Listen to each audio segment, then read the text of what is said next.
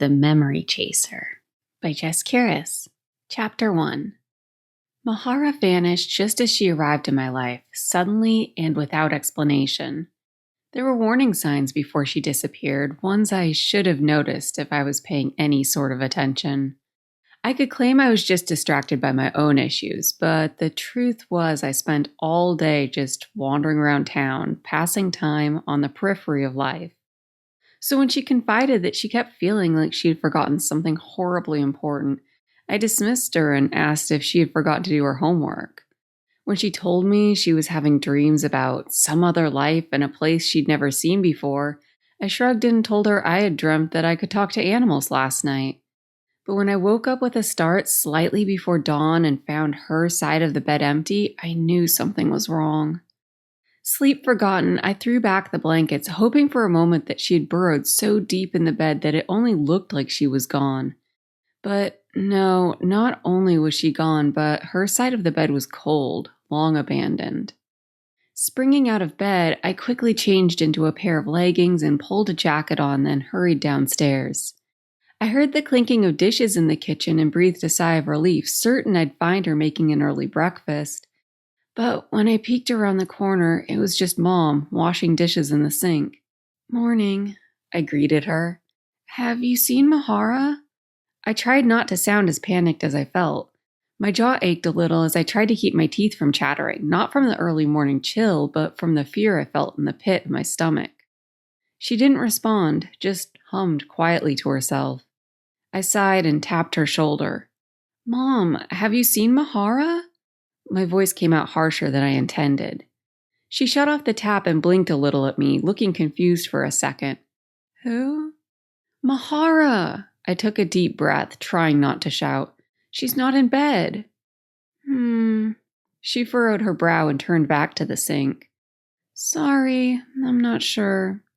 She turned the water back on, and I knew I wasn't getting anything useful out of her. What might have seemed like an alarming lack of regard didn't even surprise me.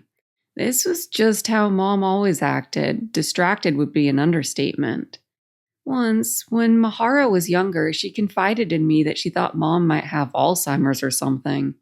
I just laughed and reassured her that she's always been this way. Normally, I tried to reframe it as endearing, but right now all I felt was pure frustration. "Maybe she went to school early," I said more to myself than her. It should have been my senior year, but it had been months since I had gone to school. No one cared or even seemed to notice, except for Mahara, who bugged me relentlessly about it. I knew she was right, that it wasn't like I was doing anything more important, but I still didn't go. I didn't even mind the classes or the homework or anything the other students complained about. No one bullied me, there was no crazy ex, no teacher with a vendetta. It was more complicated than that. "I'm going to school, Mom," I hollered from the front room, slipping on my shoes. I didn't bother to grab my backpack. I wasn't even positive where it was, to be honest. But I didn't see any point in bringing it. If I found Mahara at school, I'd probably just head back home. If I didn't find her there, I'd check somewhere else. By the time I closed the front door behind me, the sun was just starting to rise. It was hours before school started, but I tried not to worry about it. Maybe she had a project I forgot she had mentioned, or maybe a test? As I walked down the sidewalk, wishing I had at least grabbed breakfast, I scuffed my feet through the sand that had built up along the edges and thought back to the last time I saw her.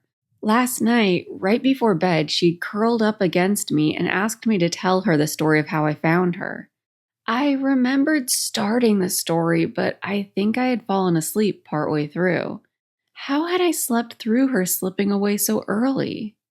With a growing sense of dread, I started remembering all those little signs I missed. I walked faster toward the school, climbing the hill in what felt like record time to reach the top of the bluff where our school overlooked the ocean. The parking lot was empty, and I didn't see any kids around. Slowing down to catch my breath, I tried the front door, but it was locked. When I pressed my face up against the window, I saw it was dark and abandoned inside. I swore and took a second to look down at the town below us, trying to think of where she could be. She was almost a teenager now. Could it be a crush? I dismissed the thought. She would have told me something like that, wouldn't she? Had she tried and I just hadn't listened? I paced a little. Should I just wait and see if she showed up? The kid almost never missed a day of school.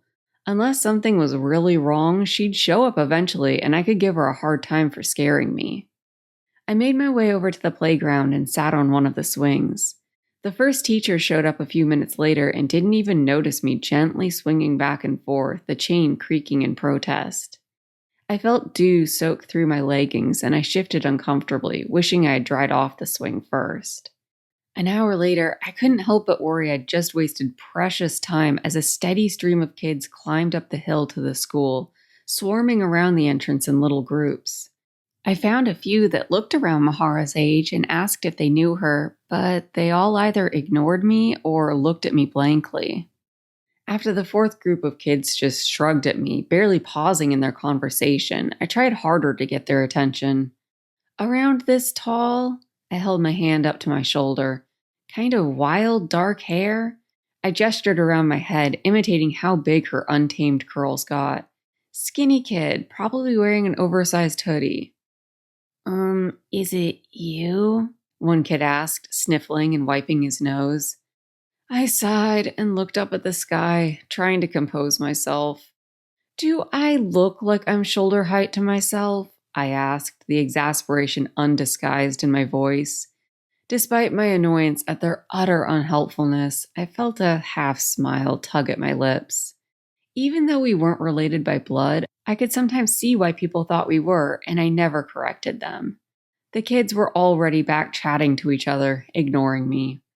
I swore loudly, and my smile momentarily grew as one of the teachers instantly spun around, looking for the source. But it was short-lived as I watched her stomp over to some nearby unsuspecting group of guys, questioning them loudly. I don't even sound like a guy, I muttered, moving on. That's what I hated about school, why I stopped going. I hated being an invisible girl, just drifting from class to class, being skipped over in attendance, ignored by everyone I tried to befriend, never picked when it came to partner up for group work. And forget raising my hand, it was a complete waste of energy. Honestly, it wasn't any better out of school, but at least it was less obvious when I was just walking around town. For a while, when I was younger, I worried that maybe I was a ghost. But no, sometimes if I caused a big enough scene, I got a reaction. A short-lived one maybe, but it was something. The exception was Mahara. At times, her attention felt overwhelming as she clung to me, always wanting to follow me around. Maybe that's why I was so worried that I had absolutely no idea where she was. I clambered up on one of the large boulders by the entrance and cupped my hands to my mouth. Has anyone seen my little sister, Mahara? A few people turned my way and I yelled louder. She's a 6th grader here, small. As I started to describe her, the bell rang and I was instantly forgotten as the kids all started to filter into the school. I slowly climbed down from the boulder, my heart dropping a little as the entrance cleared out and I was alone again. As I walked away from the school, I tried to think of Mahara's favorite places. Could someone have taken her?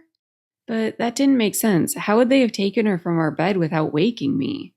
No, she had left voluntarily, purposely not waking me. The realization hurt a little. I meandered through town as I thought, grabbing a half-eaten bagel off an abandoned plate at the cafe just before a waiter cleared it. No one noticed, no one cared. I asked a pair of adults outside the shops if they had seen Mahara, describing her again. One of them, a guy with stringy, still wet hair, said he thought he had seen a kid down by the beach this morning, but when I asked for details, he just shrugged, turning back to his friend. But I told myself that some kid is better than no kid, so I continued following the road down toward the ocean. As I walked, I wished for the first time that we had cell phones. We didn't get an allowance or anything, and the cell reception was so bad that most people didn't bother. I had never even really considered it before. Who would I call besides Mahara, who was normally always around when she wasn't at school? When the street narrowed into a single-lane bridge to cross the stream, I left the road on a whim to climb down to the path alongside the stream instead. Mahara and I used to come this way all the time. A new worry came to mind as I scrambled down. What if she was injured somewhere? Underneath every new concern that popped up, one overarching question repeated itself like a quiet chant with every step. Why would she have left in the middle of the night without me? Shaking it off, I climbed over a fallen tree and noticed something I should have seen immediately. Footprints in the slightly wet sand. I studied them as I walked. They could be Mahara's. They were around the right size, and the pattern of the sole seemed familiar. Or maybe I was just giving myself false hope. I increased my pace just in case. I wasn't sure when she might have come this way, but based on how long I had spent at the school, I was at least an hour behind her, almost certainly more. I pushed through the tree line that marked the edge of the beach and emerged on the shore. My heart sank. Nothing. Well, there was an old woman walking a dog, but no kids. I started to climb up a dune to get a better look, hoping she was just hidden behind something. It was slow going. Every time I took a step, I slid a step back down as the sand gave way, and I was breathing hard by the time I reached the top.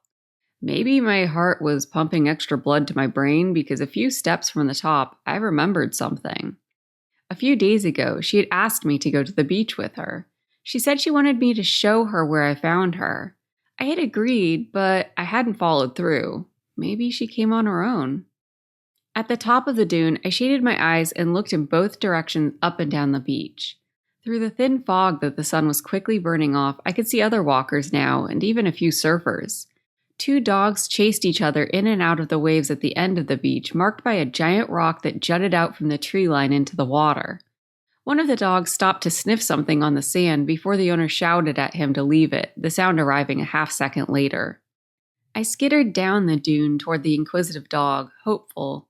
I knew it was probably just a crab or a piece of kelp, but maybe it was some kind of clue. I don't know what I was expecting. A note written in the sand, an arrow pointing me in the right direction. Whatever I expected, it wasn't what I found.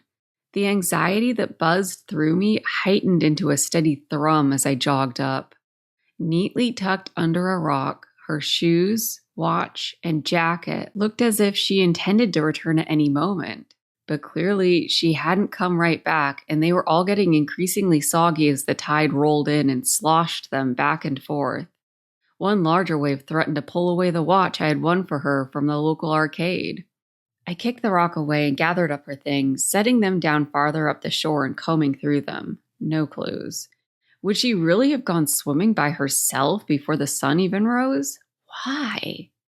I sat for a moment, running her watch through my fingers, trying to channel her thoughts through it.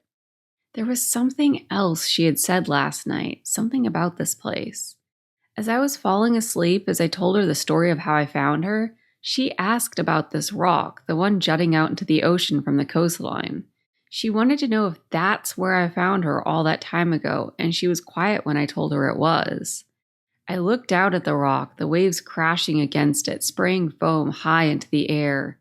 She wouldn't have, would she? I knew the answer in my heart.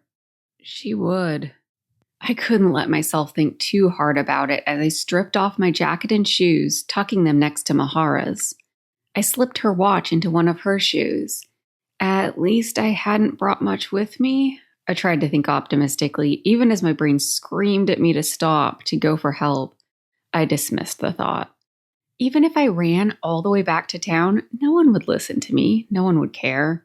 No, it was up to me now to find her. I tried not to look too closely at the waves crashing against the rock. Besides being an imposing sight, this particular rock was notorious for being a popular place for teens to get into trouble. Climbing out on the rocks to drink and throw bottles in the ocean, jumping off at just the right moment to land in the water instead of the jagged rocks below, the usual disastrous accidents waiting to happen that you get when teens have nothing better to do. By some miracle, serious injuries were rare, and it wasn't the rock itself that worried me. It was what the rock hid. Every summer, when the water warmed just enough to swim in without dying of hypothermia, some of the local kids would try to swim through the rock. Underwater, it was pockmarked with caves. At least one of them was supposedly big enough to swim through. There were always stories that the cave went all the way through the rocks, so the dares were endless. The only problem was that every so often, some kid would actually try it and presumably drown. It had only happened twice that I could remember, but no bodies were ever recovered. Something about the current kept them trapped down there, gone forever. In my most morbid wonderings, I imagined an underwater cave full of skeletons. It was that thought that spurred me on, even though it probably should have at least given me some hesitation. Mahara used to be obsessed with the stories of those caves, always asking me what I thought happened to those kids. Her fascination baffled me, and I hadn't shared my skeleton theory. Maybe I should have. I only hoped that she was out there, either stuck on the rock somewhere or maybe in some kind of cavern, able to breathe but not escape. I couldn't let her become a skeleton. My brain wouldn't even allow the possibility. Free of anything weighing me down, stripped down to a t-shirt and leggings, I waded into the water, shuddering at the cold. The surfers I had seen earlier were wearing wetsuits. This was cold, cold. This won't take long, I promised myself, shoving my way into deeper water through the waves. Soon, I was swimming, estimating where I thought the cave was supposed to be. While I normally charge straight into anything adventurous, dangerous, or basically anything that promised to be interesting, this entire rock freaked me out. Who would be intrigued enough by a cave to risk being trapped underwater? My sister, apparently. The water felt warmer as I swam, which I guessed was a bad sign, but there was nothing I could do about it. Keeping my distance from the rock so that the waves didn't slam me against it, I dove down every few minutes looking for the cave. I had a few false starts where I thought I found it, but none seemed large enough to actually fit through. Every minute I spent out there made me more furious at Mahara and a little more bewildered. Attempting something like this was more my style than hers. Even though she was a lot younger, she was always the one who got us out of trouble, not into it. It didn't make sense, but I couldn't think of another explanation for all the signs pointing here. I dove again, kicking hard to get below the surface and away from the waves, which is when I saw it, just a few feet to the left. The yawning entrance was exactly how I had always imagined it. A wave caused me to surge forward, and I shot my hands out to brace against the rock, pushing myself toward the entrance. A crashing sound as the wave hit the rock reverberated through me, and the water filled with bubbles, surging forward. Another wave, quickly following the first, pushed me deep into the cave and away from the light. It was quieter in here, and I swam as quickly as I dared, feeling my way in the dark. Shit, this was stupid. I promised myself I would turn around if I started to run out of air.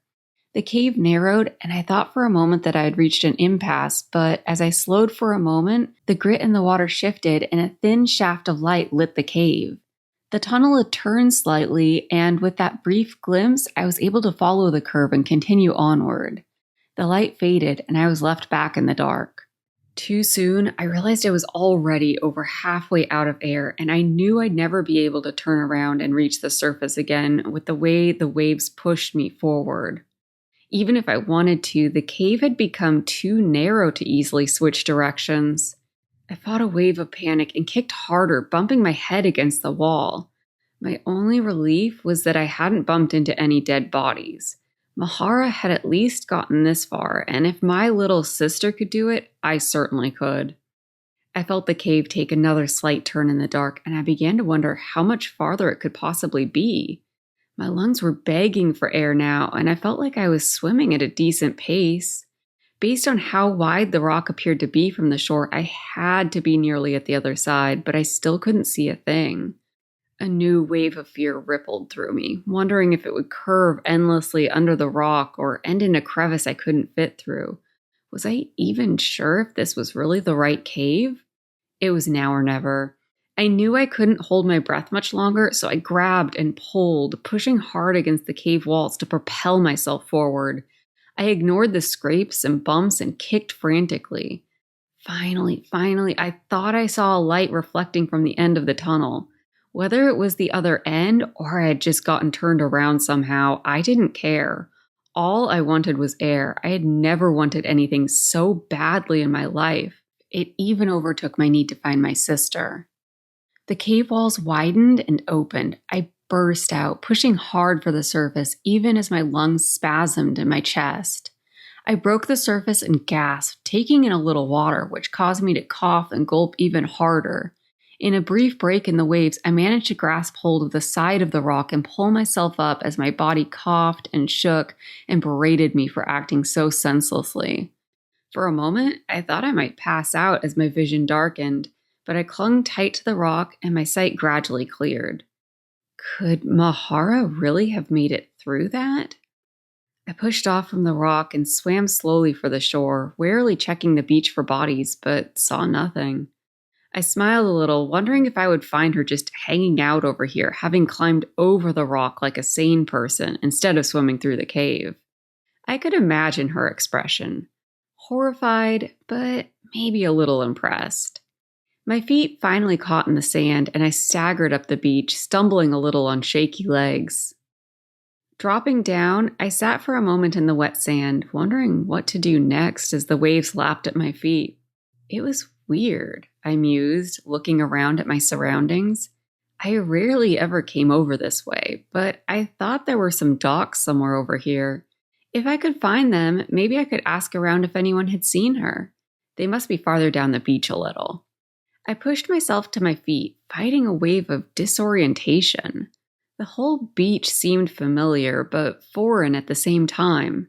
I dismissed the thought as just my oxygen-starved brain grasping at nothing. As I walked, I saw a stream a little farther down the beach and reconsidered following it back into town to see if I could get help. But a split second later, I realized that was dumb. This couldn't be the stream I followed to get to the beach, seeing as I was on the other side of the rock. For a moment, I wondered if maybe I really had gotten turned around and come out the same side of the cave I had entered, but again, dumb. The rock was to my left now when I looked at the ocean, not my right. I approached the stream with still no sign of the docks, but I did find something else. Footprints. Someone had walked next to the stream barefoot, heading away from the beach into the trees. The footprints were almost completely smoothed out by the water and the sand, barely more than wet patches that resembled the shape of a foot, which made me think they were a little old, but still, they were undeniably left by someone. I couldn't tell for sure if they were Mahara's footprints, but they could be. They were definitely smaller than mine. With nothing else to go on, I'd take it. I followed the footsteps upstream. When I reached the tree line, I turned around once more to look at the beach, just to make sure I hadn't missed her somewhere. As I did so, I finally realized what was so incredibly bewildering about this beach. It was almost a perfect mirror image of the beach where I had started my search for Mahara. I stared for what must have been several minutes. I spotted some minor differences here and there, but the overall landscape was almost identical, just flipped. Just like when I worried I was a ghost all those years ago, I had a sudden wave of fear that I had died in the cave and this was some kind of creepy, backward afterlife. But no, I still felt very much alive and my arms and cheeks stung from where I had scraped them on the walls of the cave. I still felt very corporeal and I was pretty sure I'd know if I was dead, wouldn't I? With a sigh, I put the mystery out of my mind for now and focused on finding my sister. We could explore later on after I found her. Walking in the woods, I was thankful I had kept my socks on, although I missed my shoes. Now convinced those were Mahara's footprints on the beach, I worried a little about if her feet hurt. Her footprints were lost in the undergrowth and leaves, but I continued following the stream, my socks squelching a little in the mud. I hadn't realized how much I missed seeing another person until I saw a figure further upstream on the other side of the water. "Hey," I called out a little too loudly, expecting to be ignored like usual. To my surprise, the person turned immediately, seeming startled by my voice. I splashed through the water, stumbling a little on the rocks, and hurried over. As I got closer, I slowed a little, taking in the figure's appearance. It was a guy, maybe a year or two older than me, but it was hard to tell for sure because he looked weird. I was a little ashamed to think of him that way, but I couldn't think of any other descriptor. Everything about him just seemed slightly, unequivocally odd, unusual, impossibly different. It started with his skin. At first, I thought it was a reflection from the water, but no, it was internal. His skin had a greenish blue tint to it that had almost a rippling sensation to the color. His hair was deep, deep green, almost black, and it was slicked back like it was wet, showing off his ears, which were both pierced about halfway up with copper-colored hoops. To top it all off, his eyes were silvery. Not just his irises, but his entire eye.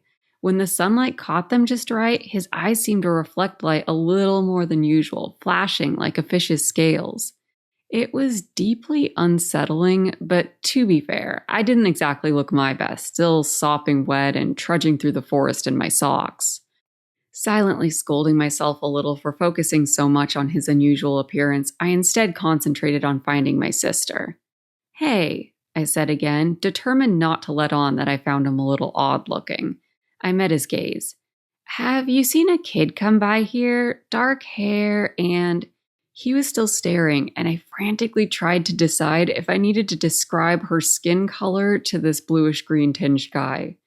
"She's, I gestured to my body, "kind of a medium tannish color." I cringed. It was weird. That was a weird thing to say. He was silent for a moment longer before finally responding. "You should come with me." He had an accent I couldn't place. What? Come where? Wait, have you seen her?" He turned and walked swiftly up the bank, away from the stream. I scrambled to follow him, still peppering him with questions. "Where are we going? Do you know where she is? Hey, do you live around here?" He slashed a hand in my direction without turning, which I took to mean, "Stop asking so many questions." "Ugh, what do I have to lose?" I muttered to myself. Whether he took me to my sister or decided to murder me in the woods, it was just a chance I was going to have to take. The ground evened out as we reached the top of the embankment, the moss cushioning my steps. I took a brief look around and breathed a small sigh of relief. If this really was a mirror image of my stream, we would have been well into town based on how far upstream I had walked. The swim really had done a number on me, and I smiled at how convinced I had been that the world had reversed itself somehow while I had been underwater. This was some other beach and some other stream. The guy led me to a homey, sturdy-looking cabin nearby. A pile of unchopped wood sat out front, but thankfully he didn't make a move toward the axe propped up next to it. Instead, he took the steps up to the porch 2 at a time and opened the door just enough to let me slip in. As I did so, he nervously looked in both directions before following me and quietly closing the door behind us. His obvious concern made my heart beat a little faster. Hey, I'm just looking for my sister," I said, edging back toward the door. I hadn't seen him lock it, at least. He narrowed his eyes at me, but it didn't strike me as threatening, just kind of confused. "Your sister?" he asked, his accent elongating the vowels slightly. "Yeah, she's just a kid. She ran off sometime last night, and I think she might have come through this way. Her name's Mahara." I started to launch into a description again, but he cut me off. "That's not her name." "What?" It was my turn to narrow my eyes. "Yes, it is. Look, she's obviously not here. If you haven't seen her, I'm just gonna go." I walked to the door, but he stepped in front of me to block my way. "Stop. I know who you're looking for, but she's not your sister, and you don't know her name." His sentences were getting longer, and he spoke a little faster. The cabin seemed too large for one person, and I wondered if he had a family, if they normally spoke whatever his native language was, and if it took him a minute to get back into the pattern of another language. I gave him the benefit of the doubt that that's why he was coming off as so rude. "Look, I don't know what to tell you. Have you seen her or not?" He paused for a second, still looking at me, looking a little disgusted, to be honest. "How did you get that name? Mahara?" He said it a little differently than I did, with a tiny skip in the name, what sounded like an extra vowel or two, and something that sounded like a cross between a CH and an X. I took a deep breath and looked up, taking a second to admire the wooden rafters. "Okay," I said, meeting his eyes again and watching as they caught the light filtering through the dusty windows and flashed silver. "Let me explain." Chapter 2. Around 5.5 years ago, I fell asleep on the beach. I certainly didn't intend to. It wasn't something I normally did, but it was hot out, and I guess the sound of the waves lulled me to sleep. When I woke up, it was fully dark out, deep into the night, probably hours after sunset. I was understandably disoriented, and for a second, I wasn't sure where I was, how I had gotten there, or what had woken me up. I remember feeling a little sick to my stomach, like when you get startled awake out of a deep sleep. I sat up to try to get my bearings and get back home, which is when I saw her. This kid was backing away from me with the most terrified look on her face. I had never seen her before, and I wasn't sure who she was, but I couldn't just leave her on the beach in the middle of the night, so I asked what her name was and what she was doing there. As soon as the questions were out of my mouth, she burst into tears, like full on bawling, unable to talk. She was crying so hard. Instead, I just held her and tried to comfort her, and she collapsed against me, shaking and gasping for breath between her sobs. When she finally ran out of steam, she told me her name was Mahara. She didn't seem to have anywhere to go, so I just took her home with me, and she's lived there ever since. So, yeah, she's not actually related to me, but we're still sisters, and her name is Mahara. I finished telling the guy our story, but he looked more irritated than ever. While I talked, he had crossed his arms and was thrumming his fingers against his upper arm. She wasn't telling you her name. She said, Mahara. It means help me, but you didn't, did you? What do you mean? I took her home with me. We've been living together for over 5 years now. I'll always take care of her. My eyes burned a little with a combination of embarrassment, anger, and worry. It was possible she wasn't really telling me her name. She didn't speak a word of the language at first. It took her months to learn, but she had never corrected me in the years since. And I wasn't stupid. I knew you couldn't normally just take random kids home with you and keep them, but, well, no one had ever come for her or had an issue with it. I wasn't sure anyone had even noticed that we suddenly had another kid. Even our mom hadn't really seemed to care. I knew it wasn't normal, but I wasn't about to do anything to ruin our arrangement. So what? Does that mean she came from this area? I ignored the voice in my head that insisted the correct word was world. Did you know her? Who are you anyway? I considered asking what he thought her name was, but it wasn't like I was going to change what I called her now anyway, not unless Mahara herself asked me to. He blinked, taking a second to parse my rapid-fire questions. Gillean, and it's more complicated than you make it out to be. And you are? I was cut off by a crash from deeper in the cabin, and we both jumped. Gillean recovered quickly and rushed through a doorway where the noise had come from. I followed more cautiously, peering around the doorframe at what was clearly the kitchen. An older man was talking, and although I couldn't understand a word he said, he seemed to be apologizing profusely while he leaned over to pick up a pot from the floor. Gillean kneeled down next to him, responding in a tone that made me guess he was telling the man not to worry about it. The man waved him off and put the pot back on the stove while Gillean hovered nearby. Although I knew literally nothing about him except he was apparently a little clumsy, something about the older man was so endearing that I crept slowly into the kitchen, not wanting to startle him. The man paused at the stove, staring at the empty pot, his brow furrowed. Gillean stepped in and took him by the arm, leading him over to a nearby table. The man seemed exhausted and slumped down into a chair, looking bewildered. His gaze swept across the room, passing right through me. Meanwhile, Gillean stepped back to the stove, lighting it and filling the pot with water from the sink. He asked something of the man, who grunted in response. I sat down across from the man, feeling weirdly sad about the entire encounter. The man reminded me of Gillean with slightly bluer, more mottled skin and hair that had faded to the color of dried moss. I wasn't sure if he spoke my language, but wanted to find out. Hello, I said, giving him a little wave. He didn't react. He's afflicted, Gillean said from the stove. He's not going to respond. Afflicted with what? I asked. Gillean sighed and banged a wooden spoon against the pot, stirring something. It's complicated. He's your dad? I asked Gillean. He nodded. Your son's not very helpful, I told the man in a mock whisper. I'm sorry you have to put up with him. Gillean seemed to bang the spoon a little more noisily in irritation. I grinned at the man. At least he can cook, right? The man blinked at me, his flashing silver eyes suddenly focusing on my face. Cora? He croaked, reaching out a hand to touch mine. I shook my head and put my other hand over his. I glanced at Gillean for help, but he had frozen in place at the stove. After a couple seconds of silence, he started stirring again and glanced over. He said something that I guessed was a no, then started snipping herbs that were hanging by the window and tossing them into the pot.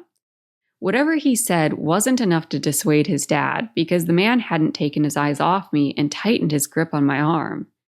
I thought his eyes looked watery, but couldn't tell for sure with how silvery they were. He said something I couldn't understand, and I shook my head. I can't understand you. He instantly switched languages. Cora, love, what are you doing here? To my surprise, he had much less of an accent than his son. Before I could protest that I wasn't Cora, he stood suddenly and glanced toward the room where we had entered the cabin. He moved closer and kneeled before me, his knees popping. I've missed you, chickadee, so much, but you shouldn't be here. He grasped both my hands tightly. You promised. Gillean slammed down food on the table, and the spell was broken. In a blink, the confusion returned to his dad's face, and he stood slowly, looking around until he spotted the food. He shuffled back to his chair and sat, picking up his silverware and poking at the food in his bowl. Baffled, I watched him start to eat, then glanced at Gillean, who stood nearby. He gestured at me to follow him, and we silently walked down the hallway into a third room. The windows were covered, and it was dark, but most definitely a bedroom.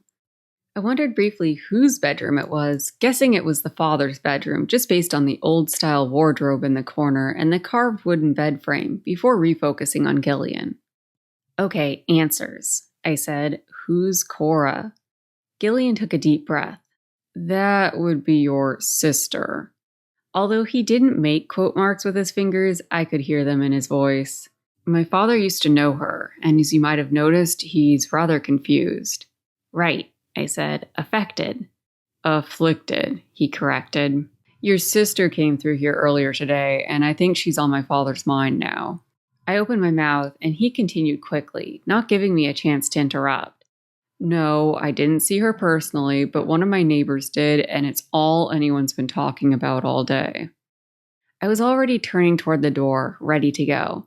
Then I have to go. Do you know where she is now? Can you at least introduce me to whoever saw her? He grimaced. Look, I'm really sorry. I froze and looked back at him, not liking his tone of voice. As I said, it's complicated. There are people here who have been looking for her for a really long time, like since you found her, years. And she wasn't exactly stealthy when she came back here this morning. Where is she? I asked quietly, afraid of the answer. She's being transported to the capital. He looked away for a moment, and I wondered if he was staring in the direction of this mysterious capital. When he met my gaze again, his eyes looked steely. However you got here, you need to go back home. Forget about Cora. Forget about this place. Forget about all of us. My father might not know who you are, but he is right about one thing. It's not safe for you here, for any humans. The people who sold out Cora would do the same to you in an instant. I'm gonna need more info than that, I said, crossing my arms. What do they want with her, with Mahara? I emphasized her name. I thought about questioning the whole capital thing, not to mention the you humans bit, but it was so painfully obvious that these people weren't human, that this wasn't the world I was used to, that it seemed ridiculous to question it. I could accept that the world was a little bigger than I originally thought it was. Finding my sister was a more pressing issue than figuring out exactly what I had accidentally discovered here. Before he could answer, a loud knock resounded through the cabin, and I heard Gillian's dad drop a piece of silverware in response. Gillean froze, glancing between me and the door, then hissed something that I was positive was something profane, even if I couldn't understand it. He shoved me toward the antique wardrobe in the corner, pulling open the door and pushing me inside. As old coats jostled around my body, he ordered me to stay there, then softly closed the door behind me. I heard his footsteps hurry out of the room. My blood pumped through my veins, readying me for anything, and I pressed my ear lightly against the door of the wardrobe, trying to hear what was going on without jostling the door. The coats seemed to embrace me as if they were attempting to keep me safe. Some distracted piece of my mind noted that I was right. It was his father's room based on the old coats. Trying to concentrate on the possible danger outside, I continued listening at the door. Several voices echoed through the house, all of them male. I hoped Gillean's dad would stay in the kitchen and not try to get involved. I couldn't understand anything the men said, but of course I wouldn't. They were speaking that other language again. I thought I heard the name Cora a few times, though, and the voices seemed to be growing harsher. Something slammed, and I felt the cabin shudder slightly. The thumping of heavy-footed steps grew louder. Whoever was at the door was definitely inside the house now, and it sounded like at least 2 or 3 people. I could hear Gillean's voice, seemingly protesting their presence, but nothing from his dad. "Stay out of trouble," I thought insistently at him. The thumping and crashing grew closer, and I stopped worrying about Gillean's dad for a moment and started worrying about myself. Were they searching the place? Did they know I was here? I glanced around the wardrobe in the dim light that filtered through the tiny gaps in the boards. There were a few coats hanging around me, but they definitely didn't hide me. I backed up a little and bumped up against the back of the wardrobe. I was pretty sure the wardrobe was too small to even curl up on the floor of it with coats pulled down around me.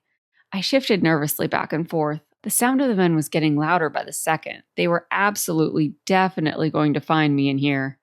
I cracked open the door of the wardrobe, glancing around the room for somewhere else to hide.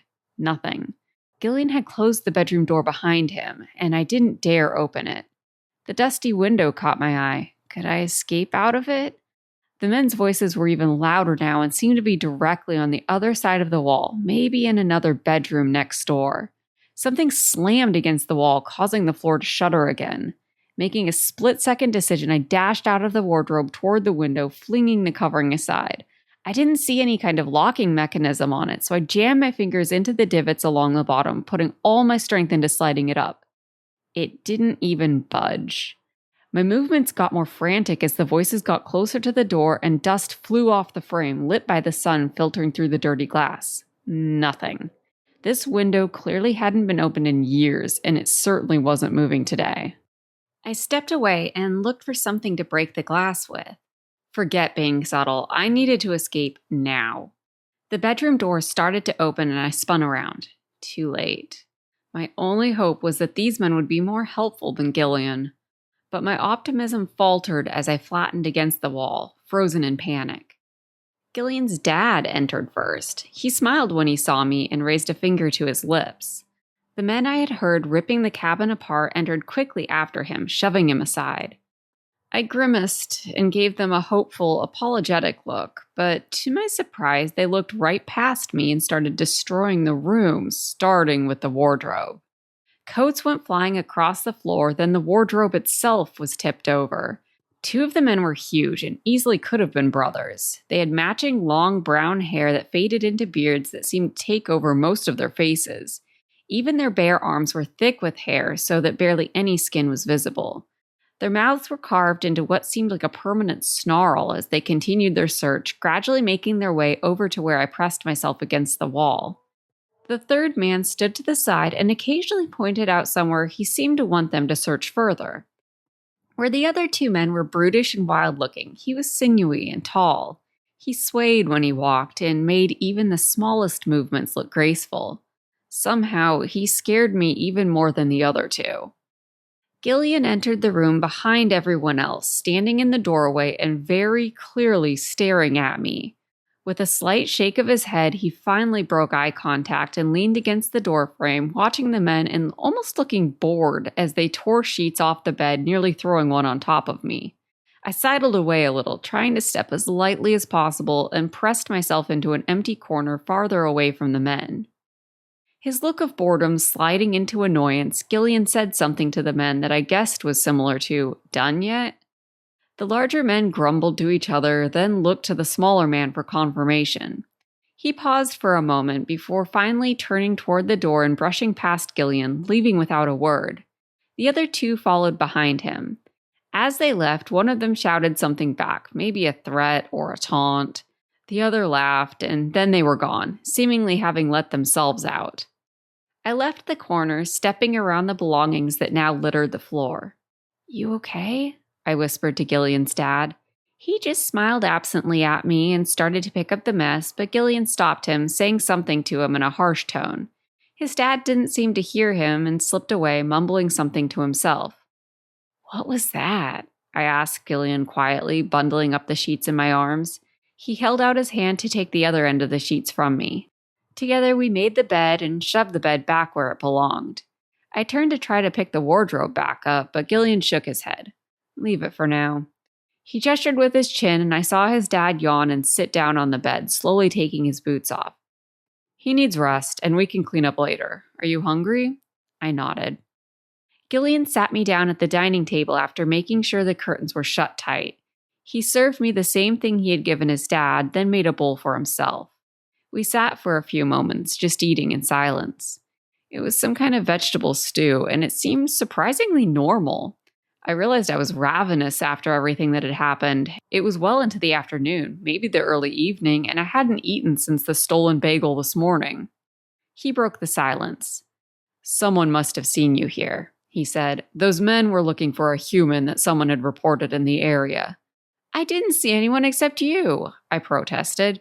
He shushed me, then continued. "Things are different here. It probably didn't look like a spirit, but—" "Wait, what?" I interrupted him, putting my spoon down for a second. "A spirit?" He leaned back in his chair, running his fingers through his slicked back hair. "This will take some explaining." "I have time," I said, resuming eating. I was still hungry and fully capable of eating and listening at the same time. "You probably noticed we don't look exactly human here." I nodded and gestured with my spoon, swallowing the mouthful I had just taken. "Yeah, sure. You don't have to beat around the bush. I'm human. You're, what, a spirit?" He nodded. "Cool. What's a spirit?" He seemed a little taken aback by my nonchalance, but continued. "Well, one who's bound to a piece of the world. My father and I are water spirits bound to the stream you floundered through earlier. We care for it, and in return, it—" He seemed to search for the right word. "Vitalizes us, I guess you could say." I wasn't positive what he meant, but nodded anyway. My stomach gave a little pang of displeasure, and I realized I'd eaten too much too fast.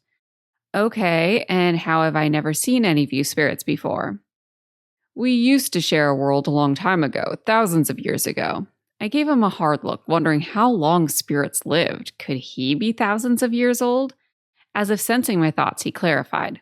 "Long before I was around, or my father. We didn't get along with the humans, though, so at some point, we spirits agreed to shift into a second world, one only for spirits." "A mirror image of the human world," I guessed. I had the beginning of a nasty headache that was slowly building up in my eyes and hoped he would speed up the explanation a little. "Exactly, a mirror image." I was pleased when I saw a hint of approval in his eyes. "They only overlap in a few hidden spots, just in case." My head was spinning, but I still wanted to know. Just in case what? "Just in case we need something from the humans," he said vaguely. "You stepped through one of those points today." "Swam," I corrected, my voice muffled as I put my head down in my hands, no longer able to keep up the facade.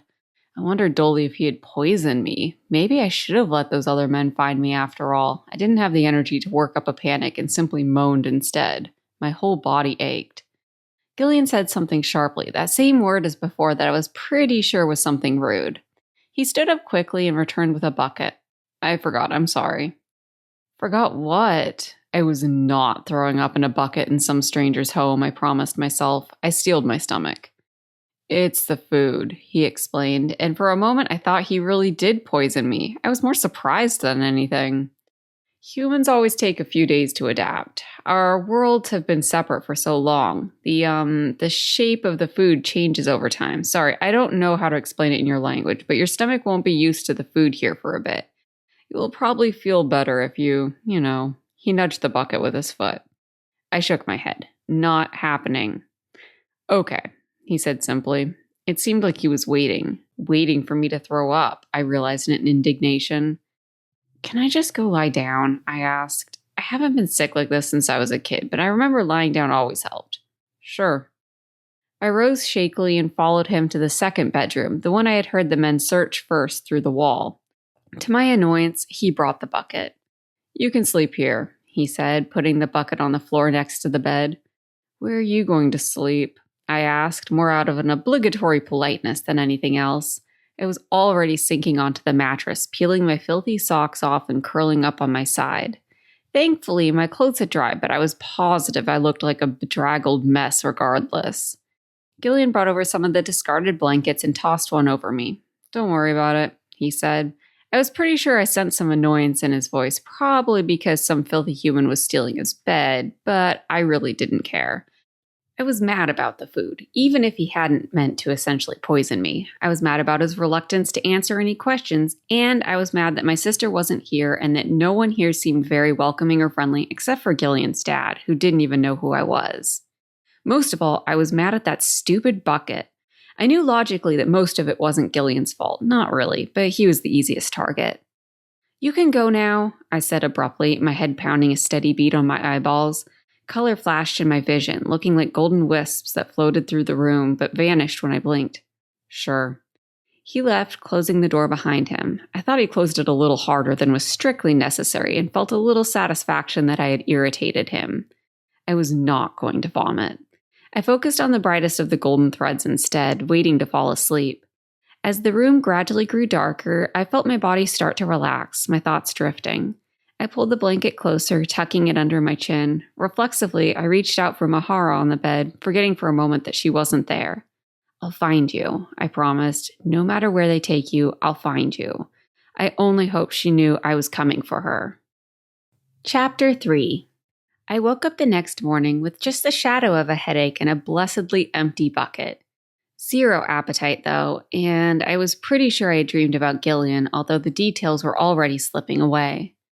I stretched and rolled a little, wishing I had somehow managed to bring Mahara's watch with me. I had little concept of what time it was, but it felt late. Sun streamed through the window, and I was suddenly intensely curious what Gillian's room contained. I threw off the blankets and slid out of bed, pausing just a moment to let the dizziness subside. Thankfully, it was much more manageable than the previous night.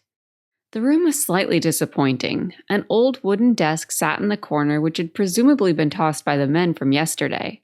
Books and papers littered the floor around it, most of which I couldn't read a word of. To my surprise, though, there were a couple of old, scuffed-up textbooks in there that were in my own language. One on psychology and one on biology. Both were stuffed full of little paper notes I couldn't read. Weird. A dresser was tossed on its side nearby, clothes spilling out of the drawers. Even the fireplace hadn't come out unscathed, with a few bricks knocked loose from the chimney and sooty boot prints tracked all over the room. I stayed away from the window just in case, but something on the windowsill caught my eye. Keeping close to the wall so no one could see me through the thin curtain, I slid closer and saw the windowsill was covered in small objects. Dried flowers, long-deceased dragonflies, and even some little skeletons that must have belonged to small lizards or salamanders. At least the men hadn't found this. Feeling heartened, I slipped out of the room, walking lightly just in case others were still sleeping. The floorboards felt gritty on my bare feet. Back in the main room, I found Gillian's dad sitting on the couch, sipping a steaming mug and staring into the distance. No sign of Gillian. I sat down next to the older spirit and watched him for a moment. He took another sip of tea and his gaze drifted over to me. Ah, you're still here, he said, the fog lifting from his face. I nodded. Sorry, I know you said I should leave. I didn't mean to put you and Gillian in danger. He smiled and offered me the mug. I shook my head, my stomach turning. You don't need to worry about us, little one. No spirits ever got the best of me. I paused, wondering if it was okay to ask. Curiosity got the best of me. How did you hide me yesterday? It seemed like those men couldn't see me at all. He chuckled a little, breathing in the steam from the tea. Just because I'm old doesn't mean I lost my touch. I could win a game of hide-and-seek against you any day. Did you know I corrected myself. Did you know Cora before she, left? Of course I did. His brow furrowed. I thought of her every single day since... He trailed off, setting his mug down on the table nearby. Sorry, I seem to have forgotten what we were talking about. He sounded embarrassed, and I felt a pang of regret for bringing it up. I know I'm afflicted, he continued. Gillean puts up with so much. He looked around, worry further creasing his forehead. Is he here? I shook my head. I haven't seen him. Do you need anything? He didn't respond, his eyes losing their focus. Here. I handed him his forgotten mug, and he nodded absently, bringing it to his lips. The front door opened suddenly, and I leaped to my feet, ready to run, but it was just Gillean. He closed the door quickly behind him and gestured toward a bag slung over his shoulder. Was just grabbing some food, he explained, walking toward the kitchen. I wrinkled my nose and followed. I'm really not hungry. He unslung the bag from his shoulder and set it down on the dining table, pulling out a variety of fruits and veggies. They all looked normal, but I knew better now. He picked up an apple and held it out to me. These'll be easier on you. You might still get a stomachache, but it'll be easier with time. You need to eat. He was right. Beneath my nausea at the thought of eating, I was hungry. I took the apple from his hand and bit into it. You didn't run into trouble out there? I asked between bites. Gillean shook his head. We weren't the only ones to have our house searched last night. I took a sharp breath and nearly choked. That's a good thing, he explained. It means no one saw you here specifically, just in the general area. The place is still swarming with Spexa, but no one looked at me twice. Spexa? I asked. Spirits who have pledged allegiance to one of the companies in the capital. They're the ones who took your sister. Catching a human would be very good for their career. The apple seemed mostly okay on my stomach, and I finished it quickly, holding the core out to Gillean. He gestured toward a nearby bin, and I tossed it, then grabbed another apple. Gillean snatched it from my hand and took a bite, raising an eyebrow when I huffed at him in irritation. Take it easy on the food. We'll get you back to eating full meals soon enough. We will? The apple was forgotten in my surprise. I thought you were determined to send me home. He took his time answering, slowly chewing the apple. I think your sister might be able to help my father. Can you tell me what's wrong with him? I asked, hoping it didn't come off as rude. What does afflicted mean? Gillean finished his apple and discarded the core. It's your sister's fault, he started. I opened my mouth to object, but he wasn't done. When she left, she screwed something up with this world, something big. If I help you find her, maybe you can convince her to fix it. What did she do? I breathed, feeling oddly guilty. I'll explain along the way. He grabbed a backpack from the corner and began to pack it, walking from room to room. For a moment, I wished I had brought my backpack after all, but the thought of trying to swim through the cave with a backpack on and getting snagged quickly disabused me of that notion. Is your dad coming with? He nodded. Just for a short way. We need to leave soon while the market is still going and most people are there. I followed him into his room where he tore through his clothes, stuffing some of them into the backpack. He tossed some scratchy-feeling pants and a shirt at me. I caught them, but when he followed them with a long coat, I let it fall to the floor, out of hands to hold things. Put those on, he instructed. They won't fit, I protested. Well, they'll have to, he shrugged. You look incredibly human in that. He gestured at my outfit. I wasn't sure if it was an insult, but shrugged and started stripping off my shirt. Gillian's eyes widened, and he turned away, suddenly very busy packing more clothes. I grinned at his back, shrugging into his clothes. Thankfully, his slim frame meant they were loose, but not falling off me. Do you have any extra shoes or anything? I asked, pulling the coat on. I was shorter than Gillean, and it nearly brushed the floor. It had a slit up the back, and I swiveled a little, liking the way the coat flowed. Very dramatic. I almost missed when Gillean tossed me a pair of thick wool-like socks, still not daring to look back at me. Wordlessly, he gestured at the bed. I peeked under it and found several pairs of discarded boots. I picked a pair and started to slip them on over my new socks. No. He finally looked over and grabbed them away possessively. Those ones are mine. He pushed a different pair toward me. They're all yours, I grumbled under my breath, putting the older, scruffier pair on. The boots were big on me as well, but I yanked the shoelaces to tie them as tightly as possible, and the thick socks helped. I continued following him around the house, vaguely trying to be helpful, but mostly irritating him further. Finally, he tossed me a second backpack that he had filled with food and clothes, which I slipped on, and he collected his dad.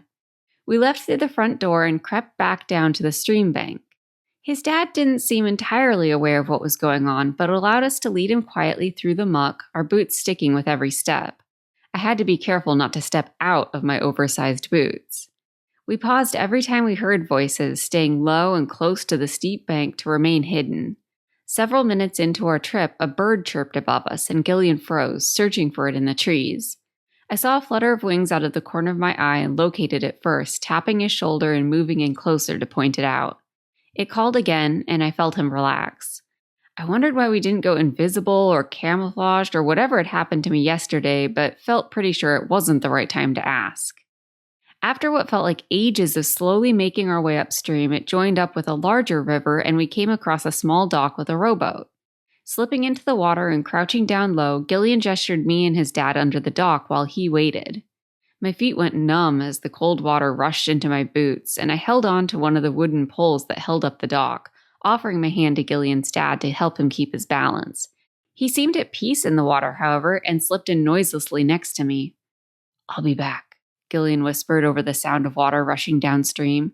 I nodded, teeth chattering. If I was cold, I couldn't imagine how Gillean's dad was faring.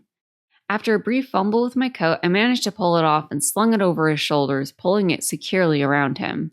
His dad gave me a brief smile before turning his gaze back downward.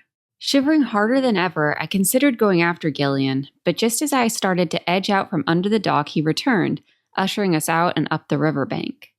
We started to scramble up the gravel path that led up from the dock, but Gillean caught my arm, holding me back. "Not a word about Cora or where we're going," he warned in a whisper. "The story is you're in trouble and being hunted here. I'm just getting you out of town where you'll be safer." I nodded, a million questions running through my mind, but didn't want Gillean's dad to get too far ahead. We hurried after him, and as we grew closer to the top of the riverbank, I heard an odd humming sound. The source became clear as we crested the top.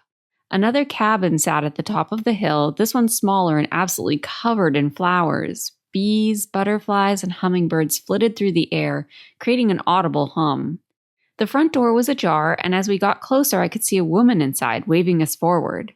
We slipped inside, and she shut it behind us, sliding several locks closed. She stood by the door for a moment, silently watching us. A fire sat smoldering in the fireplace, and I led Gillean's dad over to it, sitting him down in a chair and pulling the damp coat from his shoulders. He had finally started shivering, so I put another log on the fire as Gillean and the new woman talked quietly by the door. I couldn't be sure without understanding the language, but the woman did not sound happy to have us invading her home. "Hey," Gillean said in my direction, and I glanced over. "This is my friend True. She's going to look after my father for a bit while we're gone." True took over the fire, brushing past me brusquely. She didn't strike me as a water spirit like Gillean and his dad. She was slightly plump with warm brown skin and golden hair that reached halfway down her back. Not human, though. When she smiled at Gillean's dad, I saw her teeth were razor sharp and her eyes seemed unusually large for her face.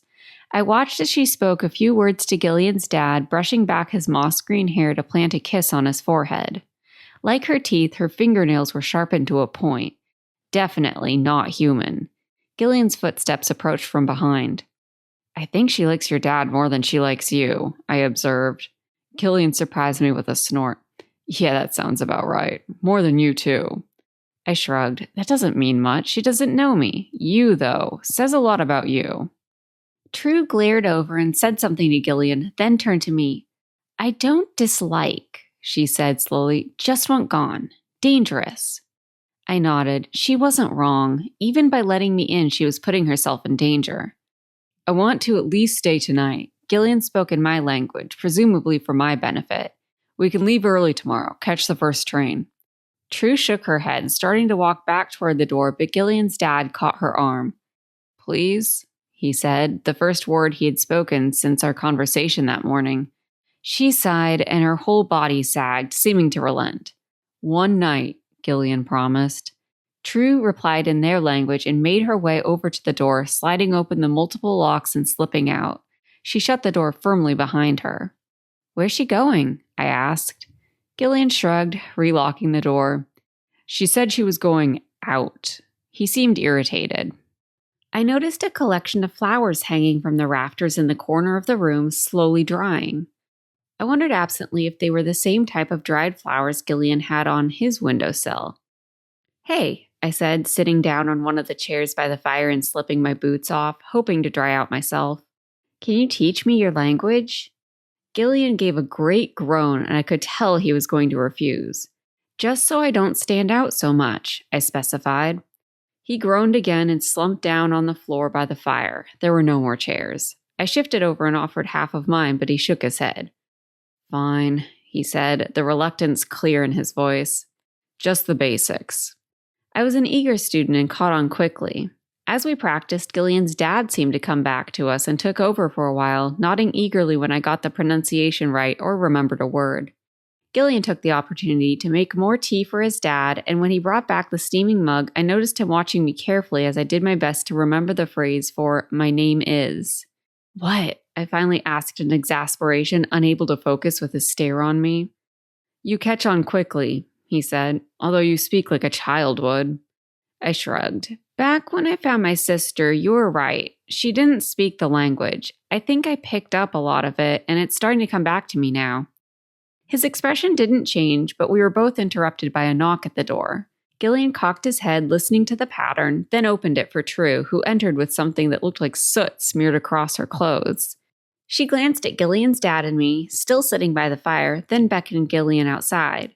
Curious, I watched them from the window, peering through a slit in the curtains. Their conversation seemed to intensify almost immediately, and I heard their voices rise as True kept gesturing toward the cabin. Gillean cut her off, responding just as loudly, and I thought I heard the word dad a couple of times. Guess she really doesn't want us here, I mumbled to Gillean's dad. I glanced over, hoping he would translate for me, but he seemed lost again, staring into the fire. True finally threw her hands up and walked away, grabbing a pair of shears off the porch railing. As she angrily started snipping at some of the flower bushes, Gillean said something more softly to her, but her response sounded dismissive, and she walked around the corner. I slid back over to the fire as the door opened and Gillean entered. True wants to see you, he said with his arms crossed. Before I could ask why or what they were fighting about, he stalked off to another room, and I felt like following him would be a poor decision. I shrugged apologetically at his dad and left the cabin, a little worried that True was about to turn me in, and Gillean had finally given in. All seemed quiet, though, except for the constant hum and True's snipping. I joined her around the corner of the cabin where she was working on a small rose bush. I said hello to her in her language, and she smiled a little, showing her sharp teeth. Here, she said, handing me the shears. I knelt down next to her, but nearly jumped back up as I noticed how many bugs swarmed around True's body. Shiny beetles marched around her, a dragonfly alighted in her golden hair, and ladybugs crawled up and down her arms. A tiny mouse was curled up on her shoulder. True didn't seem to notice my surprise and pointed at the rose bush, presumably where she wanted me to cut. Taking a deep breath, I did as she asked, even as a small lizard skittered by. We worked in silence for a bit, True pointing and me cutting. As I worked, she took a small pouch out of a pocket and started putting out small pieces of fruit for all the gathered animals. The lizard skittered over, and she carefully picked a parasite off its back, murmuring quietly to it. A second mouse approached from under the rose bush, standing up on its back legs. I slowly put down the shears and reached out a hand to it, but as soon as I got close, it gave a squeak and scampered away. True gave what I could only describe as a giggle, covering her mouth.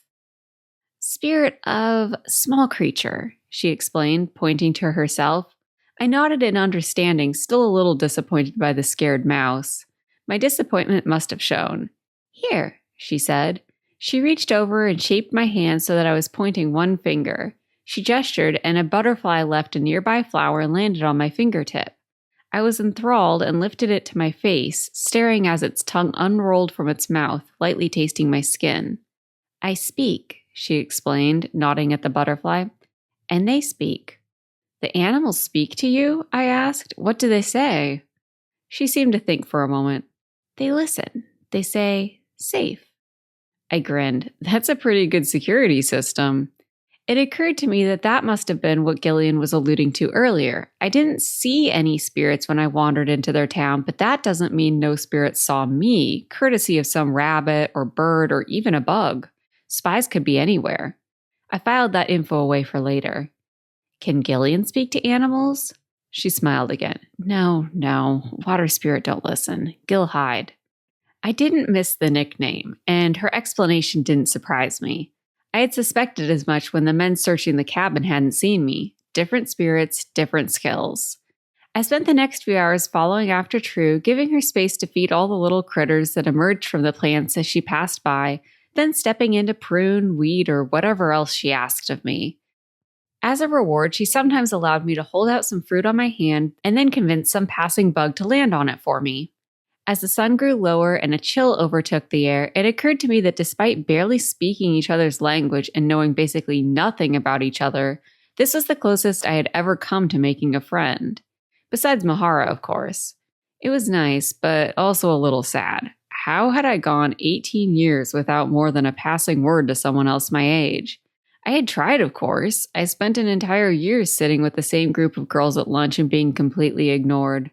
I knew it was something I was doing wrong, some strange language of friendship I had never cracked, but it felt different with True. I desperately wanted more. True seemed to notice the change in mood and stood, holding out her hands to take the gardening tools. We walked back to the cabin in silence, our knees and hands sticky and dirty. True had a smear of dirt across one cheek, and I'd be surprised if I didn't as well. Back inside, the fire had died down and Gillean's dad was asleep in his chair. True led me to the sink where we washed up with a bar of soap that smelled absolutely heavenly, like jasmine and something a little spicy. "Hungry?" she asked. I nodded, but patted my stomach. "Human stomach," I tried to explain. She simply laughed and nodded, pulling down cookware and opening a cabinet.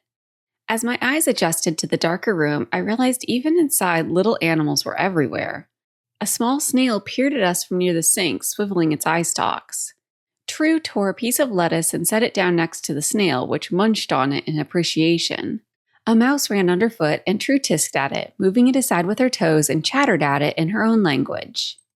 Realizing I was more in the way than anything, I walked back to the fire, pulling my coat back over Gillean's dad, who looked cold. "Gil," True called from the kitchen. I heard footsteps come from elsewhere in the cabin, and the two talked quickly. Her tone was abrupt and lacked all the warmth it did when she talked to the animals. Based on how she welcomed me, this was beginning to seem more and more like a Gil problem. I turned away as True entered the front room, not wanting to seem like I was eavesdropping, even if I couldn't actually understand what they said.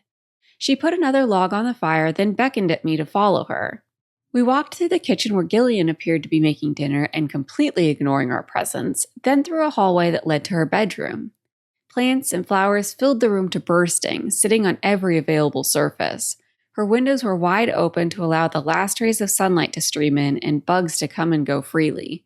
She checked on several spider webs first, nodding in approval at them. I wondered if this is what she wanted to show me, more bugs? It wasn't that I minded exactly, but I guess I was hoping for something else. After checking on the spiders, True began opening and closing drawers, poking through endless clothes, trinkets, jewelry, half-done crafts, all sorts of bits and bobs. Finally, she exclaimed something as she found what she was looking for and handed me an intricately knotted charm attached to a leather cord. It fit in the palm of my hand, and I turned it over, admiring the knotwork. It was flat and shaped like a crescent moon. Tiny beads I hadn't even noticed at first sparkled as they caught the light. "That's gorgeous," I said, handing it back. "Did you make it?" No, she replied, pushing it back. "You keep." Her face went serious. "For you only. To talk to creature." My mouth dropped open. "You mean I can talk to animals with this? Will they talk back?" She smiled at my expression, and I hardly even noticed her pointed teeth this time. "Only work one time, okay?" Her head whipped toward the door a split second before I heard footsteps approaching. "For you only," she repeated, taking the charm from my hand and stuffing it in my pocket. "Food's ready," Gillean said as he entered the room, barely even glancing at all the life bursting from the walls. While I liked True on her own, and Gillean was mostly bearable, the two were insufferable together. What started as a tense but silent dinner exploded when True sniffed at some sort of meat dish Gillean had made and pushed it away with a grimace. I looked at it longingly, desperate for something more interesting than the salad they had given me. Gillian's dad and I looked on hopelessly as they traded barbs with each other and eventually exploded in a full-blown argument. I grabbed a piece of meat from the dish True had pushed away as they were distracted. She was right, though. It wasn't very good, I thought as I chewed. Even still, I was thinking about trying to grab another piece when True jumped up and pointed toward the door. Gillean slammed his chair away from the table and started grabbing his things. "Hey, whoa," I said, catching his arm. "Are we leaving?" I glanced at the window. It was fully dark out, and my stomach flipped at either the thought of wandering in the dark or maybe the meat I had eaten. "Yes," he growled, stuffing his feet in his boots and tossing me my backpack. I was lacing up my own boots and wondering how I would politely recover my coat from Gillian's dad when an owl flew in through the open window and landed on True's shoulder.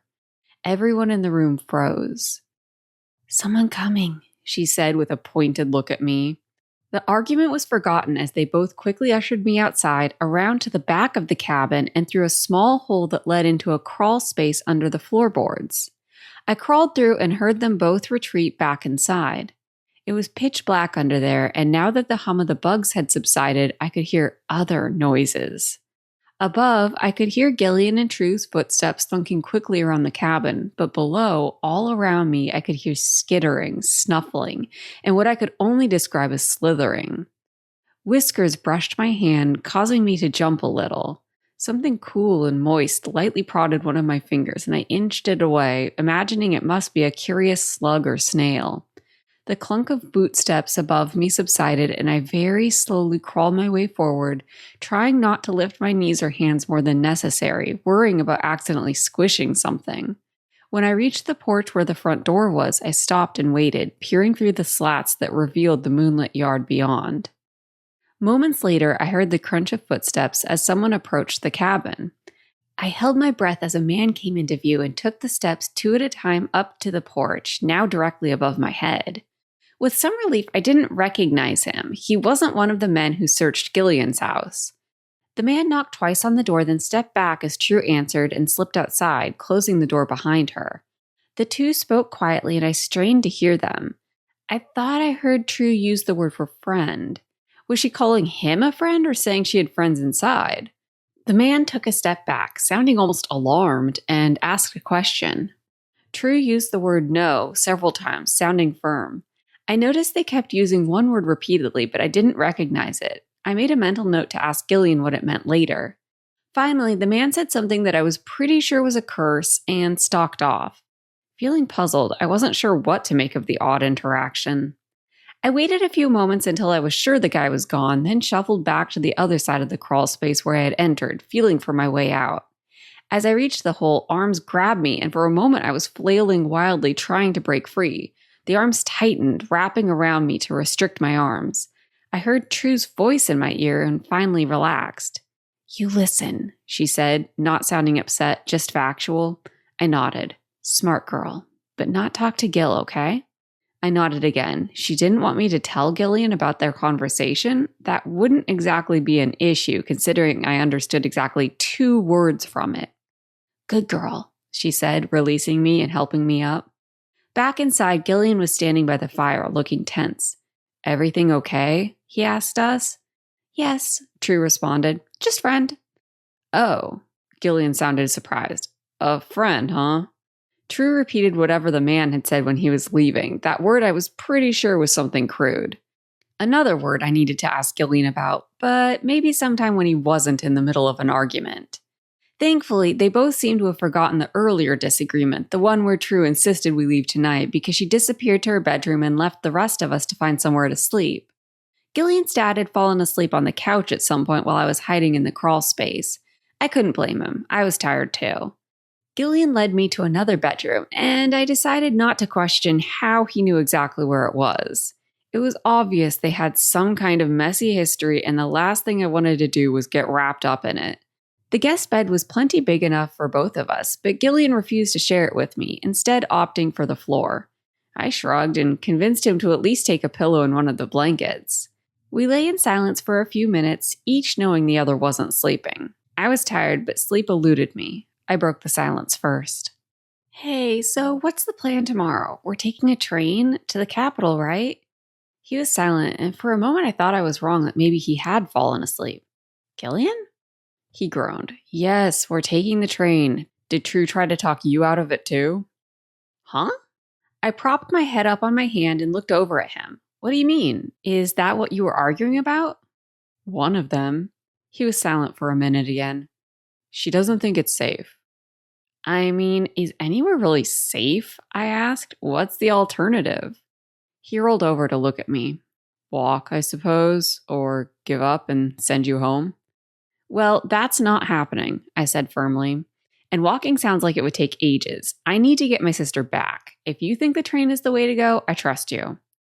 He laid back down to stare at the ceiling where I was sure spiders and moths probably wandered above us, maybe eavesdropping. That's your first mistake. This isn't the world you're used to, Haresha. What's that mean? I asked. Haresha? Human, he explained. Then, sounding a little embarrassed, continued. It's not exactly the nicest term. It's also kind of an insult to call a particularly stupid spirit. I laughed. I'll remember that next time you do something stupid, spirit. I could see him almost smile in the dark, but it didn't last long. I'm serious, though. This isn't the human world. You're too trusting, and it's going to get you killed before we reach the capital. Everything is an exchange here. No one does anything just to be nice. It's always because they want something from you. Yeah? What do you want from me then? I told you. I want you to get your sister to fix the mess she made. His voice was muffled as he pulled the blanket over his face, clearly wanting me to stop talking and let him sleep. Yeah, okay. I yawned. I wanted to ask him about the charm True had given me if everything really was an exchange here, but I had promised not to mention it, so instead I turned over. Night, Gillean. Good night, Haresha. Chapter 4. Gillian's quiet footsteps woke me shortly before sunrise the next morning. We packed in the dark, gathering our few belongings, and I did my best to make the bed. The last thing I wanted was to perpetuate any potential humans make terrible guests stereotypes during my brief stay. True's bedroom door was still closed, and Gillean gave me a weird look when I suggested we leave a thank you note, so we left without saying goodbye to her. After Gillean spoke a few quiet words to his dad, who barely stirred from his sleep, he led us out of the cabin. I took a moment to squeeze his dad's hand in goodbye as I left, promising that we would be back soon with Mahara. I felt oddly sad to be leaving him already. Outside, the flowers hung heavy with dew. We didn't speak as we walked, taking a circuitous route through the woods on what seemed like a rarely used path. Occasionally, I smelled wood smoke from what I assumed was a nearby cabin, but we didn't see or hear any other spirits. The trail gradually narrowed and disappeared, and we must have left the town behind because Gillean finally spoke as the first rays of dawn broke through the treetops. There will be other spirits at the train station, he said in a low voice. If anyone tries to speak to you, don't look at them and definitely don't try to talk to them. You know the way my father looked most of the time? I nodded. Stare blankly, like him. I'll tell them you're afflicted. No one will question it. Can't they tell I'm human? I asked, pointing to my face. He reached over and pulled the hood of my coat up. There's a lot you have to learn about spirits, Haresha. You'll see other spirits who look like you, especially as we get closer to the capital, and a lot of them will be afflicted. Okay, if I'm going to be afflicted, will you please tell me what it actually means? What happened to your dad? It'll be hard to talk on the train, so I guess this is as good a time as any. Like I said, it happened when your sister left. He trailed off and shot me a concerned look. Can I talk freely? I let out a snort of laughter in surprise. Are you really suggesting you ever don't talk freely? Really? He shrugged. She's an experiment, an unnatural kind of spirit. My sister isn't a spirit. I gave him a sideways look. Oh, you're the expert on spirits now? I was silent and he continued. I don't know the details, but my father was involved somehow, back before everything fell apart. Cora was able to rewrite memories, make people believe anything. That doesn't sound like her, I interrupted again, still unconvinced.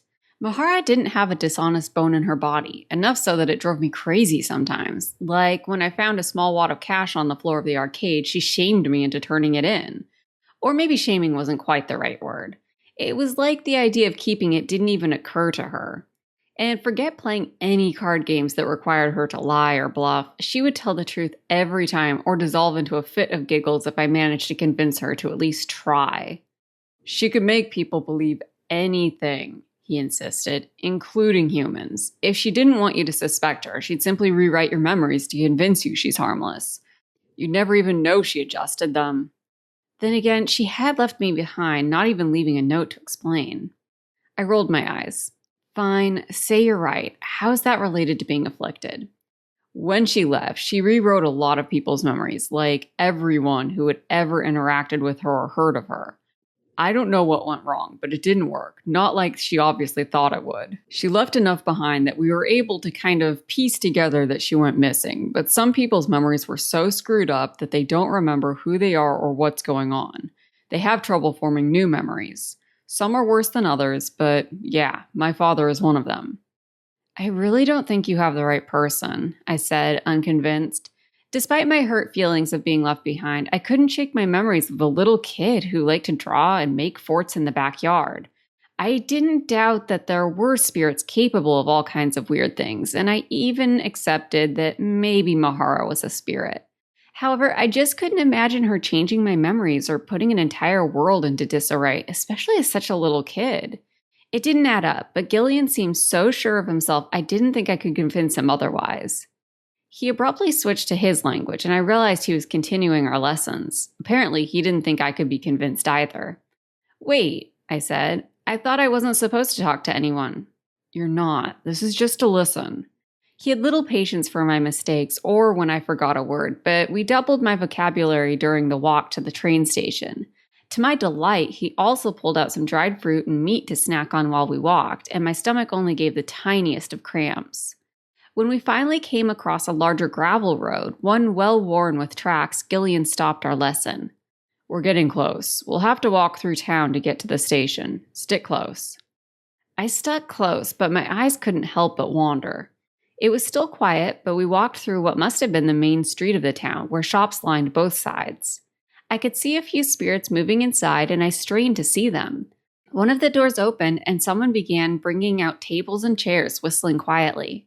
Down one of the side streets, I could hear a bell ringing a steady beat. We passed another shop that was stuffed to the absolute brim with strange knickknacks, if the windows could be believed. Gillean jabbed my arm with his elbow. Ow, I complained, rubbing it. I gave him a wounded expression. Stop staring, he hissed, still looking straight ahead. Come on, this way. We took a side street and arrived at a wide plaza, bordered on one side by a 2-story brick building with an enormous clock taking up most of the wall. Other spirits milled around in the plaza, standing in small groups or simply standing at the side watching. A few were sleeping on benches in the green space in the center of the plaza. My eyes were drawn to a small stand selling what appeared to be newspapers, although I couldn't read a word of the text. As we reached the green space, a loud buzz came from the clock building and I jumped. We're late, he muttered, walking faster. The other spirits had begun lining up under the giant clock against the brick wall. He parked me in the line, looking worried. What's wrong? I mouthed. He moved in close, brushing back my hood slightly to whisper in my ear. Stay here. Don't talk to anyone. I have to buy tickets. I nodded, pulling my hood back. Gillean hurried away, pulling open a large door into the brick building and disappearing inside. As soon as he was out of sight, I turned to the spirit standing behind me. She looked younger than me with spiky red hair and thick glasses. I was pretty sure she noticed my gaze, but pretended to be distracted by a newspaper she had picked up from the vendor nearby. I glanced back over to the door Gillean had walked through, but there was still no sign of him. What good is learning a new language if you're not allowed to use it? Hello, I said in the spirit language. Where are you going? I was pretty sure that's what I said anyway. The girl looked up in surprise, staring at me. I realized what I thought was spiky red hair was actually something more solid, like thorns. They extended down her neck until they were hidden by her shirt. She said something, but I only caught about half of it. Maybe something about work and the capital? I nodded. She still seemed a little confused and asked a question in response, but I didn't understand a word. Gulping, I stared at her awkwardly, not sure what to say without giving myself away. She looked away, seemingly feeling just as awkward, and I leaned back against the wall, glancing over to the door again. To my relief, Gillean had reappeared and was quickly walking over. He didn't look panicked, so I was pretty sure he hadn't seen me practicing my conversation skills. He handed me a slip of paper that I assumed was my ticket. A vibration filled the air, starting as a buzz at my feet and growing until a deafening whine filled the air. The spirits grew more restless, gathering bags and shifting from foot to foot. There seemed to be one tearful goodbye happening farther behind me, with two tiny spirits clinging to someone in line as another pulled them away. The noise faded and the line surged forward, walking around the corner of the building, up a flight of stairs and into a tunnel. What I thought was a 2-story building was actually a 1-story building with a hollow second floor. A train hung beside us, suspended from a thick cable on the ceiling of the tunnel. There were no tracks or wheels that I could see. The cable extended in one direction, off into the forest in the distance. It looked like nothing I had ever seen before, and I wondered how it was powered. I didn't have much time to baffle at the strange technology before the doors of the train opened and a load of exhausted-looking spirits dragged themselves out. I could understand their exhaustion due to how early it was, but they appeared almost sickly, moving slowly. I would say they looked pale, except the spirits I had seen so far all varied in coloration so starkly that I wasn't sure what a typical range of skin hues really was. I was so distracted by the spirits offboarding that Gillean had to elbow me again to get my attention. The line was moving, entering the now empty train. Through the windows, the train appeared empty, and I wondered if this had been the last stop. We boarded the first car and slipped into a pair of seats halfway back, pushing our backpacks under the seats. Most of the other spirits filed back to the other cars, and we had a small bubble of space around us. A tall, lanky spirit with limbs that looked possibly too long began walking through the car, checking everyone's tickets. He reminded me a bit of the Spexa who had searched Gillian's house, the one who seemed to be in charge. This spirit, however, didn't seem to be nearly as intimidating or chilling, just impatient. I clutched my ticket in my hand, ready to go. When he got to me, he paused and seemed to study my face, even as I tried to hand over my ticket. Desperate to look natural, I smiled at him, and his face seemed to furrow even further. I realized no one else was smiling, and I quickly swapped to a frown instead. He said something, but I didn't catch any of it. Maybe something about being happy? I frowned further, trying to match the dour expression on most of the other spirits' faces. Gillean finally broke in, seeming to make an excuse for me. The spirit paused one moment more, then took my ticket, glanced it over, and moved on. I breathed out slowly, slipping down in my seat. I started to ask Gillean what had just happened, but he held up a finger, silently telling me to wait. Soon, the train began to move. It wasn't as loud as when we were in line, but a gentle hum filled the air. I pulled my hood off, and he moved in closer. "Our energy comes from the location we're bound to," he whispered. "The longer and farther we're away, the more our energy fades, both physical and spirit. While we're in the capital, we're slowly dying until we're finally able to return." "That's why those people look so sick," I said, making the connection. "Wait, so then why are so many people leaving their homes to go to the capital?" "They don't have a choice," he said, as if stating the obvious. "The ticket collector found you odd. You look like a weakened spirit, but a happy one. And you're headed to the capital instead of away. He didn't know what to make of you." I felt my face redden, but he seemed unconcerned. "It's not a big deal. I told him you were my sister and trying on a new look." "Your sister?" I made a face. "Wait, a new look?" I could tell he was getting tired of explaining things to me, but persisted. "What does that mean?" "Water spirits." He broke off as someone walked by and sat down in the row in front of us. Unable to continue without possibly being overheard, we fell silent. I watched out the window for a few minutes, but we were traveling almost uncomfortably fast and the trees were a blur of green. "I'm coming for you, Mahara," I thought to myself. I turned my attention to the other passengers, studying the different spirits. The spirit Gillean referred to as the ticket collector was making his way up the other side of the car, still checking tickets. He paused at one spirit who was sitting by himself.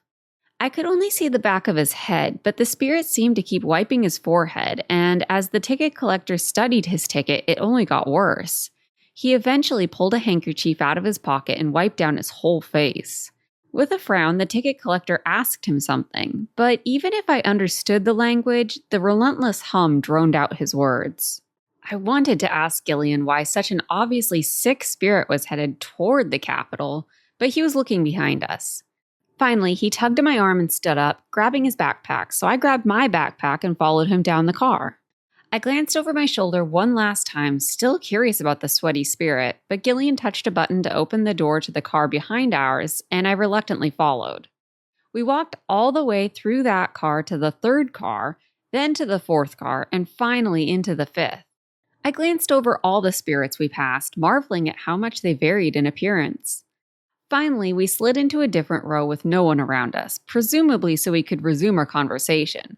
To be honest, I was a little surprised we hadn't stayed in the first car where I was forced into silence, but I certainly wasn't going to complain. I slid in first, stuffing my backpack under the seat. Before Gillean even fully sat down, I started to ask about some of the spirits I saw on the train. I had started to notice similarities between some of them, like I was pretty sure I could spot the other water spirits now, but an odd wrenching noise echoed through the train and we both froze, grabbing the seats ahead of us as the train suddenly slowed. "What?" I started. I opened my eyes to the trees spinning above me. Mahara and I were back at the playground at the school, lying back on the merry-go-round as it slowly rotated, creating a kaleidoscope of green above us. A cloud floated by beneath the treetops, and I tried to point it out, asking what she thought it looked like. She laughed and said something I couldn't understand. Something was wrong. I blinked. My head was pounding, and my entire body screamed in pain. I looked over at Mahara, fighting back the tears in my eyes. Even through blurred vision, I could tell that the figure next to me wasn't my sister. It was the spirit with the red thorns for hair, her glasses missing. Her eyes were blank, and her mouth was partially open, lifeless. I scrambled to my knees, wiping my face and trying to make sense of what was happening around me. What had sounded at first like the wind rustling through the trees slowly coalesced into shouts and a loud metallic creaking noise. I sat on the forest floor where pine needles and twigs rained down around me. I caught a whiff of smoke and looked up. The train perched above us, the line it hung from twisted and broken. One of the cars teetered backward and forward, threatening to fall to the ground and bring the rest of the train with it. I climbed to my feet, slowly backing up as I watched it sway back and forth, creating the ear-splitting sound of metal wrenching with every swing.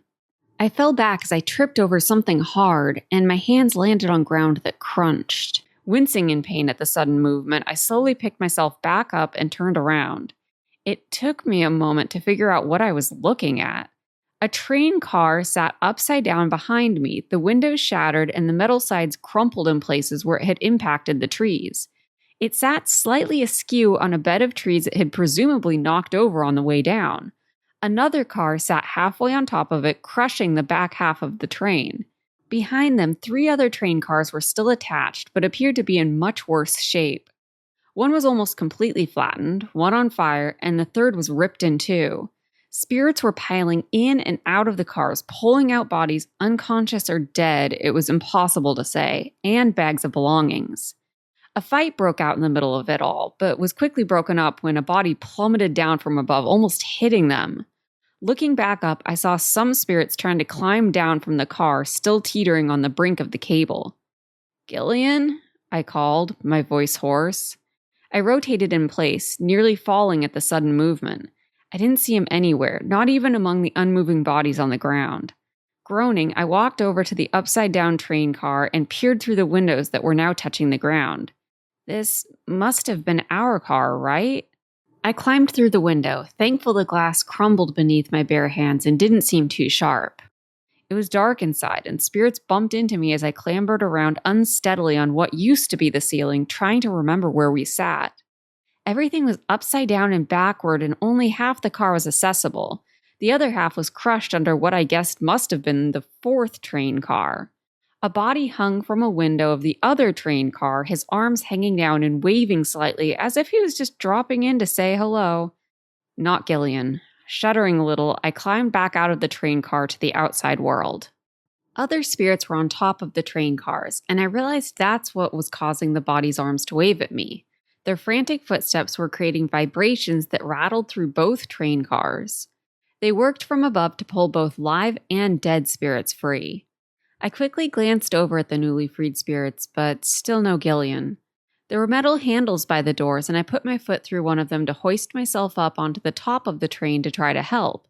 Almost immediately, I nearly fell back down as I came face to face with a cougar.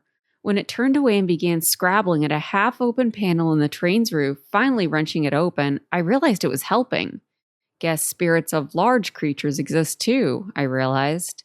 I saw other animals helping alongside the wreckage, mostly small and not terribly helpful, but there were a pair of bears farther down the line of cars working to paw through the heavy debris. Near the train that was smoking and still possibly on fire, I saw some kind of roots or branches growing out of the ground, pushing the train onto its side. However, one spirit caught my eye over all the others. She seemed to be coordinating the rescue effort, pointing at where people should wrench open windows or look harder. As I watched, another injured spirit was found and pulled free. I began walking across the train car to reach her, going slower than I wanted in order to avoid slipping off the slick metal surface. All around us, spirits were grabbing bags or helping injured friends walk and heading off quickly into the forest. I was positive there were still spirits left in the train, possibly, hopefully, still alive, but they seemed more concerned with leaving than the rescue effort. I began to worry that Gillean might have already left.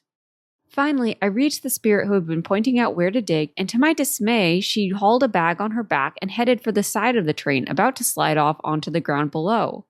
"Wait!" I called in her language. The spirit paused and glanced over as I scrambled over to her. "I'm trying to find my friend." I immediately grimaced at my mix of both our languages.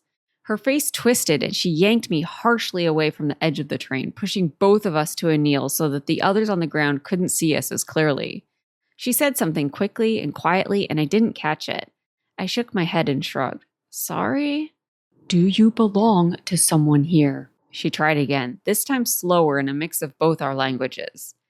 Unsure if I understood her correctly or what exactly she meant, I decided nodding was the best course of action. "I can't find him," I explained. "What kind of spirit?" she asked. "Water." The woman snorted and spat, saying something that I was pretty sure was advice to leave him behind. "Please?" I asked, clasping my hands and doing my best to look like the absolutely pitiful human I truly was. We stood, and the spirit pointed at 3 different spots in the debris, then shrugged and began climbing off the train. "Hurry," she advised, then disappeared off the side and was gone. When I ventured over to the side, I saw her hurrying off with some of the others, glancing into the woods and then breaking into a full-on sprint. Some of the few spirits still left were watching me curiously, but I ignored their stares and got to work. The first location she had pointed at was nearby and the small gap that had been created when one train car had landed on the other. I squeezed into it, trying not to think about what could happen if anything shifted.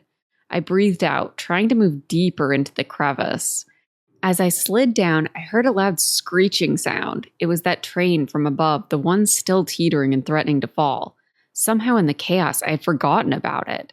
Closing my eyes for just a moment, I sent calming, balancing thoughts its way. "Please, just stay up there a little longer."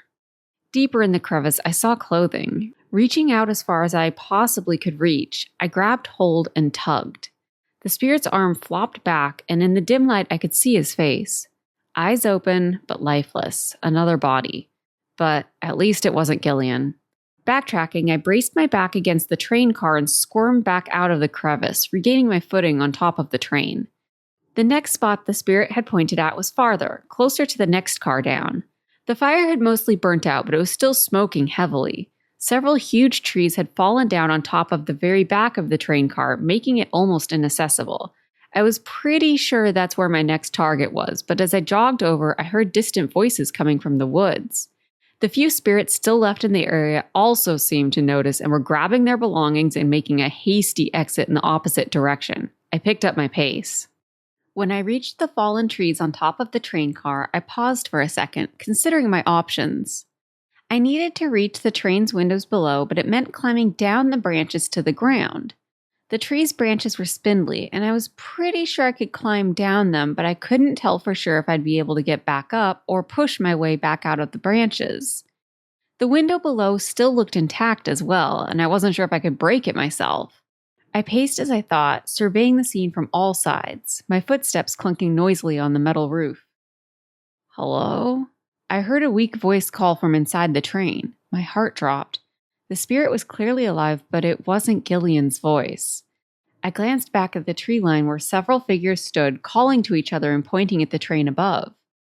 They carried ropes and bags and were already organizing, clearly planning how to get to the train cars still on the cable high above us. I froze in indecision. Did I rescue the spirit or check the last spot, the one where I hoped Gillean still lived? Or, third option, did I make a run for it and try to find Mahara on my own? With a deep breath, I dropped down low and crawled over to the edge of the train where the windows were. "I'll be back," I said as loud as I dared, hoping my mishmash of languages made sense. "I promise." I stayed low as I raced to the third spot, back the way I had come and directly under the swaying train car above, the one the new arrivals were trying to reach. Vines grew unnaturally out of the ground, and they had sent birds circling high, screeching and diving down among the train cars. Several spirits were quickly scaling the trees nearby, looking for a way up. My destination was the section of the upside-down train car I hadn't been able to access, the part that had been crushed by the fourth train car. That spirit wouldn't have suggested this location unless there was a chance someone was still alive, right? I slipped down to the ground as quietly as I could, landing on all fours. The other spirits still seemed distracted. They'd finally reached the rest of the train above and were sending down bags and what looked like pieces of the train on ropes and vines. I wondered how they knew to come here, out in what seemed like the middle of nowhere. A few particularly brave spirits climbed onto the tilting train car directly above me, testing its stability. I needed to focus and hurry up. I crawled back into the upside-down car through a window and made my way back to the crushed section. The body was still hanging there, although his arms had stopped waving at me. "Hey, buddy," I whispered. "I'm just gonna have a little look past you, okay?" I put my hands on his shoulders and gently pushed his body aside. As I did, his body continued to slide toward me, and he toppled forward, nearly on top of me. Stifling a yell, I stumbled backward. I clearly hadn't realized how precariously balanced he was. "Sorry," I murmured at his crumpled body on the floor of the train. Well, technically the ceiling, but I was pretty sure he wasn't worried about technicalities anymore. In the space where his body had been, I could see into the fourth car. It had mostly collapsed, and I couldn't tell for sure what lay beyond in the dark, but I hoped that maybe I could wriggle through into the back half of the upside-down car. Pushing myself up, I squirmed forward, kicking my feet as I tried to get a handhold to pull myself up the rest of the way. I finally grasped something soft, and hoping against hope it wasn't another dead body, I used it to pull myself forward fully into the fourth car. As my eyes adjusted to the light, I saw that it was just a seat cushion, still partially attached to a seat. With a sigh of relief, I pushed myself forward under the seats into the other side of the car. Just as I had hoped, the impact of the car had wrenched open this wall as well, and I could see into the back half of the upside-down car. It was in much worse shape than the front half and had clearly taken the brunt of the impact. "Gillean?" I hissed into the darkness. There was a moment of silence, then, incredulous, "Rasha?" Holy shit, he was alive! I kept wriggling forward and dropped down into the mostly crushed car. "Where are you?" "Here." He sounded breathless, and I hoped he wasn't too injured. I moved toward his voice, trying to see in the almost pitch black, sometimes bumping into something soft and trying not to think about it too hard. Finally, my hands touched something warm that felt like his hair. To my surprise, it wasn't wet or greasy or anything, even though it always looked like he had just slicked it back. "Easy," he said. "Are you hurt?" "Stuck," he explained. It sounded like he was gasping for breath a little, especially as he talked. He was really wedged in tight. Feeling in the dark, it felt like part of the roof, well, floor really, had come down on him, trapping him between the seats above and the floor/ceiling below. I was really coming to hate this upside-down car. Even through all the layers of crushed train and trees, we heard a wrenching sound from outside. I didn't think we had much longer before the rest of the train fell down directly on top of us. "We've got to get you out of here," I said. "Obviously," he replied. I rolled my eyes. "Save your breath." Shifting, I felt for his arms and found one of them. The other seemed to be trapped under his body. Grasping his one arm in both hands, I braced myself against the seats and pulled as hard as I could. Gillean groaned in objection, and I stopped. "No, Not me, he gasped. My backpack. I stopped, trying to understand. His backpack? I felt around again and realized there was something wedged between his back and the seats. He was still wearing his backpack and it was caught in the seats above. With his arms incapacitated, he couldn't remove it. Shoot, okay, I get it. Do you have a knife? He grunted. Pocket. Awkward, I mumbled, slipping my hands over his body, feeling for his pockets. Fortunately, it was in the pocket closest to me and I was able to slip it out with minimal contact. Flipping the knife open, I carefully slipped it in between his shoulder and the first backpack strap, sawing it off as gently as I could. As soon as it snapped free, Gillean shifted and groaned again, pushing himself out from under the seats. Finally able to take a full breath, he collapsed on the ground, breathing hard for a minute. We've got to go, I whispered, not wanting to rush him, but also not wanting to be permanently crushed. Wait. He yanked his backpack free behind him and pushed it forward to me, then reached back and pulled another backpack from behind him. Is that mine? He grunted in response, then pressed forward. I took his backpack while he took mine, and together we climbed back through the other train car and into the uncrushed section. I gave a small smile to the body still crumpled on the ground. Sorry, buddy. Gonna have to leave you here. I saw Gillean give me an alarmed glance out of the corner of his eye. Not you, I specified, looking at him. He didn't respond, still looking baffled. The hanging train car gave another ear-splitting screech, louder now that we were right next to the broken windows. Come on! I yanked him toward the nearest window, crawling through and pulling him after me. Shouts filled the air, and there was another, even louder crashing sound. I looked up and saw the train car above shifting forward, bringing all the others with it. Lurching to my feet, I grabbed Gillian's hand to help him up, and we took off sprinting. Fresh branches and pine needles rained down around us as the cars picked up speed, spilling off the broken cable above. There was a split second of silence, then a horrific thud as the impact from the train shook the ground and nearly threw us from our feet. To make it worse, our escape had drawn the attention of several of the spirits nearby, who turned and shouted.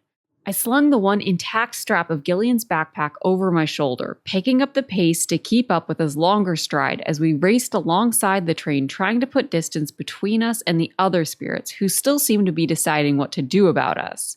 Half their group still clung to the cable above. As we started to detour around the trees that covered the smoking train car, I skidded to a halt, suddenly remembering the other spirit, the one I promised to come back for. Gillean, wait! Gillean swore and doubled back, looking incredulous. What are you doing? He protested. With a look back at the other spirits, he suddenly lunged forward, pressing me up against the train. Too surprised to protest, I froze. My face pressed up against his chest so I couldn't see what was happening. I held my breath, unsure what to do. No one besides Mahara touched me like this, ever. It wasn't until I heard the spirits run past that I understood. Are we invisible? I breathed. He stepped back and glanced around before exhaling a little in exasperation. No, I'm not as good as my father. The spirits had gone around the trees, out of view for the moment. I shrugged. Good enough, I'd say. The fallen trees were too thick to pass through, and I was almost positive the branches couldn't hold me, so I clambered up the side of the train car quickly, using the thin window ledges for leverage. Once on top, I crawled over to the small gap between the trees where I could see the single window below. The impact of the train falling had broken the window, but I worried when I didn't hear the spirit say anything. Had he already escaped on his own? There might still be someone in here, I whispered to Gillean as I sat down on the train car and shrugged his backpack off, ready to climb down to the window. When I tested one of the branches with my foot, it bent precariously but didn't break. Deciding there was no time to waste, I threw caution to the wind and slid forward, putting my full weight on the branch. It didn't break, but it may as well have, as it immediately bent all the way to the ground, throwing me off balance at the sudden descent. My arms pinwheeling, I landed on my side, and the branch snapped back up, nearly whipping my face. My poor battered body protested with every muscle, and I groaned quietly as I climbed to my feet. Are you all right? Gillean couldn't see me through the branches, but the whoomp of my body hitting the ground gave him all the information he needed. Fine. I tried to make my voice sound better than I felt. I pushed through the branches and made my way over to the train window, peering inside. It was too dark to make out any details, but I thought I saw a body inside, slumped on the floor. Although I probably shouldn't refer to him as a body just yet, I corrected myself. I pulled myself up through the window and climbed through. The smoke was thick inside, and I realized the burning car next door must have trapped a lot of smoke in this portion of the car before the window finally broke. Dropping down to try to get under the smoke, I pulled my shirt up over my nose and mouth, still feeling like I was choking on the thick fumes. This is why it looked so dark inside, I realized. Wanting to get out as quickly as possible, I scampered forward on all fours and approached the spirit lying on the floor. He still felt warm as I shook him, trying to get some sort of response. Finally, he groaned and stirred slightly. As he did, I felt the train car vibrate slightly as someone walked above us. The spirit was coughing uncontrollably now, and I patted his back, distracted. A shadow rolled across the window as someone jumped down between the trees and looked in the window. "What are you doing in there?" I relaxed at Gillean's voice. "Get in here, I need your help." He grumbled a little at my order, but climbed through all the same. He immediately started coughing and crouched down like I had, moving to where I sat with the other coughing spirit. Together, we draped the spirit's arms over our shoulders and helped him make his way over to the window, then boosted him through it. Gillean climbed out before me, and I heard him gasp in surprise. What is it?" I pushed myself quickly through the window, worried. The two spirits were on the ground, clasping arms and staring at each other. Studying them, I was pretty sure the new spirit was another water spirit, although he was covered in soot and ash and was still coughing. I climbed down next to them, wondering what I was missing. "What's going on?" I asked again. "This is my cousin, Elios," Gillean said, still sounding stunned. He switched to their language and spoke to him quickly. Eventually, Elios was able to respond, his coughing gradually letting up. We were well hidden in our little tree den, and none of us seemed eager to leave. The two spirits talked for several minutes, occasionally pointing up at the train cable above. I was quiet, sitting back against the train and letting the cousins catch up. That was, until I heard his cousin use a word I recognized.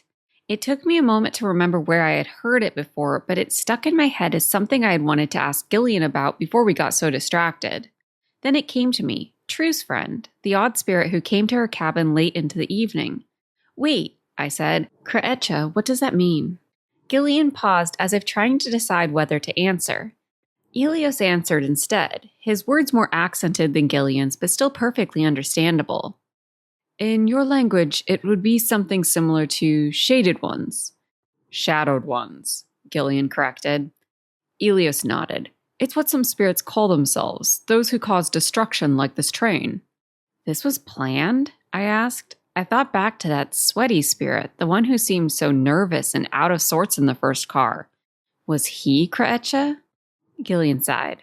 "Probably. Many spirits protest this forced migration to the capital we're all put through. The train will be out of commission for weeks, possibly months, disrupting the migration." This mandatory trip to the capital for spirits is what Gillean started to explain on the train, I realized, but another thought took precedence as I thought back to where I heard the word before. "Is True Kreetcha?" Gillean froze and stared at me as if unsure how to respond. Elios shifted uncomfortably next to him. "Why do you ask that?" he finally asked. "Her friend," I trailed off. "That man, I heard them use that word. I meant to ask you what it meant." It began to drizzle slightly, but none of us moved. Gillean let out a long breath. "I don't know," he admitted. I could almost see him thinking, putting the pieces together. She couldn't have known about this. But he didn't seem sure at all. I wasn't sure either. She hadn't wanted us to take this train, but did she know what would happen or even suspect? It began to rain a little harder, the water leaving tracks through the soot on Elios's face until he wiped his face with both sleeves. He shifted again, and Gillean snapped out of his internal struggle. "Come on," he said harshly. "We should find shelter, away from here." The three of us carefully climbed back up the train, Gillean boosting both of us up. The scavenging spirits were gone, and we were able to recover our backpacks, which Gillean had shoved into the branches while I climbed inside. We walked slowly through the rain, mostly for Elios's benefit, as he still doubled over, coughing when we walked too quickly. We were gradually walking uphill, and before too long, we came to a rocky ridge with a slight overhang. We huddled underneath, taking refuge from the steady rainfall that had grown heavier. "You should come home with me," Elio suggested suddenly, breaking the silence. "You're right, it will take time to repair the train line. Our streams are distantly connected. It will sustain you for some time if you need to—" He paused, searching for the right word with a pointed look in my direction. "Hide out for some time." "I can't," I protested at the same time as Gillean. We looked at each other, and I let him take over. "I need to get her to the capital." "Still? But how will you get there? Especially with, He gestured at me. I appreciated he hadn't asked his cousin why he was traveling with a human, at least as far as I could tell. Maybe he didn't want to know. "There are other paths," Gillean said vaguely, seeming to want to drop the topic. "I understand." Elios nodded, accepting his answer. "Are you hungry, cousin?" We spent the remaining light splitting our food and supplies between us. Both spirits seemed comfortable in the damp, even as I began to shiver. I dug through the backpack Gillean had packed for me, putting on extra layers like blankets. Exhausted and finally warm, I slumped back against the rocks behind us, pulling my hood over my dark hair, which had got even bigger and frizzier in the rain. Using my backpack as a pillow, I heard Gillean and Elios switch back to their own language, talking quietly in the dark. Trying not to think about the train or the chaos of the day, I focused on their conversation, my brain picking out phrases and words of the foreign language, puzzling them out as I slowly drifted off. Chapter 5. I slept poorly, waking what seemed like every few minutes to turn over or shift, trying to give my aching body a break from the hard surface. I must have slept at some point, however, as I woke to find Elios already packed and about to leave. I rose to say goodbye, seeming to surprise him with a hug. It surprised me a little too, but it was as if my close contact with Gillean yesterday had made me realize what I was missing. Given just a taste, now I wanted more. He patted my back awkwardly until I released him, then turned to his cousin. "I hope you reconsider," he said simply, before turning to leave. Gillean said nothing and watched him go. When he climbed over the ridge and passed from sight, Gillean turned to me. "That was very unwise," he said, crouching down to pack his own bag. "Excuse me?" I asked, indignant. "What was unwise?" "Rescuing him." He shoved things into his backpack, perhaps a little rougher than necessary. "He's your cousin," I protested. "How can you say that?" He sighed. "You're also very lucky. What would have happened if he wasn't my cousin? If you showed up, speaking and looking like a Hresha, with scavengers everywhere who would love to keep you as a prize?" I shrugged, turning away to pack my own bag. "It turned out fine, didn't it?" "This time." He tossed me a bag of nuts to eat for breakfast. "Luck never lasts. Next time, the spirit you rescue won't be so harmless. This isn't your world, Hresha. If you're going to find your sister, you can't act so carelessly." "Saving a life isn't careless," I grumbled, yanking my backpack over my shoulders and wincing at the sudden movement. "It's humane." "Ah yes, the humane human." He pulled his one working backpack strap over his shoulder, ready to set out. "It's senseless. Don't risk your life to save a stranger." "Oh, because you're one to talk," I pointed out, still annoyed. "You're doing the exact same thing for me." He didn't respond, and we set out in silence, the ground spongy beneath our feet. "How long will it take to walk to the capital?" I asked, already dreading the walk. My body ached with every step, and the backpack dug into my shoulders. I snacked on the nuts Gillean had given me, but my stomach still rumbled in protest, wanting more. 3 days or so? He had gotten a little ahead of me and paused to let me catch up. "Maybe 4, he said pointedly. "Maybe longer. That's assuming we don't encounter any obstacles and the pass is clear." I refused to walk faster. The thought of a pass made me want to drag my feet even further, but I thought of Mahara and steeled myself. "It's just a longer than usual walk," I told myself, totally doable. I often spent what felt like all day walking around back home. This was hardly different. "We need to stop at the next town for supplies," he continued, walking slower now so that I didn't drop behind. "I didn't pack for such a long trip, and we'll need some more gear."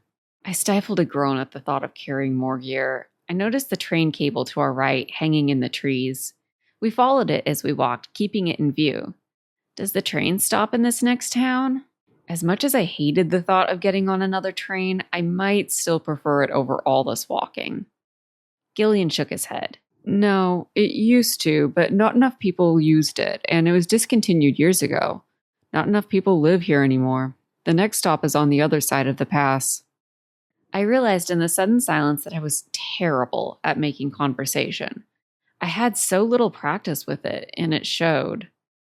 Is this your first time going to the capital? I asked. He shook his head again.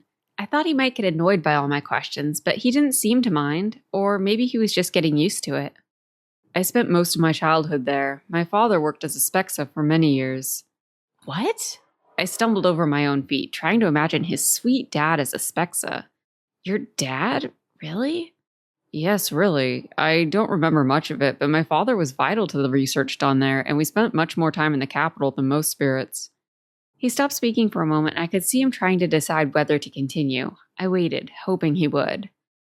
I think it's why my skills are so much weaker than most water spirits, he admitted.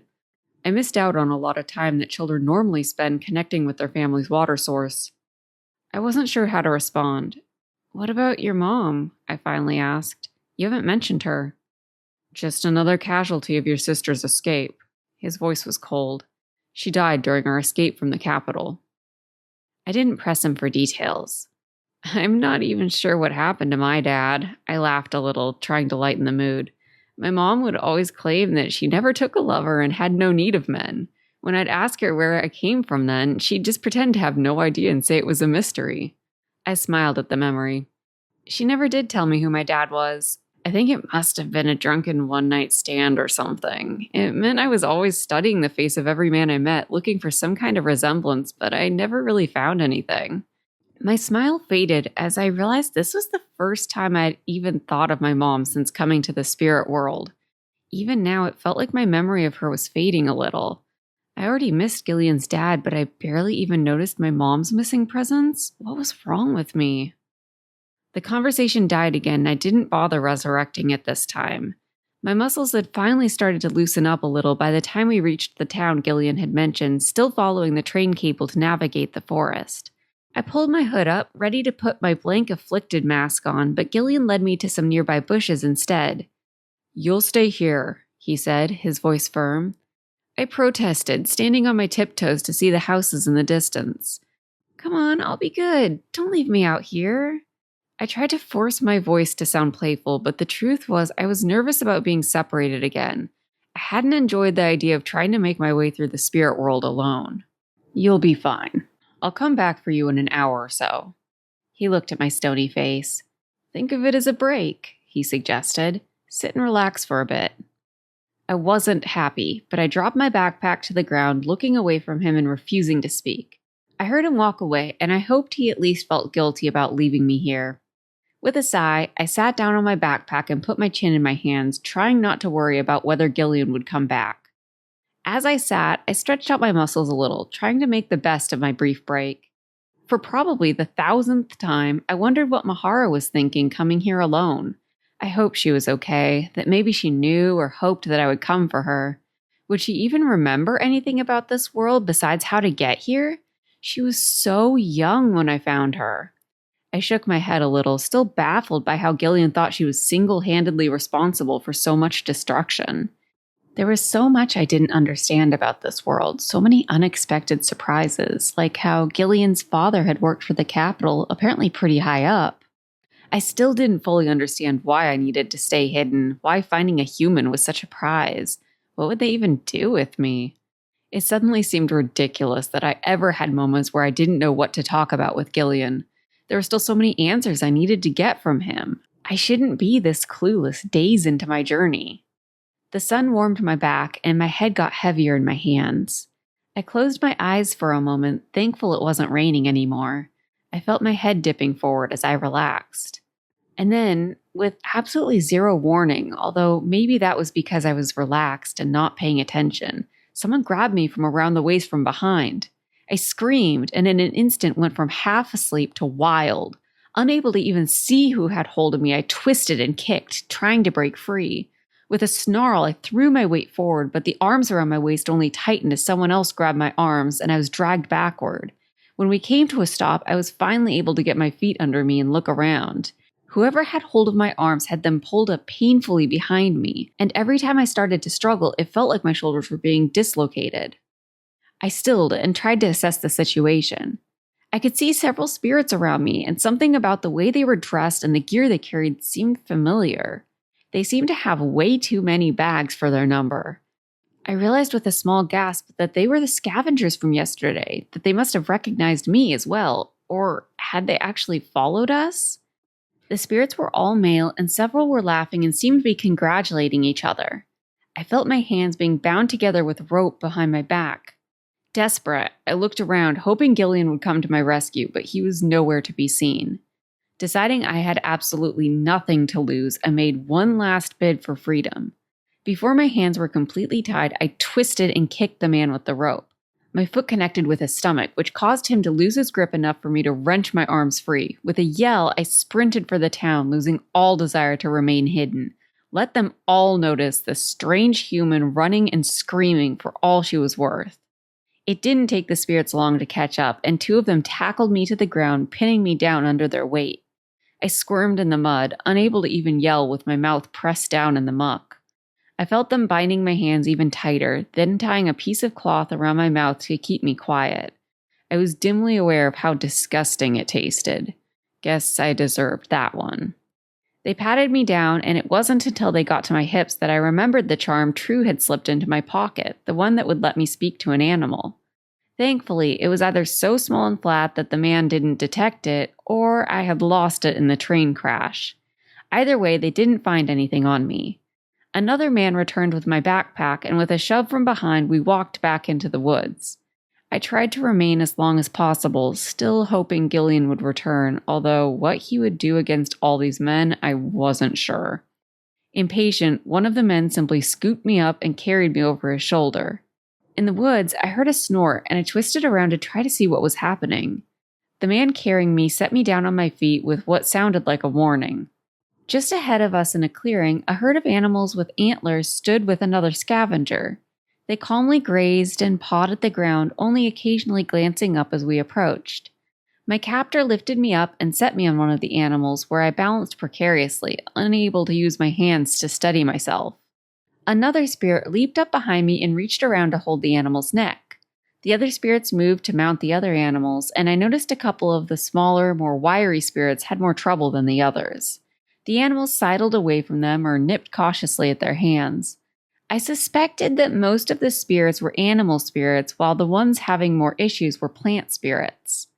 Eventually, all the spirits managed to climb onto the back of an animal, and we set off, slowly at first, but gradually picking up speed. I bounced along uncomfortably, trying to grip the animal with my legs. As we rode, I distracted myself by trying to remember what these animals even were. I was pretty sure they were some kind of elk or deer or moose, but I couldn't remember which was which. Shoot, or antelope? Those were a lot smaller, right? Did they even live in the woods? I was pretty sure that wasn't it. Maybe I should have spent more time in school after all. Eventually, I decided to call them elk, even if it wasn't quite right. Growing more uncomfortable by the bounce, I tried to figure out how I could possibly get out of this predicament. If there were two types of spirits, could I get them to fight each other somehow? I dismissed that idea pretty quickly. They seemed perfectly comfortable with each other. If I could get True's charm out of my pocket, maybe I could convince one of the elk to carry me away. I filed that idea away for later if I ever got use of my hands back, although the farther we rode, the less hope I had that I would ever find my way back. When we finally slowed, my legs and butt in agony, my heart dropped further. A small encampment lay before us with even more spirits. Tents sat in a circle around a central fire with smaller fires in front of a couple of the tents. I smelled food and noticed several women and children sitting around one of the smaller fires cooking something in a large pot. My stomach rumbled at the thought of a warm meal, and I hoped that whoever these spirits were, they might at least feed me. The spirit sitting behind me slid off the elk, then unloaded me, standing me up on the ground. Some of the spirits rushed over from the camp, exclaiming when they saw me and clasping hands with the scavengers, congratulating them. Other spirits immediately got busy unloading the elk and pawing through all the goods they had brought from the train. The spirit who hauled me on his elk pointed to my gag, asking something slowly. I didn't need to know the language to understand his question. I nodded. He untied the cloth, his fingers tangling in my hair and yanking a few strands uncomfortably. I chose not to complain and waited patiently until the gag came free. I smacked my lips a little, trying to get the taste out of my mouth. One of the younger spirits came over with a bowl of food and waited as the man then began working at the rope that bound my wrists together.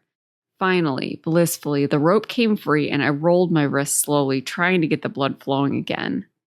The man grunted and pointed as a vine grew up from a nearby tree, wrapping around my ankle just above my boot.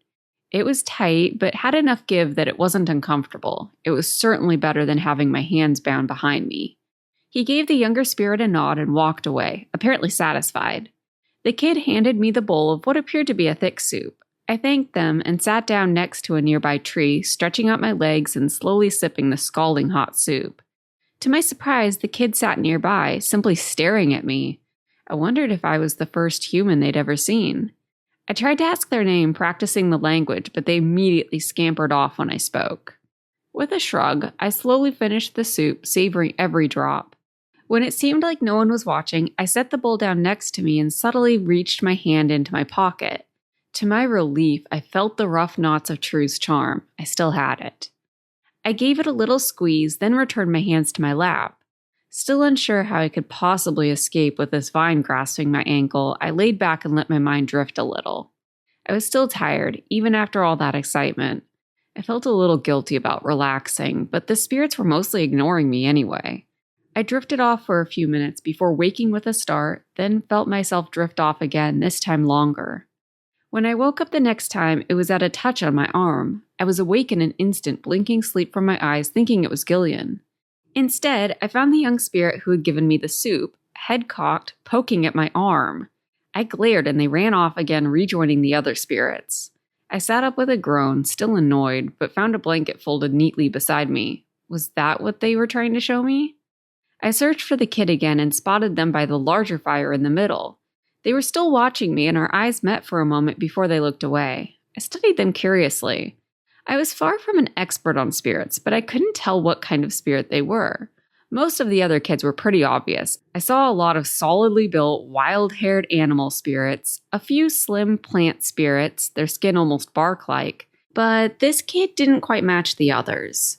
They didn't look like a water spirit either. Their skin was incredibly pale, like they spent more time under the moon than the sun, which made their bright red hair look even more striking. They seemed so much smaller than the other spirits and more delicate too, although I wasn't sure why. Something about the way they moved. Maybe some other type of spirit I hadn't met yet? There were a few on the train that I wasn't sure about either. This kid also didn't seem to interact with any of the other young spirits. When they weren't being ordered around by the older spirits, they mostly sat alone by the fire or climbed the nearby trees, swinging from the branches. Eventually, angry voices tore my attention away from the kid, and I watched as several men grew increasingly agitated with each other. I wasn't surprised when one of them gestured in my direction. I imagined they were saying something like, "What are we going to do with her?" A question I'd love the answer to as well. I looked around and noticed the kid was paying attention to the argument as well. The older spirits motioned them over, and they obeyed immediately. After explaining something to the kid, something more unexpected happened. The four men laid down on the ground, prone on their backs, with the younger spirit in the middle. The kid placed their hands on the ground, and as I watched, it suddenly seemed to grow a little darker, as if a cloud passed in front of the sun. I held my breath, waiting. Something sprouted from the ground around the men like long, thin tendrils, so white they seemed to glow. No, I thought, as it got a little darker still, they were glowing.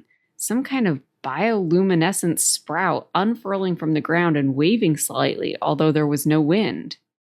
The glowing tendrils reached toward the men lying on the ground, prodding at them and pulsing as they brushed against their skin. The young spirit had closed their eyes, palms still flat on the ground, while their hair floated like a little red cloud around their head. I heard muttering and noticed some of the other spirits with their arms crossed, looking unhappy about what was happening. After several minutes of the spectacle, the tendrils finally retreated, the early afternoon sun returned, and the spirits all stood up. The kid pointed at 3 of the men, but shook their head at the 4th. The group of 3 walked over to the elk herd, mounted them, and rode off.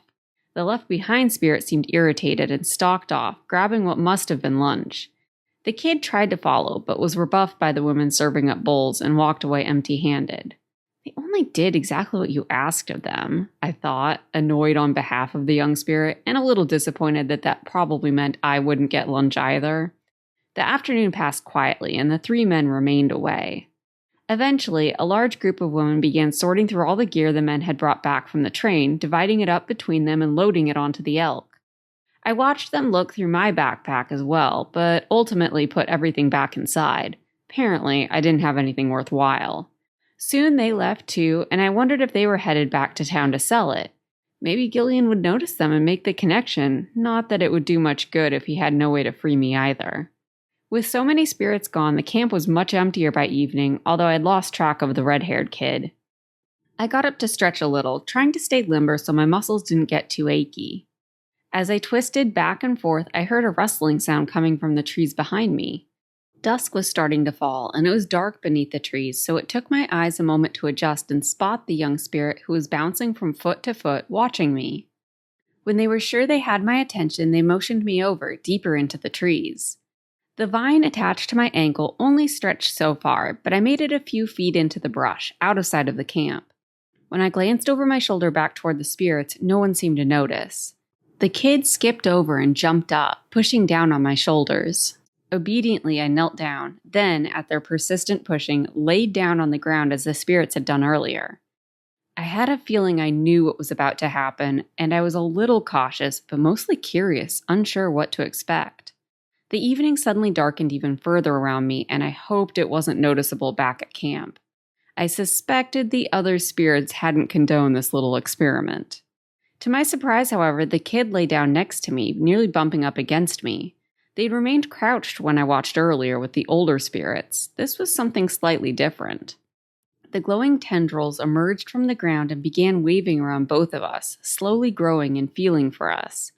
I tensed as they brushed my hands and face, but they felt oddly warm and calming. My eyes closed and I breathed, deeply appreciating the scent of the dirt and pine needles below me. I was hungry, and I still felt a little sulky about being turned away at lunch. I was also extremely curious about the strange girl the others had brought earlier. I didn't understand her, but I wanted to. Those weren't my thoughts. Something was happening to me, like I could hear another person's thoughts bumping around inside my head. The spirits? Yes, you understand. Not a stupid human like the others said then, although I already knew that. I was a little surprised at first that the small spirit spoke my language, but the thoughts we exchanged were different from spoken language. They were more like concepts, not words, and the language we spoke didn't seem to matter. I smiled a little at their assessment of me, agreeing. So who are you then, little spirit? You're not like the others either. I saw an image in my mind of a small gray mushroom sprouting from the ground, unfurling to break through its veil, gills glistening in the damp. A mushroom spirit? Yes.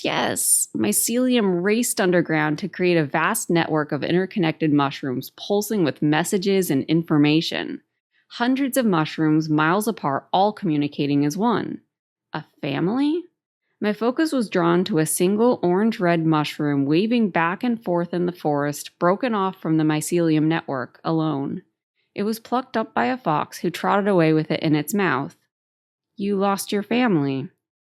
The mushroom in the fox's mouth nodded its cap. But you're not what I expected either. I felt surprised, and I wasn't sure if it was mine or the spirits. Both? The men have left to find a spexa in town. When they do, they will haggle for a good price. For me? But why did you reject one of the men? What were you doing? One of the men had too much rage toward the spexa. His anger affects his bargaining. He would not have helped. After they agree on a price, they will return for you. Shared fear. Will you help me? You can come with me. I'm looking for my family. Maybe we can find yours too. You of all people should understand that a found family is better than no family. I cannot leave. Confusion. Mine this time. Are you part of the Krecha? I heard a small giggle. No, just opportunists, travelers, nothing so organized. You still have a chance to find your family. Family is everything. Stay ready. The tendrils withdrew, and it took me a moment to readjust to having only a single mind inside my head. It felt more than a little lonely. By the time I recovered, the little spirit had left and I was on my own again. I shuffled back over to my little clearing by the tree, not wanting to draw any attention to myself. To my surprise, the mushroom spirit had left me some sort of flatbread and saucy meat by my tree. I ate as dusk deepened into night, thinking about our conversation. I didn't dare fall asleep after their warning to stay ready. I felt certain that if something was going to happen, it would happen tonight before the men returned. The spirits gradually retired to their tents, ignoring me. The fires began burning down, turning to embers as the moon rose overhead. I waited hours, yawning and pinching myself to stay awake. When the weariness became overwhelming, I stood up, stretching and jogging in place to wake myself up. Finally, as the moon passed overhead, it suddenly seemed to dim as if a thick fog had blown in. Glowing tendrils popped up throughout the entire camp, many, many more than either time I had seen them before. They grew taller and taller, wiggling back and forth, and then reached into the tents, slipping through the flaps. I stood up, somewhat alarmed. The entire campsite glowed as the tendrils multiplied. Something moved beside me, and the young spirit stepped out, their face strained but triumphant. I watched them approach and knelt down, unsure if I should lie down again. Instead, they reached out and placed their hands on either side of my head, smiling. I felt my body sag slightly as I relaxed. "Thank you for the trade. You have given me something invaluable. Information." I had? I saw the camp full of tendrils, sensed them all connected to the sleeping figures.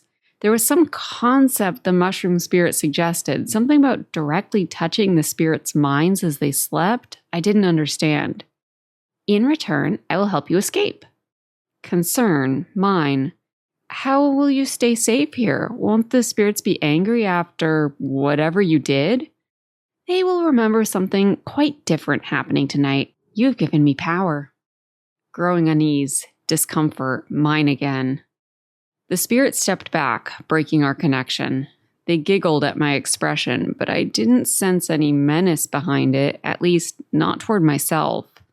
Out of the corner of my eye, I saw one of the spirits, a woman, emerge from her tent. I panicked a little, but the little red-haired spirit simply raised their finger to their lips and shushed me, still smiling. The tendrils still lit up the camp and reached out to touch her as she walked robotically toward us. It was as if she was sleepwalking. She grabbed my backpack from where it had been discarded near the heap of bags from the train, then continued toward us, still staring straight ahead. As she passed by me, she dropped the backpack at my feet and then touched the base of the vine. It retracted, whispering against the ground. The kid waved their hand dismissively toward the woman, and she retreated back to her tent. I was free to leave, but paused, unsure which way to go. I looked back at the spirit, who was still smiling. They crouched and put their hands on the ground. A dimly glowing path lit up before me, leading into the woods. "Thanks," I whispered in the spirit language as I started down the path. As I passed below the trees, a dark figure stumbled out in front of me. The path brightened slightly, lighting his face. "Gillean?" I burst forward, still disbelieving, but slowed suddenly at his expression. He had the same blank expression as the spirit who had freed me. Was he also under the mushroom spirit's spell? I looked over my shoulder and saw the spirit was standing at the base of the path, watching us. They snapped, and when I looked back at Gillean, he blinked, seeming to shake himself awake. The glowing path faded, and I rushed forward, grasping his arms. "Gillean, are you okay?" I whispered. It took him a moment to answer, and I pulled him away from the camp. "I think so." He trailed off. As we hurried away, I glanced one more time back at the camp. I was pretty sure I saw a slight figure still silhouetted against the glow, watching us dash off. Then, the glow faded and the moon brightened above us. Whatever had happened was over. It was time to put as much distance between us and that camp as possible. Chapter 6. We jogged through the forest, not talking as we scrambled over roots and got tangled in bushes. The moon filtered through the trees, lighting the ground in irregular patches, making it difficult to navigate in a hurry. "Over here," Gillean finally whispered, even though we were definitely out of hearing range of the camp. Then again, I had to remember that I never knew what animals could be listening. He led me over to a huge fallen tree, its roots sticking up taller than either of us. In the divot left in the ground after it toppled, he pulled out his backpack, now fuller than ever. The strap had even been repaired with some thick stitching. With a gesture toward my backpack, he began unloading some of the new supplies from his backpack. I handed mine over, and he fed it gear until both backpacks were equally plump with a new sleeping roll attached to the top. I slipped it back over my shoulders, grumbling a little at its new weight. With our backpacks weighing us down, we walked slower, navigating the uneven ground more carefully. "I didn't think I'd ever see you again," I finally admitted. Well, that must have been a short-lived relief. It was the closest he had ever come to a joke, and I hid a grin. "It wasn't hard to find you. You left some pretty obvious tracks in the mud." He made a vague gesture toward my face. "Oh, right," I said, remembering how they pressed my face into the mud to subdue me. "Am I a total mess?" He shrugged. "No worse than usual." I huffed in annoyance. "Between that and the literal trail of hoof prints you all left through the forest, it wasn't difficult to find you. Just took all day to get there." I tried to feel a little bad about making him walk all the way there with both our supplies, but had trouble mustering the sympathy after my day. "Hey, I have to ask, what kind of animals were those?" He looked at me blankly. "The herd of hoofed animals we rode, what are they?" He ran a hand through his hair. "I'm not sure what you Russia call them," he said slowly. "I can tell you the spirit name." I sighed. Guess they were just going to remain elk then. Maybe later. "Anyway," he continued, "I wasn't sure what to do once I got there. I could see you tied up, and the place was surrounded by traps, both animal and plant." He looked over and seemed unsure how to continue. "I think I fell asleep at some point, but what happened? How did you get free?" He didn't remember being hypnotized by the mushroom spirit, I realized. I told him about my day, skipping over the part where the mushroom spirit told me I had provided valuable information. It still made me feel oddly uneasy, like I had given something dangerous away that I didn't even know I had. Gillean seemed puzzled that the spirit had helped me, but didn't question my story, maybe because he was just as uneasy about being controlled in his sleep. "Have you ever heard of a spirit doing something like that before?" I asked. "No," he said slowly, sounding troubled. "But I'm not an expert on spirits. I've heard of fungus spirits, but I don't know anything about them. I don't think I've ever seen one before." I felt a strange sort of satisfaction at finally knowing something more than Gillean, even if I didn't have the type of spirit exactly right. "Where are we headed anyway?" "I don't know exactly where we are," he explained, and I started to regret my short-lived celebration at knowing more than him. I missed know-it-all Gillean, who knew exactly where we were headed and what we were doing. I wasn't sure if it was because he had been chasing after me all day with little to no rest, or the apprehension of being controlled by another spirit, but he seemed unusually unsure and full of hesitation. "If we keep going this direction, we should meet back up with the main road. When we do, we can follow it, at least until we get over the pass." Every time he mentioned the pass, my backpack got a little heavier on my shoulders. We were both dead tired, but neither of us mentioned taking a break or stopping for the night. Every step away from the camp gave me another small scrap of relief. To distract us from the overwhelming fatigue, Gillean tried to teach me more of the language as we walked. "Why do you know my language?" I asked suddenly during a brief lull. He stumbled a little on a route in the dark. "My father taught me." I thought back on the textbooks I had found in Gillean's room. "Okay, sure, but how did he learn it?" When he didn't immediately answer, I added, "I saw the textbooks in your room. They weren't from your world, were they?" "You went snooping in my room?"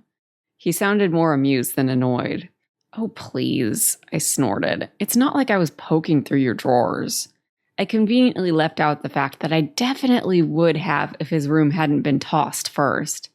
The books were on the floor. It was hard not to notice them. "You're right," he admitted. "They're from your world. My father used to travel over there pretty regularly, bringing back items. He had to learn the language to pass as a human.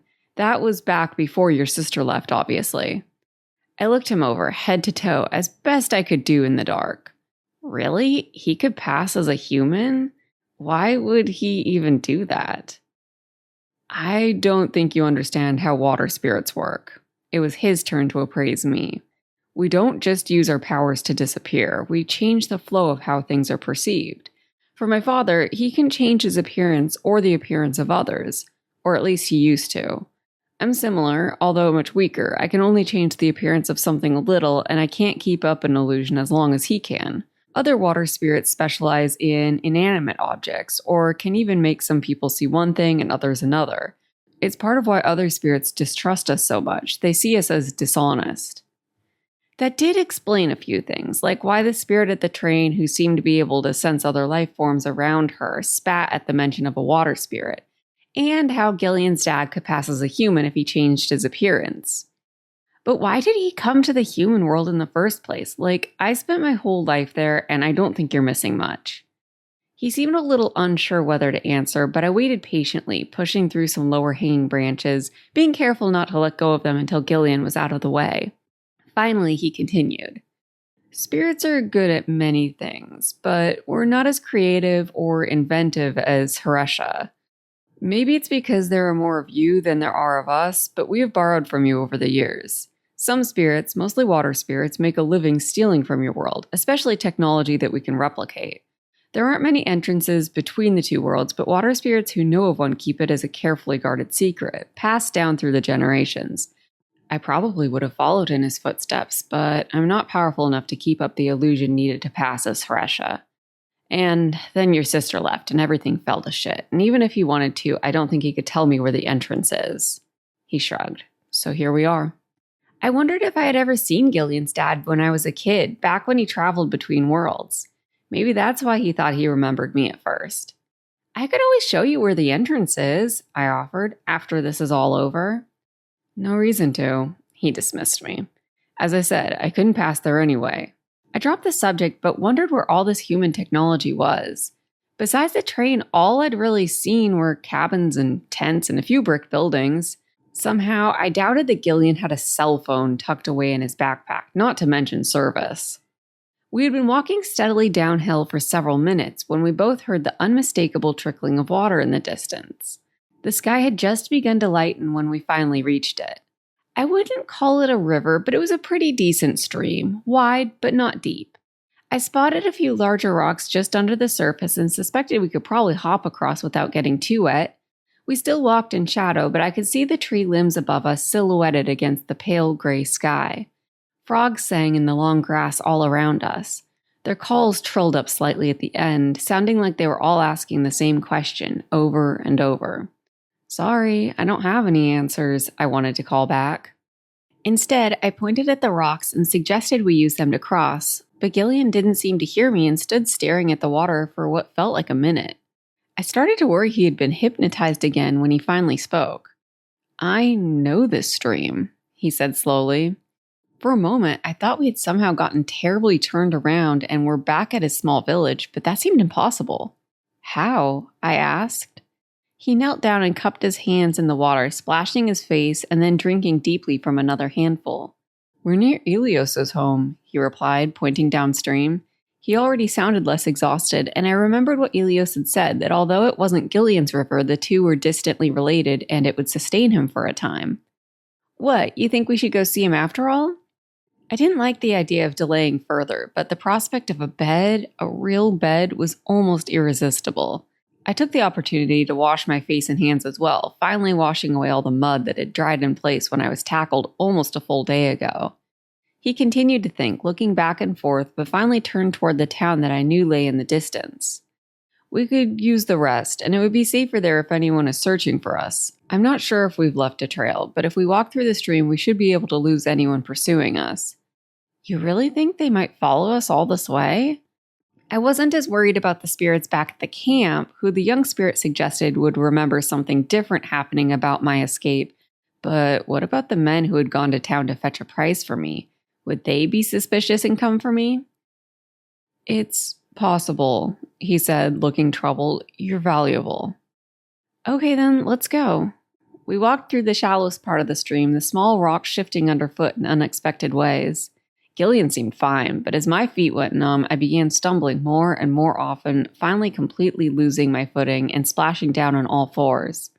As the sky continued to lighten and the first rays of sunlight touched the tops of the trees, I continued shuffling through the water, shivering and cursing every time I slipped. Whether it was from impatience or compassion, although it was almost certainly impatience, Gillean finally dropped back and let me hold onto his shoulder as I walked, providing at least some stability. The water didn't seem to bother him at all as he nearly glided through it. It was mid-morning when we finally reached the town, although I was positive Gillean could have reached it in half the time if I wasn't there. To his credit, he didn't complain and instead led me around the edge of town until we reached a small house bordering the stream. My boots squelched with every step as we walked up to the door. I didn't hear anyone inside as Gillean knocked, and I hoped he had the right house. Our situation would be more than a little difficult to explain to anyone else. No one answered, and Gillean knocked again, this time with a little more force. I could almost feel that bed just waiting for me inside. Although Gillean might feel revitalized, I was colder and more tired than ever. A thin plume of smoke rose from the chimney. There had to be someone inside, I tried to reassure myself. Still nothing. I was starting to despair when Gillean knocked a third time. I saw a neighbor open a window and poke his head out, staring at us. I quickly pulled my hood up over my head and turned away. Finally, I heard footsteps approach the door. We both took a step back as the door opened a crack and a female spirit looked out. Her face tightened as she saw our bedraggled state, and she started to close the door. "Wait," Gillean said in their language, "we're looking for Ilios."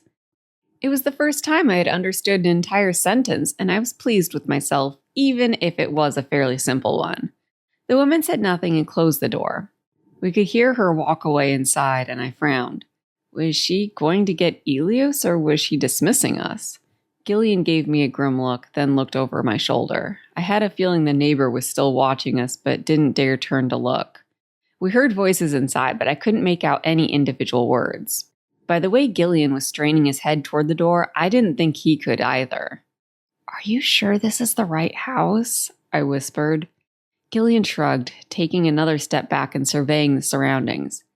"I haven't been here in many years," he said in a low tone, "but this was the house we stayed at." The voices inside had risen slightly and seemed to be arguing. "Maybe we should just go," I suggested. Before we could decide, the door swung open, and Ilios' smiling face greeted us, although his smile seemed more than a little forced. "Come in," he said loudly. "It's been so long, cousin." I heard the neighbor's window slam shut. He ushered us quickly inside, where I was immediately drawn to the fireplace.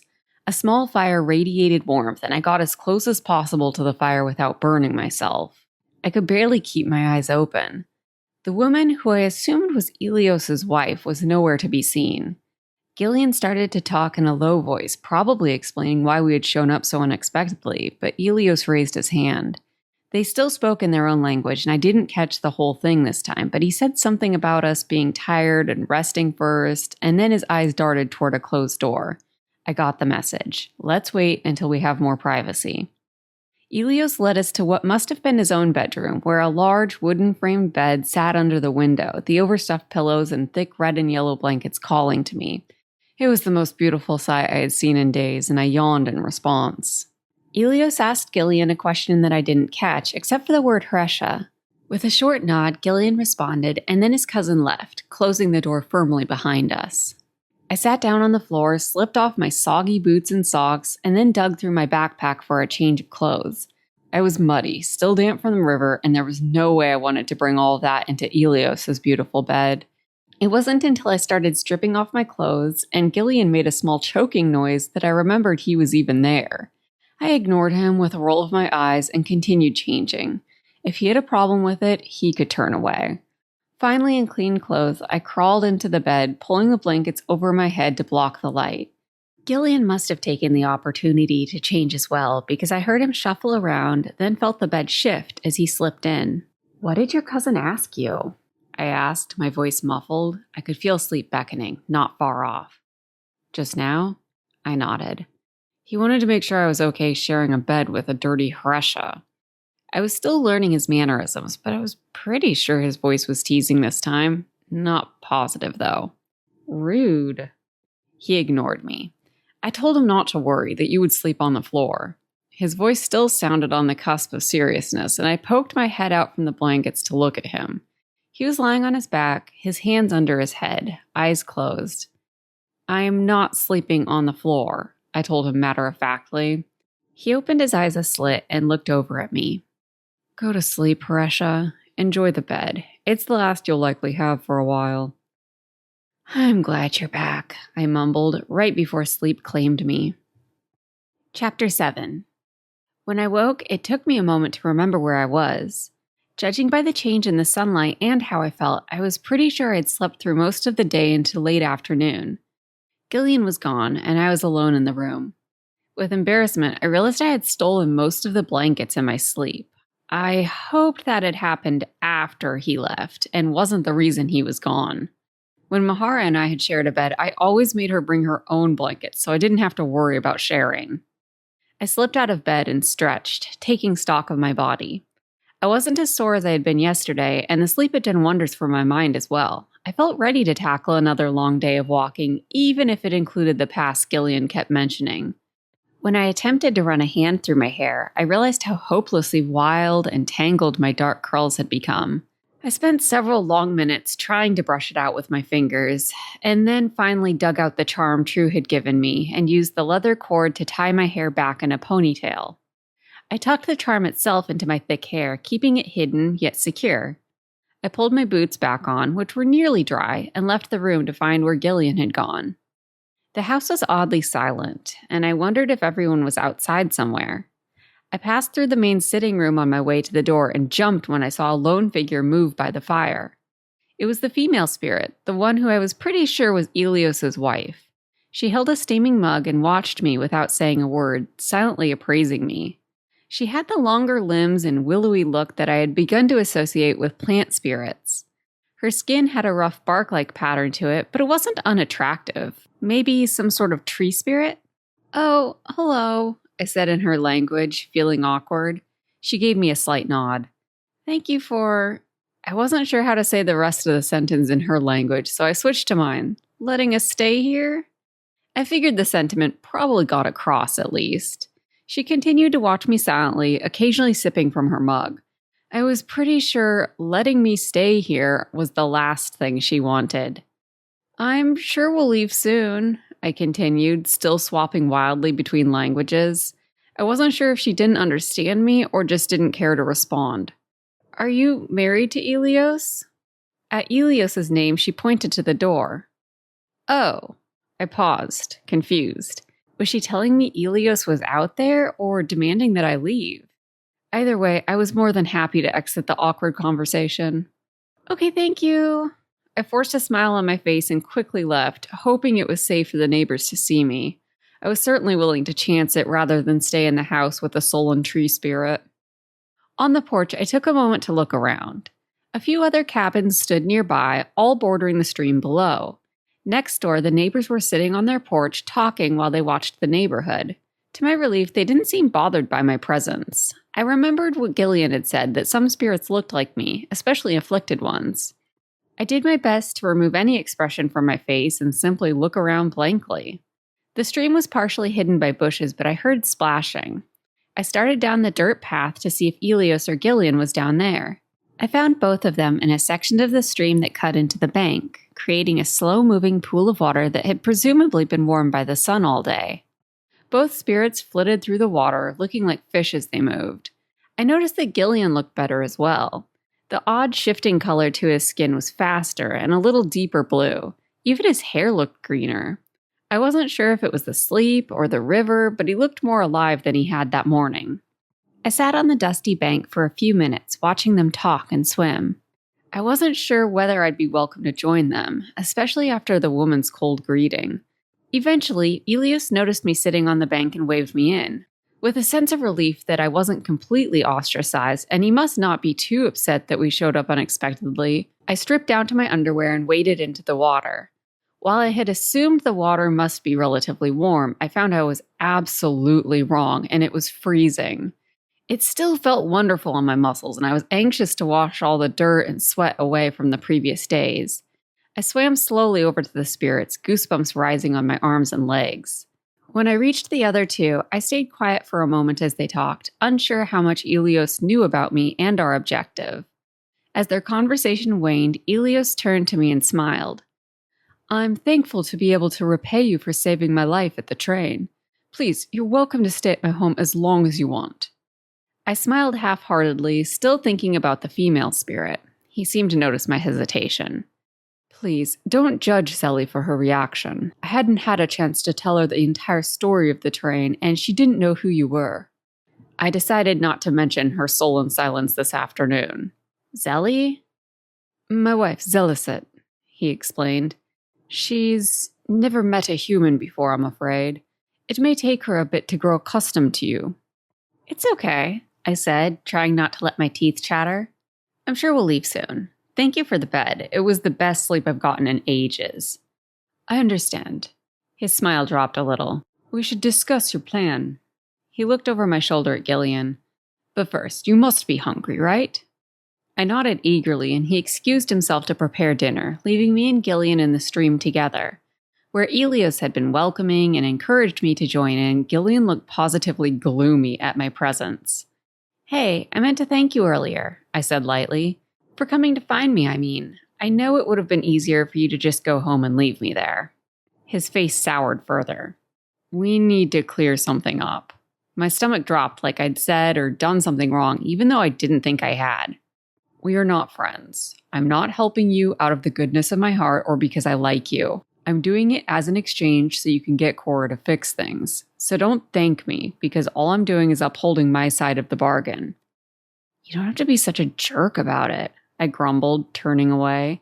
Maybe I did steal all the blankets because he clearly woke up on the wrong side of the bed. Get out before you freeze to death, he said with a splash as he swam away. What do you think I'm doing, Hresha? I mumbled under my breath, slowly heading toward a large boulder on the side of the stream. I pushed myself up onto the rock, soaking in the afternoon sun to dry out a bit. With nothing else to watch, I couldn't help but watch Gillean continue to swim, completely ignoring me. At one point, as he floated on his back, I noticed he wore a necklace I hadn't seen before. I wondered what it meant to him that he wouldn't take it off while he swam, but didn't dare ask him about it now. As my skin warmed in the sun, I felt my mood heat as well. It wasn't so much that I expected Gillean and I to be best friends, but a little consistency would be nice. He had been almost nice to me just that morning. What changed? Besides, had he already forgotten that I saved his life on the train as well? Surely that should win me a little common decency at the bare minimum. Eventually, I heard Ilios calling, so I pulled on my clothes and headed back up to the cabin without bothering to wait for Gillean to join me. Sit, Ilios said as I entered, gesturing at the table. Zellicet was already at the table, although she looked dourer than ever, I thought. Is Gillean on the way? I suddenly felt a little bad about accidentally making things awkward. I didn't mean to recreate the awkward stay I had at True's place where she and Gillean either argued or ignored each other the entire time. I very intentionally let go of all the resentment and irritation I was holding and took a deep breath. Yeah, he's coming. As soon as the words left my mouth, Gillean entered, his hair still dripping slightly onto his shirt. My mouth began watering as we all sat down, and Ilios dished out steamed fish and some sort of vegetables. For some reason, the idea of water spirits eating fish surprised me, but I wasn't sure why. It wasn't like they were fish, they just cared for their home. Ilios tried to make conversation as we ate, talking about the various family members he and Gillean shared, but I quickly realized that he was only speaking my language so I didn't feel left out. At the same time, Zellicet was looking more irritated by the moment, as I was pretty sure she couldn't understand a word. I finally broke into the conversation. It's okay if you speak in your spirit language. I wasn't sure what it was called. I'm trying to learn anyway. Gillean was still ignoring me, but Ilios gave me a nod of appreciation. I couldn't follow the conversation as well after that, and to my disappointment, Zellicet remained silent and just as unhappy looking. With a sigh, I gave up trying to please everyone and just ate my dinner. I could appreciate that, at least. It wasn't until I heard the word Hresha that my ears perked up. I listened more carefully, trying to piece together the conversation, but they talked too quickly. I'd recognize a word and start trying to remember what it meant, and by the time I remembered, they'd be 2 sentences later. It wasn't until I heard the word Spexa that I finally understood that they were still trying to figure out how to get me safely to the capital. Once I figured out the context, I was able to understand a little more. Gillean was still determined to take me over the pass, but Ilios was skeptical it was possible and thought it would be more difficult than Gillean expected. "Why shouldn't we take the pass?" I asked in my own language, not sure how to piece the sentence together in theirs. Ilios clapped his hands, looking impressed. "You've taught her well," he said, switching back to my language. Gillean shrugged and said something I couldn't understand, but based on Zealot's sudden smirk, I didn't think it was complimentary. "The problem is, with the train being immobilized, the pass is going to be busier than usual," Ilios said to me. "So it'll be swarming with Spexa?" I asked. "Correct. And I understand your plan is to impersonate one of the afflicted, but I'm concerned in the close quarters of the pass that may be more difficult. It's unusual for the afflicted to travel, especially in that direction." "So it's risky?" I asked. He paused, seeming to consider his words. "Personally, I'd say it's impossible." I cringed. "Okay, but what's the alternative? Staying here isn't an option," I added. "Well," Ilios said slowly, leaning back in his chair a little, "you could try another pass. There are other smaller roads that go over the mountains, and they're mostly unused. You'd want to hurry and get across before winter hits, but I think it's the safer bet."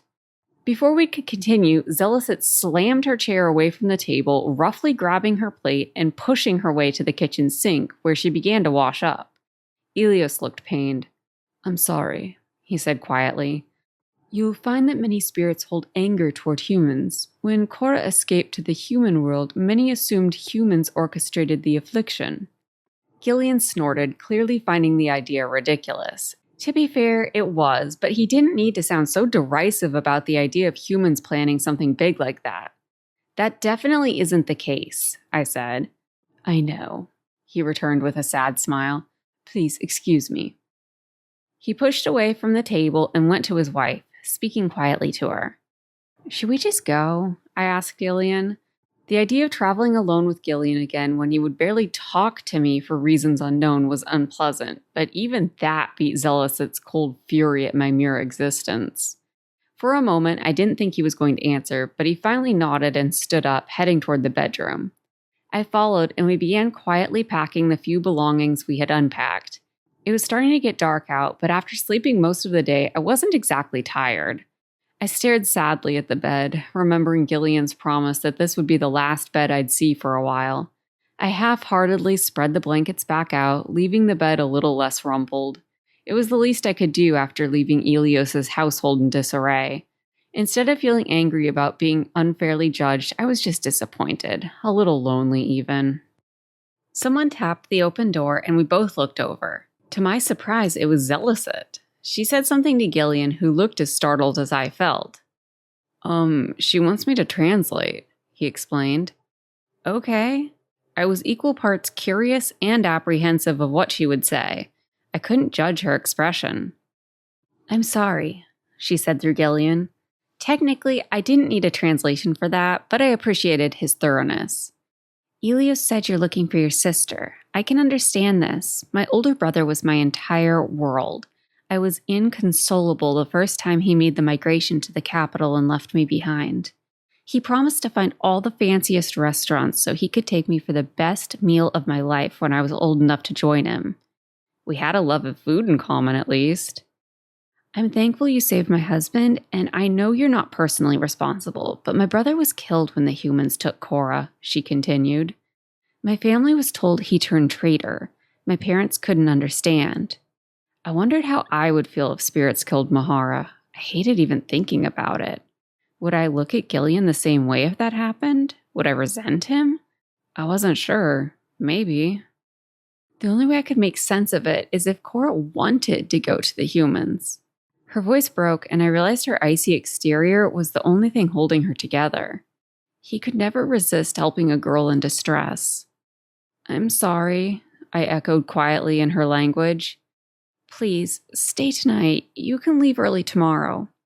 When Gillean finished translating, I nodded, and she gave me the smallest of smiles before leaving. I wished I knew the right thing to say, but came up blank. There was nothing I could say or do to make it right, so I silently watched her leave. Ugh, I said, sitting down on the bed, suddenly exhausted. Thanks for translating. So did you conveniently leave out the fact that the sister I'm looking for is the girl everyone here calls Cora, or was that Elios's doing? Gillean sighed and sat down next to me. Mine, he said. The less they know, the safer they'll be. One more night here, then? I didn't like the idea of delaying longer, especially if we were going to try to get over the mountains before winter hit. But I dreaded the thought of stumbling through the woods for yet another night. Only if you promise not to steal all the blankets tonight. He gave me a sideways smirk, and I felt all of my remaining frustration with him start to slip away. My face flushed. I didn't. One more night, Haresha. Chapter 8. I was awake at dawn as soon as I felt Gillean stir next to me. I wasn't sure whether it was the crazy sleep schedule or the stress of making sure I didn't wrap myself in all the blankets, but I slept lightly. I kept my breathing even, curious how he would wake me. It felt like a strangely intimate thing, being woken by someone. Maybe someday it would happen when I wasn't just pretending to sleep. In the end, he simply rolled out of bed and started to get dressed. Come on, he whispered. I know you're awake. What? I rolled over to face him. How did you know I was awake? You snore, he said, shoving his boots on. Let's go. I do not, I said indignantly, pushing back the blankets, which were perfectly shared between us. He pulled his backpack on, waiting impatiently as I got dressed. We slipped out of the house before the others woke. Once again, I didn't get a chance to say goodbye. Was saying goodbye a uniquely human custom? Did spirits just come and go without any kind of acknowledgement of their departure? Is that where the phrase spirited away came from? The longer I stayed in the spirit world, the more questions I had. A thick fog had rolled in while we slept. My mom would have called it thick as pea soup. I could almost hear it in her voice. Almost, but not quite. I grimaced as I realized I couldn't remember exactly what her voice sounded like. Was I fading from her life as quickly as she was fading from mine? I decided to take Elios's advice. Gillean's voice startled me from my thoughts. It took me a moment to remember what he meant. Oh, about the pass? Yeah, if we follow the stream, it'll help keep my strength up, and it'll lead us to one of the passes through the mountains. Once we get to the other side, our options will open up again. It seemed like a simple plan, but based on Gillean's initial hesitation to take anything but the main road, I wondered if it was a little more difficult than he made it out to be. Sounds good, I said finally. He sighed. Okay, what's on your mind? What wasn't on my mind? The fog was lightening around us, creating a warm glow. It felt like there was no one else in the world but us. Tell me about the humans here. What makes them so valuable? Compared to you all, we seem useless. Well, you are, he said. At my glare, he rolled his eyes. It's not that unheard of to see humans here. Unusual, yes, but not that rare. Occasionally they'll stumble in on their own, but more often than not they're dragged in by a spirit. Is that what your dad did? His face twisted, and I realized I had insulted him. I instantly regretted it.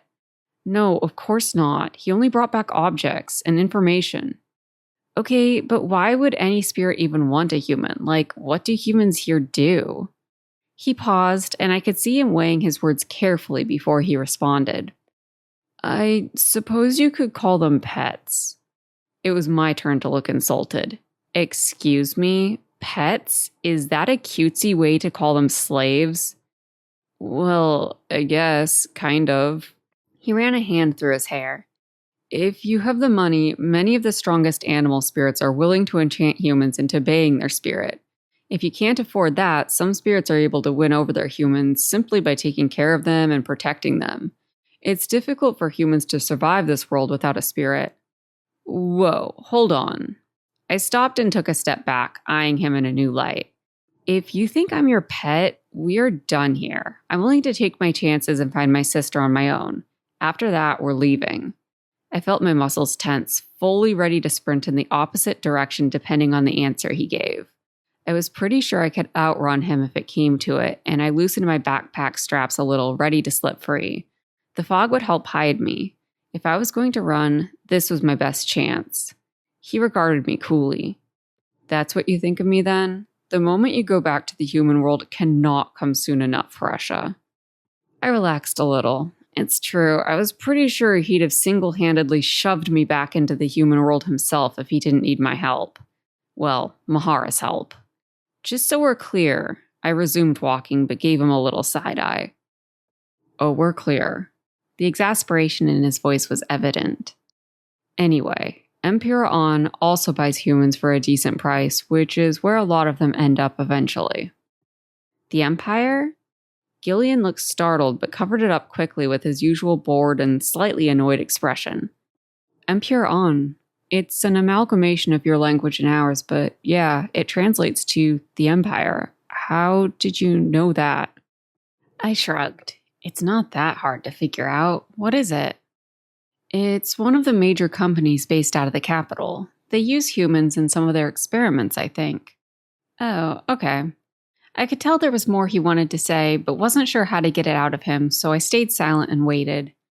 I had begun to notice that was the best approach to get information out of Gillean when he hesitated.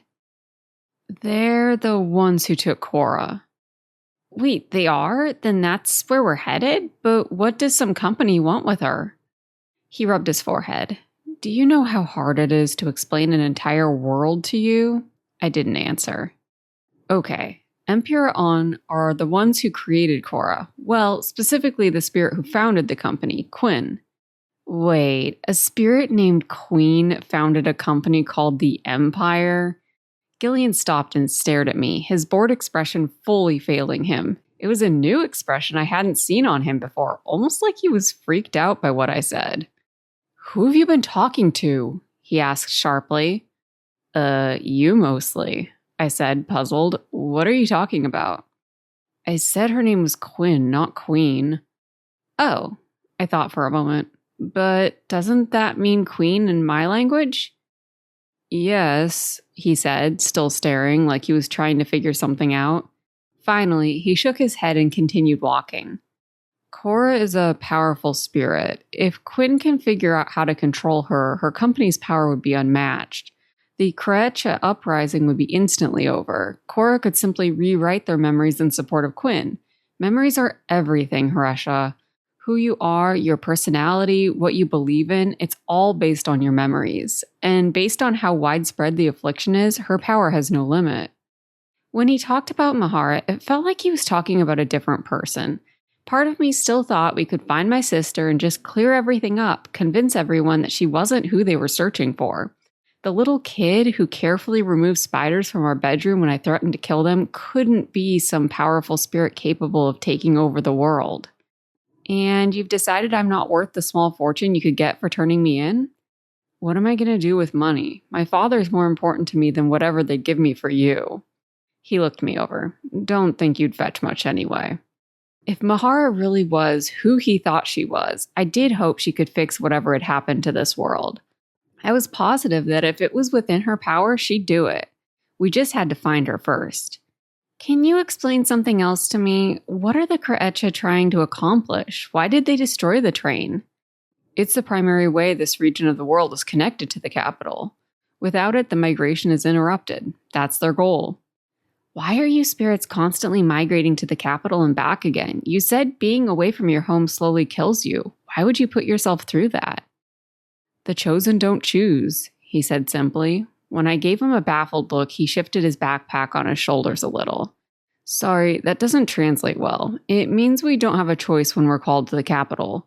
We're told to come, and if we don't, the specs sworn to that company come for us. The capital needs labor to run efficiently, but no spirit can stay there for more than 6 months or so. As a result, we just cycle through, back and forth, our whole lives. Wow, that sounds difficult, especially if you have a family. It is. That's why my father brought me to the capital when I was young. Normally, it's not allowed. It's not supposed to be good for developing spirits, but my father's work was important enough that exceptions were made. How often do you get called back? Most spirits? Maybe once every 2 or 3 years. It depends on how much labor is needed and which company is most interested in you. Me? He paused, as if deciding how much to tell me. I haven't been called back. I looked at him sharply, suddenly suspicious. Why not? I don't know. Most spirits are called for the first time when they're around 16 or 17. I'm 19 now. Maybe my name just hasn't come up yet. Maybe the time I spent there as a kid was enough for a while. Maybe I'm not strong enough to be helpful. His tone convinced me to drop the subject, although now I was concerned that maybe the companies of the capital had something against my intrepid guide. The fog had mostly burned off while we talked, but the remaining mist hurt my eyes a little. I could still hear the stream to our left as we walked uphill, and the trees had gradually changed from pine trees to something leafier. The black and white bark contrasted brightly against the leaves, which were just starting to turn, greens mixed with yellows. It was all almost too much to look at, and I fixed my gaze on the ground as a light breeze ruffled the leaves, sending shadows playing across the ground. All the color and movement was making me feel disoriented, like I just wanted to shut my eyes and sink to the ground. "Hey, can we take a little break?" I asked, my heart pounding faster than seemed normal. Could it be altitude sickness? I had never experienced it before, but I didn't think we'd gain that much elevation. "Yeah, okay." Gillean dropped his backpack and climbed down to the stream, maybe to get a drink or splash his face. I slid down to the ground, leaning my backpack against a tree trunk and pulling my knees to my chest. I tried to focus on something calming and ended up studying my hands, picking at my nails a little bit, trying to clean under them. This was good. This was normal. Breathing a little easier, I watched the leaves' shadows dance across the backs of my hands. They're just trees. I've seen trees before, I told myself. Something about the shadows unsettled me, made me feel wrong. Feeling ridiculous, I kept watching the shadows flicker across my hand. Something about it caught my eye, and I focused on the flickering movement of the shadow. I felt my eyes unfocus, then refocus. "Gillean?" I called, climbing quickly to my feet. I picked up a long stick off the ground and plunged it into the soft soil so that it was standing straight up. I heard Gillean approach as I stared at the stick's shadows. "What?" He sounded a little irritated that I had interrupted him, but I didn't glance over at him. I gestured at the stick. "Does this look weird to you?" Even without looking at him, I could tell he was staring at me, not the stick. "Gillean, the shadow, look at it." It flickered wildly between two different versions, just slightly different, but still disorienting. He crouched down for a closer look, suddenly taking me much more seriously. "Tell me what you see." "It's like there are two versions of the shadow, and my vision keeps switching between them." My cheeks burned a little, and I was afraid he was going to think I was crazy or dismiss me as a stupid human who didn't know how shadows worked, but instead, he seemed alarmed. He grabbed his backpack and gestured for me to follow him. We were walking much faster now, practically jogging, going back the way we came. However, instead of subsiding, the sensation of flickering shadows only grew more intense, and I started to drop behind, overwhelmed. "Is it any better?" he asked after several minutes, slowing to let me catch up. I shook my head. "It's getting really bad, Gillean." "Okay." He grabbed my hands and turned to face me. "Listen, Harsha, I need you to remember 3 rules. Can you do that?" "I'm not stupid," I snapped. He ignored my outburst. 1, don't lie.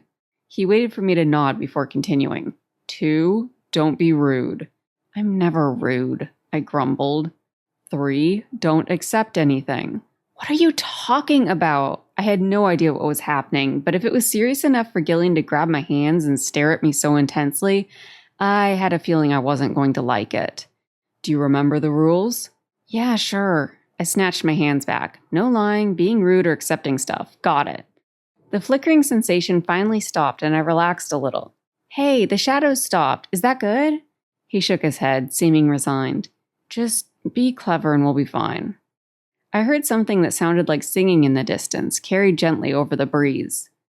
Can I suggest we head anywhere but that direction?" I pointed toward the singing. Gillean instead started walking toward the singing. "What do you think we just tried to do? There's no point now. We've been snared, and every direction will lead us to the same place. We're not leaving here until we're released." My feet felt heavier, like I was sticking to the ground.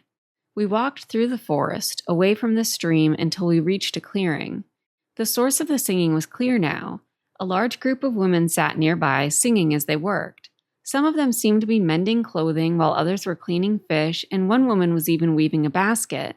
All the women were busy and barely even glanced up at us.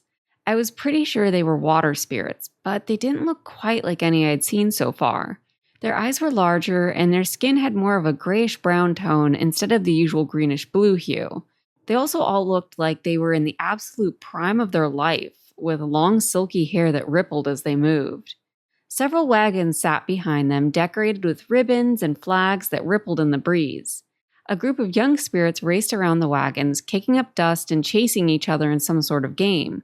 When they spotted us, they immediately abandoned the game and ran over, chattering and pulling us forward.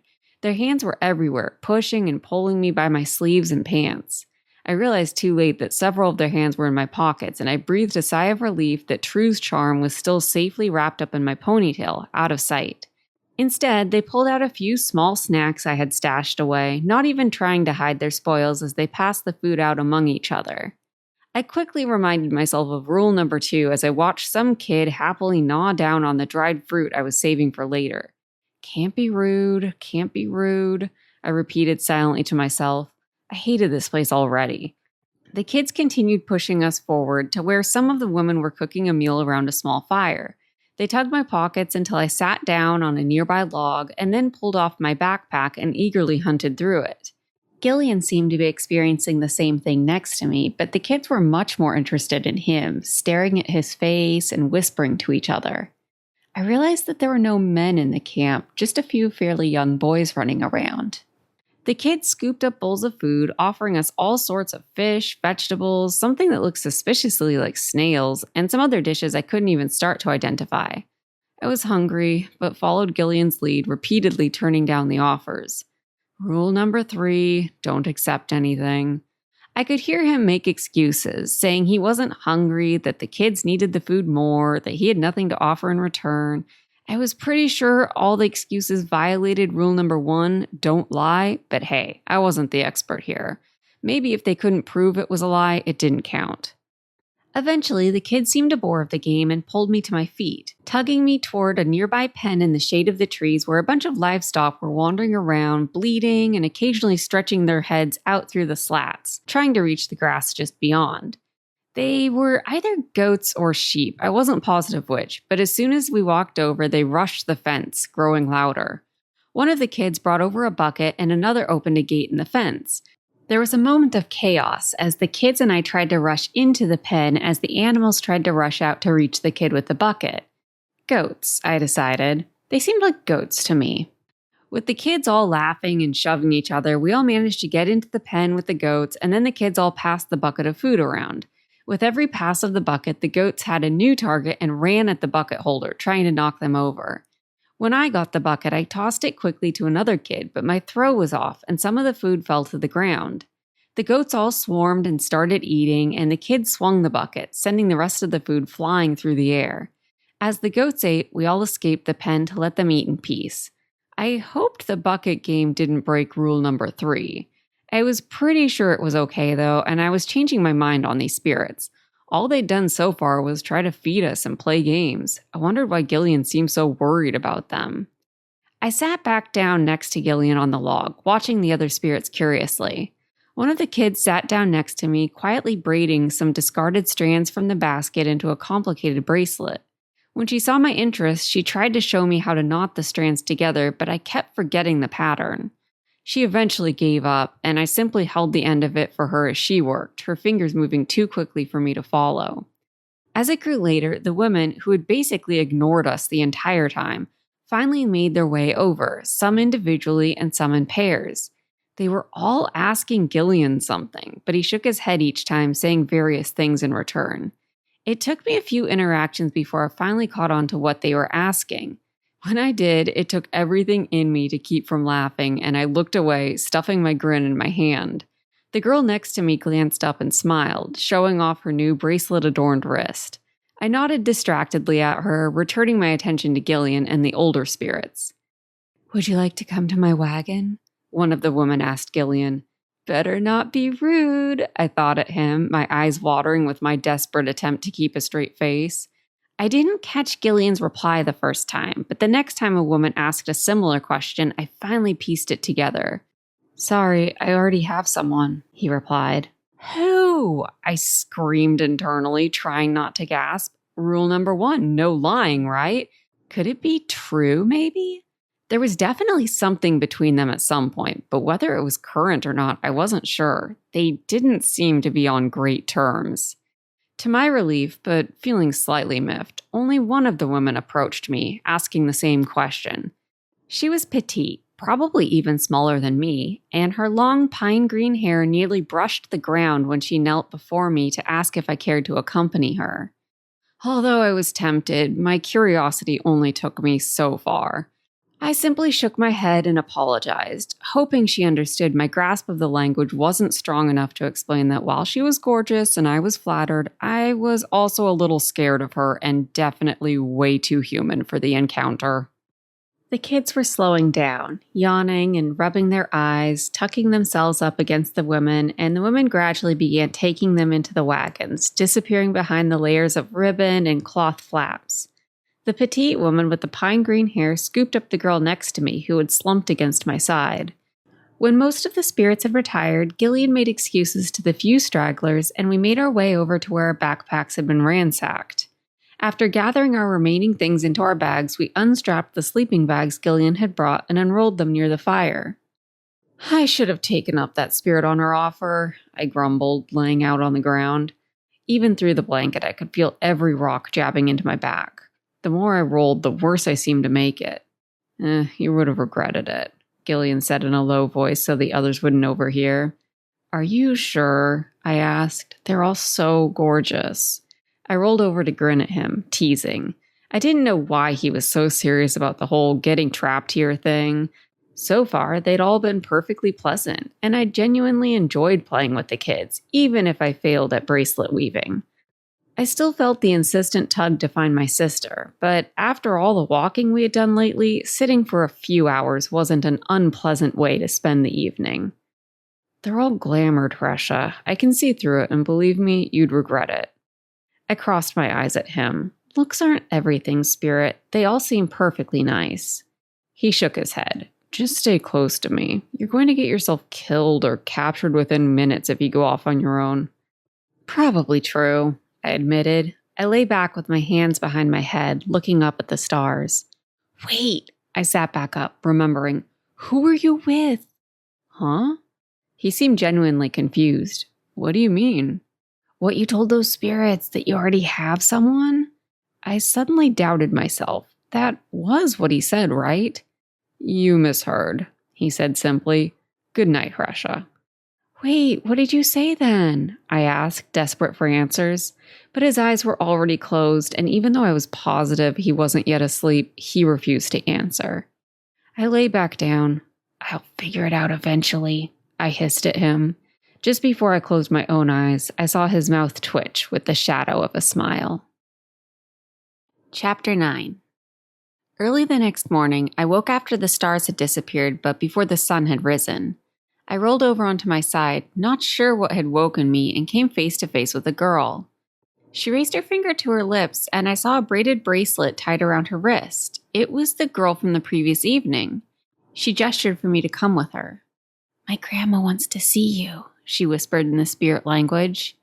I knew Gillean would want me to make some polite excuses as to why I couldn't go until she gave up. I definitely shouldn't go with this kid. But I had so many questions. Where were all the men? Why had they trapped us here? Why did the girl's grandma want to see me? I glanced over at Gillean, who was still fast asleep, curled up on his side with his head resting on the crook of his elbow. I should let him sleep a little longer.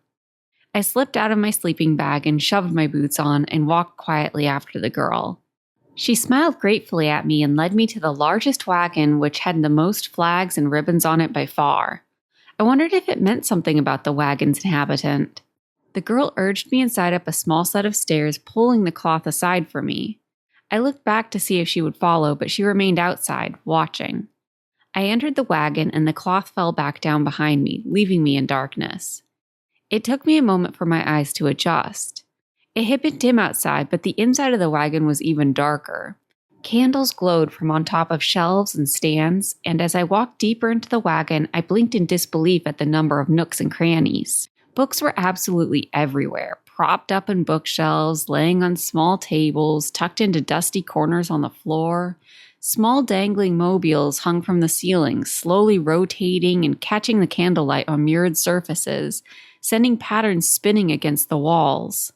Several taxidermied animals were tucked in amongst the books, and I started a little when I turned my head and came face to face with an owl that looked like it was mid-screech. How did the wagon even move with all this stuff inside? As I moved through the cramped wagon, which seemed to go on for ages, I sidled around a curtain and found an older woman sitting at a table, staring intently at something on the table that lit her face from below, accentuating her deep wrinkles. I drew closer and saw that it was a bowl of water that seemed to shimmer and shift as she stared. The woman finally looked up at me and gestured toward an empty chair across from her. "Would you care to receive my wisdom?" she asked in my language. Rule number 3, don't accept anything. I sighed, reluctantly playing along. "I don't want to take up your valuable time. I couldn't." She smiled at my hesitance, but it came across as a grimace, and I took a small step back. "Come, child, I asked if you cared to receive my wisdom." She shook her finger as I opened my mouth. "No lying now." I sat down in the chair, my defenses falling. Yes, I wanted to receive her wisdom. I was so curious to hear what she could tell me. The woman brushed her fingertips across the surface of the water, creating ripples. I leaned closer, peering in. I swore I could see something reflected in the dim glow. It looked like me? The woman continued to grin at me from the corner of my vision, although it still didn't look friendly. She began to speak as the figures moved in the water. "I see you've met a variety of spirits in your travels." I saw a glimpse of Gillean's face, but also his dad's, True's, and even Elios and Zelicet. A vision of a train moved through the bowl, traveling in a spiral toward the middle of the bowl like it was being sucked into the center. "You saved a life." Her voice raised a little in surprise. 2, even. A herd of elk stampeded through the bowl, their wild eyes wide as they ran. "Ah, an unfortunate interaction. What a shame. And what's this?" A familiar red-headed spirit stared up at me from the bowl before mushrooms sprouted everywhere, taking over the vision.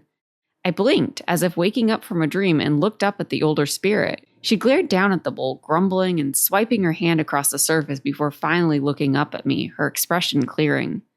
"You are too trusting, human. Question those around you. Nothing is given freely here. Do you believe in kindness?" I nodded. "Of course." "Don't.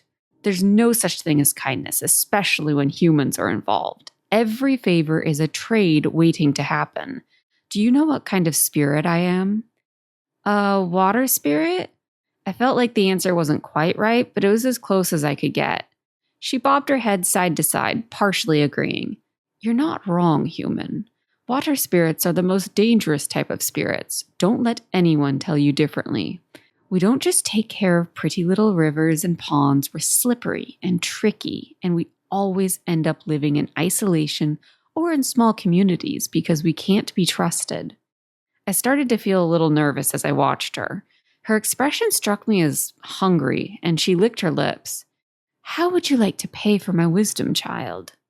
I patted my pockets. The children had taken everything from me yesterday, not that I had anything she would have wanted anyway. I don't really have any money, but my friend Gillean might, maybe?" I never really asked about money, but surely he must have some with him. I glanced back toward the entrance of the wagon, but felt a little turned around. I wasn't entirely sure which direction I had entered from. The woman shook her head, her wiry gray-green hair shivering around her. "Nonsense, child. You have plenty to offer. Your youth, your innocence, your beauty, your health, to name several." Normally, I would have been flattered, but my heart was pounding. This was a bad idea. This was a really horrible, dangerous idea. The woman reached out and stroked my hair as if to calm me, but it only heightened my panic as I saw the look in her eyes. I stood and backed toward the curtain where I was pretty sure I had entered. Excuses fell from my mouth as I said I was sorry I'd wasted her time, that I had to get back to Gillean, that we really needed to hurry, that I had to find my sister. The woman rose and slowly walked toward me. With every excuse, her grin widened until it seemed to take up half her face. How was I still backing up? Where was the blasted curtain? I bumped up against something solid and looked behind me. When I turned, the wagon opened up like a maze before me, hallways and corridors extending in every direction. I picked one at random and ran, the woman's laughter echoing behind me. Or was it in front of me? It seemed like she was everywhere at once, and even as I thought I was running forward, somehow I was actually backing up against a wall with nowhere to go. The woman stood in front of me and reached out her knobbly hand again, stroking my hair as I froze. "Such pretty hair," she breathed. "Dark and wild. It would fit me, don't you agree?" I wasn't sure whether to agree or disagree, so I said nothing and just stared. "I've always wanted curly hair, and I would certainly take better care of it than you have. It deserves me, child. That seems a fair price to pay, don't you think?" Her hand clamped down on my ponytail, and I suddenly remembered the animal charm. Would she find it? I was pretty sure she hadn't felt it yet, but her hand was dangerously close. I felt heat prickle my scalp, and the charm was forgotten. What was she doing to me? I had nowhere to run, but I pressed tightly against the wall behind me, the heat rising into a burning sensation running across my scalp. The woman's eyes went wide, and her mouth slackened. A low noise gurgled from her throat and heightened into a scream. She slammed my head back against the wall with more strength than seemed possible for such an old woman, and I felt my knees weaken a little. "You liar!" she shrieked. "You both lied to me!" The room around me shifted, and I saw daylight to my left. I darted toward it, tearing through the cloth drapes and finally finding the exit. I fled from the wagon, jumping down the stairs and sprinting toward where I had left Gillean. Behind me, the spirit continued to scream, and I could see spirits emerging from all the wagons, their expressions confused and alarmed. As I passed the goat pen, I took a second to unlatch the gate, letting all the goats surge out. Spirits were running all around me now, trying to catch the goats and reach the older spirit. It was chaos as I finally reached Gillean, who slammed my backpack into my arms, already packed. Without a word, I slung it over my shoulders and he grabbed my hand. Together, we sprinted out of the camp. Everything looked different around me. We were in a strange kind of boggy swamp, and as we ran, musty-smelling water splashed up my pants and mud grabbed at my boots, trying to hold me back. The trees that I had found so difficult to look at with their black and white bark and their leaves that were just starting to change with the season now appeared to be strange and gray.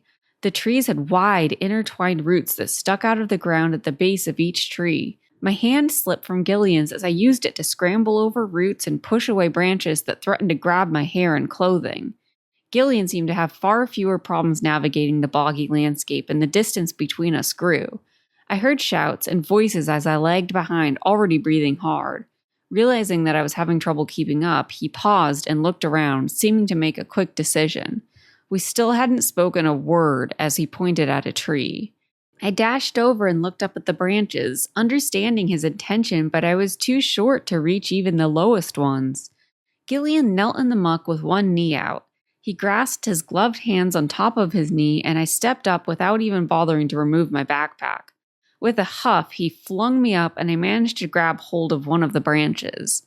Scrabbling for purchase, I looped my legs around the branch and hauled myself around so I was on top of it.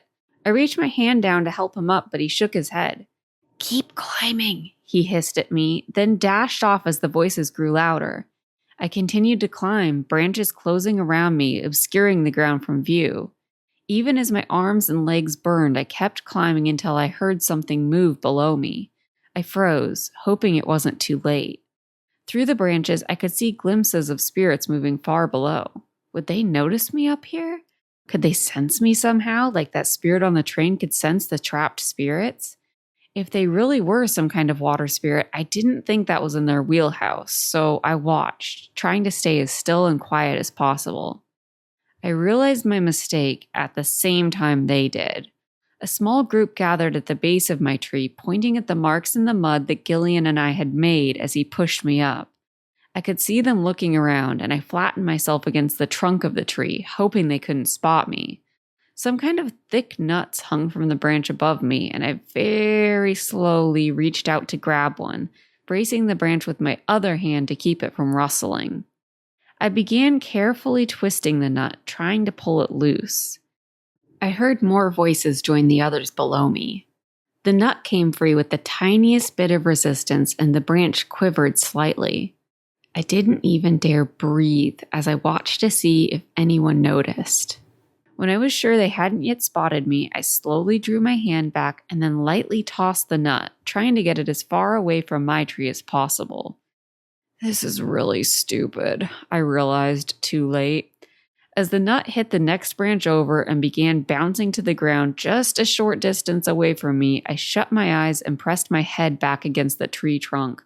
Why did I think this was a good idea? Another spirit shouted nearby, and the group dashed off before my nut finished bouncing to the ground. I saw it land maybe 5 feet away from where they had been standing, almost directly below me. Yeah, really stupid. I hoped the others hadn't found Gillean, but I continued climbing as soon as I was sure they had all left. I wished I had spent more time climbing trees with Mahara. She was always swinging up through the branches of the trees in our backyard. While I tried, unsuccessfully I might add, to set up a zip line from the tree to the house, she was content just to climb and hang out with the birds and squirrels. Eventually, the branches got too thin to climb any further. I hadn't heard any spirits in a while, which made me nervous. Did that mean they were still pursuing Gillean? Up this high, I could see the sun slowly pass through the branches, making its way overhead. As I waited, nestled against the trunk, I was pretty sure at least a couple hours had passed since we fled. How long should I wait before coming back down? I knew I was still far too close to the camp, but I couldn't stay up there forever. I noticed a thin branch sticking almost straight up from a fork in the tree, and I carefully sidled over, taking my backpack off. I looped it behind the branch, then pulled the straps back on so that my back was pressed tight against the branch, my backpack holding me in place against it. Feeling more secure, I closed my eyes and continued to wait. I wasn't asleep, but just thinking about my encounter with the spirit, trying to relax a little bit and better understand what had happened. Why had she called me a liar? I was breathing deeply as my mind drifted a little, not really paying attention to my surroundings, when something tapped my arm. Instantly, the panic that had consumed me just that morning returned, and I flailed wildly. The fact that I was so far up in a tree suddenly became a secondary concern, and my only thought was to get away. Fortunately for my long-term survival, my backpack held me in place and a hand steadied me further. As the panic cleared from my vision and everything came into focus, I found Gillean perched on the branch below me. He was absolutely sopping wet from head to toe, and when he saw I was paying attention, he pointed down, still not speaking. I slipped my backpack away from the branch and followed him down the tree, sticking close to the trunk and being careful not to step on his fingers. We climbed for what felt like ages as I realized how high up I had been. Good thing I hadn't fallen. It wasn't until we reached the ground that I noticed he wasn't wearing his backpack. Unsure if it was safe to talk, I tapped his arm and pointed at my own backpack, raising my eyebrows. He shook his head and moved closer. They were getting too close, he whispered as we walked. I had to distract them, so I threw my backpack in the river. It floated away and they followed. I'm not sure if they just wanted to check it for valuables or if they thought I was attached to it, but it gave me a chance to lose them upriver. We reached the river and turned right to resume our trek upriver, gradually moving back to solid ground and out of the awful muck. We pulled food from my backpack and ate on the go, only stopping when one of us heard a rustle from the woods or a splash from the river. I noticed Gillean eyeing me curiously a few times before he finally asked me what happened. With a sigh, I told him, cringing as I explained exactly how I had broken every single rule he drilled into me before we entered the camp. To my surprise, he didn't seem too bothered and just nodded. Guess that explains the hair, he said when I finished. What? I ran my hands frantically through my hair, trying to feel what he was talking about.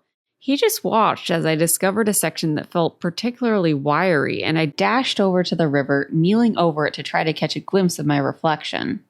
To my relief, in the brief flashes I got in the stiller sections of water, it still looked mostly normal.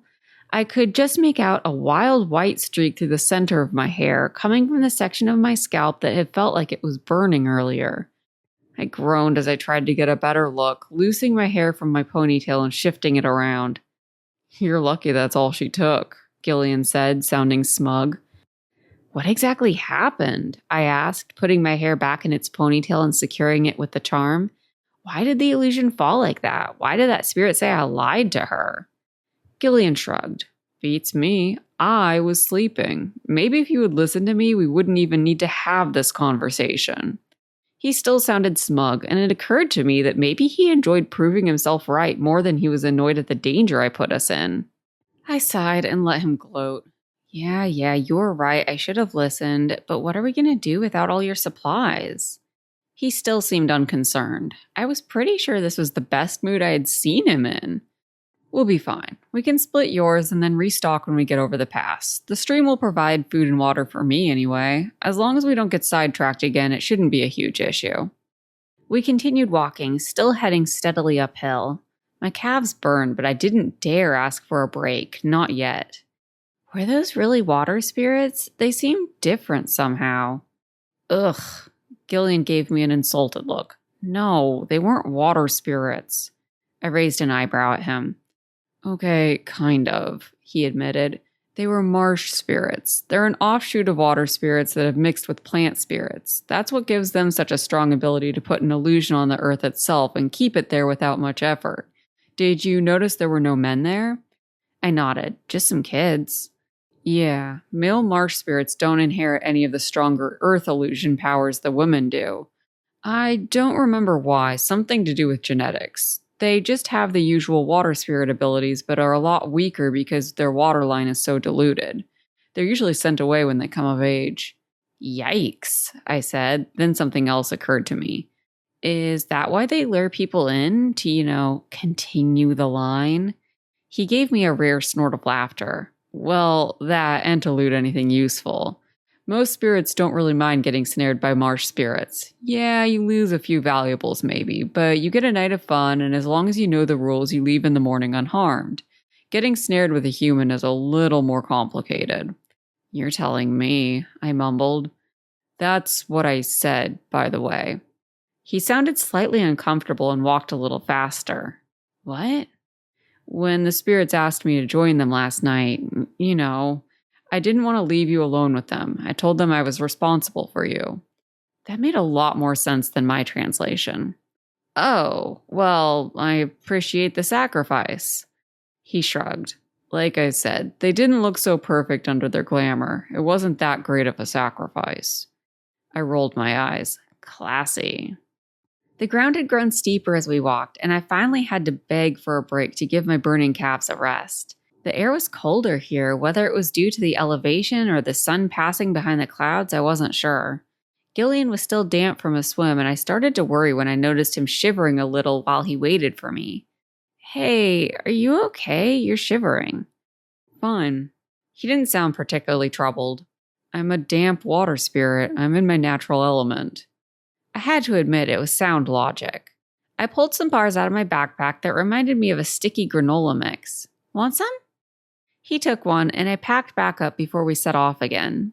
The temperature continued to drop, and when we reached an almost vertical rock face that we would have to navigate by scrambling up some larger boulders, I paused. Do you think we should stop here for the day? I asked. I know it's not quite dark yet, but we could use these rocks for shelter. I think it's just going to get steeper and colder if we keep going. Yeah, okay. His instant acceptance worried me even more. I'd expected him to push us at least a little further today. Do you know how to make a fire or something? I suggested, dropping my backpack against the rock wall and sitting down next to it. Not gonna happen, he replied. We're not nearly far enough away from those marsh spirits. The last thing I want is to get ambushed in the middle of the night by them. I was disappointed, but also didn't love the idea of seeing the marsh spirits again, like ever. I hunted through my backpack for more food and found some leftover nuts the kids hadn't grabbed. I offered some to Gillean, but he shook his head. I'll grab some fish in the morning. Maybe we can make a little fire then, just before we leave. That sounds nice. I pulled some heavier clothes out of my backpack and layered up a little, then pulled out my bedroll. After kicking off my boots, I slipped inside to warm up a little. It wasn't until Gillean slumped down by another rock that I realized the obvious. What are you going to do without a sleeping bag? He waved away my concern. Don't worry about it. I'll keep watch for a bit. You can get some rest. If I get cold, I'll just walk around a little. Skeptical, I pulled my knees up to my chest and continued to watch him. He stared back at me. "What?" he finally asked, sounding annoyed. "You said your dad used to work as a spexa and knew my sister. What did they need with a water spirit who stole human tech?" I felt like I was still missing a large piece of the puzzle, and I suspected Gillian's father was part of it. Gillean watched me for a moment, and I hated that he was still judging how much to tell me. "He was her tutor," he explained carefully. "He taught her about the human world." It started to drizzle a little, and I snuggled deeper into my blanket. The rock face hung out slightly above me, blocking most of the rain. Gillean glanced up but didn't move from where he sat further out. "And that was so important that they kept him in the capital?" He nodded. "But why?" He paused again, taking a moment to brush the rain off his forehead with his sleeve. "Just in case she ever met a human." I was starting to piece it together. Quinn wasn't just going to use her on the spirits, was she? Your dad was training her to take over the human world, too. The rain picked up, and I patted the rock next to me where it was drier. He reluctantly moved closer. "Something like that." It still didn't quite make sense, though. "But why didn't he teach her our language? I mean, I know she escaped before they were finished with her, but she didn't speak a word. I had to teach her everything." "What are you talking about? I can't remember much, but I'm sure she spoke your language. It would have been crazy not to teach her that." I shook my head. "I promise you, she didn't. That's why I thought she was telling me her name when I first met her." He rubbed his eyes, looking tired. "I'm not sure, Haresha. Maybe she was only pretending not to understand. You'll have to ask her when we find her." I changed tactics. "You said she was the result of an experiment. What does that mean?" "Empure On, that company Quinn founded?" I nodded. "Their goal is to break the connection spirits have to their source, make the migration a thing of the past. She and my father were involved in some kind of research to create spirits who never lost their power and could travel anywhere. Cora was a byproduct of that somehow." He seemed unsure on the details, but I got the feeling he was telling me as much as he knew. He was too much of a know-it-all to play dumb. I noticed his eyes were half closed, and he was shivering harder now. "Come on," I wriggled out of my sleeping bag. "You're cold." "You need it more than I do," he grumbled. "You're human." "Yeah, well, at this rate, you're going to freeze to death. We can share."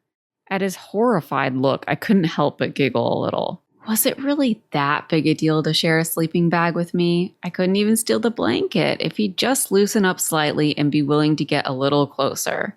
However, suspecting he'd object, I had another plan. I unzipped the sleeping bag so that it was one large blanket and offered him half of it.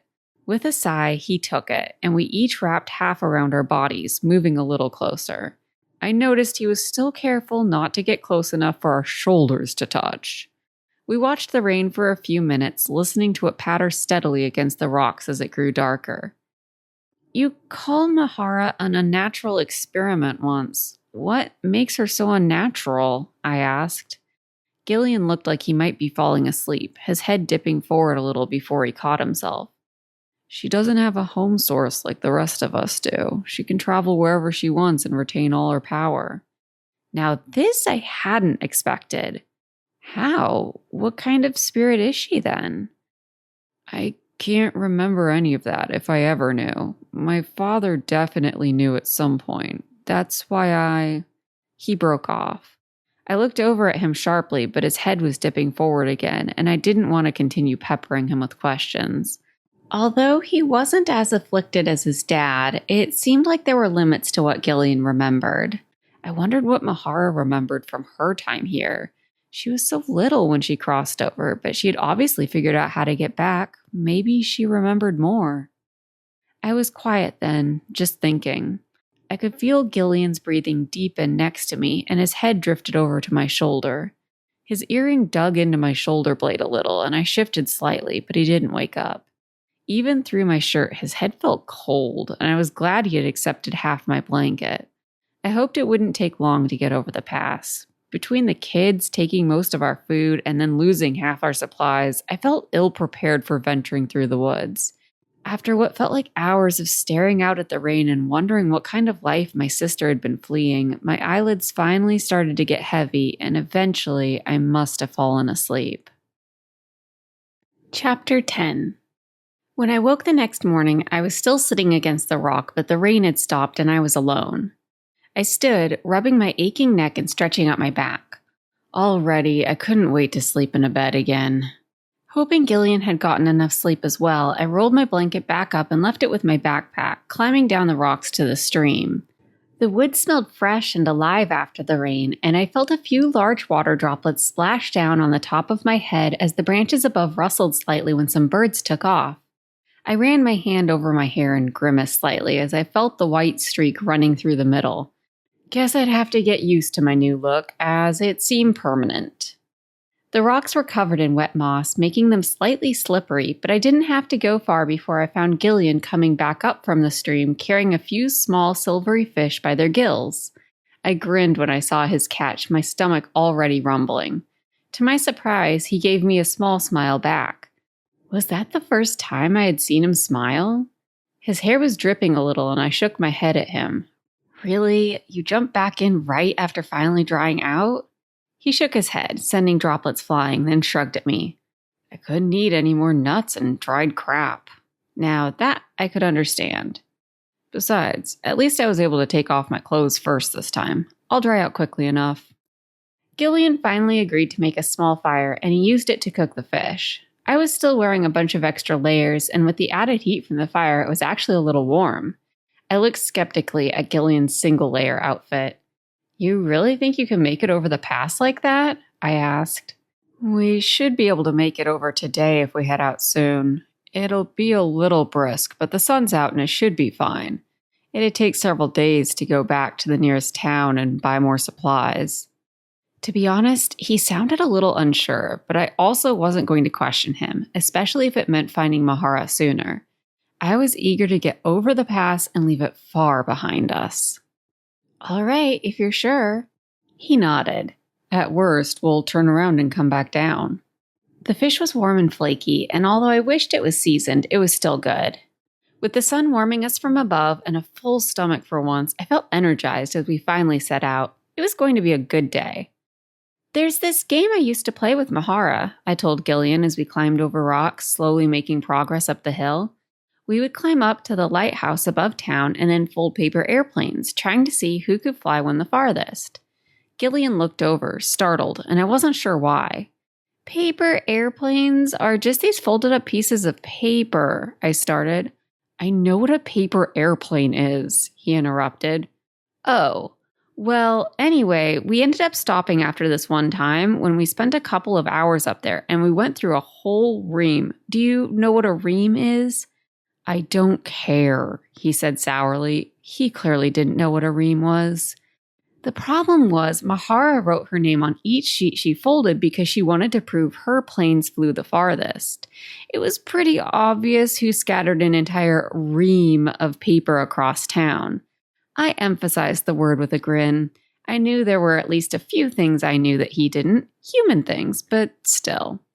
People were pissed. We spent all day picking airplanes out of trees and gutters and off roofs.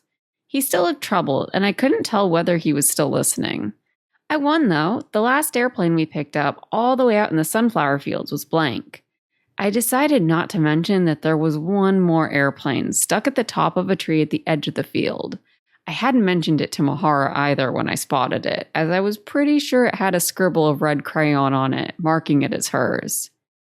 Come on. I nudged Gillian's arm as the ground finally evened out and I caught up to him. You can tell me you're impressed with my paper airplane skills. I'll even let you play with us sometime after we find Mahara. I've played before. What? We came to another pile of boulders and Gillean climbed ahead of me as I stared after him. What do you mean you've played before? When? With who? I cringed at that last part as it came off a little harsher than I intended. Scrambling after him, I slipped on the wet moss and slammed my knee on one of the rocks. He glanced back as I cursed and waited for me to catch up. Who do you think? Who taught you to play? My knee throbbed and I felt my good day starting to slip away. You think you played with my sister, that she taught you the same game? Had Mahara taught me to play? I couldn't remember how we started the game. It wasn't impossible, but I felt like I had to talk her into the game, like she was worried about all the litter and getting in trouble. Or was that after everyone had gotten so annoyed with us? It just didn't feel like a Mahara game. I wondered if Gillean had taught her and then she had taught me. We walked for a little bit without talking, both breathing hard as we crested the steepest section. I started to slip again and Gillean reached back to help me up. These stupid old boots of yours don't have much grip, I complained.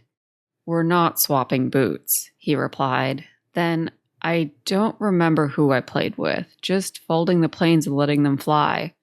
I remember trying to time my throws with the wind to get them to go farther. That means it must have been Cora, since we've all forgotten anything to do with her. I guess it makes sense that you get to know her, I admitted, since your dad spent so much time with her. For some reason, the idea bothered me a little. It wasn't that I wanted to keep Mahara for myself or anything, but the idea that she had this entire other life, one without me that I knew nothing about, it made our bond feel weaker. The rational part of my mind said that it was silly, that we were still sisters. We had an unbreakable bond. But were we really? Why would she have run off without me if she still considered us sisters? As we climbed, the trees began to thin out, and for the first time I got a look at the terrain. The stream had dropped far below us now, a ravine marking its path. I could no longer see it, but I could hear it rushing somewhere below. A few large birds soared to our left, nearly at the same height as we were. I worried for a moment that they might be spies, but they simply soared in circles, gradually gaining altitude. They didn't seem particularly concerned with our presence, and I relaxed a little. The path ahead looked steep and rocky, and I couldn't see the top from my vantage point. Do you think there's snow up there? I asked, standing on my tiptoes and craning my neck to try to see further. Gillean paused as well, one hand on a boulder. I don't think so, he said finally. I think it's early enough in the season. He seemed to be focusing on the clouds gathering ahead, shading his eyes to get a better look. I'm more worried about getting stuck in the rain again, he grumbled. Somehow, this wasn't what I imagined when he talked about the pass, but maybe that was why most people took the main road. This looked like it was going to be a long, rough climb, but part of me relished the challenge.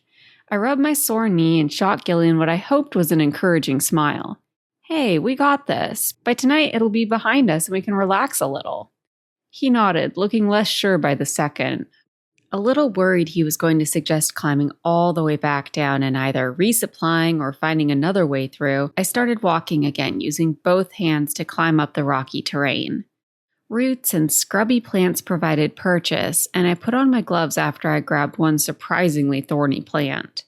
Gillean fared no better than I did, and I could hear him hiss in annoyance behind me as he scrambled up the rocks.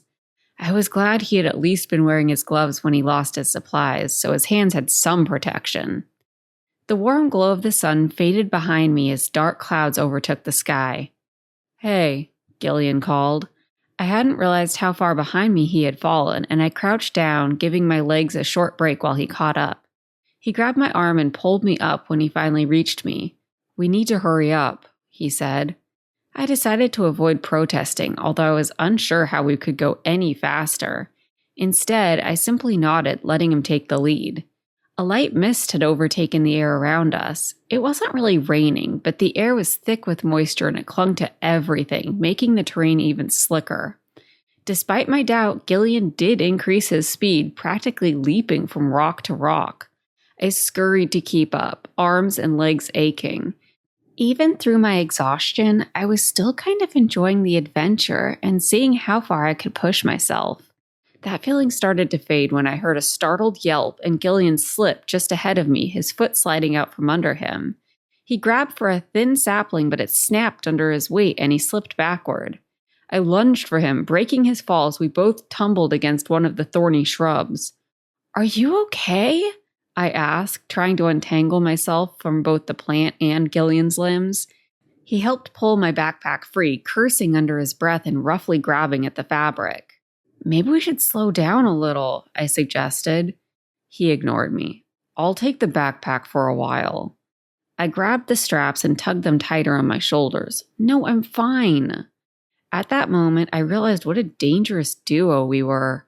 There were a lot of ways we made a bad match. He tended to sulk, and I always took it personally. We both wanted to be smarter than the other, and he was easily annoyed while I enjoyed riling him up. However, this was possibly the worst part of the combination that made us truly dangerous. Neither of us was willing to admit we were in over our heads or call it quits, and we both hated the idea of being perceived as the weak one. Even with that realization, I still wasn't willing to change course. I wasn't going to give Gillean more ammo to think of me as a weak little human. It grew darker as we continued climbing, and the cold crept through my clothes to settle over my sweaty skin, even with all the layers I was still wearing. I had to imagine Gillean was even more miserable. I wiped the cold sweat from my forehead and looked up at the clouds. They had parted for a brief moment as the mist cleared, and I could see the sun was about to pass over the top of the ridge we were climbing, leaving us in the shadows. It was later in the day than I realized, and I understood why Gillean was so anxious to hurry. I estimated we only had a few more hours of daylight left, and the dark clouds piling over the mountains promised more rain ahead. I still couldn't see the top of the pass, but the path ahead I could see looked unending. With a heavy sigh, I admitted defeat.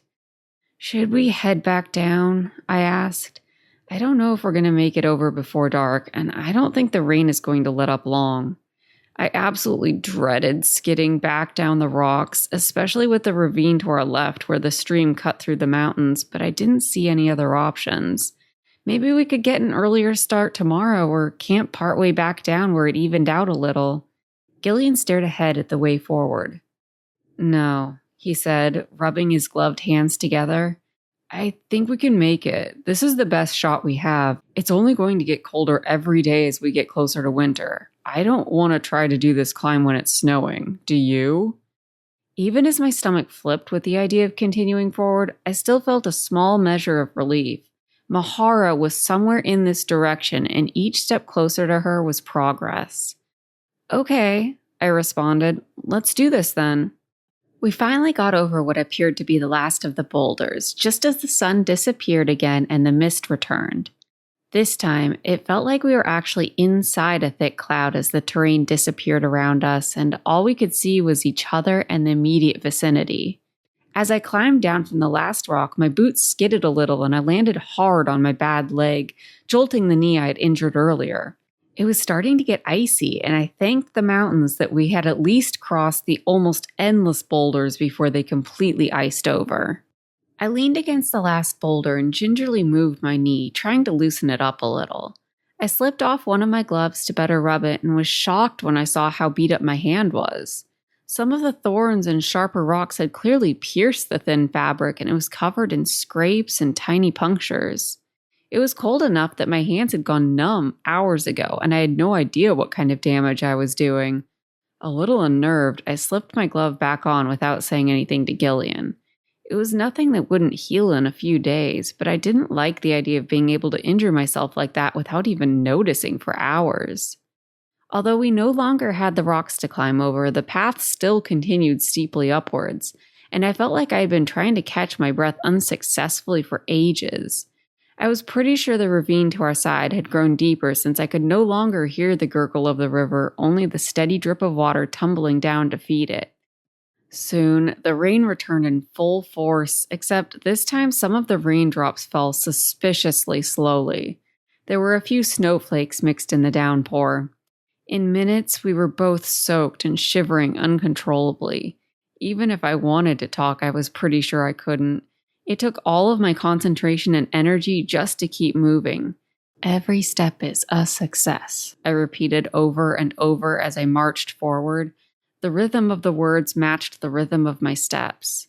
With no warning, the rain suddenly switched fully to snow, and I blinked uncomfortably as it kept blowing into my eyes. The ground below had turned white, and my feet had grown as numb as my hands. I focused on the crunch my footsteps made now, pounding a beat into the earth as I walked. As the snow grew deeper and I had to put more effort into climbing through the drifts, I could feel my heart pounding in my chest. "Just means I'm pumping heat faster through my body," I thought. I wasn't sure if that was technically true, but I liked the idea, imagining a small furnace in my chest, frantically pumping heat through my veins to keep me going. I stumbled, and I wasn't sure if it was because my legs had gone completely numb or because I was too exhausted. I turned to see how Gillean was faring and gasped a little when I saw I was alone. No, no, I whispered, turning in a circle. I still couldn't see far in any direction due to the snow and fog, and the only clue I was going the right way was that I was heading uphill and hadn't yet fallen into the ravine. Gillean! I screamed, the snow instantly devouring my words. The last thread of excitement of our challenge disappeared, and I could feel my determination transform into panic. I backtracked, heading back down, following my footsteps, which were already starting to disappear. Gillean! I called again. Why hadn't he said anything when we started to get separated? I realized I was equally responsible. Maybe I had lagged behind while I focused on my footsteps. With that thought, I turned around, wondering if I should keep heading up. Maybe he was waiting for me? This is how I die. The thought crept into the back of my mind, and I instantly banished it. I started walking back uphill, then stopped again. No, I felt certain that I hadn't lagged behind. It was bad, but I had a feeling he kept a closer eye on me than I had been keeping on him. He would have slowed to let me catch up. I continued walking downhill, calling his name every few seconds. I lost my own tracks, but the snow lightened a little and I could see farther. I was pretty sure this was the way we'd come up, or at least the way I had come up. My body gave an extra deep shiver as I thought about how long I had been alone without realizing it. I really was going to die. The thought gained a more secure foothold, even as I tried to ignore it. Finally, I spotted something, a dark spot in the endless white. I rushed forward, nearly tripping over the snowdrifts. Gillean knelt in the snow, head bowed. His dark green hair was speckled with snow and hung over his eyes. He barely glanced up as I skidded to a halt, kneeling before him. "You stupid spirit!" I cried, clumsily embracing him. I could sense his exhaustion even greater than my own. I pulled him up and glanced around. I didn't think he could make it back down the mountain, especially not through all the boulders that had almost assuredly iced over by now. We were getting over this pass tonight, I decided. There! I pointed at a withered husk of a tree farther up the hill, just visible through the lightly falling snow. All I want you to do is walk to that tree. You can manage that at least. It's not far, I promise. I put an arm around him and half dragged him through the snow, pointing out the tree again and how much closer it was already. When we reached the tree, I pointed at a tall rock jutting up like a monolith in the snow. See that big rock? Keep your eyes on it. It's just a few steps away. Come on.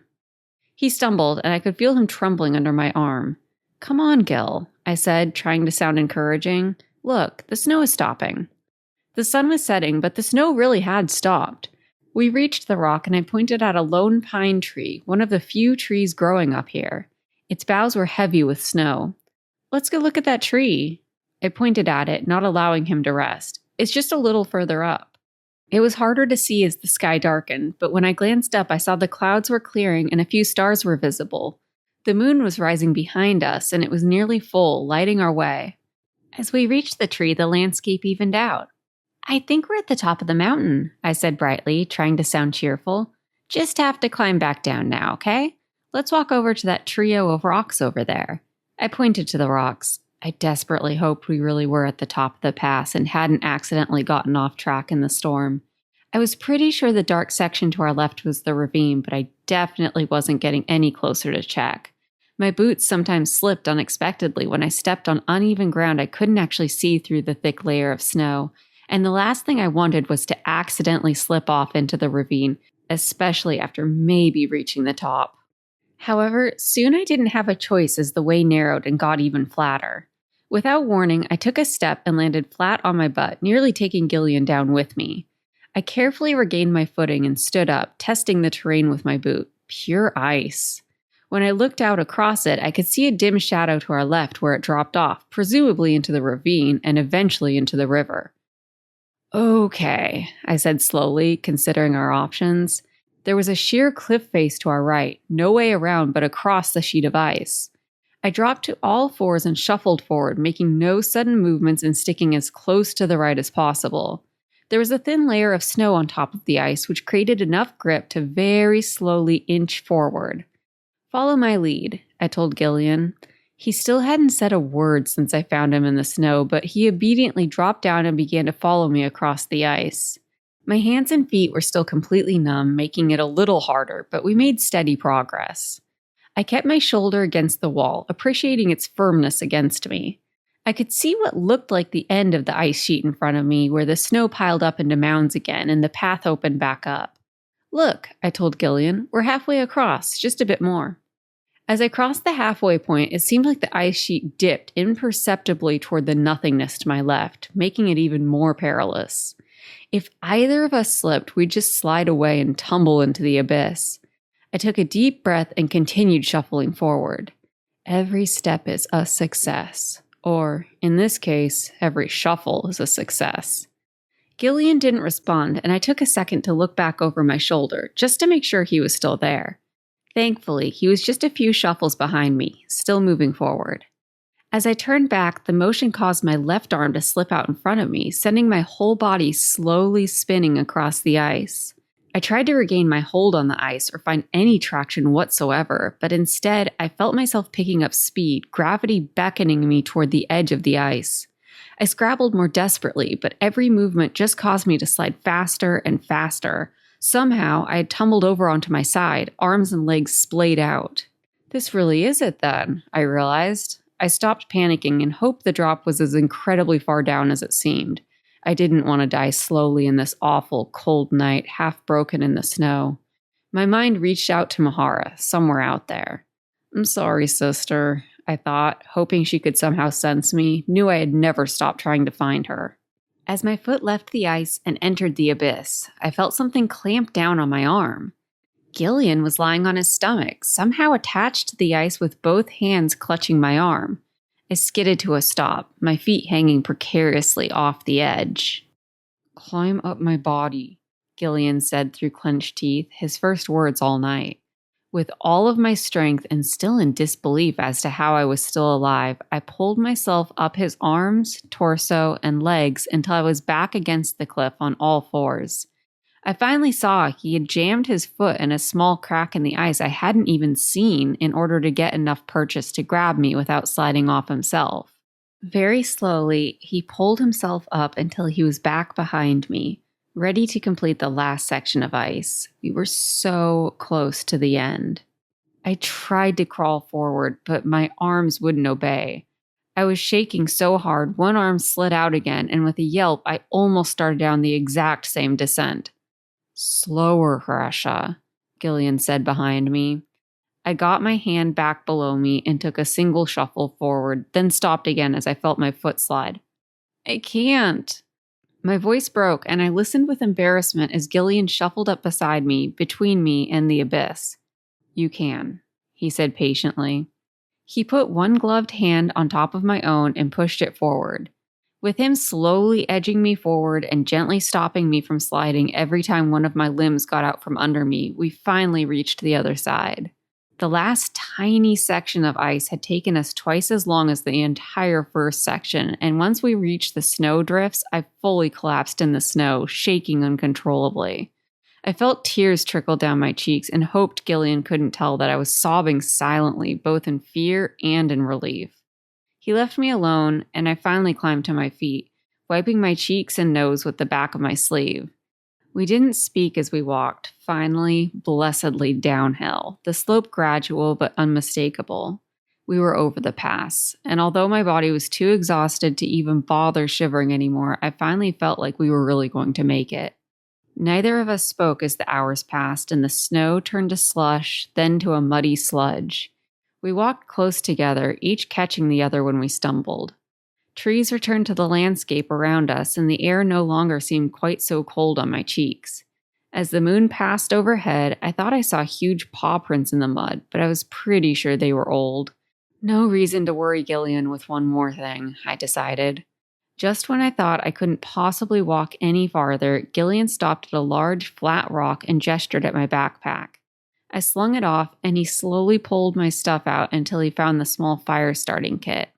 As he fumbled with the bag, trying to open it with fingers that must be as numb as mine, I half-heartedly found some brush and sticks, and we made a small fire. I didn't take off my gloves or boots, but the heat slowly made its way through the layers.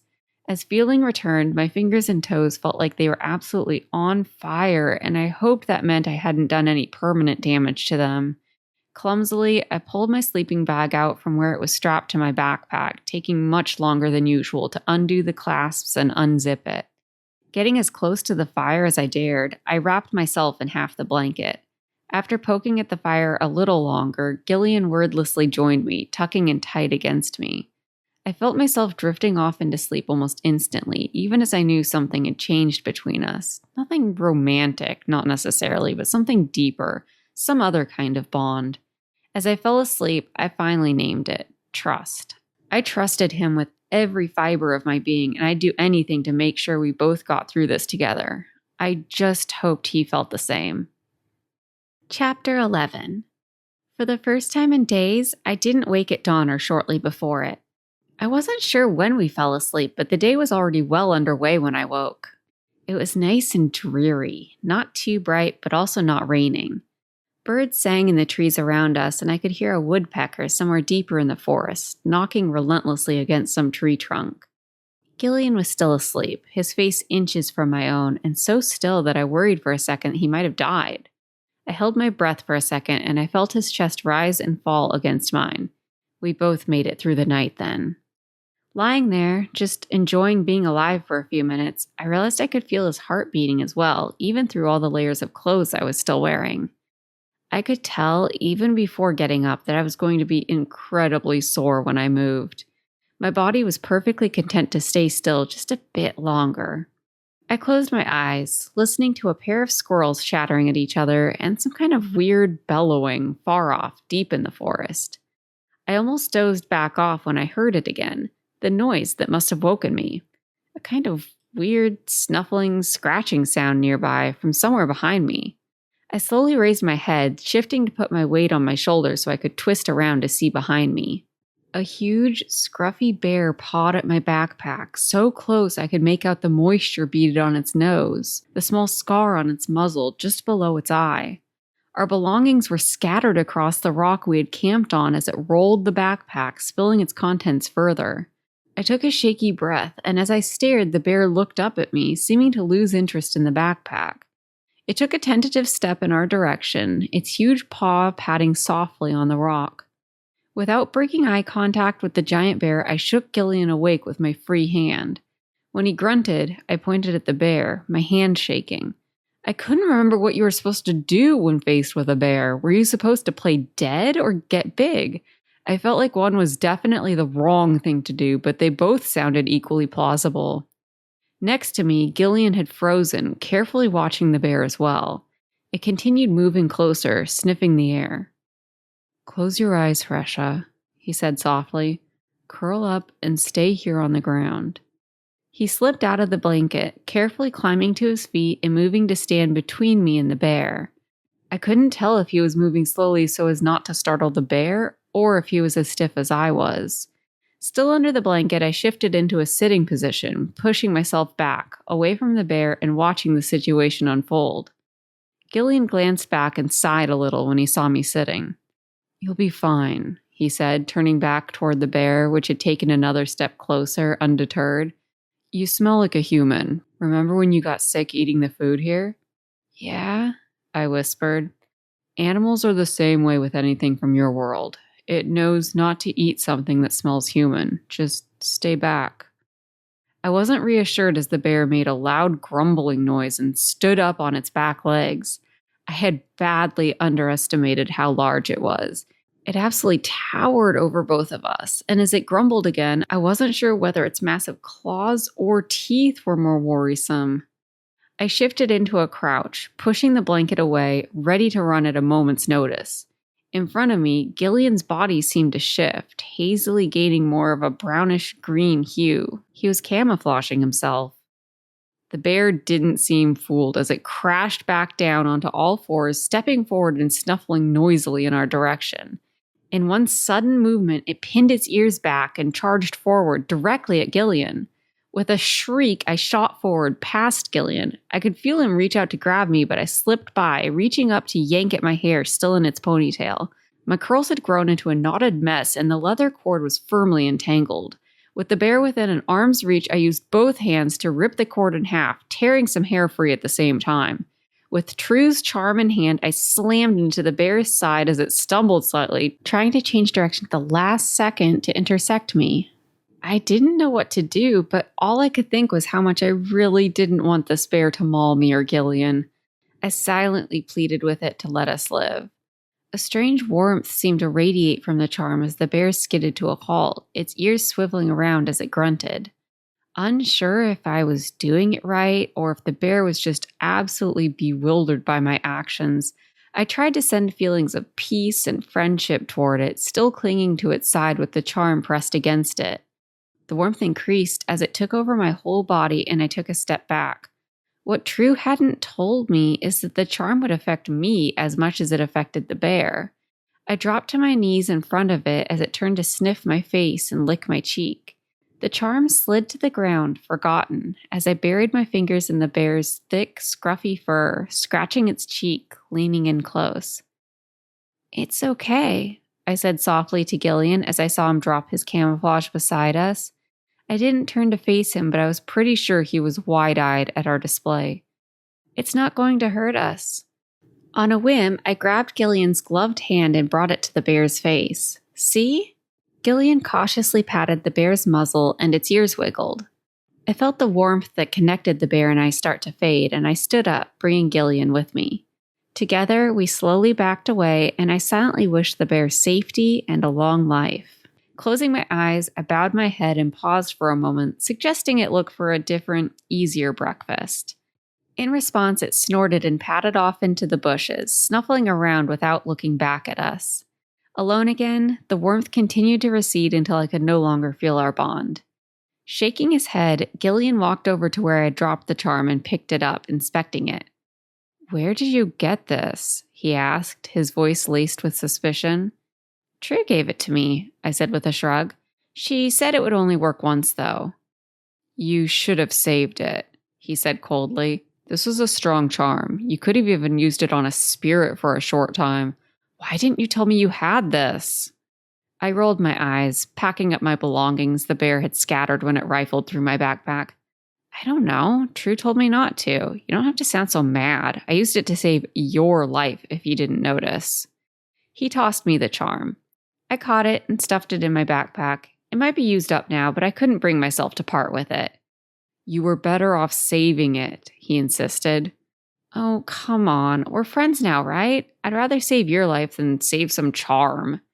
"No." He shook his head. "I told you before we are not friends, Russia. We have a mutual goal and are using each other to accomplish it." With his foot, he scattered the remains of our fire. "Don't read something into this that doesn't exist." Normally, I'd be hurt by his comments, but I was getting the feeling that Gillean had possibly as much experience as I did with making friends, which was to say precisely 0. I could feel the bond of friendship between us as clearly as I had felt the bond between me and the bear. He could deny it all he wanted, but I trusted him with my life. And what did that make us, if not friends? When we finished packing up our small camp, we slowly set off, both walking a little gingerly.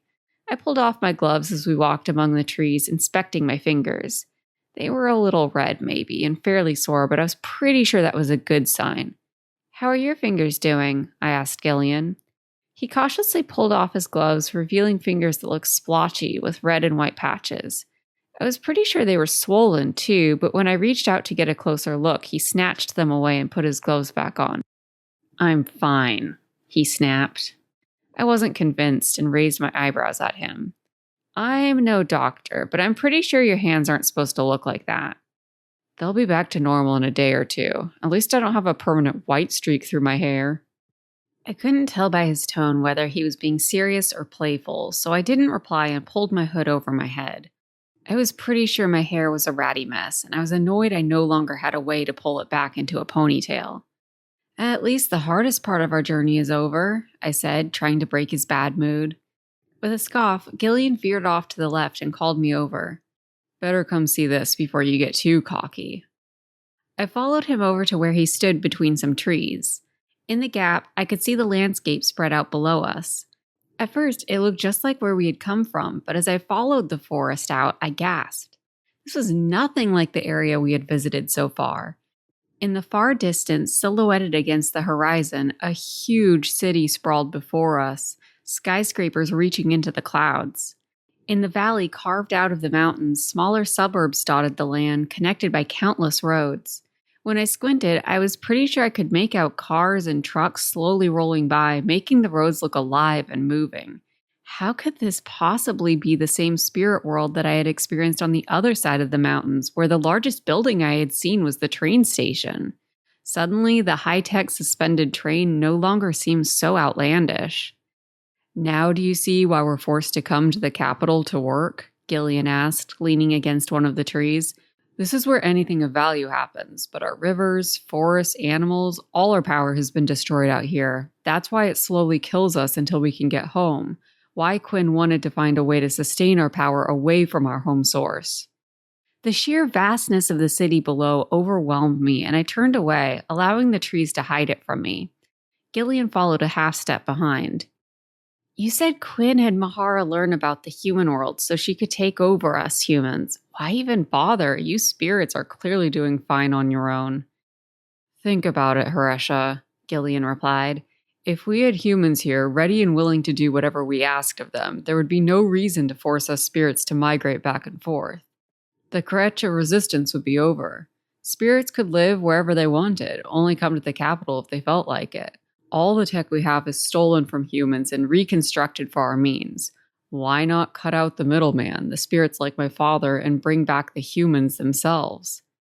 Are you okay with this idea? I asked him. When we find my sister, I don't intend to stick around and let her be used like that, you know. I know, he admitted. I just want her to fix whatever happened to my father and the other afflicted spirits. After that, I don't care. You can go back to the human world, take it over, whatever. I don't care what either of you do after that.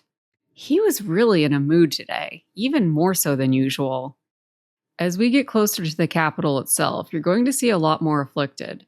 Generally, the spirits who were closest to the capital were hardest hit by the affliction.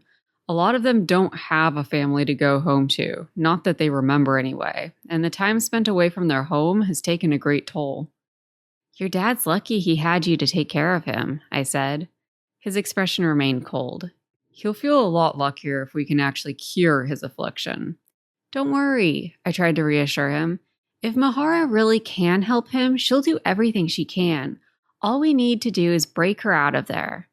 I glanced back over in the direction of the city. Even though I couldn't see it now, I could still feel it out there, pulsing and alive. Its expanse made my stomach flip as I wondered how we could possibly find Mahara and then escape with her.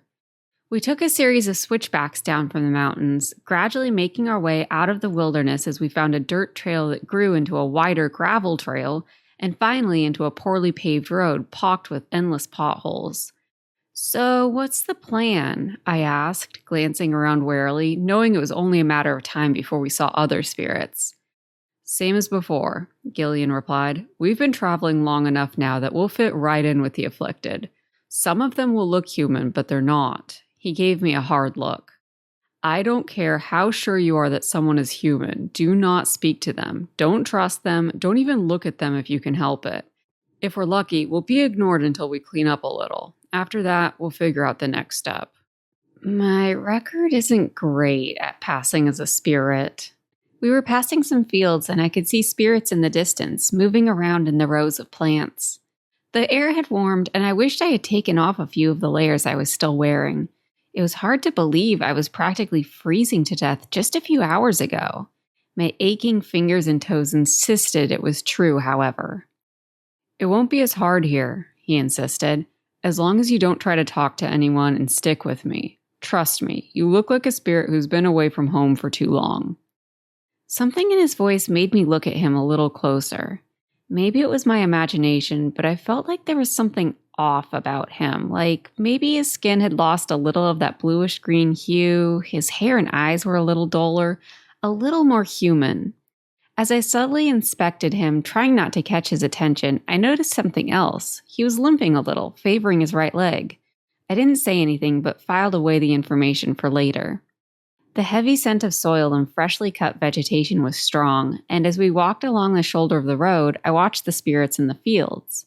One appeared to be doing squats in the middle of a bunch of vines, and it took me a moment to figure out he must be a plant spirit, vines rustling and growing with every squat. "Stop staring," Gillean said, a sour tone in his voice. "There's no one around," I protested. "Pumpkin spirit out there isn't going to notice some passing traveler glance over." Gillean buried his head in his hands, slowly rubbing his face before he responded. "And you know there's no animal spirits watching or listening. How?" I fell silent, unable to refute his argument.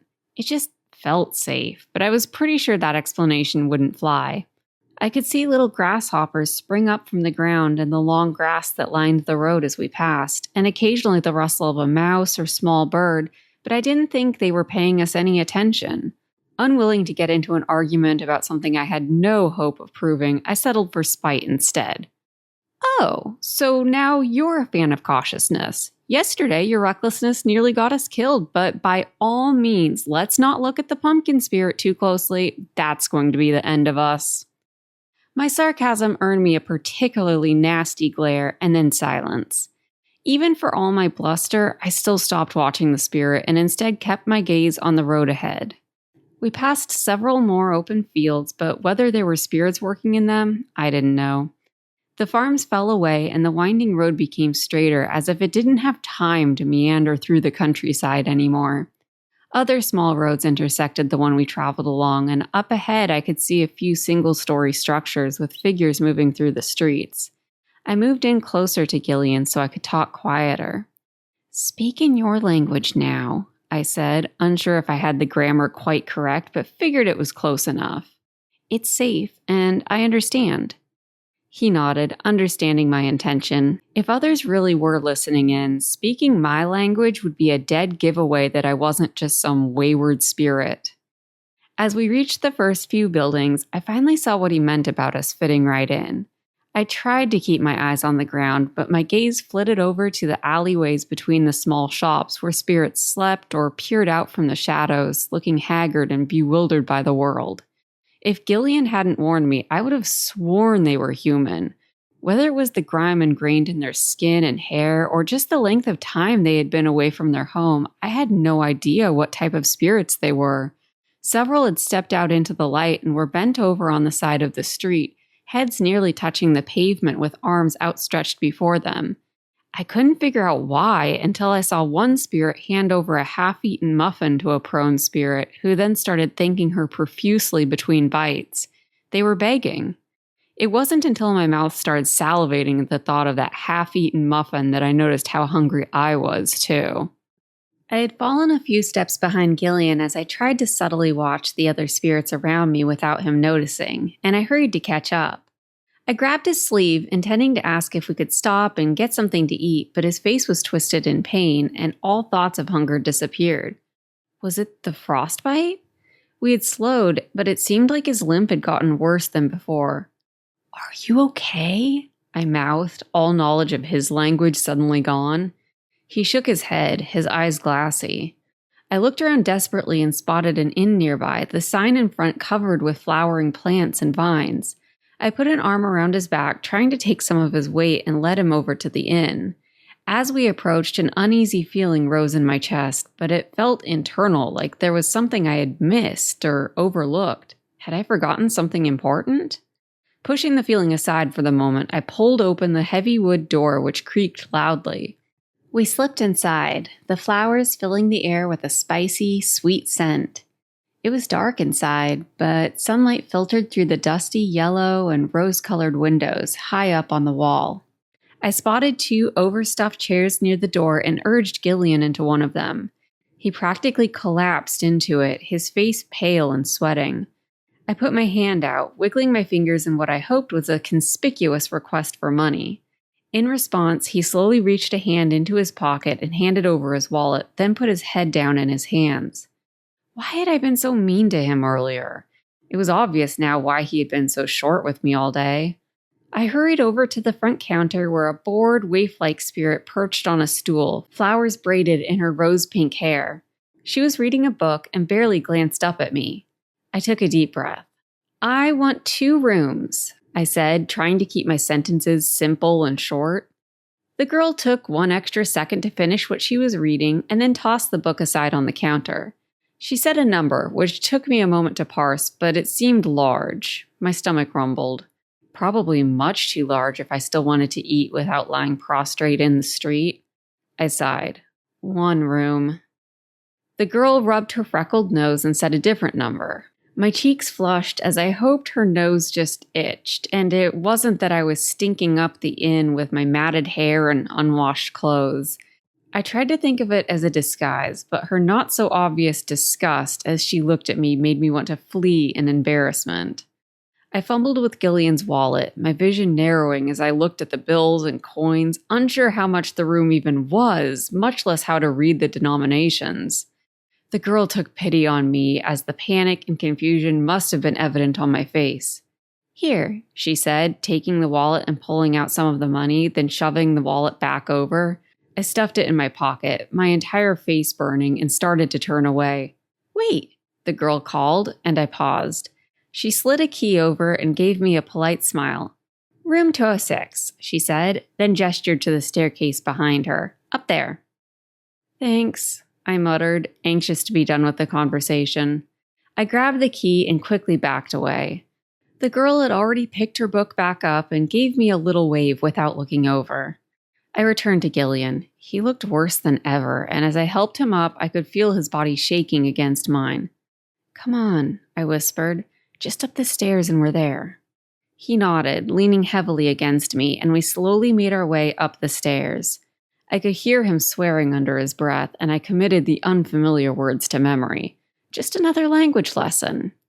After taking a short break partway up the stairs, we finally made it to the top, and I scanned the numbers on the wall and realized I couldn't read them. "Which one is 206? I whispered. Gillean glanced up, scanning the doors, and pointed. Fortunately, it was close to the top of the stairs, and I fumbled the door open with Gillean on one arm and the key in my other hand. I eased Gillean down on the bed and shut the door, making sure the frilly sheer curtains were closed as well. "Okay," I said, mostly to myself, 1 problem at a time. I surveyed the situation, making a mental list of the current issues. 1. Gillean had kind of slumped over on the bed, looking rough. I put a few pillows behind him and gently lifted his legs up onto the bed so he could relax a little. He closed his eyes, face glistening with sweat. I knew I needed to get his gloves and boots off at some point to survey the damage, but wasn't sure he was up to it just yet. I didn't think I was ready either, as a queasy feeling rose in my throat. 2. I needed to get us food and maybe medicine or bandages or something. I still had money left in Gillean's wallet, enough to get us at least something. 3. I knew my current state helped me look afflicted, but I wasn't sure any shops would even let me in, looking and smelling as awful as I knew I did. I was grateful the girl downstairs didn't immediately shove us out. Maybe the pitiful-looking water spirit helped. If I was going shopping without causing a scene, I needed to clean up a little, just enough to pass as afflicted yet functional. I ducked into the attached bathroom and closed the door. I wasn't sure what to expect when I looked in the mirror, and for some reason, the thought made me nervous. It's not like I was in love with my appearance before I started this journey, but at least I knew what it was. It had been over a week now since I had entered this world, and the most I'd seen of myself was an obscured reflection in the stream. Add in Gillean's teasing about my hair, and I felt unsure of what I'd see. With a deep breath, I stepped in front of the mirror. I was expecting to see something different, but it took me a moment to even recognize myself. I touched the mirror with one hand, trying to ignore how much dirt was caked under my nails. "Hey," I whispered. "I'm still in there, okay? Still me." It wasn't just the dirt, although that was startling. And it wasn't just my hair, which stuck out in every direction, the curls completely untamed. I didn't even hate the white streak that stood out starkly against the rest of my dark hair. The streak didn't curl like the rest of my hair, the texture wiry and straight. The weirdest part to me was how the weight I had lost over the past week caused my cheekbones to stick out more prominently. All of it together made me look a little wilder, a little spirit-like. I didn't hate it, even if it was the face of a stranger. I gave myself a crooked smile and turned on the sink. I didn't want to take the time to shower, but I slipped the backpack to the floor, rubbing my shoulders as I grabbed a towel. I quickly stripped off my clothes, gave my body a quick scrub, spending extra time on my face. Then I dunked my head under the tap and let it run through my hair, gently detangling it a little as I massaged my scalp. Finally, I put on a change of clothes that I was pretty sure I had worn before, but at least looked and smelled a bit cleaner. Poking through my backpack, I found the used-up animal charm, slipped off the charm, and tied the broken leather cord back together to secure my damp hair into a tight ponytail. I appraised myself in the mirror. I was still a little grungy looking, but definitely better. With any luck, I wouldn't draw attention to myself and could enter the stores without immediately being thrown out. "Good luck," I whispered to my reflection, giving a determined nod. Time to do this. When I walked back into the bedroom, I saw Gillean was still on the bed, eyes closed. I knelt down beside the bed, dropping the backpack nearby. "Hey," I said quietly. "I'll be back, okay? I'm just going to grab some supplies. You stay here." He gave me absolutely zero response, and I hoped that meant he was sleeping. I waited a moment longer until I saw his chest rise and fall, then grabbed the room key and his wallet and quietly slipped out, locking the room behind me. As I left the inn, the uneasy feeling returned. At first, I thought it was the anxiety of being on my own, interacting with spirits without Gillean, but it seemed like it had something to do with the inn. It really felt like I was forgetting something important, so my mind decided to put me in a constant state of unrest until I remembered what it was. With a sigh, I paused and looked at the inn. Something about its appearance unnerved me, but it was just an adorable little inn, a lot like the cute little bed and breakfast places along the beach back home, except with a lot more flowers. That's when it hit me. How did I know this was an inn? The answer was obvious. It had a sign over the door, but the problem was even more obvious. I couldn't read it at all. I noticed from the beginning, back when I poked through Gillian's books in his bedroom, that the spirits used some other alphabet. He hadn't taught me anything about how to read their language, only how to speak it. It just looks like an inn, I reassured myself. Anyone could tell you it was an inn. I wasn't convinced, thinking that it looked more like a cute restaurant or maybe a bookstore than a place to stay, but I had no time to keep agonizing over it. I turned away and walked down the street. I could tell already that food was going to be easy to find. As I peered through the windows, I saw plenty of options depending on what I was in the mood for. I wandered down to the end of the row of shops, then turned around and came back on the other side, checking the other windows. The problem was going to be medicine, which seemed like the priority even as my stomach protested. I wanted to find some kind of pharmacy or something. Did spirits even use pharmacies? Maybe they all went to some kind of healing spirit when they were sick or injured. As I walked down the street and ended up back where I started, my heart started beating a little faster. How long had I been gone? I needed to hurry up and get back to Gillean. There had to be some solution here. A gray tabby cat caught my eye, winding its body between the legs of a younger animal spirit, who alternated between bending down to scratch its head and feeding it little pieces of meat. Someone who took the time to feed scruffy street cats couldn't be all bad, right?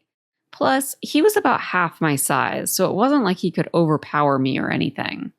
I approached the spirit, who looked up. His bright yellow eyes fixed on me, open and curious. He didn't have the look of the afflicted. "Hello," I said. He nodded at me, then handed the cat the last of the meat and brushed his hands on his pants. "Hey." I'm looking for medicine," I said, trying not to talk too slowly as I put the words together. "My friend got too cold." "Oh," he said, sounding surprised. "Okay. Do you know where—" I trailed off. "I can find, medicine?" He smiled, showing off sharp teeth and grabbed my hand. "Come with me." He led me down the street, chattering nonstop while I smiled and nodded, only catching half the words. We stopped in front of a bakery, and at first I thought he had misunderstood, but he led me to a door just to the right of the bakery. I had initially thought the small, unassuming door belonged to a staff entrance or something, but I realized now it led to another shop. A symbol was painted over the door that looked like 3 intertwined circles. Of course, the 3 pinnacles of health: physical, mental, and spirit. That was obvious, even to me, but that sense of uneasiness returned. Should it be that obvious to me? I had no time to ponder it as the boy led me inside, still leading me by the hand. Rows and rows of containers lined the shelves inside, all neatly labeled, but I had no hope of reading any of it. "He has cold hands and feet," I reminded the boy, who looked up at me expectantly. I hoped he wouldn't lead me to the slippers and gloves. "Too cold. Now he's hurt." "Okay," the boy said brightly. He tapped his chin with his free hand, leading me up and down the aisles. Pulling his hand free from mine, he piled 2 jars of some kind of ointment into my hands, then spent a minute agonizing over some bandages. I was getting a little impatient and finally grabbed one of the packages. The boy nodded at me approvingly. "What are these for?" I held up the 2 jars, looking at the sticky substance inside. One was kind of a creamy color, while the other glistened and looked more transparent. The boy shook back his shaggy black hair and tapped the first jar. He said a word I didn't understand, then tapped the second jar and said something else. Great. My language skills clearly didn't extend to medications. He led me to the counter where an older spirit stood with his arms crossed, staring at us with what felt like suspicion, although I told myself I was just being paranoid. Without taking his eyes off my small friend, the man told us a number and I pulled out the wallet. Shit, it was a lot thinner than I expected, and I pulled out the last bill, hoping that covered it.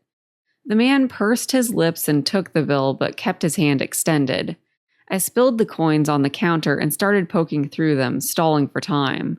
The man gave a heavy sigh and put the bill away, then quickly grabbed a few of the coins, pushing the rest toward me. I shoveled the coins into my hand, unsure if it was still enough to get a little food. My stomach crumpled in protest, letting out a gurgle. The older spirit then pushed my supplies toward me as well, seeming eager to get rid of us. He motioned impatiently toward the door, and I quickly pocketed the supplies, following the boy out. As soon as we exited the shop, the boy turned and held out his hand as well, looking expectant. Right. Every favor is a trade waiting to happen. I pulled the wallet back out and piled the coins into my hand. How much was reasonable? "Here," the boy said, scooping it up from my hand. I waited for him to return my change, but instead, he dashed off, my money jingling in his fist. "Hey!" I shouted, lunging after him. The uneven pavement caught the toe of my too large boot and I tripped, landing on my knees.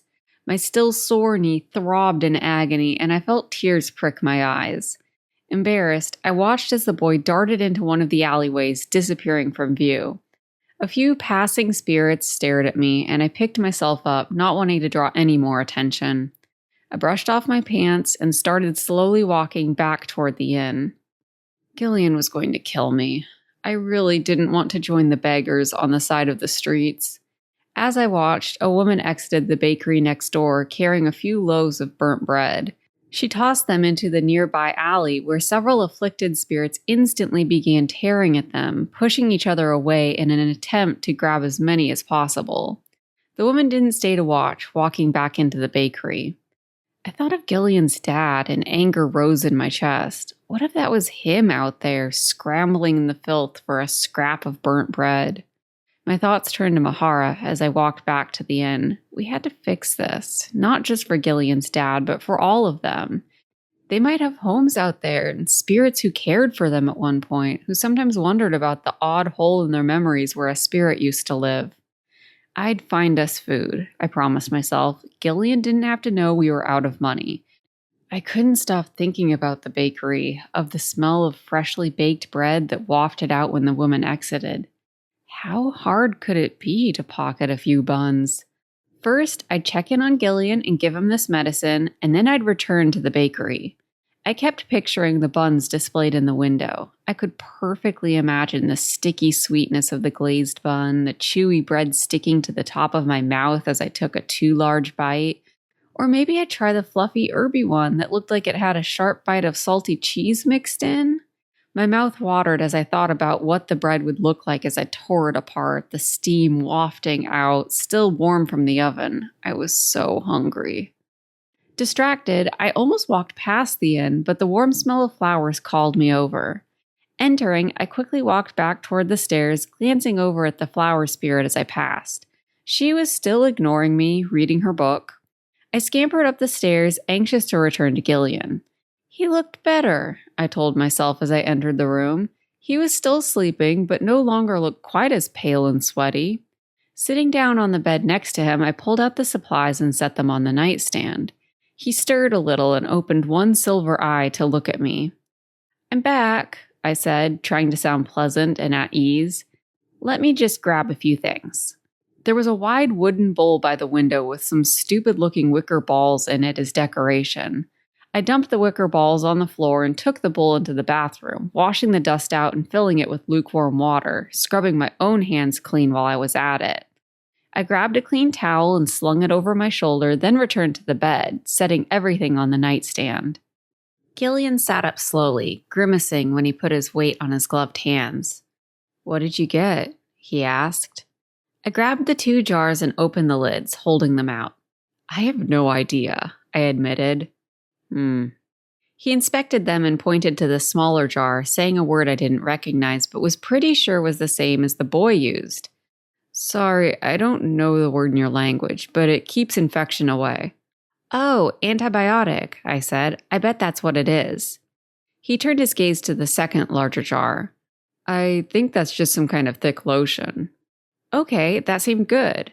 I set the open jars aside and carefully pulled over the bowl of water, trying not to jostle it too much. "Let's start with your hands," I suggested. "Can I take your gloves off?" He nodded, looking a little paler. I sat cross-legged on the bed with the bowl of water between us and picked up his right hand, turning it palm up. As gently as I could, I tugged on each fingertip of the glove until I was able to slowly slide it off, grimacing a little as I felt the material resist slightly, pulling at his skin. His arm tensed, but he didn't pull away, and the glove finally came free.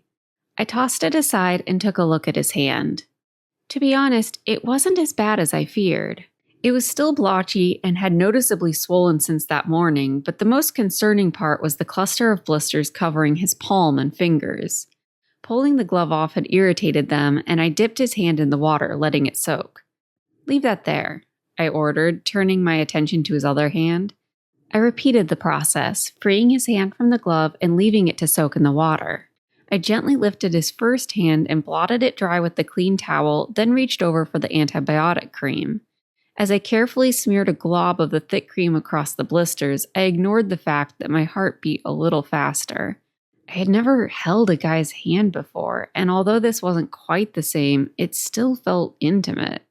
I liked that he trusted me enough to patch him up, although a voice in the back of my head insisted it was only because both his hands were in such bad shape that he couldn't do it himself.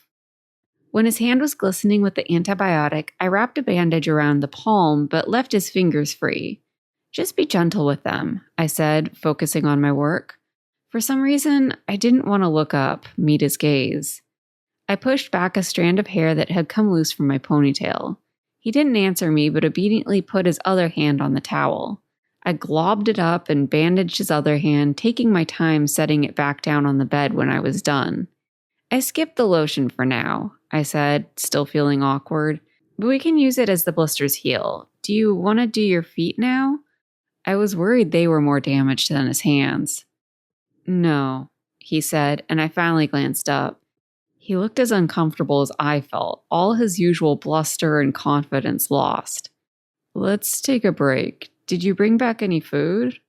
He looked so hopeful that I couldn't admit I lost all the money already. Sick with guilt, I shook my head. "I wanted to get this back first, but I was going to go grab some food next. You wait here, okay? I'll only be a few minutes." I stood up, setting the supplies aside, the water sloshing slightly out of the bowl as I stood. "Horesha?" He was so quiet I almost didn't hear him as I left. I popped my head back in the door. "Thanks," he mumbled, flexing his hands a little. I nodded and left, hurrying back down the stairs as I tried to figure out what to do. Outside, afflicted spirits still lined the streets, begging for money and food. Maybe someone would take pity on me? But how long would that even take to get enough food for both of us? My feet gradually took me to the bakery, the buttery, sugary scent luring me back. I might as well at least see how much the buns cost, I decided. I ignored the fact that I still didn't know how to read the numbers the spirits used. As soon as I pushed open the door to the bakery, a blast of warm, humid air caressed me, full of the sound of chatter and laughter. It was busy inside, with spirits practically bumping into each other as they shopped in pairs and small groups.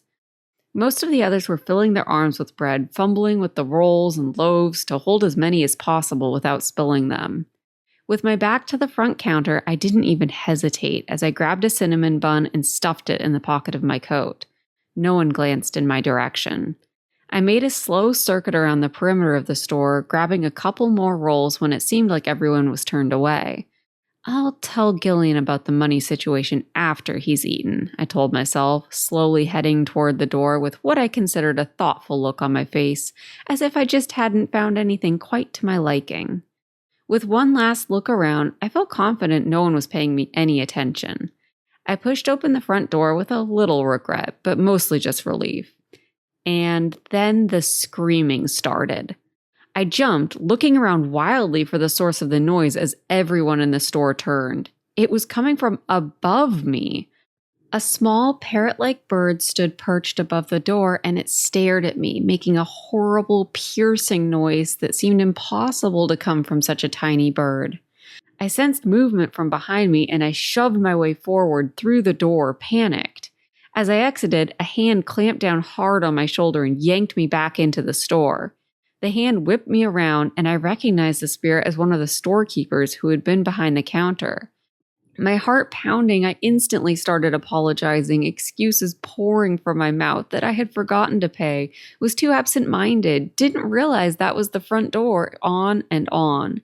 It wasn't until we reached the counter that I realized everyone in the store was still staring, even as the bird finally stopped screaming. I clapped a hand over my mouth. Which language had I even been speaking? I had no idea. With his arms crossed, the spirit waited for me to pull all 3 buns out of my pockets, setting them on the counter. My face burned as he rang them up and told me the total. Now what? I made a show of pulling out the wallet and thumbing through it, looking for any possible extra money, even though I knew it was all gone. The spirit's face darkened as he waited. I think, I started, searching for another excuse to just allow me to leave empty-handed. I could hear murmuring behind me as the audience waited to see what would happen. "Oh, sorry, my dear. I got distracted." Some other spirit waltzed up from behind me. He had the look of a water spirit, but a much taller one, all swinging arms and a spring to his step, with shoulder-length hair the color of ocean waves when they break, a light greenish blue bordering on white. "Here, let's just grab one more." He plucked another bun from the basket next to the counter and set it next to my 3. In one smooth motion, he pulled out his own wallet and set a few bills down on the counter, plunking all 4 buns into my arms. This should cover everything. The spirit behind the counter looked unhappy, but took the bills. I was pretty sure the water spirit overpaid, but he was already sweeping me out the store, one arm tight around my shoulders.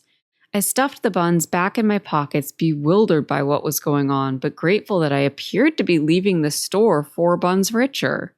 I shot the parrot a betrayed look as we left, but it stayed silent this time, shuffling lightly across its perch to keep an eye on me as we passed underneath. Outside, the tall water spirit spun me around, one hand still on my shoulder. "And what's your name, little one?" I didn't answer. I tried to subtly shrug away from his grasp, uncomfortable that he had had a hand on me since we met, but his grip tightened. "You should come with me," he said, seemingly unconcerned at my silence as he pulled me tight against his side and continued our walk down the street. We were headed in the opposite direction of the inn, away from the other shops and spirits. You look like you could use a warm meal and a hot shower. I have a home for the young afflicted here, a family of sorts. You would be welcomed there, among friends. He was different from Gillean, more talkative and friendly, but rather than welcome the difference, I hated it.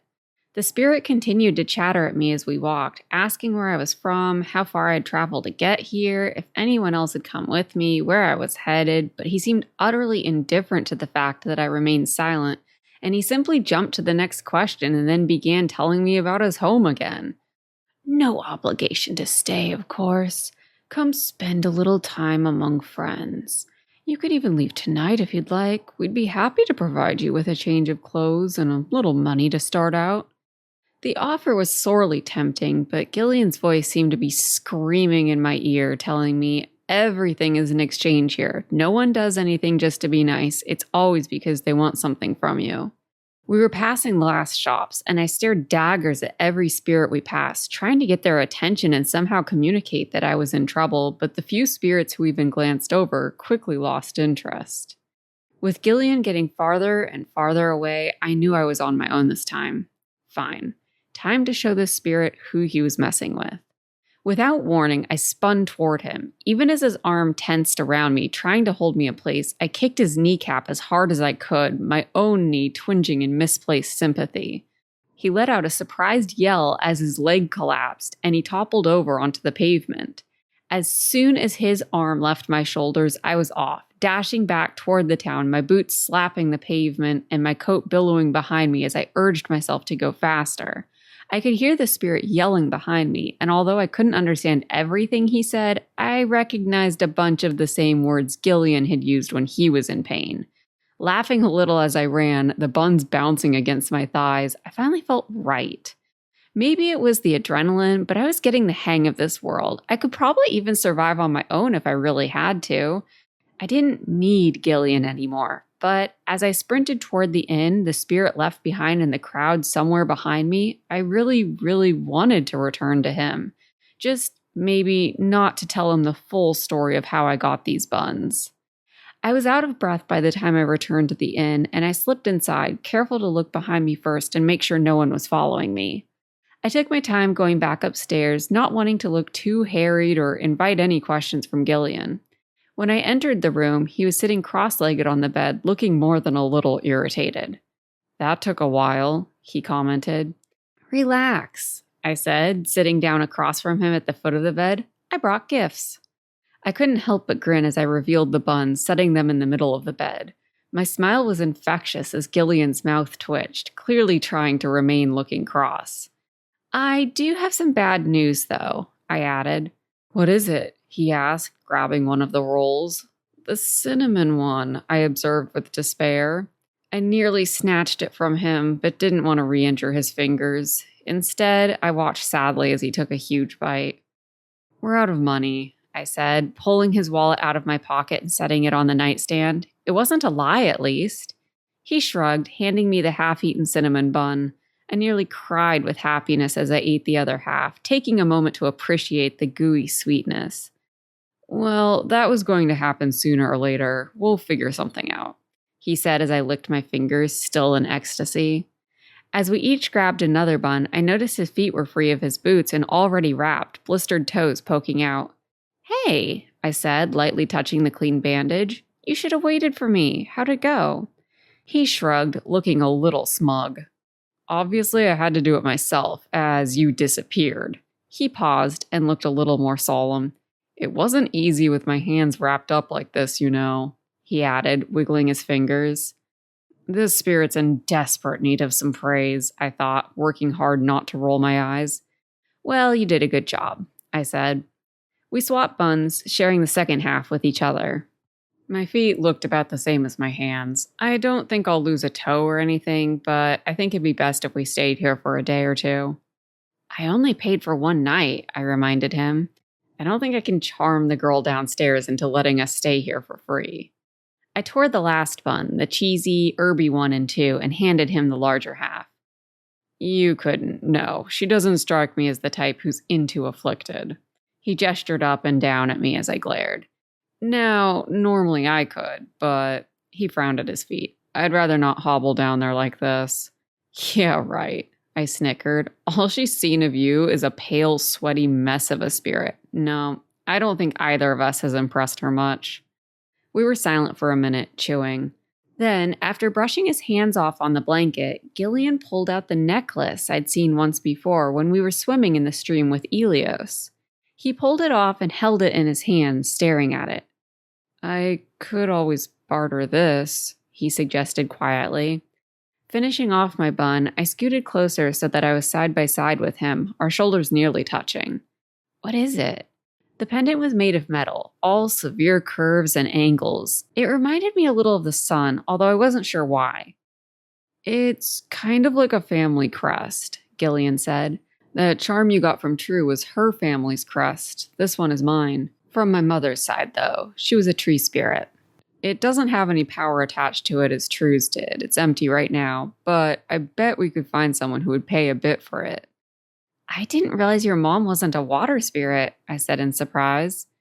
Gillean bumped my shoulder lightly with his own. When I looked over, he gave me a disgusted look. You've truly learned nothing, Harsha. River spirits very rarely pair with other river spirits. When your family tree is literally a river system, it means any nearby river spirits are closely related to you. That made sense, and I was a little annoyed I hadn't realized it earlier. Does that mean you can grow trees and stuff too? I tried to imagine Gillean doing that weird crouching move the pumpkin spirit had been doing and had to suppress a giggle. He didn't notice. No, that's not normally how it works. Occasionally you get weird mutations over time, like the March spirits, but in general, children only inherit one of their parents' gifts. I inherited my father's, which makes me a water spirit. I know she died back during Mahara's escape, but do you remember anything about her? Flipping over the crest in his swollen fingers, he shook his head. Not really, just bits and pieces. I remember being in the capital with her, watching her work on a computer. I couldn't believe how fast her fingers flew across the keyboard. She was trying to show us something on the screen, but all I could do was watch her fingers. I didn't know how she could remember where all the keys were. Show us something? I asked. He shrugged. There was someone else there. I remember the sound of the curtains closing, the room darkening as someone else closed them, but when I turned to see who it is, it's just an empty blob. I guess that means it was Cora. Every memory I have is tainted by her. I felt his body tense in frustration, and I couldn't blame him. He looked over at me. I know she's your sister, and I'm sorry, but I hate that she's ripped so much away from me. Not just my father, but my mother too. And then after all that sacrifice just to get her away from here, she just wanders back in and ends up exactly where she escaped from. He looked away, toward the window, where the curtain was blowing softly in the flower-scented breeze. It's like it was all for nothing. It felt unfair to blame Mahara, who was just a kid, but still, I got it. It was frustrating, and I didn't understand it either. I didn't know what she had been thinking or how she made such a mess of things. I only hoped that she could still fix it.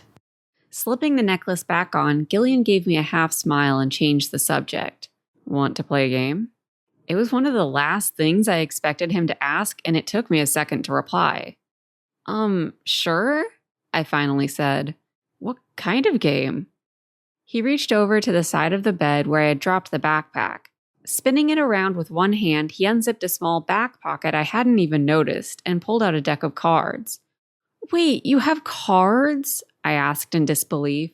I didn't know spirits even played games, much less card games. One of the finer Harsha inventions, he said. But yes, I brought them from home. Good thing I put them in your backpack. Anything else you're making me carry this whole time without my knowledge? I asked, still miffed. Sure, the weight was minuscule compared to everything else, but I was still annoyed. He clumsily shuffled the cards with his bandaged hands, ignoring my complaints. I know both Spirit and Harsha games. Which would you like? Spirit, I grumbled. He gave me a self-satisfied smirk, already anticipating his win. If you insist. He taught me the rules as we played, which were incredibly complicated and difficult to remember and seemed to change as the game progressed. I don't get it, I said between rounds. Obviously, he replied. I threw a card at him. Not the game, Hresha. The cards themselves. Everything here. Your houses, the food you eat, the shops, even this deck of cards. It's so similar to the human world.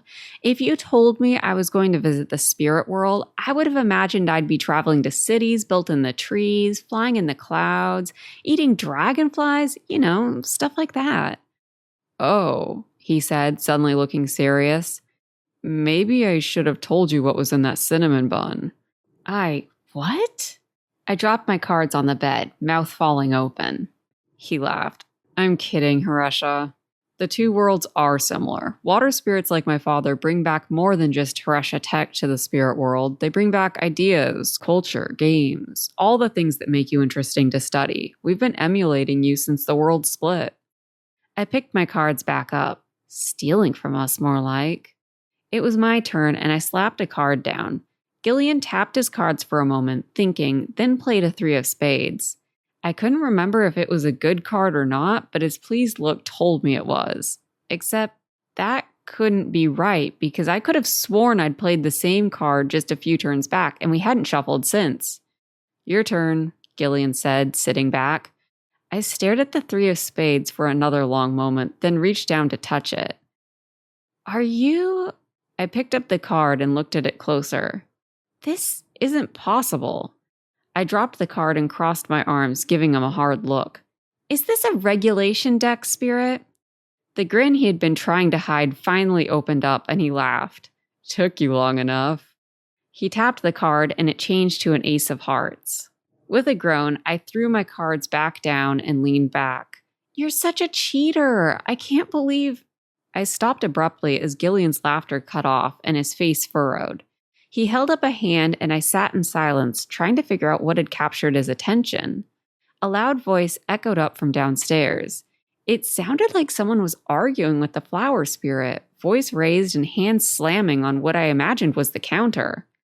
Probably just another guest, I whispered. Gillean looked almost hopeful.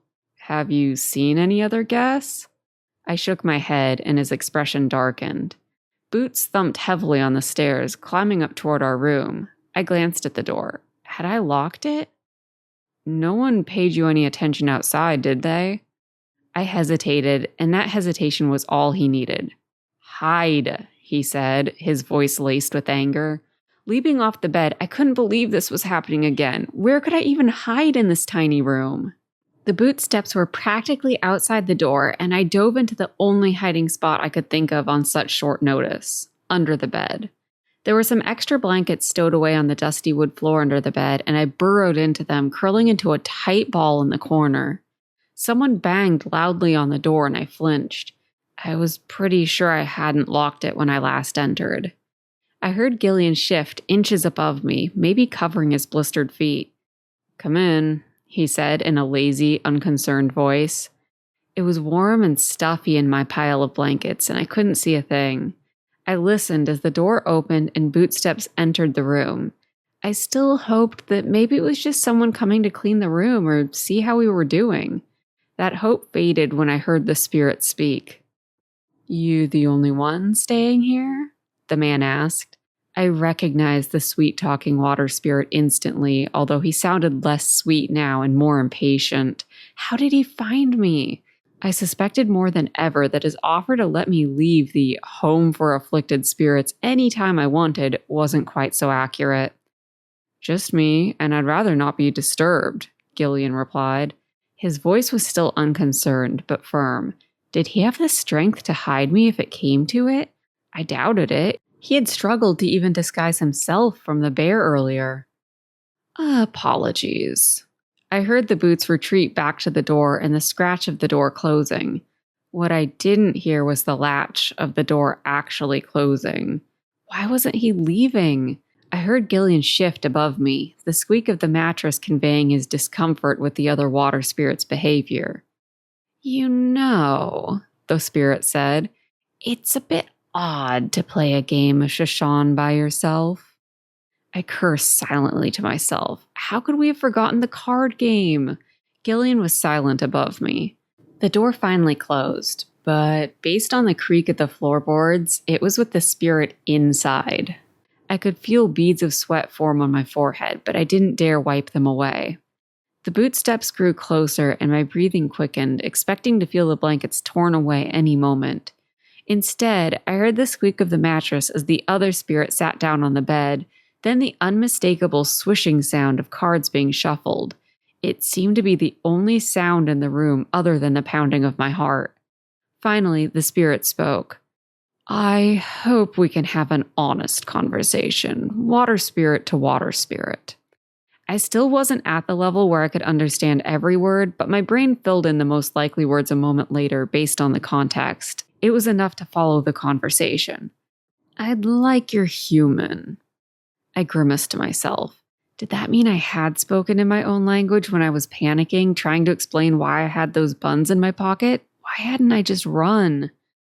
I'm willing to pay you for her, he continued, still shuffling the cards.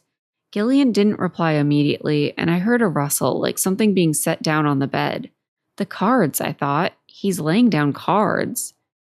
She's not for sale, Gillean finally replied, but he was quiet and didn't sound convinced that was the case.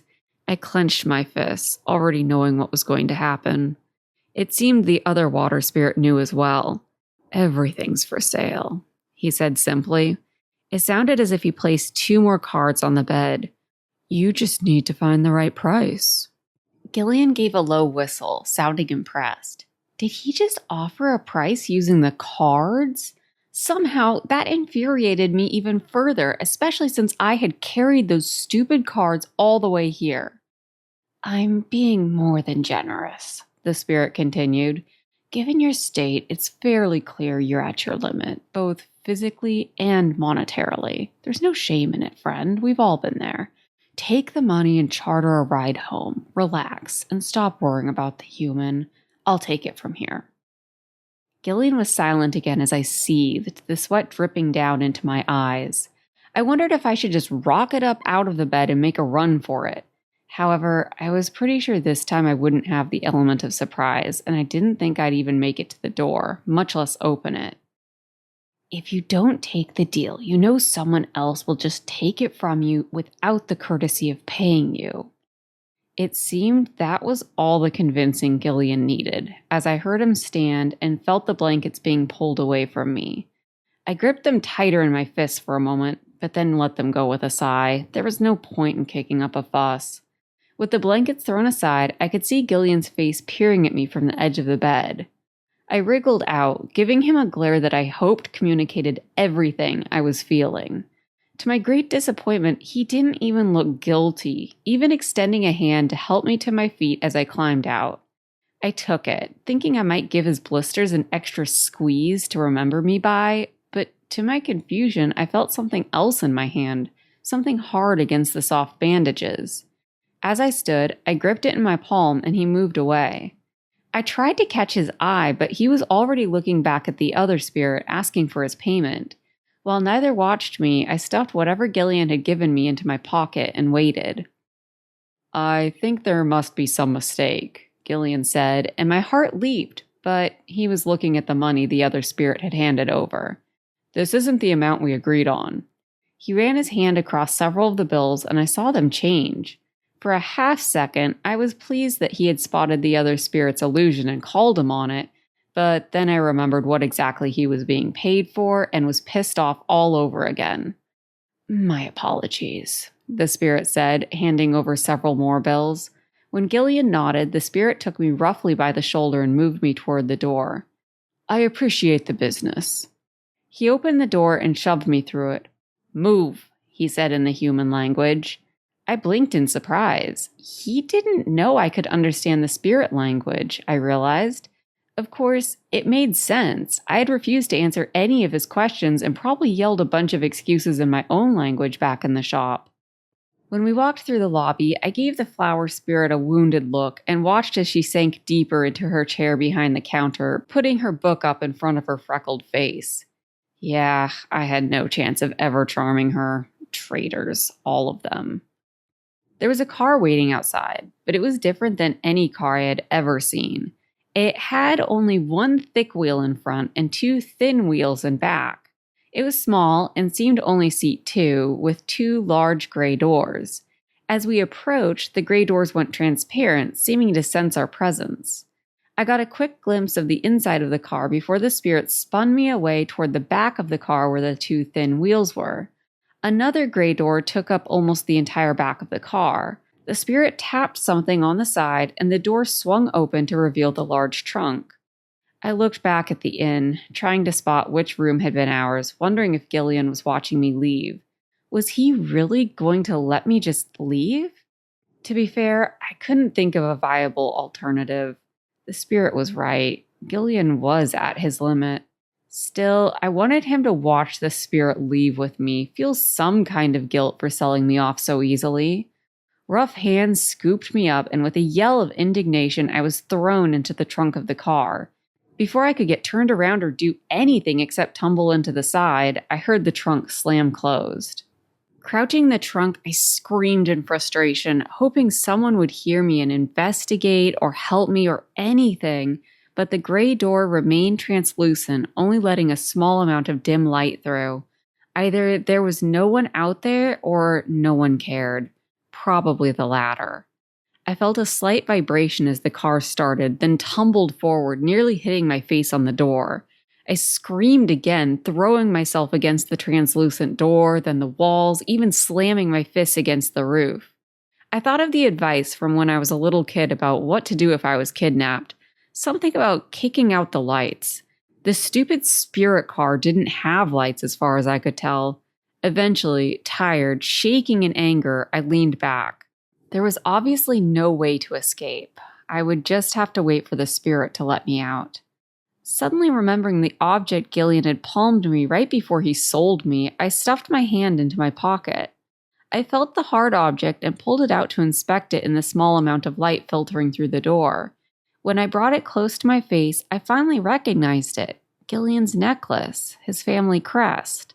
The one he was thinking about bartering to get us a little extra money. The one I never saw him take off until now. I was completely baffled. Was this some kind of apology? I recalled he told me it didn't have any kind of power imbued in it, so what use was it to me now? I briefly considered leaving it in the trunk, but quickly discarded that idea. It would be stupid to throw away something potentially valuable just because I was angry. As I shoved it back into my pocket, a second possibility occurred to me. Was it some kind of promise that maybe he'd come back for it? Better not get my hopes up, I thought with a small sigh.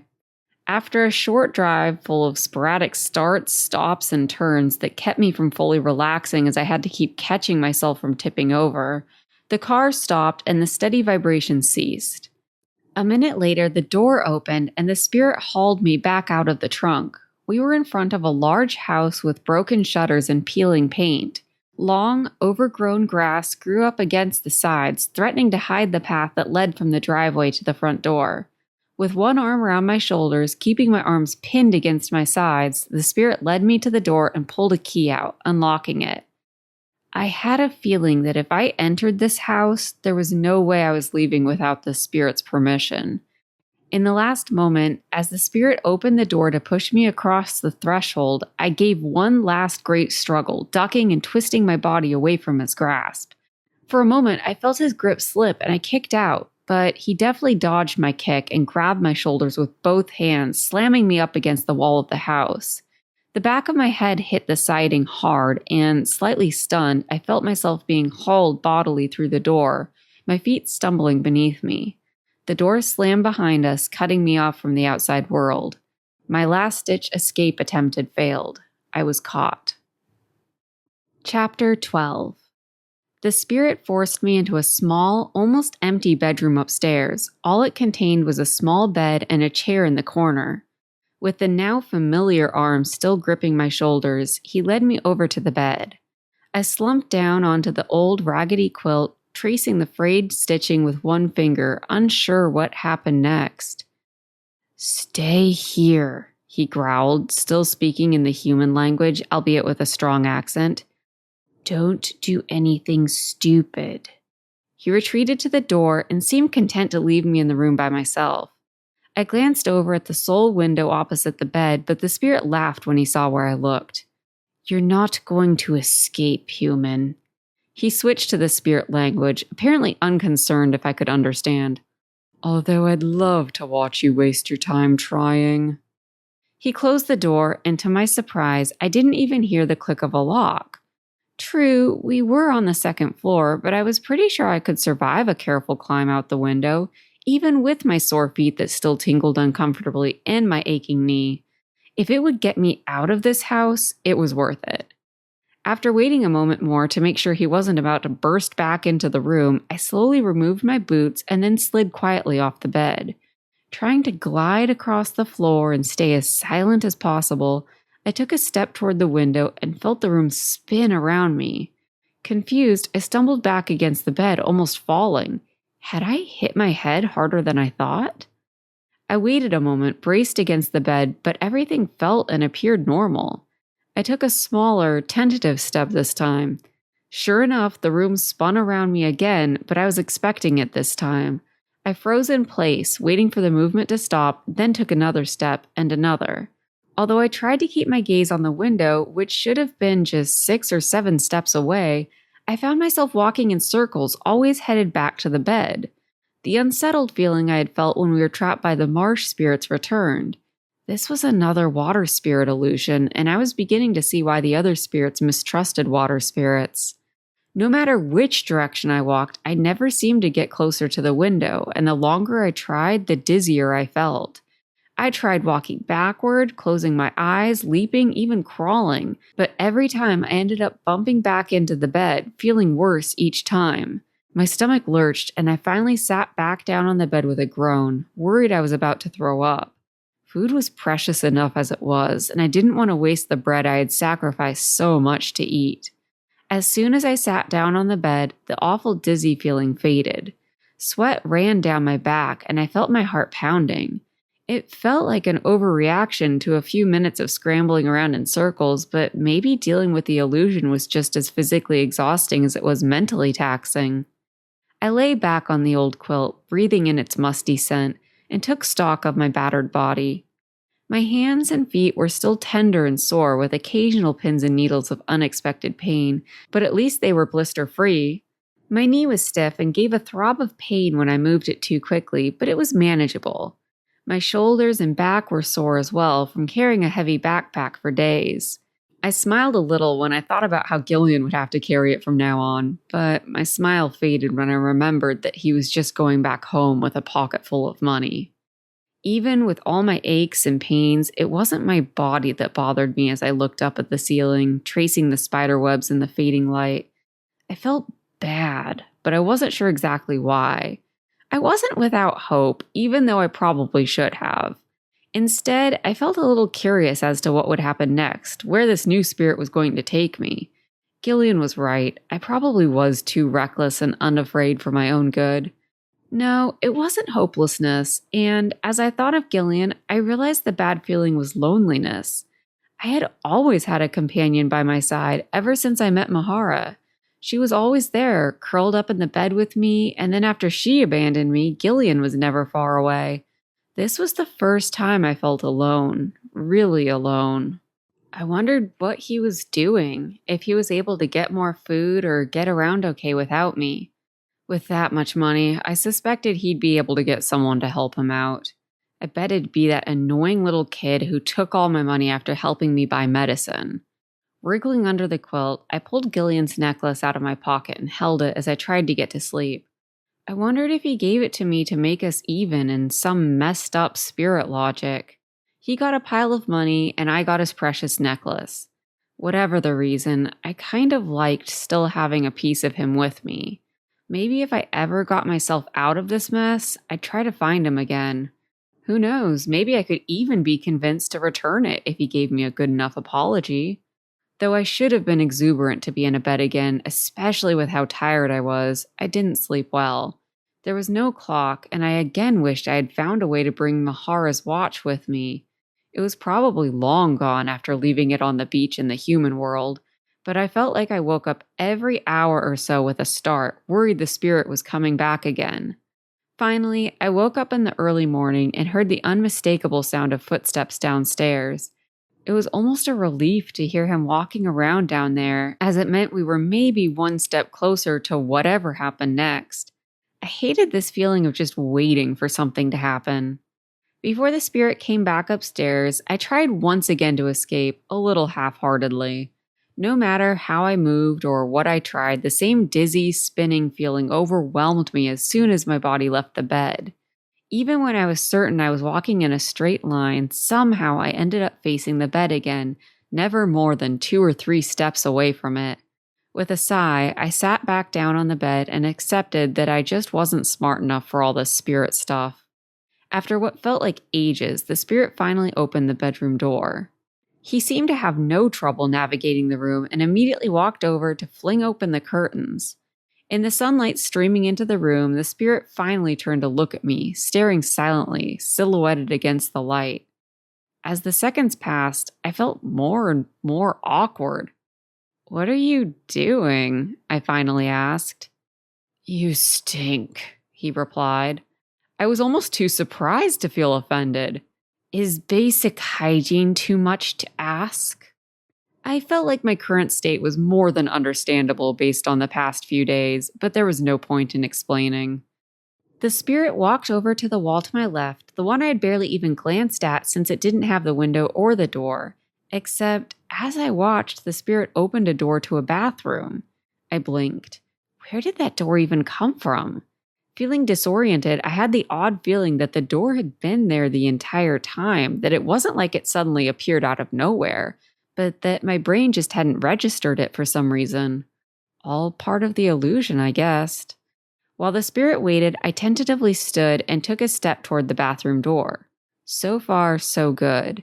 Satisfied I was following directions, the spirit left the room.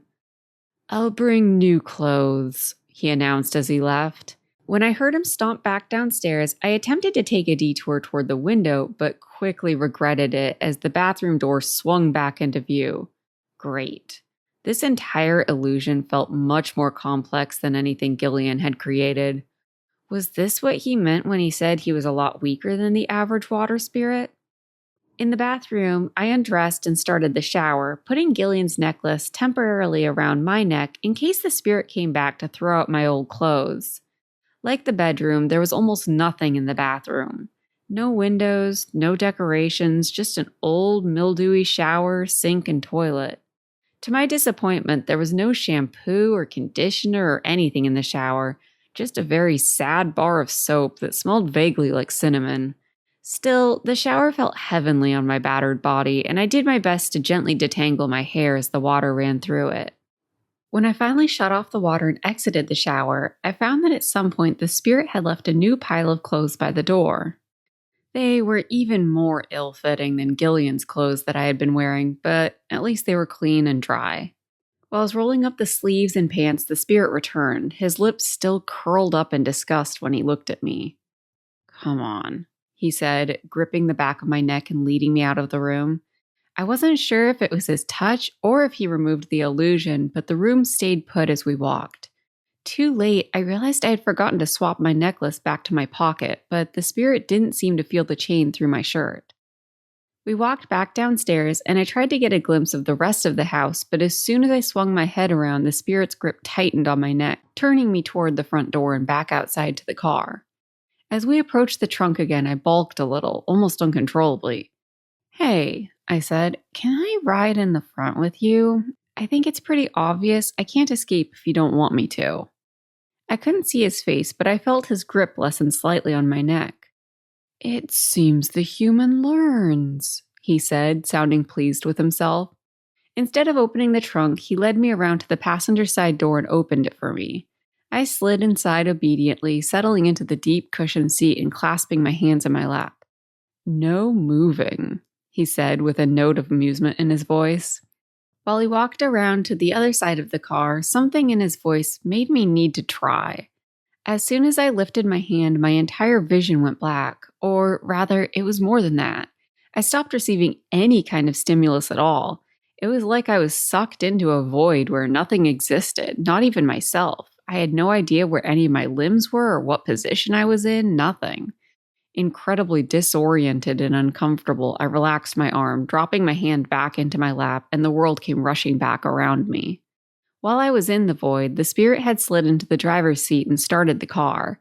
As we pulled away, I took a closer look at him.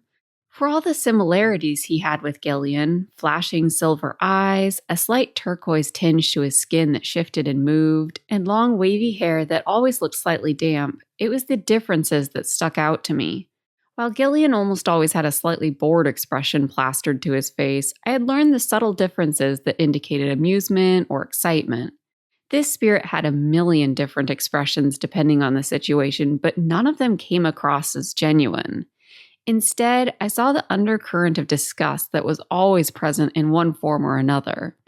He also seemed to either completely ignore me or treat me like an object when he did have to touch me, hauling me around like a moving piece of luggage. Gillian's necklace was warm on my chest, and as we drove even further away, I said a silent goodbye and good luck to him. Despite everything, I missed his companionship, even if I was still angry and disappointed with him. The spirit noticed my gaze and glanced over, distaste narrowing his eyes. "What? What's your name?" I asked. I was tired of thinking of him as the spirit. "You can call me Master," he replied, turning back to the road. Ew, gross, no.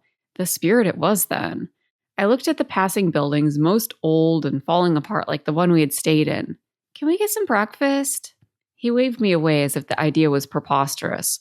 "You won't starve. You should be fine after all the food I bought you yesterday." My stomach disagreed, but I let the topic drop. Absent-mindedly, I tried to brush a drying curl away from my face, but my vision immediately disappeared and I had to let my hand drop back down into my lap. This illusion was obnoxious and seemed like overkill.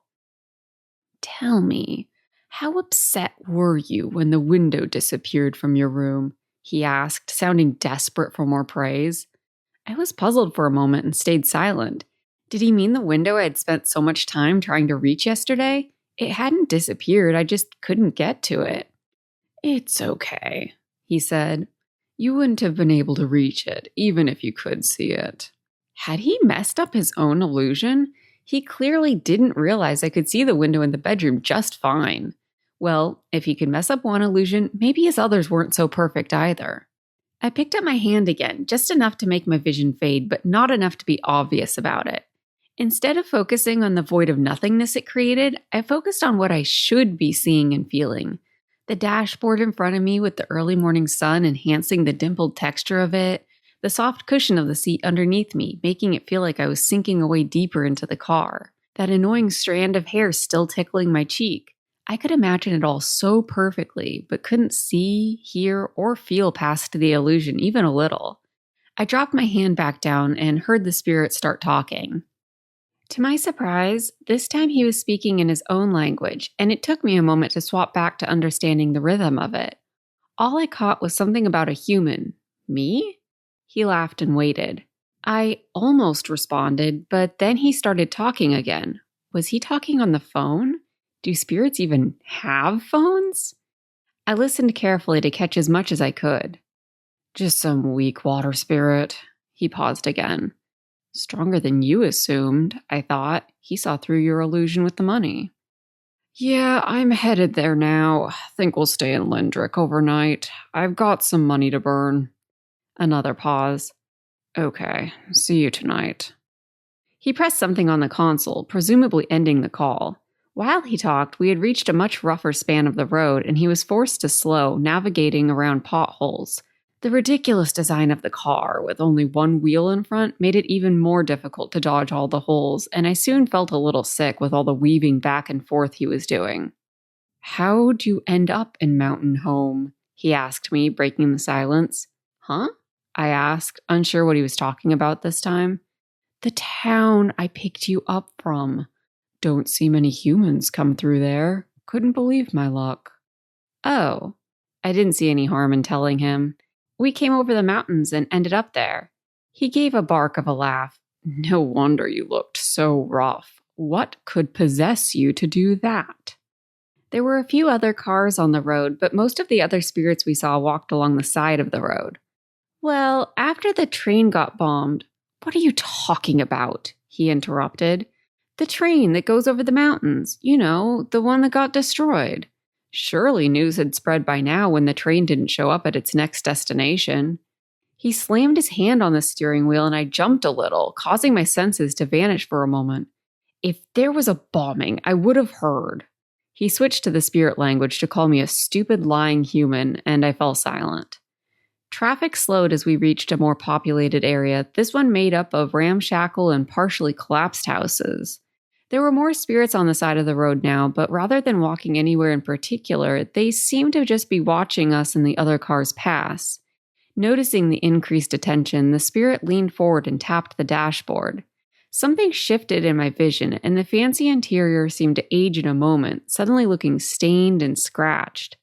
I couldn't see the exterior of the car from where I sat, but I suspected it was similarly junky looking now. He made each illusion look absolutely effortless, and I began to understand why he called Gillean weak. But even Gillean could see through illusions, and I was convinced if I just tried hard enough, I'd be able to as well. While the spirit was distracted by the traffic and the loitering spirits, I tried picking up my arm and dropping it again. Maybe it was my imagination, but I felt like when I really focused, I could see shadowy shapes in my peripheral vision. I dropped my hand just in time to hear the spirit swear under his breath. It wasn't difficult to figure out what was bothering him. Traffic had come to a complete stop, and the spirit drummed the steering wheel impatiently. Glass glittered along the sides of the road from the shattered windows that lined some of the buildings. In one narrow alleyway between two buildings, I saw two spirits fighting, one pinning the other to the ground. Even with the illusion on our car, a small group of spirits to our left seemed to be eyeing us up, gradually sidling closer. Without warning, the water spirit did an abrupt U-turn, nearly hitting one of the spirits who yelled at us in anger.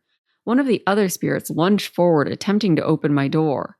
"Get down and stay hidden," the water spirit yelled at me, slamming the car forward. I ignored him and watched as we skidded down one of the alleyways, nearly scraping against the wall of one of the buildings. Another pair of spirits had to leap out of the way as we accelerated.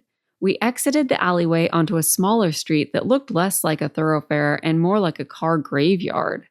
We slowed, weaving our way around the broken down cars, most missing doors or wheels, some entirely burned out. I saw a few spirits curled up inside and on top of the cars. The water spirit seemed to be looking for a way out and took another alleyway, but found our way partially blocked by another car. We came nearly to a stop, edging carefully around the other car. I was pretty sure the spirit was less worried about damaging the other car and more concerned about scratching his own. The car shuddered to a sudden halt, and we both lurched forward. "Did you hit it?" I asked in a whisper, kind of hoping he had. He shook his head, rolling down his window and peering out. I could hear him hit the accelerator repeatedly as the engine roared, but the car instead jerked backward. Something caught my eye out the window. For a moment, I thought the bitter cold from the mountain had returned as frost crept across the glass, but as the lines thickened, I realized they were green. I tipped my head at the quickly thickening vines clinging to my window, trying to get his attention. He swore again and swung his body around, trying to see where they were coming from. I shifted as much as I could in my seat to get a better view without invoking the void, and saw that the vines seemed to be growing from one of the abandoned buildings, creeping through the broken windows. The car's engine was still roaring, but as the vines lifted it up further, the front wheel couldn't catch on anything. I was half blinded as fire exploded out of the car, engulfing the windows and then licking the vines, traveling quickly toward the building. The vines retracted, racing back to the building.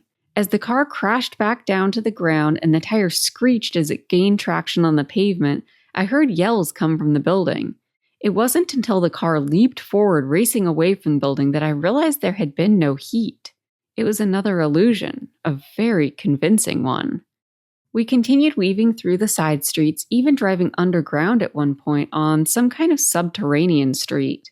With a tense expression on his face, the spirit didn't talk as he swerved abruptly down other streets and around groups of spirits. He slowed when we reached a seedy-looking neighborhood lined by 4-story buildings that all looked absolutely identical. At least the windows weren't broken here, although they were lined with bars. The spirit steered the car down a ramp that led under one of the buildings. A gate blocked our way, but began to slowly slide open as we waited. We pulled into the underground parking lot, which only had a few other cars in it, and parked the car in the shadows of the back corner. "Let's go," he said, climbing out. I moved tentatively at first, but the illusion seemed to be gone, and I was able to open my door and slide out without entering the void. "Why don't you just make it invisible?" I asked as I followed him along the wall of the parking lot. "Do you want a car to try to park on top of it? Because that's how you make that happen." I doubted it, based on how few other cars were in the parking lot, but supposed he had a point. The spirit pulled open a door to reveal a small room that was absolutely covered in mildew. The walls glinted with slime, and the small amount of light entering through a grimy window in the ceiling revealed dust and what I had to assume were spores floating in the air, stirred up by our entrance. I hid my mouth and nose in my arm, trying desperately to avoid touching anything and filter the air through my sleeve. The spirit stepped in after me and pressed a button I hadn't even noticed.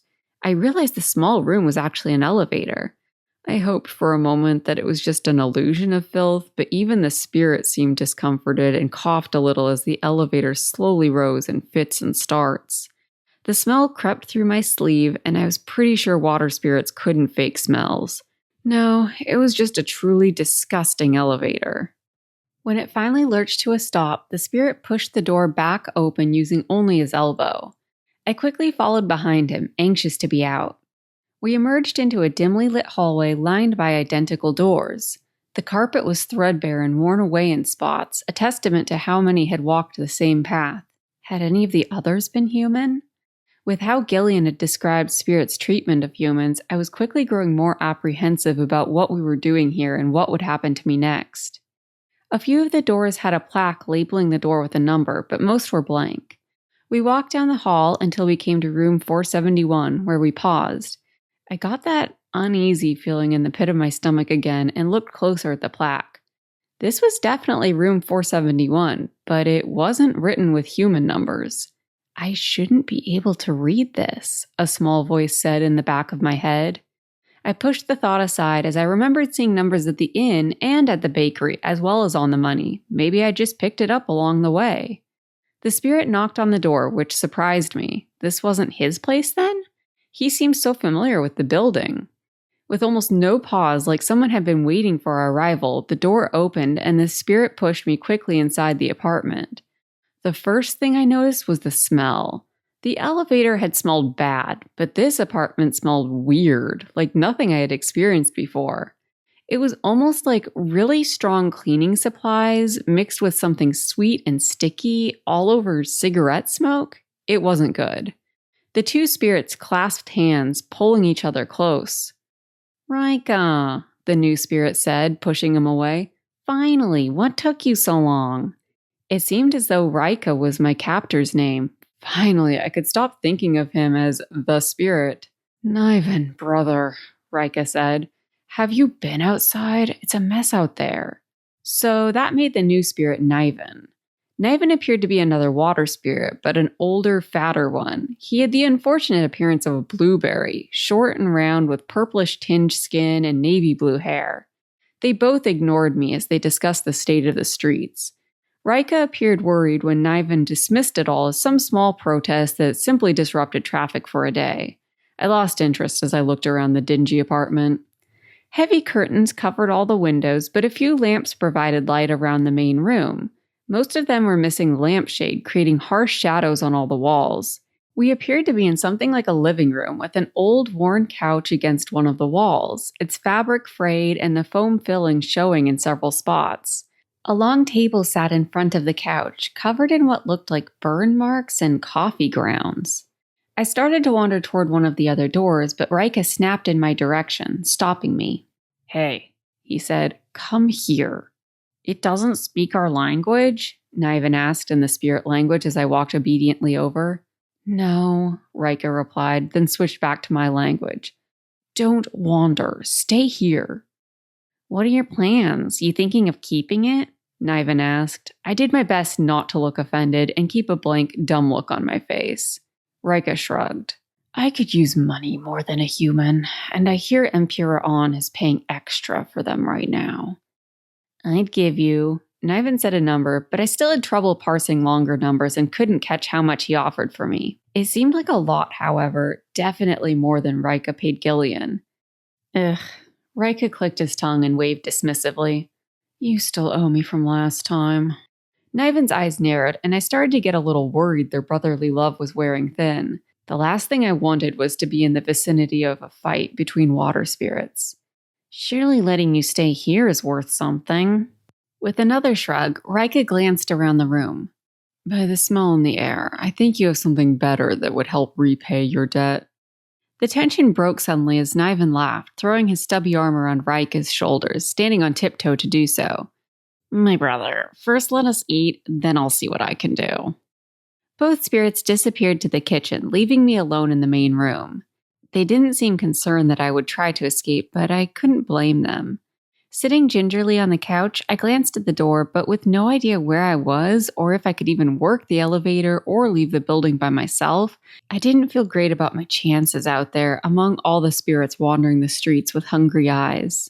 Rika returned while I was still looking at the door, and with a brusque wave of his hand, the door disappeared. So much for that.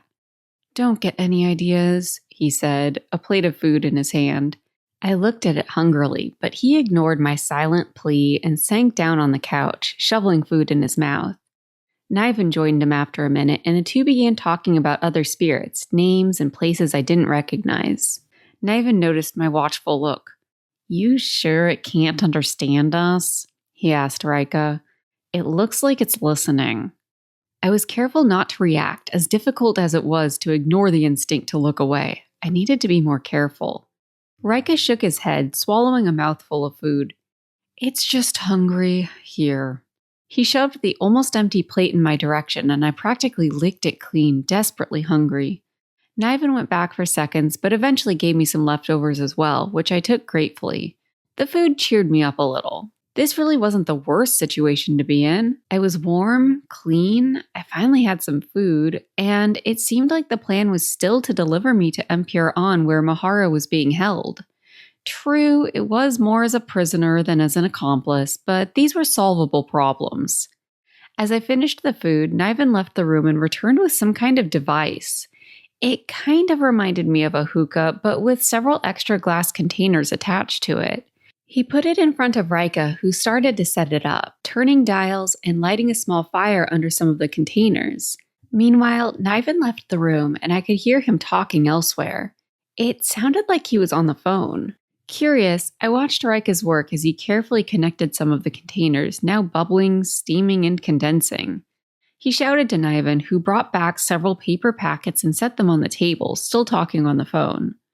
Using a pocket knife, Rika opened the packets, which contained some kind of powder. As he added them to the containers, it became clear where the smell in the air came from, as well as the burn marks. The entire device smoked and occasionally boiled over, sometimes releasing a sickly sweet vapor and sometimes spattering out a thick, piney-smelling tarry substance. Nothing about it seemed like a good or healthy idea, but I was still curious and watched as Rika picked up one of the hookah-like hoses and inhaled deeply. The rippling effect to his skin that all water spirits seemed to have suddenly quickened as he leaned back on the couch, looking up at the ceiling. Don't start without me, Niven complained, returning to the room and sitting down heavily on the couch.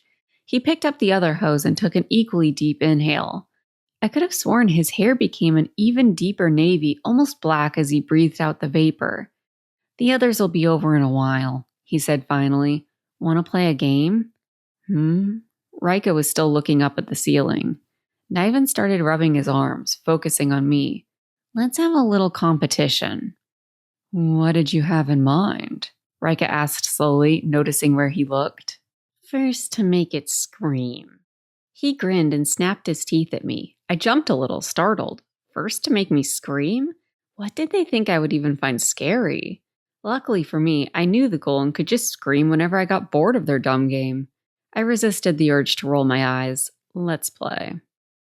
It started predictably, with a giant human-sized spider crawling across the ceiling and slowly lowering itself down to look at me. I knew it was just an illusion, but the multifaceted eyes reflected my own face back at me, and I saw its hair bristle a little when the smoke drifted past. It looked so incredibly real. The spider gnashed its fangs a little at me, and I inadvertently squeaked a little. When it suddenly lunged forward, I fell off the couch trying to dodge it. I was annoyed with myself, but I hadn't screamed, and Niven groaned in disappointment. "Your turn," he said. An ember fell to the floor from their smoking device, but neither spirit seemed to notice as their attention stayed on me. It smoked on the carpet for a moment, but the glow grew brighter and spread as I watched it carefully. The thin wisp of smoke trailing upward from the ember thickened, and I spotted a tiny flame on the carpet. I looked at the spirits in alarm, but they had both vanished. When I looked back at the ember, I saw the fire was growing outward, the carpet curling in on itself and melting as it blackened. I searched for the door or a window or anything, but they were all gone as well. I was trapped in a blank cube of a room that was quickly filling with smoke as the fire drew closer. Pressing myself against the wall, I swore the room was shrinking, shoving me closer to the fire. Were the walls closing in on me? My breathing quickened as the harder I pressed against the wall, the faster it seemed to push me forward, the flames at my feet. "There's no heat," some calm piece of my mind noted. Still, I frantically tried to pick my feet up, scared I was about to start melting like the carpet. "There's no heat," my mind insisted again as my mouth opened, a scream threatening to emerge. And just as the fire and smoke vanished, the room widened, and the spirits reappeared. I realized my mind was right. Just like the earlier fire, it was just an illusion, a horrifyingly vivid illusion. Still, I hadn't screamed, and Rika looked annoyed. The game continued for only 2 more rounds. Niven seemed to favor startling me. This time, it was the floor that suddenly dropped out from under me, and I felt like I started to fall 4 stories, the illusion only disappearing as I hit the ground. It was disorienting, but not entirely scary. My hair remained firmly in place around my face. There was no wind rushing as I fell. I knew I could scream at any time and the game would be over, but just as it was a competition between Rika and Niven, it had also become a competition between me and the 2 of them. I didn't want to give them the satisfaction of making me scream. All that changed with Rika's next turn. To my surprise, the front door slammed open. I was unsure when it had even reappeared, and Gillean stumbled in, looking around frantically. "Gillean!" I gasped, springing up from where I still sat on the floor after it fell out from under me. I rushed over to him, but right before I reached him, I noticed he wasn't alone. Another spirit materialized behind him, stepping into the shadowy apartment. Something metallic glinted in his hand. A knife?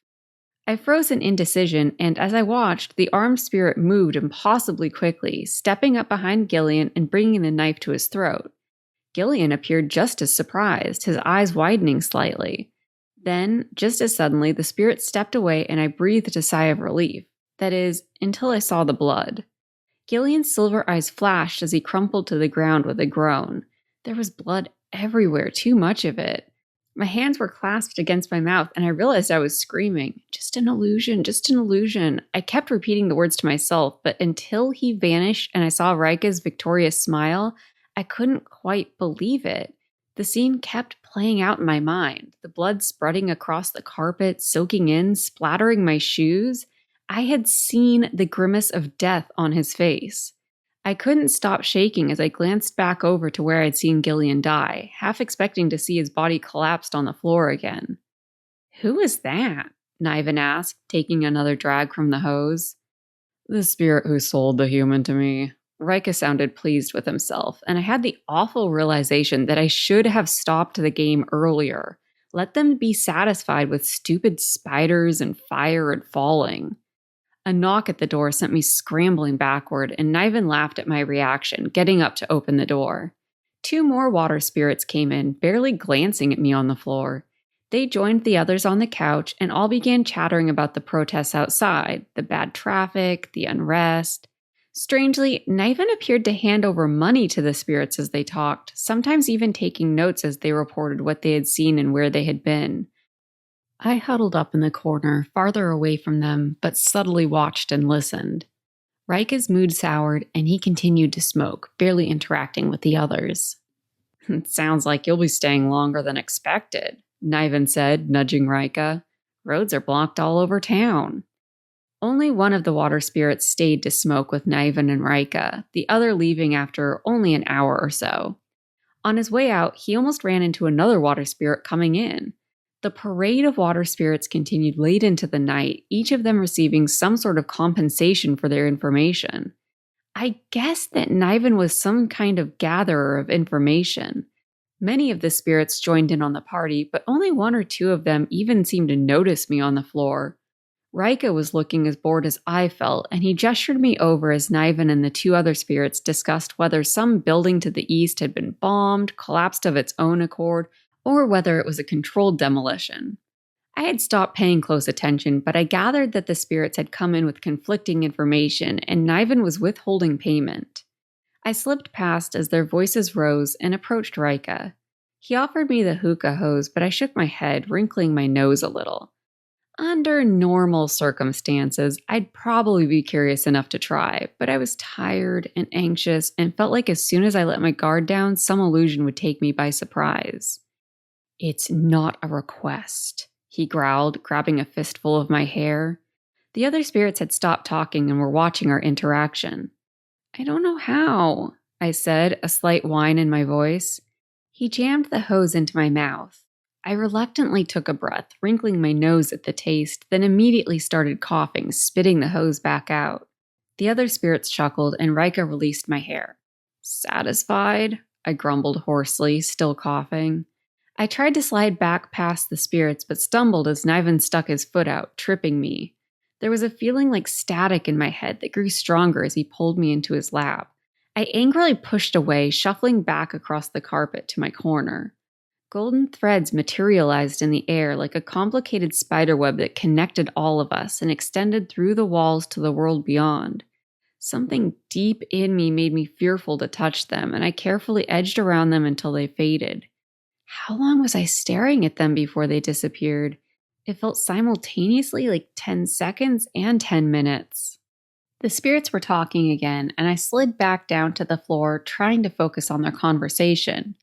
They were discussing the Krecha, and I could almost see shadowy figures slipping up from a vent in the floor, quietly infiltrating the apartment. Or could I actually see them? I looked at Rika, who was watching me with a small smirk. It was an illusion, had to be. Whether he was creating it or it was from my own mind, I wasn't sure. One of the shadowy figures slid across the wall toward me, and I closed my eyes. I needed to sleep, needed to focus. I could hear him, feel him, breathing in my ear just inches away. I hadn't been able to feel any of the other illusions, and I curled up in a tight ball on the floor. That must mean it was either the drugs enhancing Rika's illusion, or it was just my own mind creating it. Or it's real, my mind whispered, no longer my usual voice of reason. I felt something trail across my cheek, and my eyes shot open. The room was empty and quiet. Had I fallen asleep? I couldn't tell how much time had passed, but as I lay there in the dark, I felt like time had ceased to pass. I was stuck in some kind of timeless nightmare where the shadows continued to shift and move, whispering in my ear every time I started to drift off, and the nightmare showed no sign of ever ending. Chapter 13. Time began to pass again in fits and starts, but the days made little sense. Spirits constantly came and left, all talking about disasters, fighting, and the Krecha. Some mentioned my sister's name, but never with any new information. Everyone seemed to know that she was back, that Empure An had the spirit who created the afflicted, but that was it. When they asked Niven if they were working on a cure or what their plans were for her, he just shook his head, saying he had no idea. The spirits seemed to have an endless supply of the drug they were using, and the scent stayed heavy in the air, oppressive and noxious. Rika grew more restless as time passed, and whenever he got bored, which was often, he plagued me with illusions, sometimes getting the other spirits to join in. It was his illusions that filled me with dread, however. Whether it was waking up to find myself surrounded by dead bodies with a single figure silhouetted in the door, or the time a little toddler spirit came in with one of the others and pulled over the smoking contraption on herself before I could stop her, and I watched her skin burn and smolder before she suddenly vanished, Or when a skinny dog lay dying in the middle of the floor all night, whimpering and twitching, but every time I tried to reach him, the room spun around me. Rika was masterful at finding ways to torture me. Occasionally, he brought out visions of Gillean, but not often. Not enough for me to ever get used to it. The illusions the other spirits cast on me all smeared into a messy attempt that paled in comparison. Every time I got better at identifying the illusions and stopped responding, Rika forced me to smoke, which blurred the distinction between sleep and wakefulness. Sometimes I thought I had drifted off to get some blessed sleep, only to find myself in another of Rika's illusions. Other times I got cocky, assuming something was an illusion, only to have it attack me and rip me apart, the pain only ending when I woke up with a start. Although their illusions should have only affected my vision, the drugs allowed my mind to fill in the blanks and make them tangible. In one lucid moment, I lay on the floor, pretending to sleep. It sounded like it was only Rika and Niven in the room for once, and I listened to their conversation. "Reconsider my offer yet?" Niven asked. "What offer?" Rika asked. I heard Niven take a drag. "For the human. You're still no closer to selling her to Empura An than you were when you got here. I could take her off your hands." Rika paused. "What do you even want with a human?" Something rustled, and I imagined it was Niven shrugging. "I could hold on to her here until the roads reopen. I'm not going anywhere. My offer was more than fair." "Not yet." He paused again. "I'll reconsider tomorrow, after the latest reports."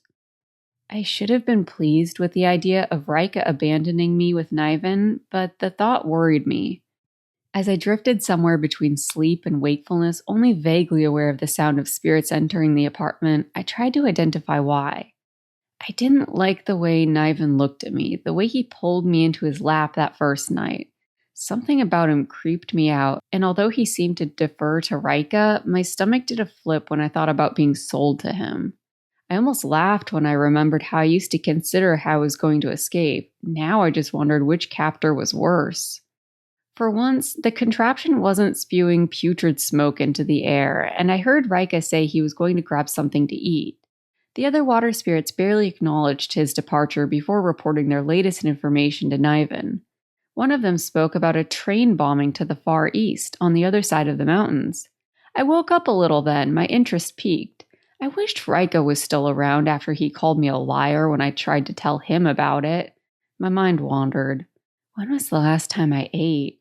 I couldn't even remember my last meal, although I had a vague recollection of Niven shoving some half-eaten, cold and congealed pasta my way at some point. The smell in the air and the everlasting nightmare made me lose my appetite, and the idea of food seemed repulsive. Maybe I could just wither away into nothing. Float away into dust and escape on a breeze. I could envision it, feel my body starting to shift and turn to dust, and I knew I was falling deeper into sleep.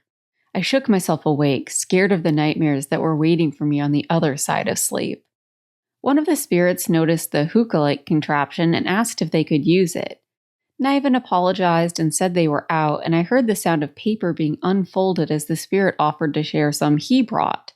I cursed this new spirit silently, dreading the smoke that would soon fill the air. With any luck, at least Niven wouldn't force me to smoke like Rika would if he was there. Niven accepted, and I heard the spirit setting everything up again, getting the water boiling, adding chemicals, and connecting the whole device together. I wrinkled my nose and turned over, burying my face in my arms. The spirits laughed as they all took turns smoking. It sounded like they were all trying to blow smoke rings and rating each other's attempts. The laughter got more raucous, and I finally opened one eye and turned back over to face them. What in the world is so funny? I wondered. The three of them were practically falling over each other, laughing, tears streaming down Niven's face. What the? Then, Niven collapsed, face first onto the floor.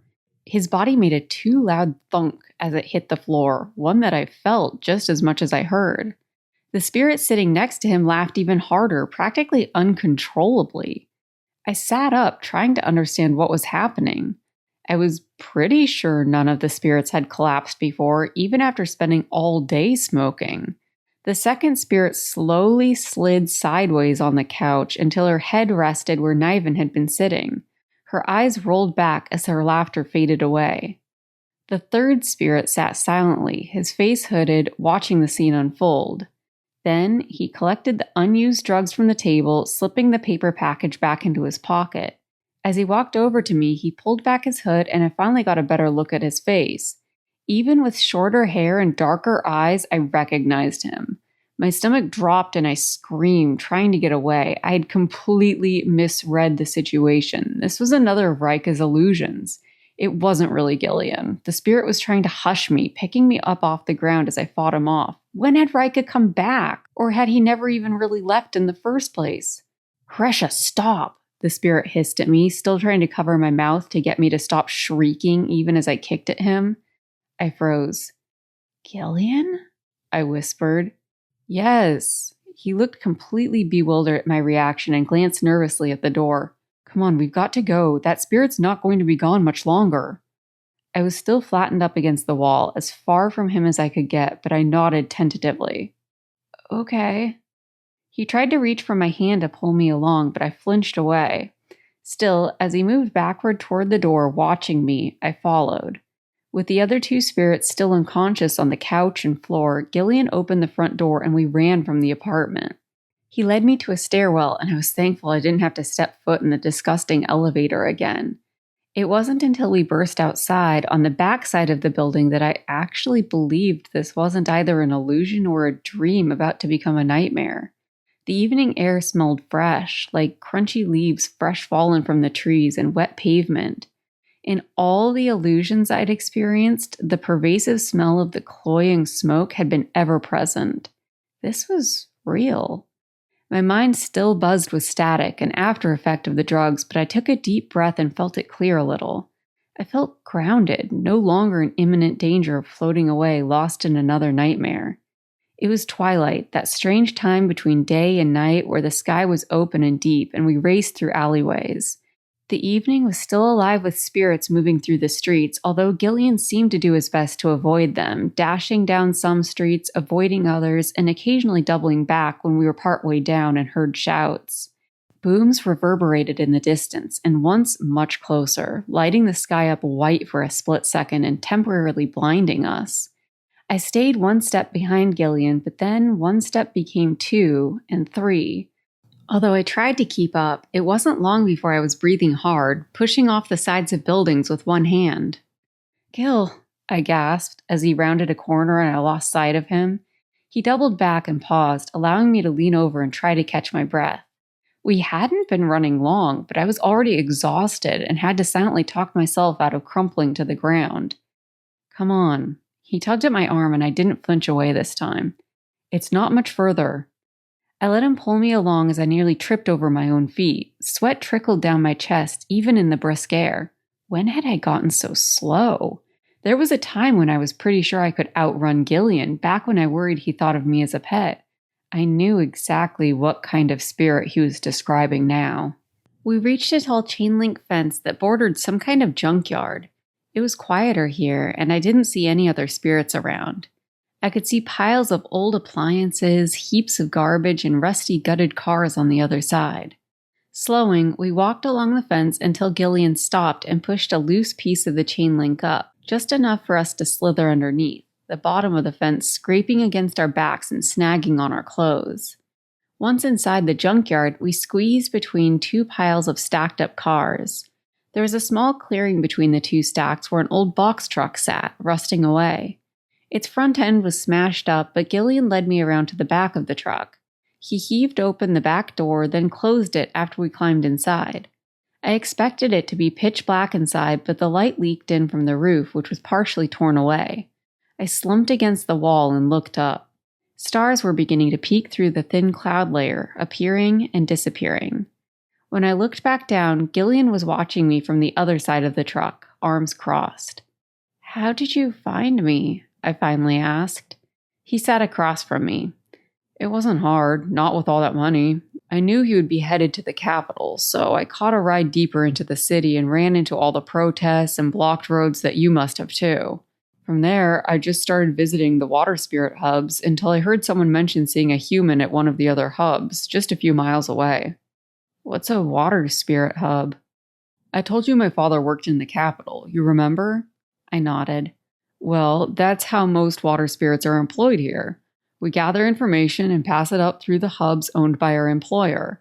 I've been to a few of them before, back with my father, so I use that as a starting place. You were at an Empura On hub.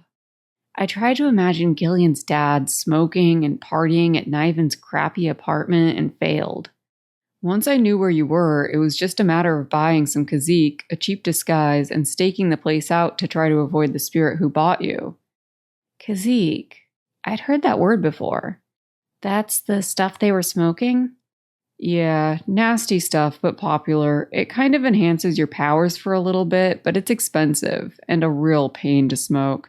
Occasionally, you get some idiot who tries to inject it or eat it to make the high last longer, but they usually end up dead. Mine was laced. I didn't smoke it, obviously. He looked a little annoyed, probably at having to talk so much. Any more questions? So many. You look different. Your hair. It was much shorter, no longer slicked back, but still looked wet, like he had just stepped out of the shower and tousled it. I was worried I'd accidentally run into that water spirit again. Illusions wouldn't work on him. Kind of sucks it was all for nothing. He removed the contacts with a grimace and flicked them aside. It wasn't for nothing, I said quietly. Niven would have recognized you if he'd been paying attention. Gillean raised his eyebrows in surprise. What, the spirit described me to him? I didn't want to talk about the illusions, the games they played, and I looked away, focusing on his hands instead. Gillean, I gasped, leaning forward and taking his hands in mine. Your hands, they look practically healed. I turned his hands over, marveling at how much better they looked. They were a little discolored still and more calloused than I remembered, but the scabbing was almost healed. How had I forgotten about his injuries until now, and how had he healed so quickly? That medicine I got him must be some kind of miracle cream. Or maybe spirits just healed quicker than humans. He pulled his hands away, looking uncomfortable. It was rough going the first couple of days, but I managed. After that, I was okay to walk short distances as long as I wrapped them up really well. I overdid it once or twice in the second week, but it seems to have healed up okay. My head spun, and I leaned back heavily against the wall of the truck, feeling dizzy. How long has it been since you sold me? He flinched. Don't say it like that, Haresha. What choice did I have? I came back for you, didn't I? Just answer the question. My voice wavered a little. He counted on his fingers. Like 2 weeks? 15 days, I think. Impossible. I pulled my legs up to my chest and put my head down, feeling shaky. 2 weeks? It couldn't have been more than 3 or 4 days, but Gillean had no reason to mislead me, and his healed hands didn't lie. That meant Mahara had disappeared over 3 weeks ago. Had she given up hope by now? Was she even still alive? Hey, Gillean had shifted to sit next to me. You need to eat. I felt him put something in my hand. I shook my head, still hiding my face, and tried to hand it back. I'm not hungry, I said, my voice muffled. He paused. Please, Haresha? I was pretty sure this was the first time I had ever heard him use the word please, and it gave me pause. I must have really looked a mess. Lifting my head, I nibbled a little at the bar in my hand. It had the gritty taste of some kind of protein bar and sat heavy in my stomach. As soon as I managed to choke it down, though, I craved another. Can I have more? I asked hopefully. He shook his head. You'll make yourself sick. Rest now. He pulled a sleeping bag and backpack out of the corner that I had overlooked. His own sat beside him. Here, we don't have to share anymore. I didn't know if the feeling that washed over me was relief or disappointment. Maybe a combination of both if that was possible. Maybe it was all the running or the adrenaline or maybe even an after effect of the Kazik, but I was dead tired and couldn't get the knots on the sleeping bag undone. After a few failed attempts, Gillean reached over and untied them, helping me unroll the sleeping bag and get situated. I rolled as close to the wall of the truck as I could get, facing away from Gillean. My forehead touched the wall and I craved its solidity, the nothingness it provided. Even as tired as I was, I fought sleep, dreading the nightmares that I could feel were waiting behind my closed eyes. As my eyes continued to slip shut against my will, I promised myself that when they opened, all I'd see was this blank wall. No shifting shadows, no illusions, nothing. Chapter 14. I jerked awake several times during the night, slamming my forehead and knees against the inner wall of the truck. The metallic thunk instantly reminded me where I was, and I was able to quickly slip back into an uneasy sleep. When I woke and enough light filtered in through the broken roof to make out the patches of rust on the wall, I finally rolled back toward Gillean, stretching. I wasn't well rested exactly, but I felt like I could keep going, although the thought of leaving the safety of the truck filled me with fear. My stomach cramped with hunger, and I hoped he'd let me have something more now. Gillean was already awake, watching me. He had dark bags under his eyes and looked miserable. "You look tired," I observed, sitting up and pulling my old backpack over to poke through it, hoping there was some food inside. I found another protein bar and unwrapped it with relief, taking huge bites. "No, really?" His voice dripped with sarcasm. I chose to ignore it. Didn't sleep well? "Did you know you talk in your sleep?" I shook my head. Uh-oh. I grimaced inwardly, worried where this conversation was going. "No," I said with forced cheerfulness, swallowing a bite of food. "I say anything interesting?" "You also move in your sleep, like a lot. You were yelling and thrashing around all night." "Wow," I said, finishing the bar. "Sorry about that." I considered grabbing more food, but decided to wait at least a few minutes. Desperate for something to do with my hands, I took out my ponytail and started braiding my hair, staring off into the distance. I could feel the white streak between my fingers as I divided my hair into chunks. "What happened to you over the past 2 weeks?" His voice still sounded annoyed, and I was positive it wasn't concern that made him ask, just irritation. And if there was an undercurrent of concern, it was just for our shared mission. What had happened to me anyway? I didn't feel like me. There was zero chance I was going to tell him, and I thought for a moment about how to reply, still braiding my hair. It wasn't until my hands reached the nape of my neck and I felt the chain that I remembered Gillian's necklace. "Oh." My braid abandoned, I unclasped the necklace and held it out. "This is yours." His face lit up, and even as I knew I should be happy to make him happy, all I felt was relief that his line of questioning was interrupted. He took it from me and fastened it back around his neck, tucking it under his shirt. "Thanks for keeping it safe, Russia." I shrugged, unsure what to do with his gratitude. Why'd you even give it to me? If he was taken aback by my coldness, he didn't let it show. "I wanted you to trust me when you saw me again, know that I wasn't really just selling you off." He smiled without any real joy behind it. "Although, I guess it didn't really work, judging by your reaction when you saw me." "I just didn't recognize you," I lied. His silver eyes widened slightly, and I wasn't sure if he detected my lie or if he was surprised his half-assed disguise worked so well. "So what's the plan?" I asked, restarting my braid. My fingers moved faster this time, and I finished it quickly. "From what the water spirits reported, all the roads are still blocked." He sighed, and I felt some odd satisfaction that I was exhausting him further. Why? Was I mad at Gillean? "We'll go under." "What do you mean, under?" He waved a hand around us. "There's a whole water system under the city. I used to sneak around down there, presumably with Cora because the memories are kind of hazy, but I'm sure I can at least remember enough to get past the blockades into the city proper." "You snuck around in sewers with my sister?"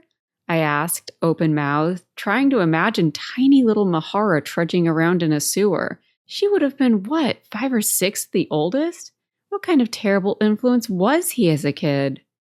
"It's not a sewer," he protested, seeming to read my thoughts. "It's stormwater runoff. You'll see."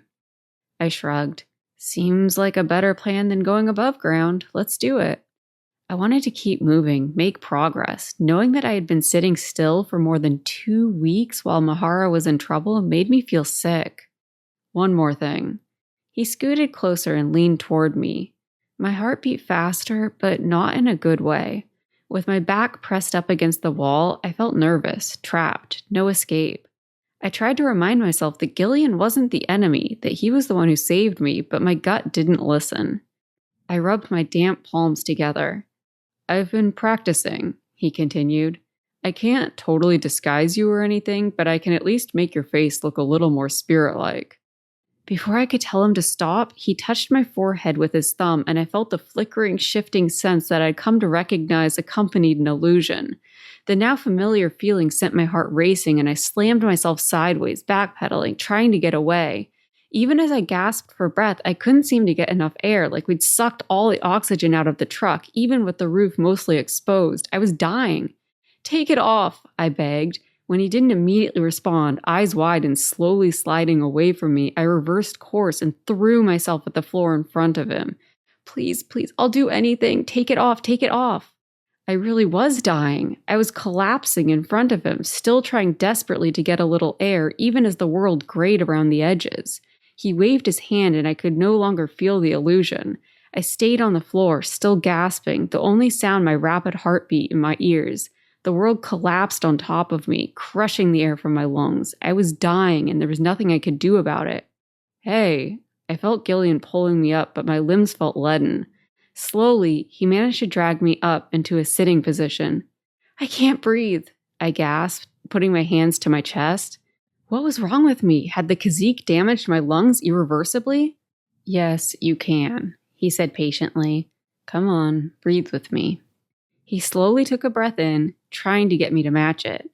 I shook my head. It wasn't working. The world faded a little more and roaring filled my ears, overtaking the sound of my heartbeat, although I could still feel it thudding in my chest. "You're not breathing with me," he said. I felt him wrap his arms around me, and I froze in surprise. He took another deep breath, and this time I could feel it against my chest. Something about the pressure and feeling his chest rise against my own made it easier, and I took a shuddering breath to match his. I had forgotten how much cooler his body felt than mine, even through our clothes. I focused on it. "That's better," he said quietly, his voice in my ear. My next breath was a little more even, and the world slowly came back into focus. We sat like that, just breathing, for what must have been minutes, until I finally shifted away from him, my breathing finally under control. "I'm sorry," I finally said, wiping my face. I no longer felt like I was dying of suffocation, but instead felt like dying of embarrassment. "What happened to you?" he asked again. I didn't say anything. How could I even begin to explain? "Did they..." He sounded as uncomfortable as I felt. "Did they put illusions on you, those other water spirits?" I gave one small nod. "I'm sorry," I apologized again. "No, it's okay." He didn't ask for any further explanation. "We can figure out a physical disguise for you, like I used before." I took a deep breath. "No, I trust you. Just warn me before putting any illusions on me." He held out his palm inches away from my forehead. "Ready?" "Yeah." I bowed my head slightly, resting my forehead against his cool palm. I closed my eyes as I felt the shift happen again. This time my breathing remained even, and I raised my head when he dropped his hand. "Thanks." I reached out and squeezed his hand, which reminded me of something. "Do you think it's possible to learn how to see through illusions?" I asked. He didn't immediately pull his hand away. "I don't know. I've never heard of anyone but water spirits seeing through illusions, but you've surprised me before." Finally releasing his hand, I told him about how I had tried to see through Rika's illusion in the car by picking up and dropping my hand repeatedly, and how I thought that maybe I'd started to make some progress before everything fell apart. It started to rain lightly as I talked, and we huddled against the wall where there was a little more cover, packing up our things. "Let me think on it," he said. "I have a couple ideas if you want to try." The rain picked up a little as we left the truck, but even as we exited the junkyard, it seemed to be keeping most other spirits off the streets. Although a few cars splashed us as they drove through the large puddles filling the potholes, we saw few other spirits as we walked. Gillean glanced down the side streets until he found what he was looking for and pulled me down one. Buildings sat close and tall on either side of us, water dripping down from balconies and outdoor stairwells, joining the rivulets that carried bits of trash and leaves toward a storm drain. He knelt at the drain, undoing some kind of locking mechanism, then swung the grate to the side. "After you," he said, offering a hand. I took it and stepped onto the ladder that led into the darkness. It wasn't a long climb, and I quickly reached the bottom, stepping to the side as Gillean followed me down, closing the grate above us. The sound of running water filled the air, echoing steadily all around us. To my surprise, it wasn't the sludgy, disgusting tunnel I expected to find. Instead, fluorescent lights flickered on, lighting up the gray tile that lined the walls. Raised, grated walkways sat on either side of the slow-moving stream that ran through the middle of the tunnel. The crisscrossed metal allowed water draining down the storm drain above to fall into the stream while we walked above it. The water was a little foamy, with bits of litter and sticks visible, and the tiled walls were slightly mildewed, but on the whole, it was a lot cleaner than I expected. However, I still couldn't believe Gillean let my sister run around down here with him. "This way." Gillean waved me forward, pointing at a sign along the wall. "These signs show what street we're under." He pointed at a T intersection ahead of us, and whenever you reach a split like that, there's an arrow that indicates what direction north is. As we walked in the direction of the intersection, I saw what he meant. There was a small triangle pointing slightly to the left, like you would see on a compass. "We need to head this way." He crossed the stormwater stream using a small catwalk and continued down the tunnel to the left. The fluorescent lights above seemed to be motion activated, and they lit up as we walked through the tunnels. They also made it impossible to move with any kind of stealth or secrecy. When we saw the lights turn on in the distance down the tunnel, we both stopped, waiting to see if it was a spirit or just a rat or a larger piece of trash that activated them. Gillean glanced at the tile wall to our left, and I could tell he was quickly trying to decide if he could make us blend in a little better. He shifted to stand in front of me, glancing over his shoulder at me for approval. I gave a quick nod, bracing myself. But before he could put an illusion on us, I spotted what had activated the lights. It was a spirit, but a very small one. A tiny spirit stood on the other side of the tunnel, motionless as she sized us up.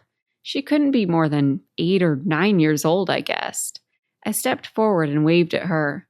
"Hello," I called in their language. "What are you doing down here?" She started at my voice, putting her hands over her mouth and standing perfectly still. When we continued to watch her, she slowly crept closer, her footsteps tapping lightly as she crossed one of the catwalks to swap to our side of the stormwater stream. The entire time, she kept her hands clasped over her mouth. "What's she doing?" I murmured to Gillean. The girl had long, tangled hair, and her big eyes were framed by thick eyebrows and eyelashes. I suspected she was some kind of animal spirit, but it was harder for me to tell with younger spirits. That made me wonder, how had Mahara's appearance not set off any alarm bells when I found her? She was a little wild-looking with her untamed hair, but more human than any of the spirits I'd seen so far. Maybe that was part of the experimentation that created her? Gillean had relaxed at the sight of the spirit. "Ignore her," he replied. "She's just hungry." We continued walking down the tunnel toward her. He barely glanced in her direction, but I pulled my backpack off one shoulder, rummaging through it as we walked. I still had plenty of food and pulled out 2 packages of nuts, one for me and one for the little spirit. I tossed her the bag as we walked by and smiled at her. She unclasped her hands and caught the bag, doing a happy little dance when she saw what it was, immediately tearing into the bag and tossing a handful of nuts in her mouth. Looking back as she pranced away, Gillean sighed. "You're going to end up with a whole trail of spirits if you keep that up. We'd better hurry." I shrugged, opening up my own bag. "It'll be fine." He fell back a step to walk alongside me and held out a hand silently. I dropped a few nuts in it, and we were quiet as we ate. I noticed that as some of the other tunnels joined up with the one we followed, the water level had risen and the stream was moving faster. We passed a few grates that helped catch some of the garbage, creating a more tumultuous section as the water had to fight harder to pass through. "So here's what I've been thinking," he said, reaching into his pocket. He pulled out a silver coin and handed it to me. I rolled it in my fingers, studying it. I still wasn't very familiar with the spirit monetary system, but I was pretty sure this was one of the more common coins. It had a scattering of stars on one side and some sort of bug on the other, a cicada maybe. Look at it carefully. Reaching over, Gillean tapped it, and I felt the shift happen, although my eyes insisted it had always looked this way since it had never changed. It was coppery in color now, with a mountain split by a river on one side and a face on the other. However, my fingers insisted my eyes were lying, as it could still feel the stars and cicada. It was an odd sensation, my two senses at war with each other, each insisting the other was wrong. So, how do I see through the illusion? I asked. Like, how do you do it? Don't ignore what you see, he said slowly, tapping his lip as he thought. I'm not sure exactly how to explain it. It's not like I don't see the illusion, I do. I just see the reality behind it at the same time and can differentiate between the two. All I see is the illusion, I grumbled, even though I know what it's supposed to look like. He shrugged. As I said, I don't know if it's even possible for a human to see past the illusion. I can't even see past the more advanced illusions, like the one the marsh spirits used. I was starting to forget what the original coin had looked like. Okay, wait, take the illusion back off. He flicked his hand and it vanished. I studied both sides of the coin again, trying to commit them to memory. Okay, ready. He put the illusion back on, except this time it was an even larger coin with a bear on one side and some writing on the other. You upgraded, I mumbled, and he snickered. I was beginning to understand even more why water spirits seemed so ostracized. Putting an illusion on a coin was pretty obvious when I could feel it wasn't the right shape, but I had to imagine it was a lot harder to detect on a bill. I sighed, still completely unable to see past the illusion, even when I placed the coin right in front of my face, practically touching my nose. I can tell there's an illusion on it, but not what it is, I said, frustration in my voice. What do you mean you can tell there's an illusion on it? He asked, looking over at me. You spotted the marsh spirit's illusion before I did, too. It's like... I paused, unsure how to explain. Obviously, I can feel it's wrong, but it's more than that. When you put an illusion on something for a split second, it's like I can feel something shift, kind of like the world hums without a sound. I blushed a little, feeling silly, but he just nodded. Maybe it would help if it was something you were more familiar with. He flicked the illusion back off and held out his hand for the coin, but I slipped it into my pocket instead. Yeah, you're welcome. He kept his hand out. Give me your hand. I gave him a sideways glance, unsure what he had in mind, but placed my left hand on his right hand. He flipped it over, palm up, and started to tap it, but paused a fraction before. May I? I nodded, and he thwacked it, definitely a little harder than necessary. I snatched it back with a glare, already feeling the shift, and inspected my palm. It was more wrinkled than before, a slightly turquoise shade with calluses across the knuckles. Ew, whose hand is this? He opened his mouth slightly in surprise before narrowing his eyes when he saw my sideways grin. Jerk, you know I just copied my own palm. I elbowed him, trying to make him smile. Thanks, I'll keep working at it. I still couldn't see through the illusion, but it did seem to help. Even without touching my palm, I knew what it should look like, and I was able to easily imagine it, especially when I held up my other palm for comparison. Don't ignore the illusion. See past it, I told myself. I was so engrossed in studying the illusion that I didn't notice the footsteps pattering behind us. Gillean sighed and gestured with his head when I glanced over. Your friend is back. Dropping my hands, I looked behind us. The little spirit was back, and she had an even smaller spirit in tow, dragging him along by his hand. When she saw me look back, she pushed the boy forward, moving his hands to put them over his mouth. It looked like she was trying to teach him how to beg for food. The sight reminded me of my own sister, and I wondered if the two small spirits were related. They both had the same big brown eyes and thick eyebrows. I stopped walking and gestured them closer, kneeling down with my backpack in front of me. The boy shied back, but the girl dragged him forward again as I started to dig through my bag, ignoring Gillian's heavy sigh behind me. What's your name? I asked the girl as she approached. She didn't respond, but instead shoved the boy forward, putting his hands back over his mouth again. I smiled at both of them and pulled out 2 small bags of dried fruit, hoping small spirits liked sweets as much as small humans did. The boy shrieked in what I hoped was a happy noise when he saw what I held, and the girl smacked the side of his head, whispering in his ear. The boy sniffled, but he was still smiling when he held out his hands and let me hand him one of the bags of fruit. The girl started to pull him away, but I called after her. "Hey, wait!" She turned back. "Here, you take one too." I held out the second bag. Gillean groaned more loudly behind me. With a worried look at him, the girl hurried back and snatched the bag from me, then rushed off with the boy in tow. They didn't go far, however, and knelt over the food nearby, whispering to each other and giggling. "I didn't buy all that food for you to give away," Gillean grumbled. "Oh, lighten up, it's not that much." I pulled out some jerky for myself, then resituated the backpack and continued down the tunnel. The kids followed a distance behind, still whispering and ducking behind each other whenever I glanced back. "What are they doing down here anyway?" I asked Gillean. "There's no way they're begging enough food off spirits to survive down in these tunnels." "They probably just come down here for shelter," he said, glaring back at the boy who had gotten too close, barely a step behind Gillean. The boy ran off, giggling. "When it's not raining, they probably spend the day above ground begging for food. I don't think they're afflicted, but their parents probably were, so they're more or less on their own now." "Are they animal spirits?" I asked. He glanced back again. "Used to be, I think. They've been away from home for too long." We passed another series of tunnels that joined our own, and the water level continued to rise, the water becoming turbulent beside us. I felt a little nervous about the kids dashing back and forth along the walkway, still following us, but they seemed comfortable. Gillean noticed me watching the water. "All the stormwater exits into a river just beyond the capital," he explained. "It's not usually quite this high, but the rain gets amplified since everything gets funneled through the central tunnel." "This is the central tunnel, then?" I asked. "No, not quite." Gillean pointed ahead at an intersection. "That is." As we approached the next tunnel, the sound of crashing water echoed loudly through the tunnel, and the air felt colder, wetter. When the lights flickered on, I saw that the water nearly crested the channel carved out for it, splashing out occasionally onto the graded walkways. Gillean whistled, pausing to watch it for a moment. "It's been raining a lot the past week," he nearly shouted so I could hear. "We should get out of here, go back above ground."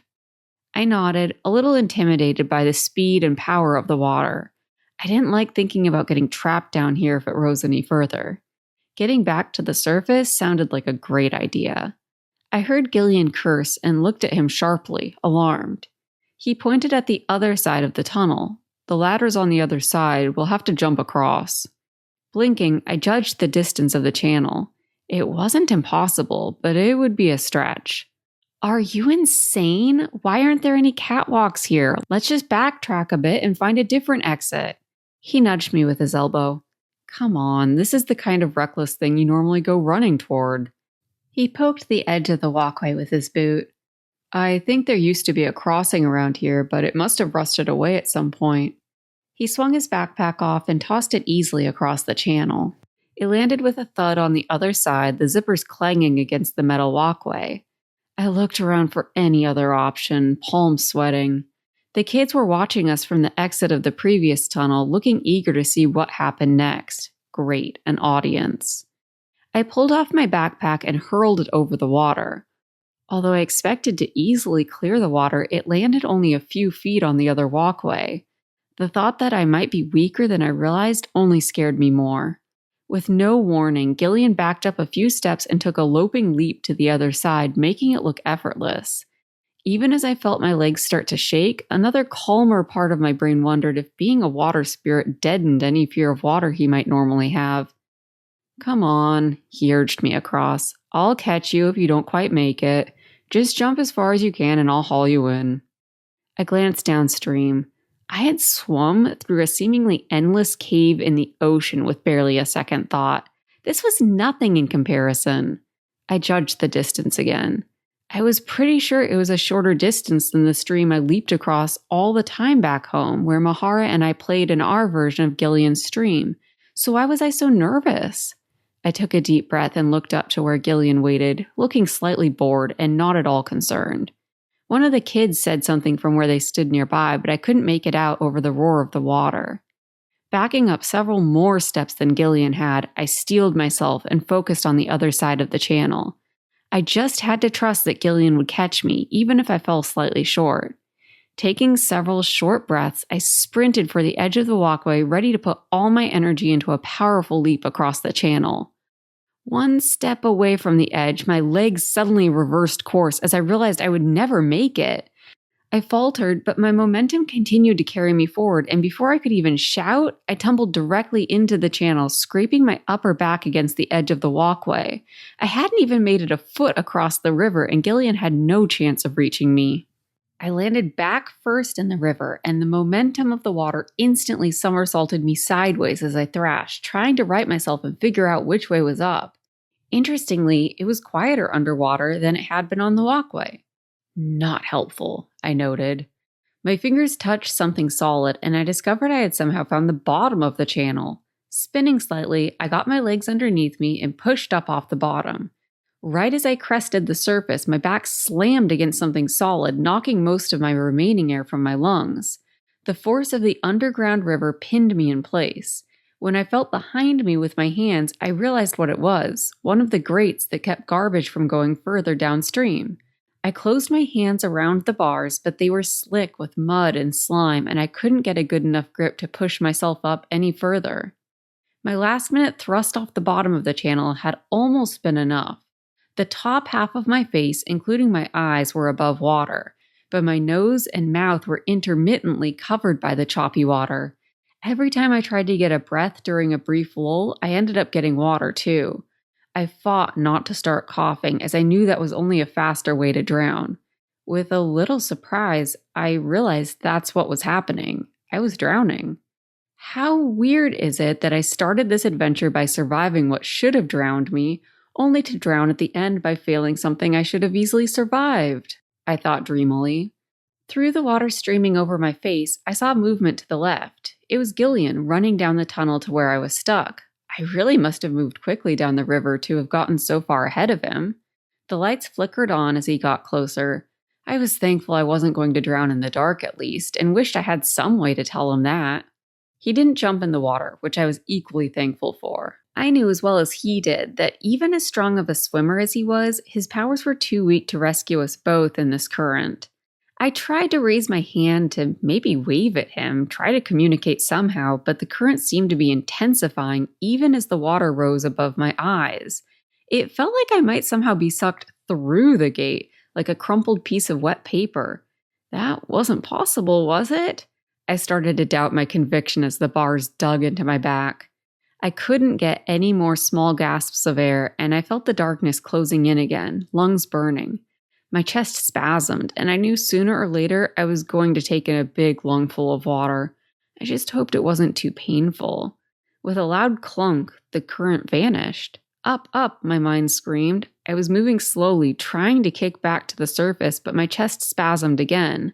I heard a splash somewhere nearby and felt myself being pulled up, felt my head break the surface. I was coughing, hair hanging everywhere over my face, blinding me and draping me in dripping water.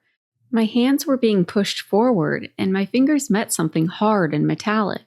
The walkway? I managed to hold on with one hand, still coughing uncontrollably, and pushed my hair back with the other.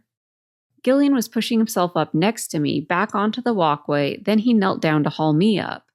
Water streamed off both of us, and as soon as he got me partway up, I rolled up onto the grate, the metal biting into my hands and knees. When at last the coughing slowed, I sat back and looked around. All three spirits, Gillean and the two kids, knelt nearby. The kids had identical creases of concern between their eyebrows, while Gillean patted my back. "Thanks," I managed to croak, still unsure exactly what had happened. The water was getting higher, splashing up through the walkway with increasing frequency. When a particularly large wave rose up through the grate next to the kids, they jumped back with a shout. "Can I open the gate back up?" the girl squeaked, addressing Gillean. He nodded, and she ran over to an open panel on the wall, standing on her tiptoes to flip a lever, then slamming it closed. Once closed, the panel blended seamlessly into the tile that lined the walls. After a brief moment, a beep echoed through the tunnel, and a grinding noise came from the gate where I had nearly drowned. With a sucking sound, water began roaring back through, resuming its journey to the exit. I slowly rose to my feet, pushing up off my knees. "It seems like I should thank you," I said to the girl. Her eyes got big, and she shook her head, mute again. With a huge sigh, Gillean looked back down at both kids. "Come on," he said. "I'm sure we have something for you." The four of us walked down the tunnel to where our backpacks still lay on the walkway. I couldn't believe how far the river had taken me in such a short period of time. How had the kids even gotten to this side of the tunnel? Together, we knelt down and pulled a small pile of food, supplies, and even a little money for the kids, placing it into their outstretched arms. When it looked like they couldn't possibly carry another thing, Gillean put his hands up. "Okay, that's it." In unison, bags of food crunching in their arms, both kids lunged forward unexpectedly and kissed my cheeks. They went for Gillean next, but he stood up and waved them off. "Go on. Don't let any other spirits see all that, okay? Hide it down here." The kids ran off, their screeches and laughter echoing through the tunnels until they rounded a corner and were lost from view. I shook my head after them, then turned to Gillean. "How'd those little kids get across the water?" He looked at me, his face expressionless. "They jumped." I started to turn away with a laugh that even those little kids could manage a jump I couldn't, but Gillean grabbed my arm and turned me back toward him. He didn't say anything, but his silver eyes probed me, searching for something. "What are you doing?" I finally asked, squirming out of his grasp, uncomfortable with the intensity of his gaze. I looked at the ground, staring at the water surging below us, finding it easier to watch than his face.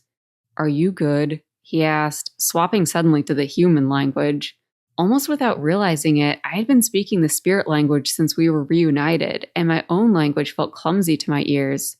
"Yeah, I'm fine." I laughed again, but it felt hollow, and I wrung out my hair, searching for something to do besides look at him. "No, are you really okay?" His voice was stern, and I had a flashback to the time Mahara and I had flown hundreds of paper airplanes all over town, one of the few times I had done something big enough to actually get noticed and reprimanded by dozens of my neighbors. I felt like I was in trouble, and it shattered something deep inside me that I had been desperately trying to hold together. "No, I'm not fucking okay," I exploded. I felt my hands shaking. "I'm scared all the time of everything now. I can't trust anyone. I feel broken, not okay." I grabbed a handful of my hair, feeling angry, crazed, wild. I wanted to rip it out, hurt, feel something else. I wanted to feel myself. "Then you need to get it together," he said coldly, turning away to pick up his backpack. My fury peaked, and I nearly lunged at him, but his next words halted me. "Your sister's counting on it." Mahara. As angry as I was, I knew he was right. I grabbed my backpack with still shaking hands, pulling it roughly on. She needed the old me, the daring, fearless me. No, that wasn't quite right. That reckless version had also nearly gotten me killed numerous times. Somehow, I needed to resolve the two, mix the fearless curiosity with caution. I didn't know how, but I'd figure it out for Mahara and for myself. As we headed for the exit, a couple of hot, fat tears splattered down my face, down into the river below. Maybe they were a delayed reaction to my near death, or maybe they were angry tears. I couldn't tell anymore, but when I sniffled and rubbed them away, I thought I heard Gillean mumble something ahead of me. It sounded like an apology. When we reached the ladder, he paused before ascending and looked back at me. Wordlessly, he held out one arm and I tentatively moved in. Still dripping wet and cold with the water surging loudly beneath us, he pulled me into a half hug, tucking his chin on top of my head. After one last moment where my anger finally burned out, I rested my head against his chest, listening to his heartbeat against my ear. We stood like that, without speaking, long enough for the lights to flicker back out, assuming we had left. Finally, he pulled away, turning fast enough to avoid my gaze, and climbed up the ladder. I followed, always one step behind. Chapter 15. Gillean paused as we exited the storm drain, checking to see if the way was clear, then pushed himself out and gave me a hand as I emerged. Together, we slid the drain back into place, locking it back down. It was still drizzling and the sidewalk was quiet, but as I spun around in wonder, it was obvious we were somewhere very different. Buildings rose up all around us, tall enough that they seemed to fade away into the low-lying clouds, the tops invisible. Huge electronic signs covered the sides of most of the buildings, rotating through messages and images, bathing us in a constantly changing glow. Unlike the neighborhoods surrounding the junkyard, these streets were pristine. The only spirits I saw were across the street. They had lifted one of the sidewalk tiles as if it was a puzzle piece and were working on some wires that ran underneath, but were involved enough in their work that they didn't seem to notice our sudden appearance. "Come on." Gillean quietly tugged me away, and we walked quickly down the street. I pulled my hood over my head and watched the reflection of all the bright signs shimmer in the puddles below me. The street opened up into a plaza, and I heard another noise over the pattering rain. Soft, atmospheric noises that sounded like they were being played over a speaker. It vaguely reminded me of our days spent traveling through the woods, with the wind whistling through the tree branches and the occasional animal noises, only now it was distorted and incredibly fake sounding. I looked around and spotted a speaker attached to one of the buildings.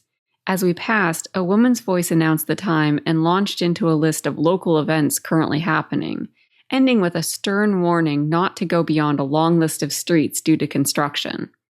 It was mid-afternoon, although the gloomy sky made it feel much later.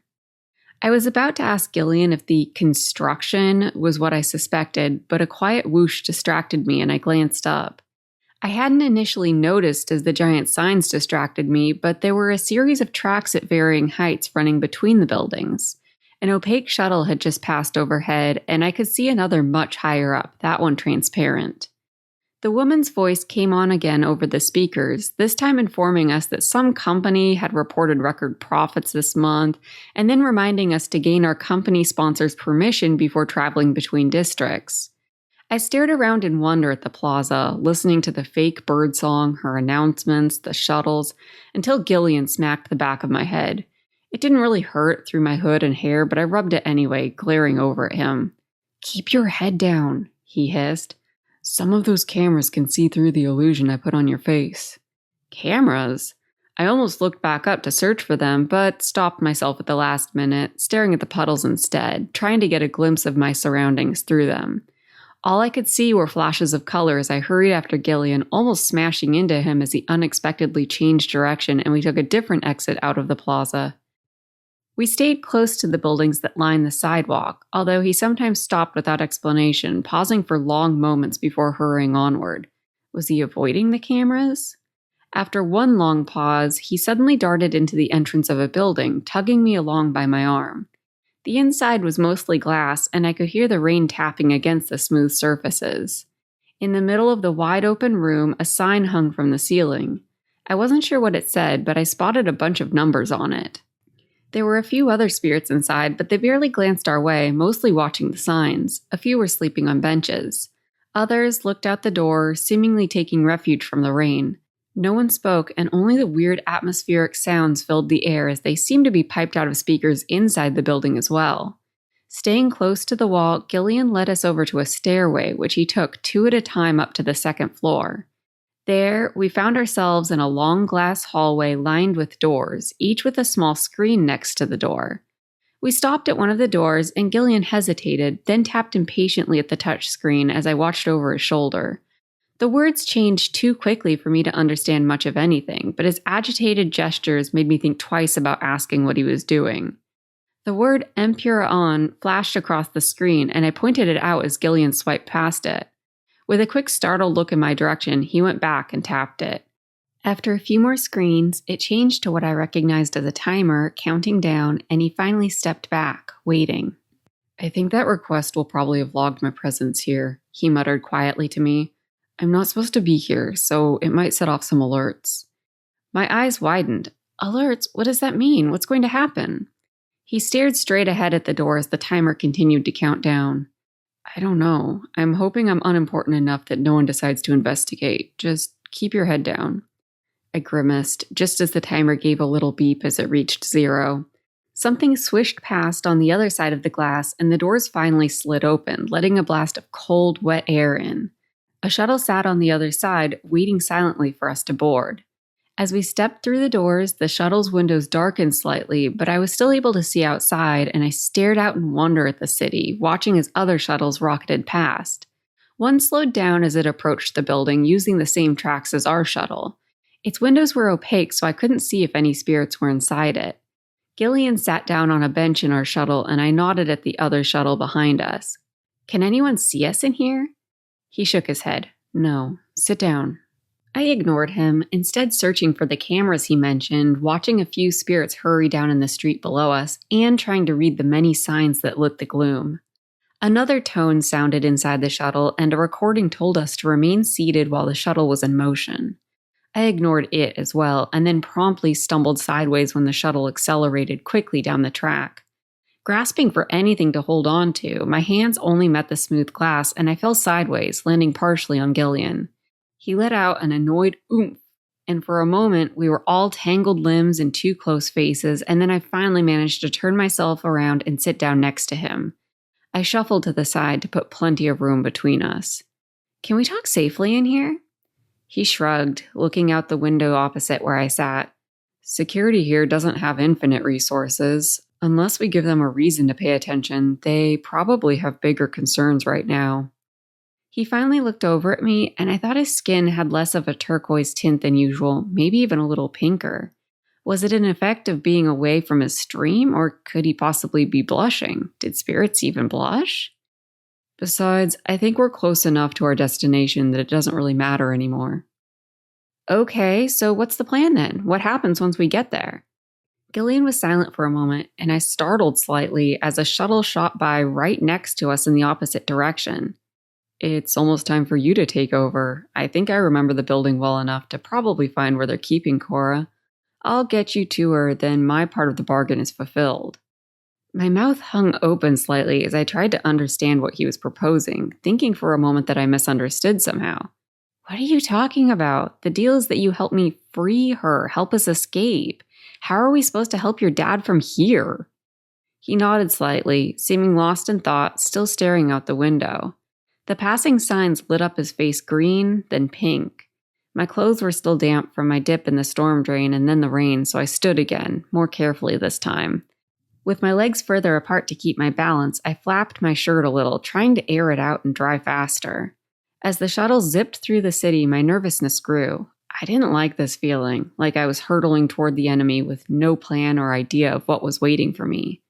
"Gil," I started, but he started speaking at the same time, still looking away. Our eyes finally met and we both apologized. Then he started again. "This is going to be the hardest part of our journey," he said.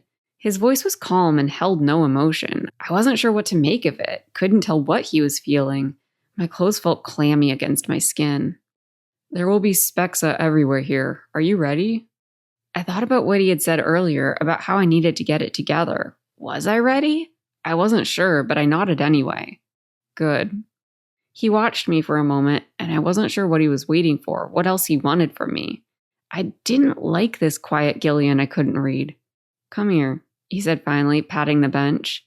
I sat back down next to him, sitting cross-legged. "Illusions aren't allowed here, but we don't really have a choice. No one should know unless we either run into a water spirit or someone observes us on camera, so I want to redo the illusion on your face," he said. "Okay?" I could feel the illusion still on me, but figured maybe he wanted to improve it. "Yeah, okay." I scooched in closer and closed my eyes as I felt him put his hand on my cheek.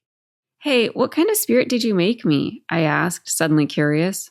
"Water," he said, pulling his hand away. I opened my eyes. Is this what Gillean wished I looked like? I was well aware he hadn't called me Hresha since putting the illusion on my face.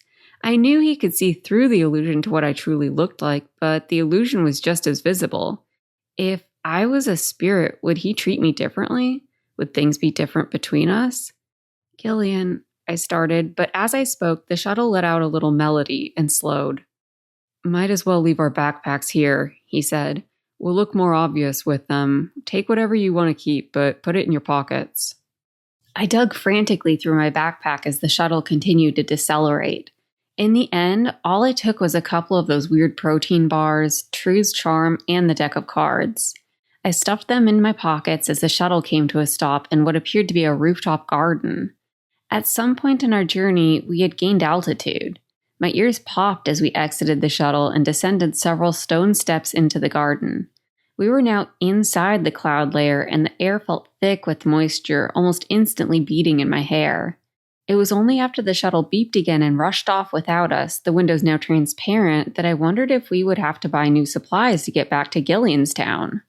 Several other spirits milled around, walking around the garden in small groups, passing under large trees, and stopping to admire brightly colored flowers that lined the stone paths covered in dew. Gesturing for me to follow him, Gillean led us to a small building covered in ivy. A glass door slid open as we approached, and we walked down a flight of stairs into a sterile-feeling lobby. Several other glass doors branched off from the lobby, but 2 spirits blocked our way.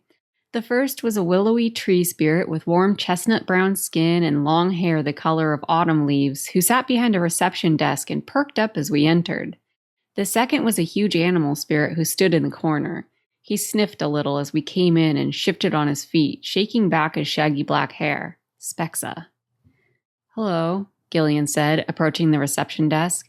"We're supposed to do a rotation here, but we're a little late. Train issues." The receptionist looked surprised and a little confused, a furrow appearing on her forehead. She picked up a tablet and started tapping at it, her fingernails clicking on the glass. "I don't think we were expecting anyone new today," she trailed off. "Let me call someone." The Spexa shifted again, and I could feel his focus on us, even though I dared not look over at him. Gillean stammered. "Maybe we're mixed up on the location. This is our first rotation." The receptionist paused. "Do you have your assignment?" As Gillean started patting his pockets, mumbling something I couldn't catch, another spirit entered from the stairs we had descended, a hawkish animal spirit who moved quickly with a cloak that swept in a flurry around him. He pushed past us, setting a large package down on the desk. "Delivery for Miss Quinn." The tree spirit struggled a little to lift it, and the Spexa finally made his way over, moving the package behind the desk for her as she signed something on the delivery spirit's tablet. For a moment, we were forgotten, and Gillean caught my eye, looking a little panicked. His gaze flicked to the exit, and I understood the question. Should we go? As the delivery spirit spun away, disappearing back up the stairs, Gillean started to edge after him as the receptionist turned her attention to us. "I thought illusions weren't allowed here," I said, cocking my head at Gillean. "Please play along," I pleaded silently. "They aren't," he replied, unsure where I was going with it. I could feel the other spirits listening in. "Weird," I said. "Did you notice that courier had an illusion on?" "Probably not. I could only barely detect it." I used my best haughty tone and turned back to the receptionist. "I'm sure it's nothing. Now, what did you need?" The receptionist glanced at the Spexa, then down at the package at his feet, edging away slightly. "Can you wait here for one moment?" she asked, her polite tone replaced with something a little more unsure. She grabbed her tablet and ducked through the door behind the Spexa, murmuring something to him as she passed. He left as well, jogging up the stairs after the delivery spirit. Wide-eyed, Gillean wasted no time, and we hurried toward another of the glass doors. After swiping his finger on the security pad, the door slid open and we slipped inside. We found ourselves in some kind of storage room with boxes piled high all around us, some on shelves and some just stacked against the walls. Quickly scanning the walls, Gillean swung himself up on one of the shelves, scrambling up the boxes to reach a large vent in the ceiling. He unlatched the vent, pulling it open, then smoothly hoisted himself up into it. "Don't just stand there, come on," he said, reaching one arm down. I heard muffled voices outside the door as I carefully climbed up after him, arms shaking a little with effort as I reached the top. I felt Gillian's hand close around my forearm, helping pull me up as the voices got closer. As I slid in, he quietly swung the vent back into place, just as the spirits opened the door. We froze, both on our hands and knees. "Must have left," I heard the receptionist say. "You really didn't see them up there?" The other spirit growled something I couldn't quite make out. "Well, it's not our problem anymore," she said with some finality. The Spexa grunted and the door closed. I heard Gillean exhale next to me as I looked around our new surroundings. What I assumed was a ventilation shaft was actually some kind of passageway, half the height of a normal room. Regular vents let just enough light in to allow me to see other passageways splitting off further down the hallway. As we climbed to our feet, I found that we both had to duck our heads slightly to keep them from brushing the ceiling. There was just enough room for Gillean to slide past me and continue to lead the way. "What is this?" I asked quietly. "Servants' passage," he replied.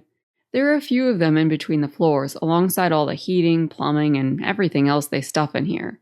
This is how the lower-level staff is expected to move throughout the building." Why is it so short? My neck already ached from the awkward hunch I was doing. Gillean gave me a long look. "My father told me Quinn likes her staff bowing their heads, even when she can't see them." As we moved quickly through the passageways, I started to feel a new sort of unease, different from what I had felt earlier when I felt like we were walking in with no plan. It took me a moment to figure out why my nervousness continued to grow, even as we delved deeper into the building and encountered no resistance. That's what it was, the ease at which we were able to infiltrate what should be a secure building. We saw no other spirits, no cameras, nothing. I was almost relieved when a small ball rolled by attached to a track I had noticed at chest height. "Back," Gillean ordered me, pressing me tightly against the opposite wall with his body. I tucked myself behind him, trying to remain hidden from the rolling ball. I heard the smooth grinding noise stop, then saw the passage light up for a brief moment from where I hid behind Gillean. When the grinding noise continued down the hall, I felt his body relax and move away from mine. "Was that some kind of security system?" I asked, shuffling away to put distance back between us. He nodded. "Scans anyone it comes across." "And what? It didn't notice me?"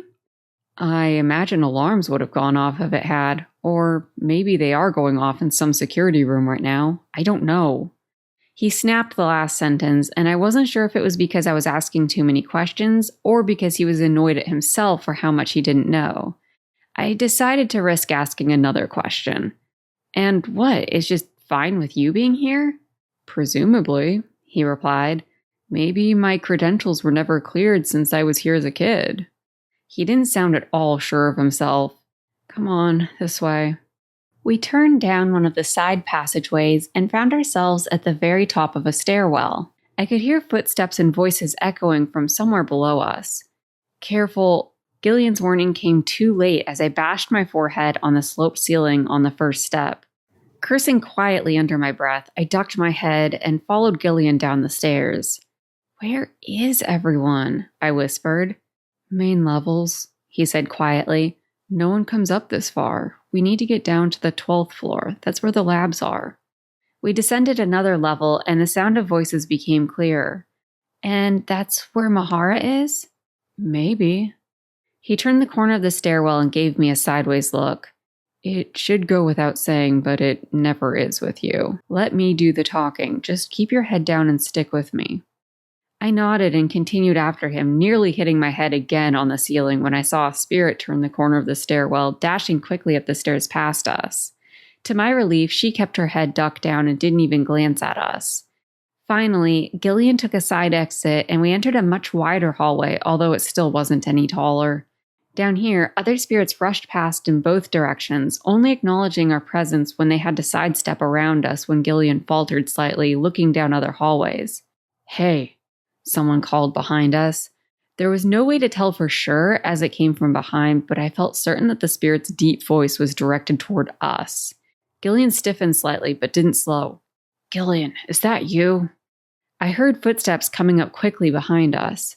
"Keep going," Gillean whispered to me right before turning around and intercepting the spirit. I continued walking, but took smaller steps, trying to listen in. "It is, isn't it?" The other spirit sounded angry. "What do you think you're doing here?" "I'm on rotation." I could practically hear him shrug. "What's the problem?" Their voices got fainter as I got farther away, but I didn't dare stop and draw attention to myself. The other spirit scoffed. "They'd never put you back on rotation after what your father did." "I don't think you're remembering correctly," Gillean growled.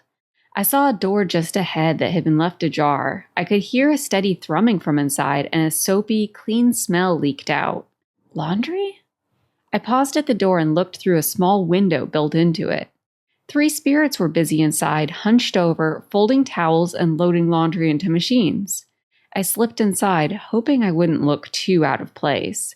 As I entered, I kicked something on the floor and it skittered away. The noise caused the spirits to glance over, but their gaze seemed to slide right off of me and back to what they were doing.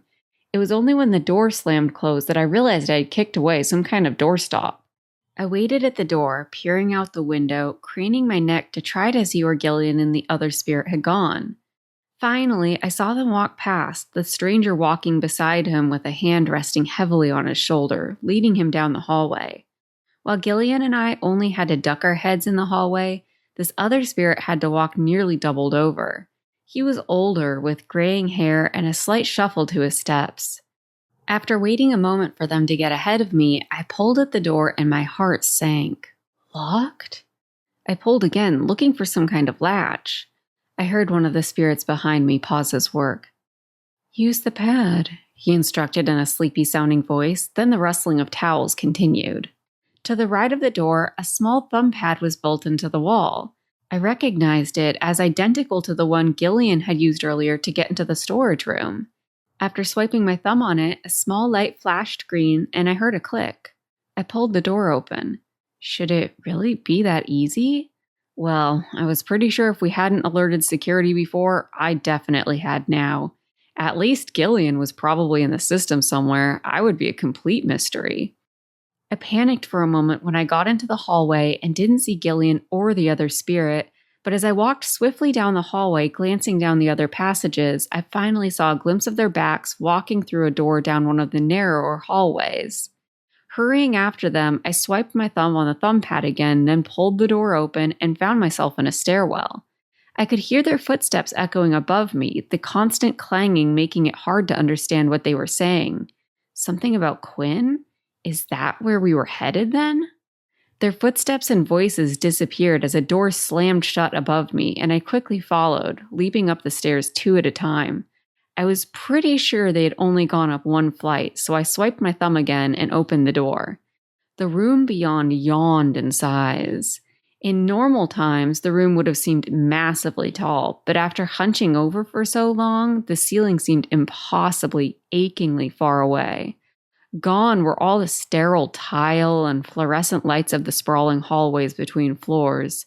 This room was all wooden rafters with sunlight streaming through windows and lighting up a few dust motes in the air. It even smelled different, like warm timber and old dirt, like home. Home? The thought surprised me, even as my chest contracted from some unknown melancholy. I was so overwhelmed with the sight of the soaring ceilings and the wrestle of emotions inside me that I let the other 2 get farther ahead. Their voices startled me out of my reverie, and I refocused on our mission, find Mahara. Slipping out from the shadows, I quickly made my way out of the wing we had just entered through and into the main room where their voices floated back to me from. Old wooden chairs lined the room, set up in rows and facing the front where a stage stood. An auditorium of some kind?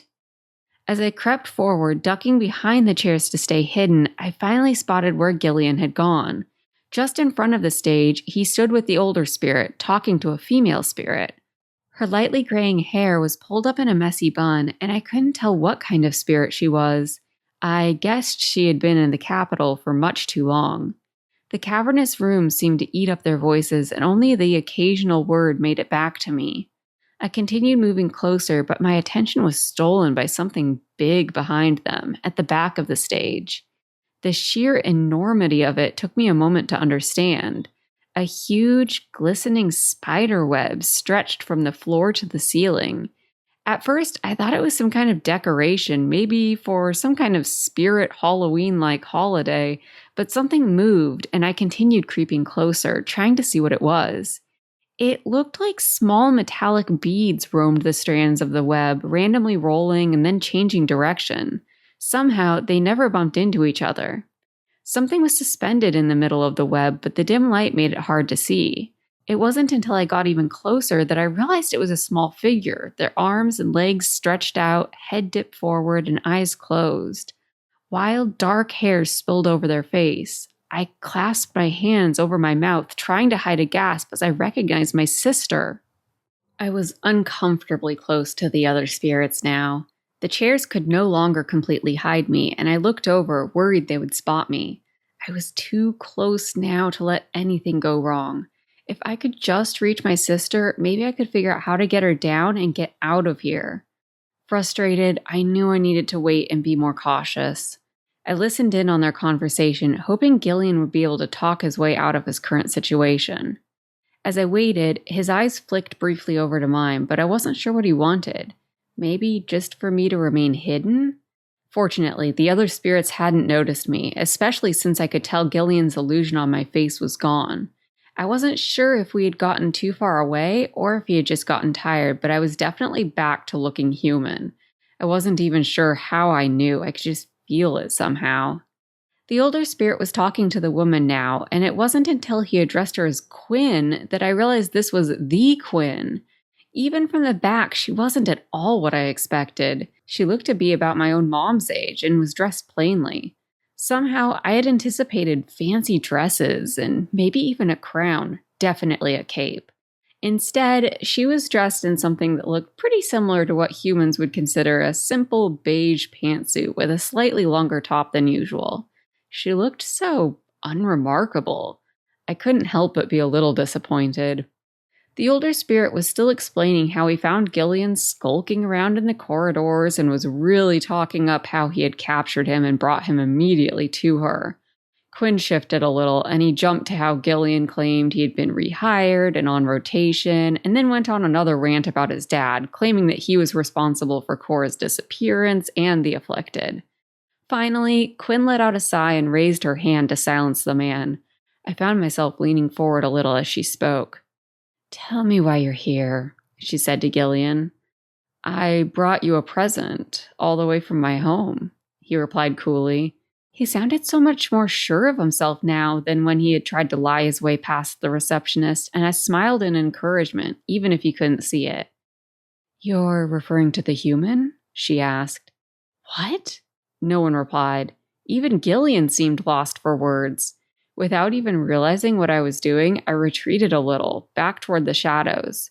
My heart was beating twice as fast as it had a moment ago. Something was going very wrong. She laughed, but there was no humor in it. "You think you can bring a human into my domain and I wouldn't notice?" Her fist clenched. "I've been tracking the two of you since my Spexa brought back reports of a human in your town. Your father's town. Let me guess. Cora brought her over?"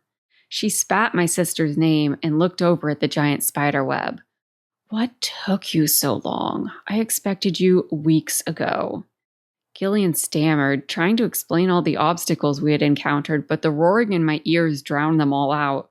What was going on? What was he doing? She raised her hand again, stopping him as she had the other spirit. "Never mind. I don't care about the details. Where do you have her hidden?" When he met my eyes again, he gestured for me to come out. "What are you doing?" I wanted to scream at him, but I had no choice but to trust him. I slowly stood, wiping my damp and dusty hands on my pants. I felt sweat bead on my forehead as everyone stared at me and I had to fight the urge to run. Something odd happened as I walked over. Quinn and the man's gazes kind of slid over me, and it wasn't until I stood right in front of them, awkwardly shifting from foot to foot, that they finally seemed to see me.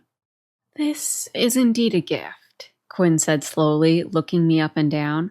"But why have you brought her to me? What do you want in return?"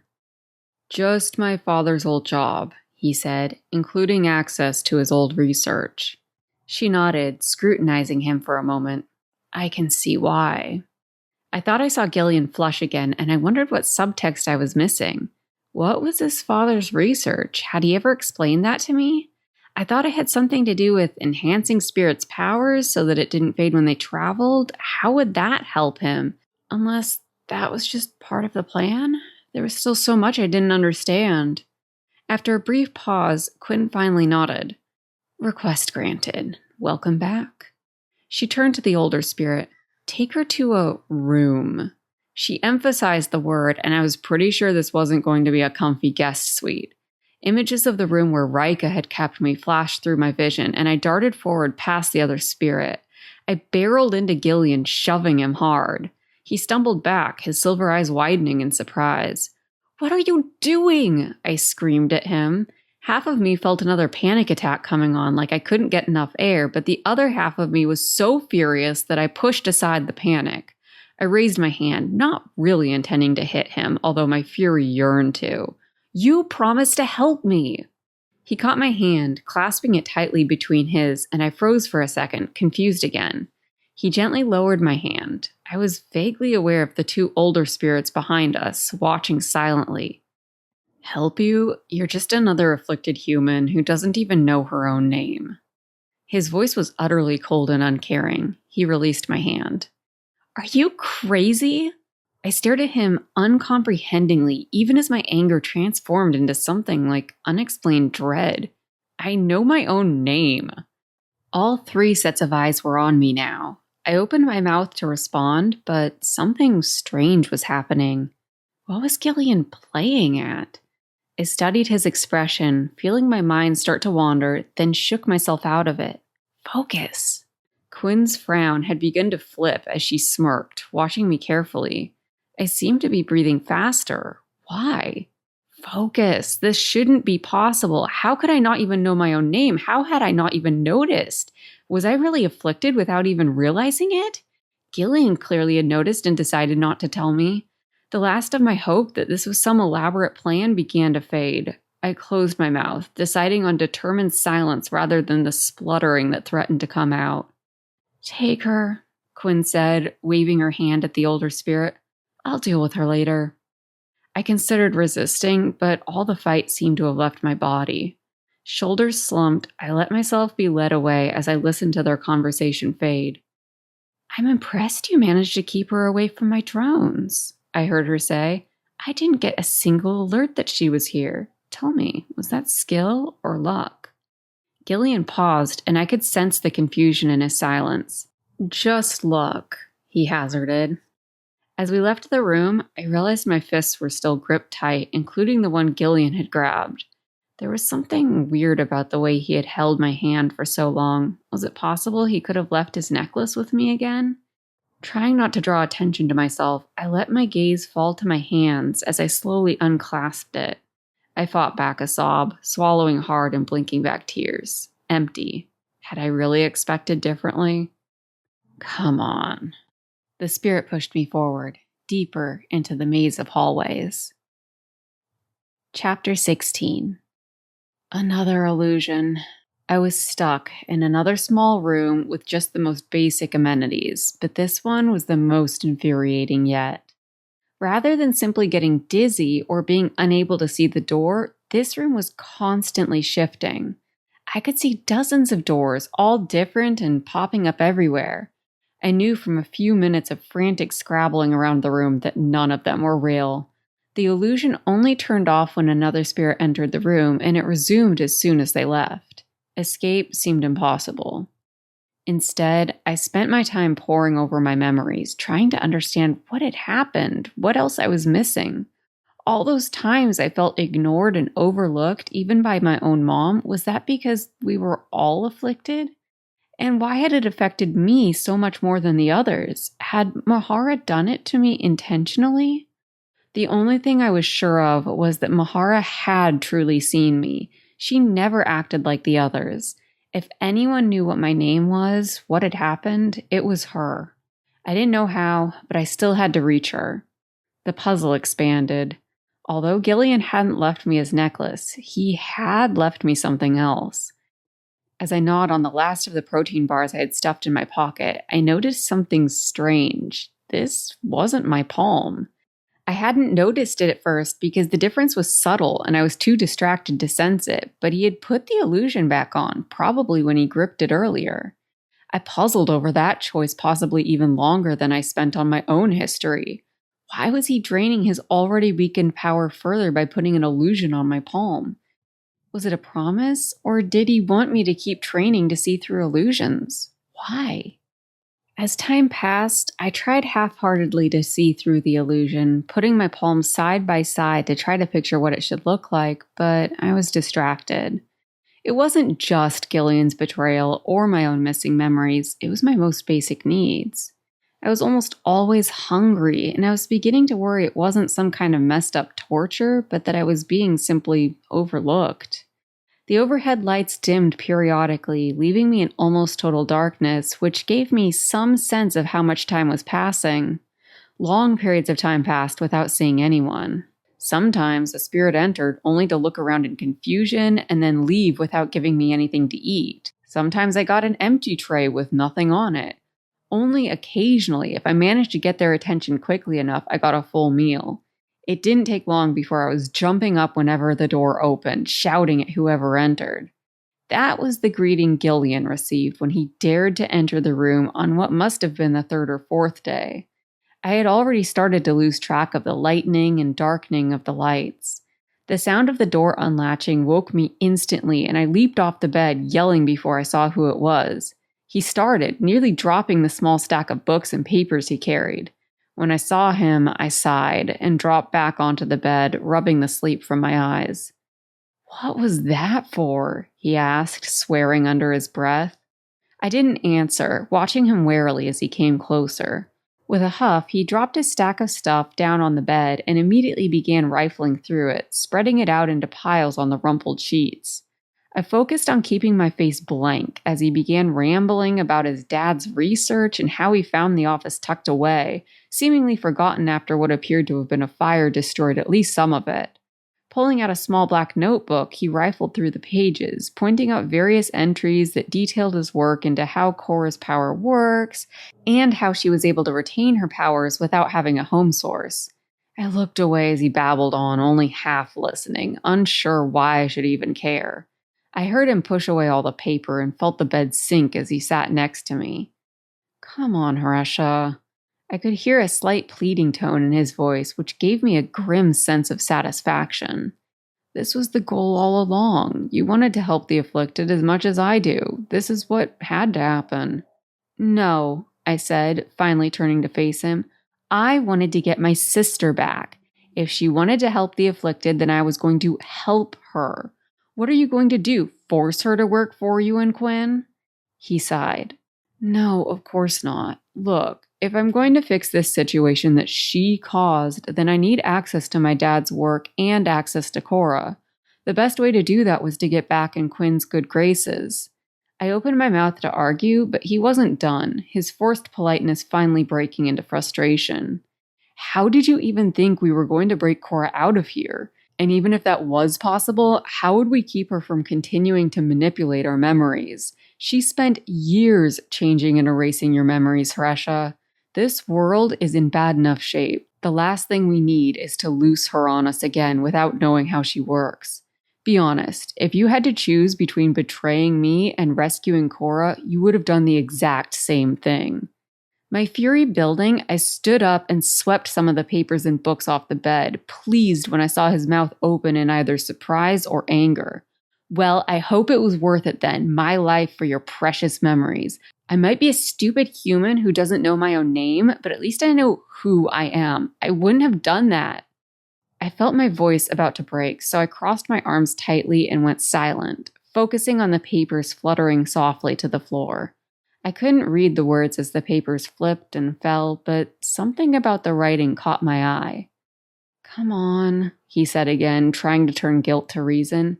"No one's going to kill you. Quinn just needs your human DNA for some of the studies she's working on. She needs you alive and healthy. Hey, maybe if you prove your loyalty, you can become my assistant or something." He was such a bad liar, but I was barely listening anymore.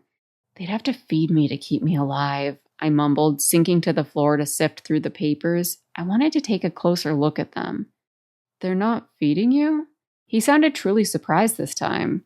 "That shouldn't happen. I'll talk to the Spexa." He tried to pull the papers away from me, but I held fast, trying to read them. "What is this?"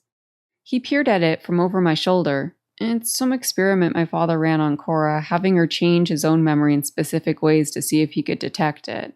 I waved away his explanation. "Not that. Who wrote this?" I pointed to one section that stuck out in particular that looked different from the rest of the page. He leaned in closer, and I felt his hair brush against my cheek. I leaned away. "That's where Cora wrote down what change she was going to make." "That's impossible." I shook my head, letting go of the paper as I felt him tug it away. Brushing through the other papers, I glanced through them, searching.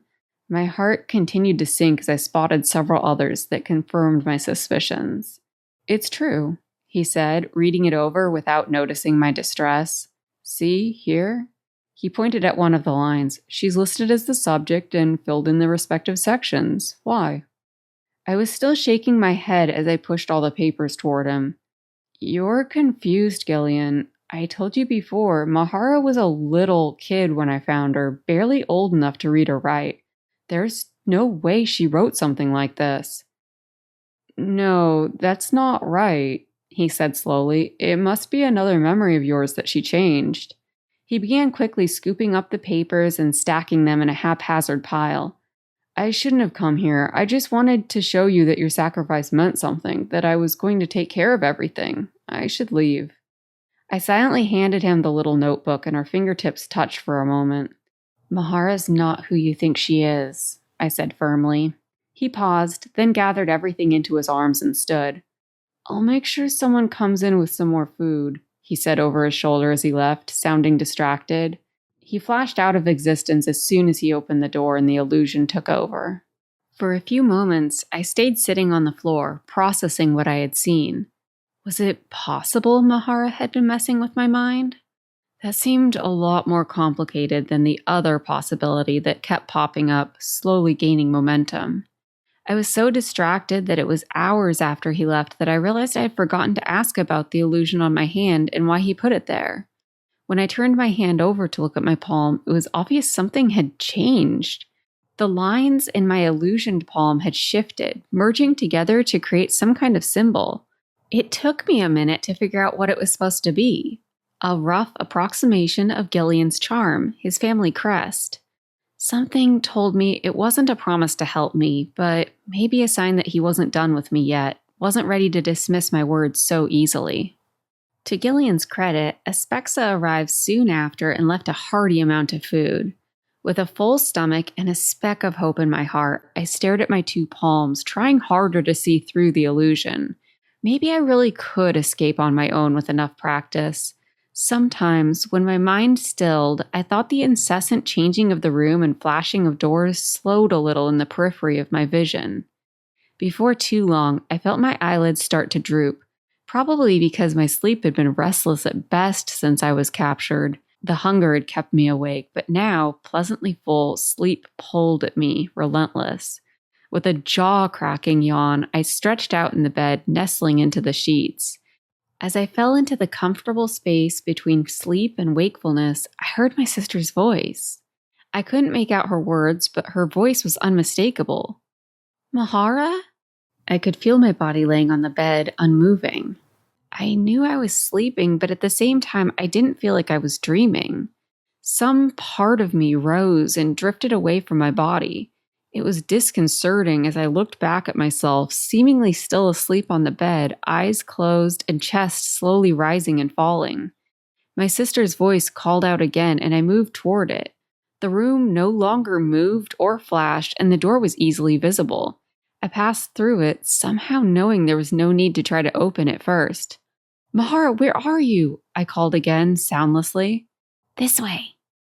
I could make out her words now, and I moved faster. Other spirits walked through the hallways, looking shadowy as they left a trail-like afterimage as they moved. What was happening? I thought I recognized one of the corridors and drifted down it. I could sense Mahara somewhere nearby, but when she called for me again, her voice was coming from behind me. I doubled back, taking another corridor. All the hallways looked so identical in this section, all scrubbed clean and lit with harsh lighting. I spotted the older spirit who had recognized Gillean and escorted me to my room, and I froze, but he passed almost directly through me without a second glance. No one seemed to notice me. I wondered briefly if that meant Gillean was out here somewhere, but quickly shoved the thought away. He didn't need me anymore. Mahara did. "Do you see me?"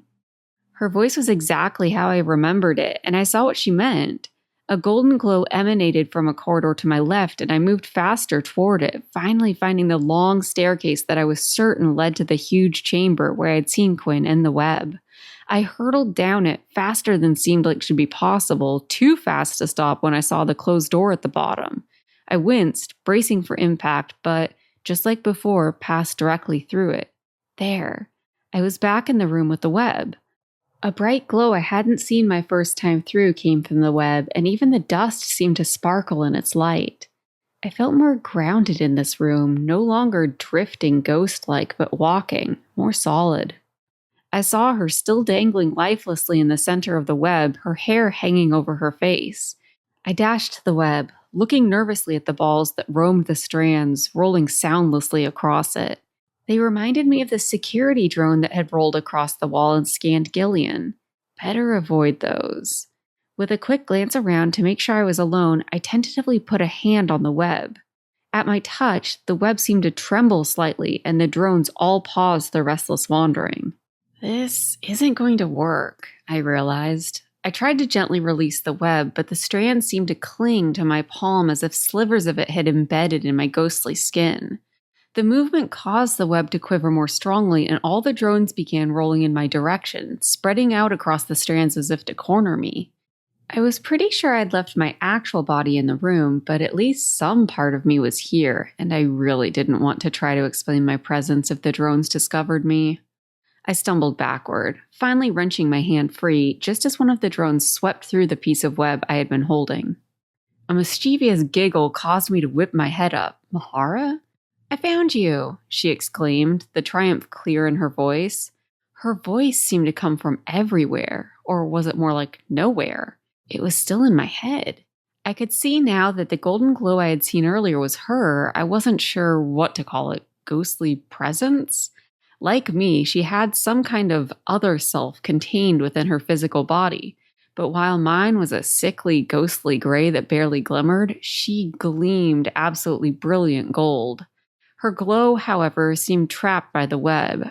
I could see now that thin strands cocooned her in place. She was only able to shift very slightly, but I saw her golden eyes watching me.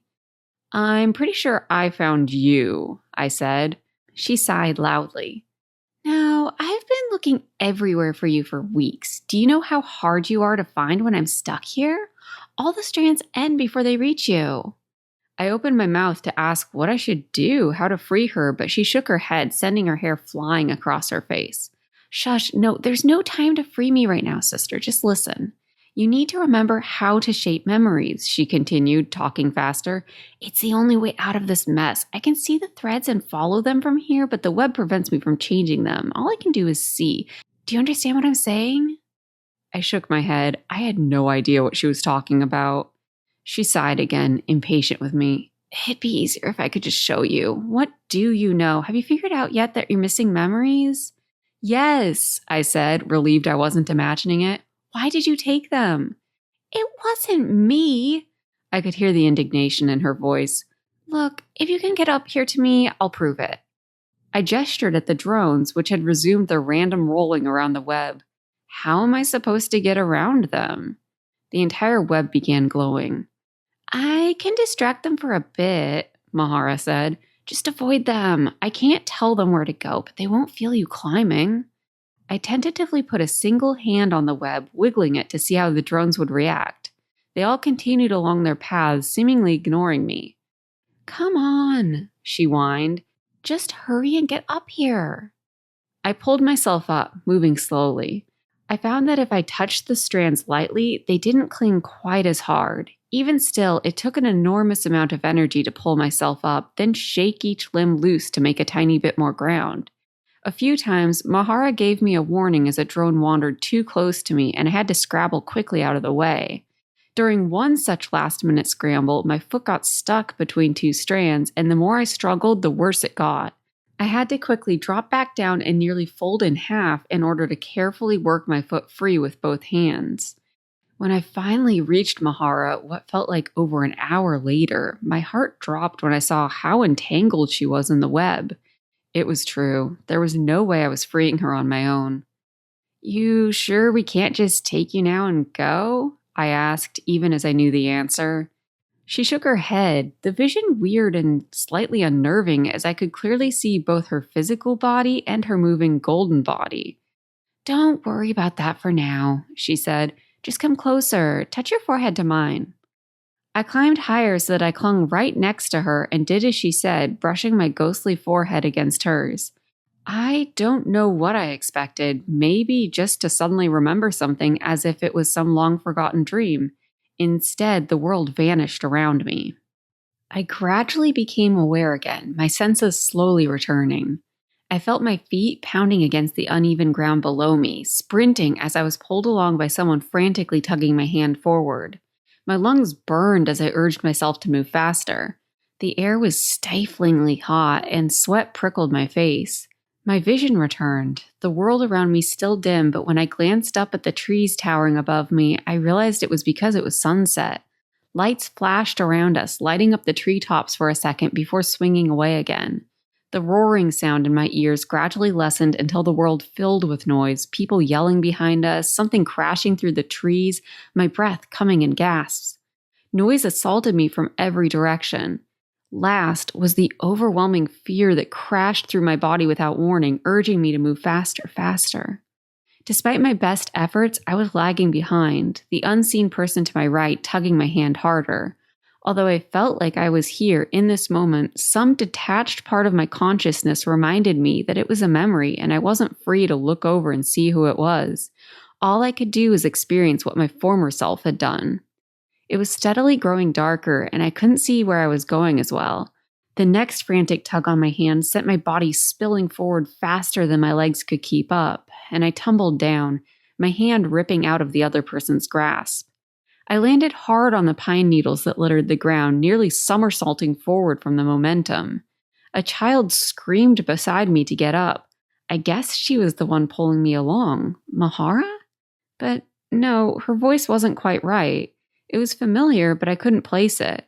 I tried to climb back to my feet, but my fear had me moving too quickly and I stumbled, scrabbling at the ground. I felt the girl yanking at my clothing, trying to get me up faster. Suddenly, a man was scooping me up, clasping me to his chest and telling the girl to keep running, that he was coming. His voice sounded familiar as well, but I hadn't gotten a real look at his face. I bounced along in his arms, clinging to his neck and watching the world behind us over his shoulder. I couldn't see anyone, but the voices had grown louder and I saw lights swinging in the darkness. They were getting closer. Even as I rode in the man's arms, my heart continued to slam frantically in my chest, fear taking over. I buried my head in the man's shoulder, blocking out the chase behind us. He seemed so familiar, but I couldn't tell whether it was something my memory self was thinking or if it was the current me. I heard the man moving through water and felt it splash up on my ankles. I squirmed up higher in his arms and looked over my shoulder. We were in the middle of a creek, the man slipping and trying to keep his footing without dropping me. I glanced ahead and saw the girl waiting on the other side. One of the lights caught her face for a moment, and although I didn't react in the memory, the current me was stunned for a moment. That girl was me, albeit a much younger me. This was a memory from Mahara's point of view, not mine. The man yelled at my younger self to keep moving, and she dashed off, following the creek. We reached the other side, and the man put me, Mahara, down again, pulling me along the rocky bank, heading downstream. Living in this moment, in Mahara's memory, it was easier for my brain to think of the girl as someone else and Mahara's body as mine. For the time, I accepted it, as wrong as it felt. The ground became sandier beneath my feet, making it harder to run, but I could see the girl just ahead, kicking up sand as she ducked under low branches and leaped over rocks.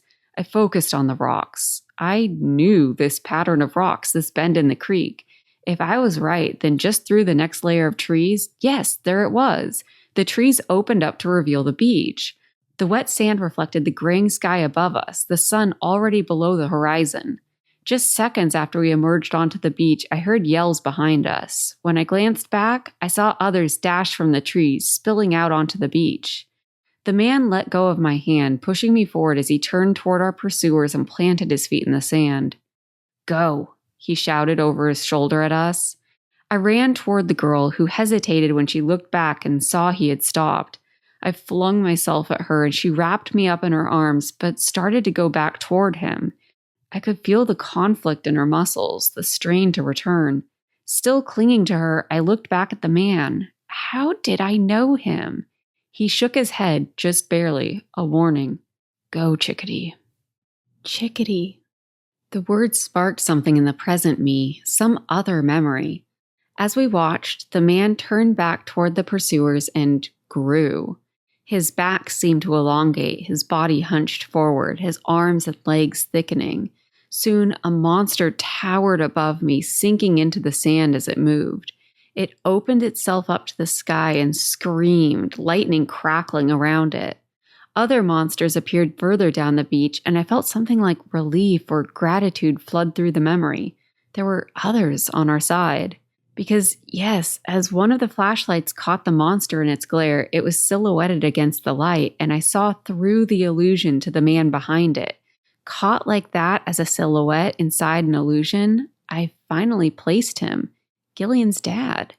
More than that, I remembered his name. Kai. Come on. The girl pulled me roughly toward the water, and I followed. She hiccuped a little as we hurried forward. Was she crying or trying not to? We were moving slower now, no longer sprinting at top speed.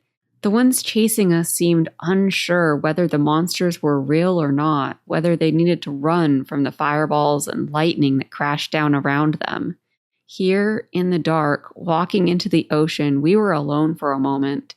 The waves were rougher than I remembered, or maybe it was because I was much smaller.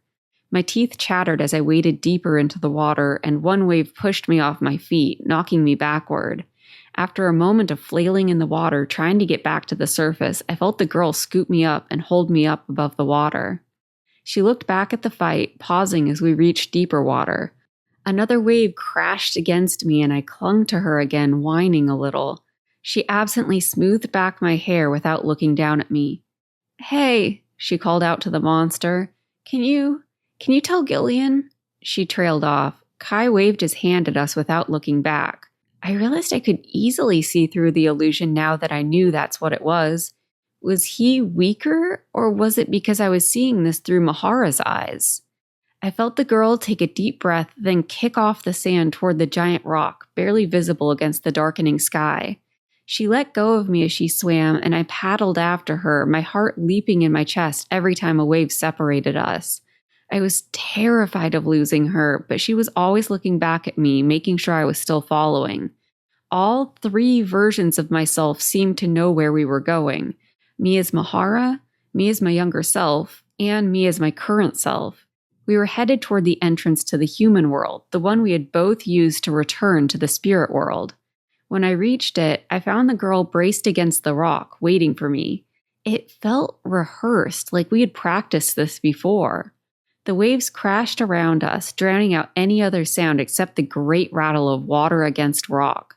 The rest of the world was hidden from us, and I paddled furiously to keep from being bashed against the rock. The girl nodded at me, a wobbly smile on her lips. "You go first, sister," she said. "I'll be right behind you, okay?" I was quickly growing exhausted as I fought the current and tried to stay afloat, so I just nodded, took a deep breath, and slipped down.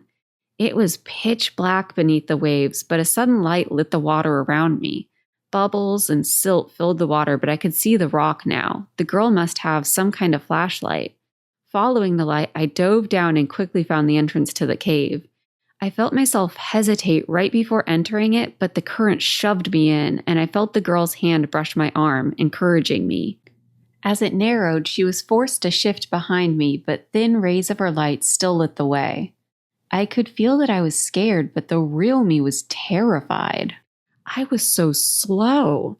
I had barely made it through this cave in much calmer water as my full-grown self. How was I ever going to make it like this? I felt my need for air increase, but still no real panic. How was Mahara so freakishly calm as she faced certain death? The reason became clear as the girl tapped my ankle and gestured up with the light. I swam up and pulled myself out of the water into an air pocket, still inside the cave. Above, I could see a couple of stars in the night sky. It was open to the world. Which world it was, I didn't know. How had I missed this during my return to the spirit world? No wonder I'd nearly drowned. In the memory, I drew my legs to my chest and shivered, watching as the girl pulled herself out next to me, propping the flashlight between us. A small whimper escaped my lips, and I realized I was crying, hot tears dripping down my face. The girl moved closer and put her arms around me. We're safe now. It's just one more short swim, but the hard part's over, okay? I pushed her away. I don't want this. My voice was high-pitched and angry, echoing against the rock walls around us. The girl sighed and slipped into the water, tugging me back in. Come on, we can't go back now. I took 2 deep breaths to get my lungs back under control, then dipped back underwater, following the light beam through the cave.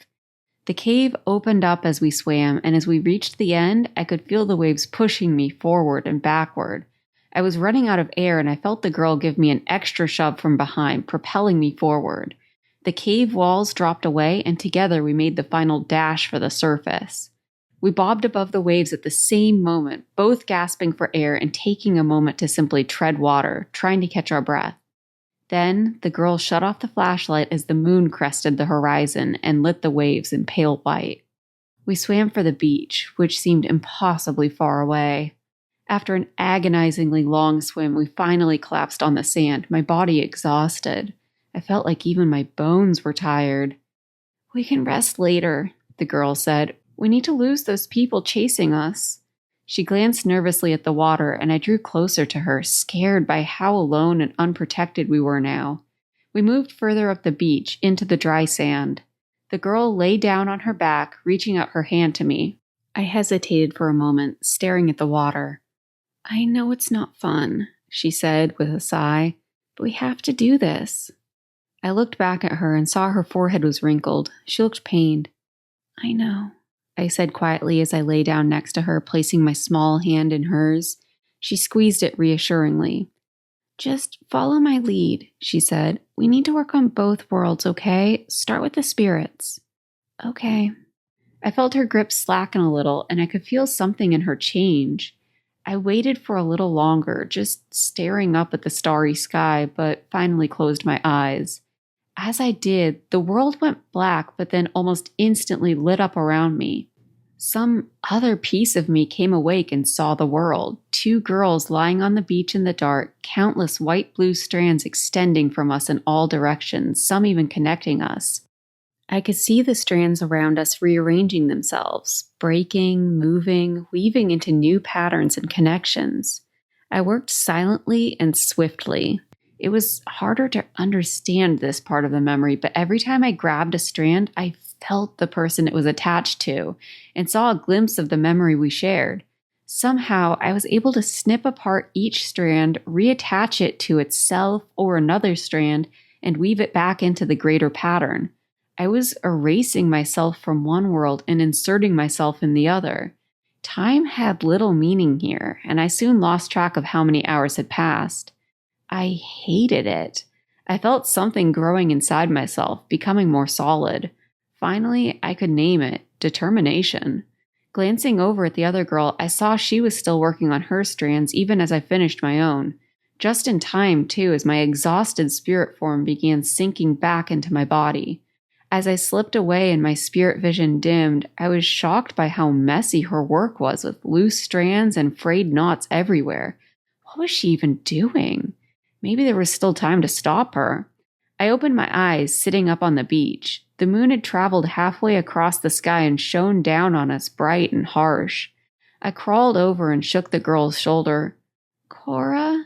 I whispered. She didn't stir, so I shook her harder. Cora, wake up, I whined, slightly louder. I'm going back. I'm not running away. Still nothing. Cora! I winced at the sound of my yell, but it was quickly swallowed by the ocean. Come on, get up! Finally, the girl opened her eyes, looking around sleepily. I backed up a little, worried she was going to be angry, but she just wiped her eyes and blinked as she finally seemed to notice me. She reached out a hand, then dropped it, looking confused. What's going on? The girl said. She rubbed her eyes again, her forehead furrowed. As my current self, I recognized her words. She was speaking the human language. Mahara, however, couldn't understand her, and I felt myself starting to back up, panicking at what I had done. All those threads that had been connected to my sister, so many of them had still been broken, incomplete when I interrupted her work. It's me, I said, pleading. Don't look at me like that. I felt my lip wobble as she continued to stare at me in confusion. Sorry, I don't understand, she said, still speaking the human language. Who are you? What are you doing here? I recognized that dull look of confusion in her eyes. It was the same expression I had seen in all the afflicted spirits I met. You have to help me, I sobbed. Please, sister, you have to remember, help me. Hey, it's okay. She moved forward and wrapped her arms around me. I collapsed against her even as I knew it was hopeless, that she had no idea who I was. We couldn't even understand each other. Could I fix her myself? As she held me and I cried, I slipped for a moment into my other self where I could see the strands. It was a massacre. Hundreds, no, thousands, maybe even more than thousands of frayed and broken strands drifted around her, some becoming more tangled even as I watched. Even still, I reached a hand out and tried to rearrange them, but my hand slipped through, intangible. These were her strands, not mine. Devastated, I slipped back into myself and woke up. The girl was still patting my back, trying to comfort me even through her confusion. A new sob burst forth, and with that, the memory ended. Chapter 17. When I opened my eyes, my real, current eyes, I found myself back in the illusioned room, in bed. I was certain the memory hadn't been a dream, though. Mahara's memory felt like it had restored something, filled some gap in my mind. Even though it wasn't my memory, I felt like I could almost remember it from my point of view now as well. We had been trying to erase our presence in the spirit world and establish fake identities in the human world. I wasn't sure exactly why we had been doing so, but it seemed like it had been at least somewhat planned, and Gillean's dad, Kai, was involved somehow. When Mahara had woken me, I was in the middle of erasing myself. I was the cause of the afflicted when I tore apart all those threads and left them tangled and broken. I had even broken the threads between me and Mahara, and in the process lost all my memories of the spirit world. Two huge questions remained large in my mind. 1. What had we been running from? 2. Could I relearn how to shape memories? Another question kept fighting for attention, one I knew wasn't really that important, but kept reinserting itself nevertheless. 3. What did I want Kai to tell Gillean? Unfortunately, not even past me seemed sure on that one. I recognized that look on my face, the uncertainty and indecision. Thinking of Gillean, I raised my hand, looking at my illusioned palm. To my surprise, it had changed. The lines had rearranged themselves once more into a word. Wait. A humorless laugh burst forward. Wait? All I could do was wait here, trapped. However, as I looked at my hand, I thought I saw the lines rearrange again, but squinting my eyes, I realized it was me who changed. For a brief moment, I could see both versions, my real hand and the illusioned one. I shot up, sitting in bed, and focused harder on the real version behind the illusion. Now that I could see my real hand, I saw what Gillean meant. I didn't need to work that hard to see it. It felt more like focusing on an object much closer or farther away than I expected, but now that I had done it once, it came easier. When I looked up at the rest of the room, I saw flashes and glimpses of the real sterile white walls behind the illusion, mostly just in the shadows where the lighting didn't match the illusion. Was that the trick, looking for the places where the lighting didn't match what my eyes told me it should? I remembered seeing Kai transform into a monster, but from behind I could still see his silhouette. I wasn't positive whether this revelation was from all my practice or something I had gained from the memory, but I suspected it was a combination of the two. With more practice, maybe I really didn't have to wait here. I could escape on my own, figure out how to rescue Mahara, and get out of here. I sighed, crossing my legs and focusing on seeing through the illusion. Either way, whether I was waiting here like Gillean asked or making my own escape plan, I needed more practice before I could really make that choice. I focused, unblinking until my head ached and my eyes felt like sandpaper. Then I gave myself a brief break and went right back to work. I stayed that way until I heard the door click, the noise it always made right before someone entered. I caught a glimpse of it amongst the other moving and flashing doors, and then saw the illusion vanish as it opened. I had hoped it was Gillean, but as the person walked around the perimeter of the room, watching me carefully, I saw it was Quinn. I swore inwardly. I was hoping she had forgotten about me. She continued moving around the room, not saying anything, just watching as I stared back. I was transfixed by how normal she looked after all this time building her up in my mind as some kind of powerful queen-like spirit. Her silvery brown hair was down this time in waves around her face. She looked younger than I expected, despite her graying hair, with only a few wrinkles in the corners of her eyes. I still couldn't tell what kind of spirit she was. She looked so human, so powerless. For some reason, her normalcy gave me a sick feeling in the pit of my stomach. It made her feel even more dangerous. She reminded me of the snake I had read about once, a boring old gray-brown snake with no bright colors, no hood like a cobra, not really that large or small, just a normal, boring snake. Yet that average-looking snake has almost a 100% fatality rate if someone is unlucky enough to be bitten by it. With that in mind, I couldn't take my eyes off her as she circled the room. The most worrying thing was how familiar she felt. She hadn't been in the memory Mahara shared, but maybe some essence or feeling of her was attached to it because I felt like she was an old enemy. I despised her without really knowing why, even more than I had just because she was responsible for locking me up in here. It felt much older than that. Without saying a word, Quinn finally stopped circling and stepped forward. We stared at each other, both searching for something in the other. Finally, she took a breath and spoke, breaking the tension. "The strangest thing happened this morning," she said, speaking the human language with an awkward lilt. Her voice was pleasant, but had an undercurrent of something darker. "I suddenly remembered that human Gillean brought me earlier this week." I didn't reply as I realized her eyes no longer slid off me like they had when we first met. Had the memory Mahara given me undone some of the affliction that had helped keep me so hidden and forgotten everywhere? "Have you heard about my experiments?" she continued. I shook my head. It seemed like she didn't know who I really was. Good. "Humans intrigue me," she said, stepping closer to my bed in the middle of the room where I sat. "Their ingenuity is beyond what spirits have ever created." She gestured widely around the room. "Everything you've seen here is a product of human technology that we've stolen." "I'm not an inventor," I said slowly, unsure what she was getting at. She laughed a little too hard and my cheeks burned. I could be an inventor if I really wanted to, I thought indignantly. "That part's obvious," she said, still chuckling. "No. As an afflicted human, you're a little more useless, but I hope that you can still participate in my experiments regardless." She turned away, the conversation apparently over. "Wait, what kind of experiments?" I asked to her back. She opened the door and the illusion flooded my vision. I couldn't quite see the door yet, but I knew where it was now. "If I've learned anything, it's that the experiments go smoother the less the subjects know," she said over her shoulder.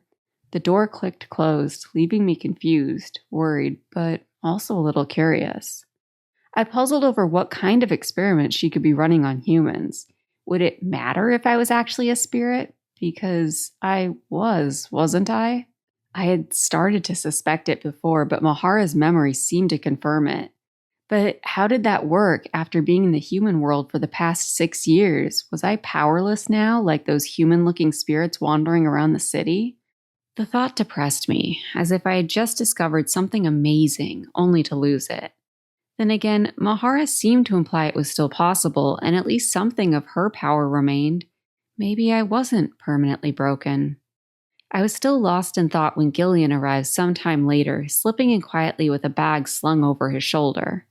With a yawn, I crossed my arms and looked away as he sat down next to me, trying to will myself to appear disinterested in whatever he was bringing today. As soon as I smelled the fresh sweet rolls, however, I sighed and looked over, holding out a hand. He placed one in my palm, remaining unusually silent as he continued pulling out some more food and that same small black notebook from before. "Thanks," I mumbled between bites, tearing off chunks of the sticky bread with my fingers. He shoved the rest of the food over, leafing through the book. "Did you get my message?" he finally asked, gesturing vaguely at my hand. I affirmed, licking my fingers clean. "Here I am, waiting away. Mind telling me what I'm waiting for?" He was still reading the book, but I noticed his left leg bouncing. Was he nervous? If so, why? Whatever the reason, he didn't answer immediately. "Hey," I said, suddenly a little concerned. Even as annoyed and betrayed as I felt by him, I was still a little worried by his odd behavior. I put my hand on his shoulder, trying to get him to look at me. "Are you okay?" I felt him tense up a little, but he didn't move away like I expected him to. Finally, he slid the book over to me and I picked it up, flipping through the pages. It was full of handwritten text, but I didn't recognize the handwriting. It was also in the spirit language, which I could only read a little of. "So what is it?" I asked. "My father's journal," he replied, "from when he worked here." Okay. My interest in the journal renewed. I flipped to the last few pages and tried to read them, but it was slow going at best. It had to contain some of the memories I so desperately wanted. But that didn't explain why Gillean was acting so weird about it. As far as he knew, any info he found about Cora was about my sister. Strangely, I didn't want to tell him what I had started to understand. Not yet. "Wonderful. You found all the research you wanted so badly. It was worth it then?" He flinched, and I only felt a tiny bit bad about it as I remembered how cold his face had looked when he called me just another afflicted human. "Please don't be overdramatic," he said. Please? He must feel guiltier than I realized. Good. I continued trying to read the page. There was a word repeated throughout it. Cora. My name, I finally realized. I looked sharply over at Gillean. Had he figured that out yet? I gave a huff of annoyance when he grabbed the journal out of my hands. As I watched, he began flipping through the pages, pausing occasionally, and I could see him reading his dad's writing. He didn't seem ready to say anything, but I was tired of waiting. "We were friends once," I said quietly, watching his reaction carefully. I could tell by his eyes that he had stopped reading. "I don't mean during this trip," I clarified. "Back before the affliction, I think we were friends."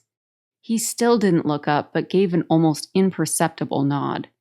"Is that what your dad's journal says, that we knew each other before?" "Why didn't you say anything?" He finally looked over at me, his face an odd combination of baffled and hurt. "Why did you let yourself get captured? I don't understand what your end goal is here, or why you didn't tell me." I groaned and leaned back, stretching a little. "You weren't wrong," I admitted. "I am afflicted. I'm only just starting to piece it all together. I left out the part about meeting with Mahara. Now, tell me what you're reading." "I had to read the whole thing to finally understand," he said, flipping through the pages, "and cross-reference some of it with his other research notes. That's why I told you to wait, so that you wouldn't wonder why I didn't come back right away." I nodded, eating another roll as he spoke. They were still warm, fresh, and flaky, and each bite made me forgive him just a tiny bit. "Let me start at the beginning, before my father was brought on. His role won't make sense unless you hear the whole thing. Before Quinn got all this," he gestured at the room beyond, "she was just another independent researcher in the capital. Specifically, she was trying to understand better how our powers work, both how they're inherited and how they're lost when we're away from our source for too long. My father didn't know her at the time, but looking back at her research, he privately believed that she was looking for a way to restore her own power, after she lost hers as a teen when her home was destroyed." I looked at him sharply. "Destroyed how?" He shrugged. "I couldn't find anything more on that. It's not important. Anyway, she discovered early on that fungus spirits could live seemingly anywhere and not lose their power, so she started studying them exclusively. At the time, she was really the only one studying fungus spirits because they tend to keep to themselves and their only power is to sense emotion in others. It's not really that useful or interesting, so not much was known about them back then. They were mostly just overlooked."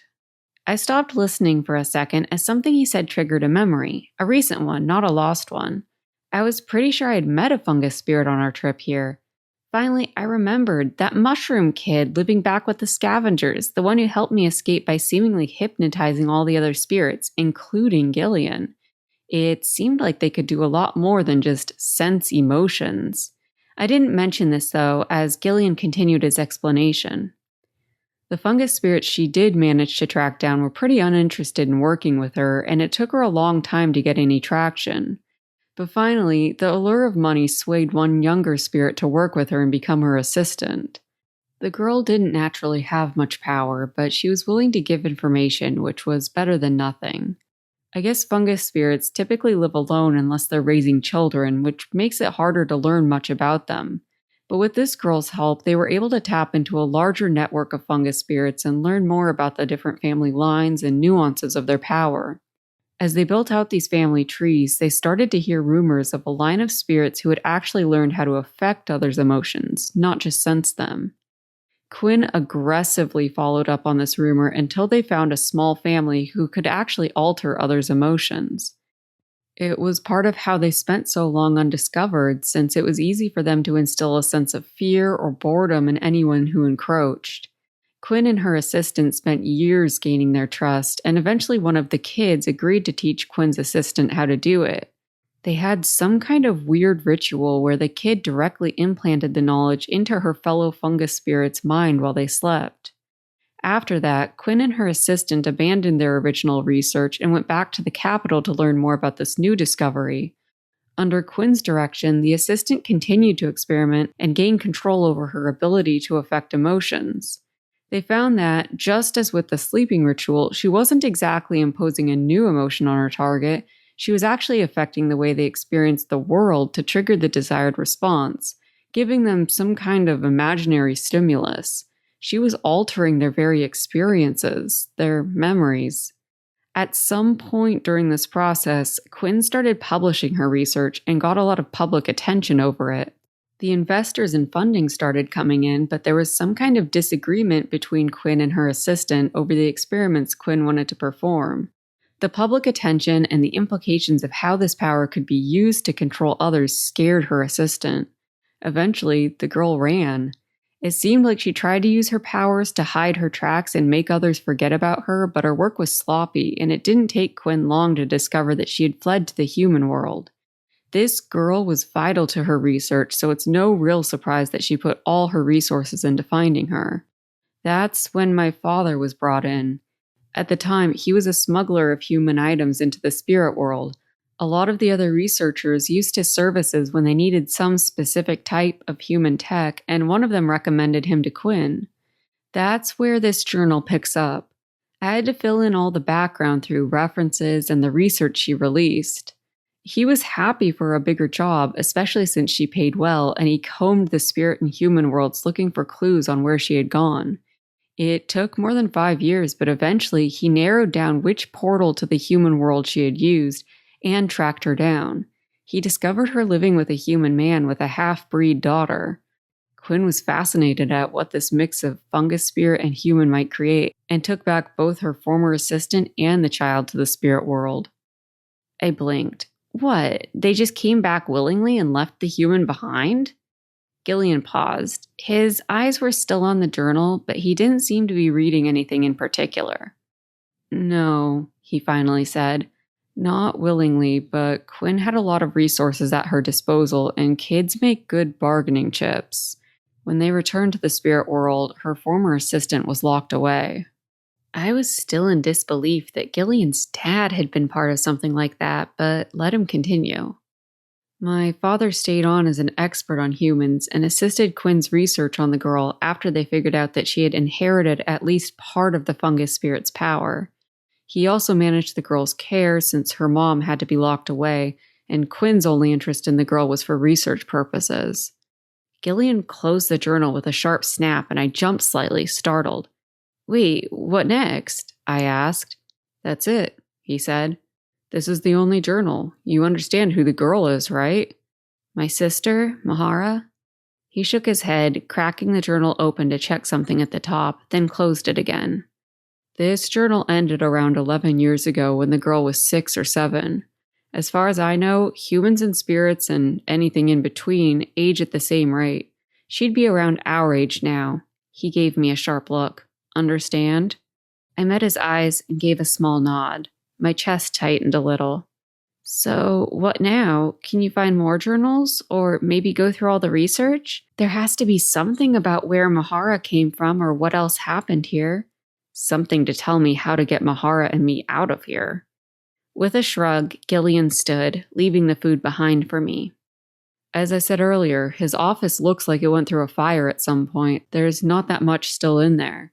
There might have been info once, but it's long gone. I'm still going through all the research, but it's not in context and mostly just random notes that don't make a lot of sense.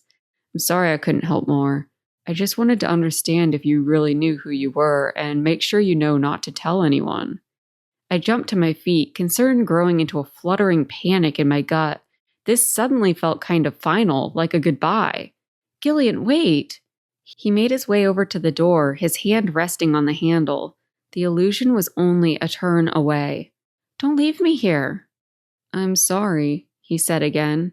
I promise not to tell anyone who you are either. I think you'd end up on that web with the girl you call your sister, he corrected. Just stay on Quinn's good side and you'll be fine. You'll have to remember more on your own. Quinn wants to experiment on me, I shouted, grabbing at him but missing as he opened the door and the illusion returned. You've got to rescue Mahara and get out of here with her. I could see glimpses of him through the illusion, and I thought I saw him hesitate. I'll try to look into it if I can, he said, and my hope faded. But I can't promise much. Being here is dangerous for both of us. He slipped away, and I heard the door close before I could ask him why. Were the Spexa watching us? Was Quinn? I didn't think Gillean would have said quite so much if they were listening in, but they must be tracking his movement through the doors as they did everywhere else in this building. I wondered if someone had questioned why he kept coming to visit me. Frustrated, I held up my clenched fist, hoping for another message in my palm, but even as I opened my hand, I could already feel what I'd find. Nothing. No illusion at all. He had dropped it before he left. My body grew hot with anger, and I clenched my hand back into a fist. With a shout, I pounded my fist against the wall, furious that he had left me with absolutely nothing. In my anger, it took me a second to realize. The wall. The sterile white wall I had only seen glimpses of when I concentrated on seeing past the illusion. Even as I realized, it slipped away again, and I stumbled back, the room spinning and the doors flashing around me. Not happening. I poured all my anger and fear into pure concentration, willing myself to see past the infuriating illusion. It gave me an ever-increasing headache, but I could definitely see the walls in the corner of my vision. I ignored the pain and focused on how the fluorescent lights above lit the paneled walls. The room seemed to vibrate or hum slightly, and the illusion slowly slipped away from the edges until only its very center remained. I was pretty sure I could see the exit to my right. I narrowed my eyes, focusing on the door without looking straight at it. There was something directly next to it. I was pretty sure it was another security pad. Would my thumb still work to open it? If no one but Gillean knew who I really was, or considered the possibility that my thumbprint even worked in the system, I suspected it still would. I could leave right now, I told myself. I took a step toward the door with no real plan on what I was going to do. If I left now, where would I go? Could I find Mahara again without anyone stopping me? Possibly, but what would I do once I found her? Could I get both of us out if I even figured out how to get her down? Where would we go after that? I shuffled slowly toward the door, sidestepping to keep it in my peripheral vision. Even without a plan, I was still desperate to get out of here if I could. As I neared the door, it clicked again, and I froze, mid-step.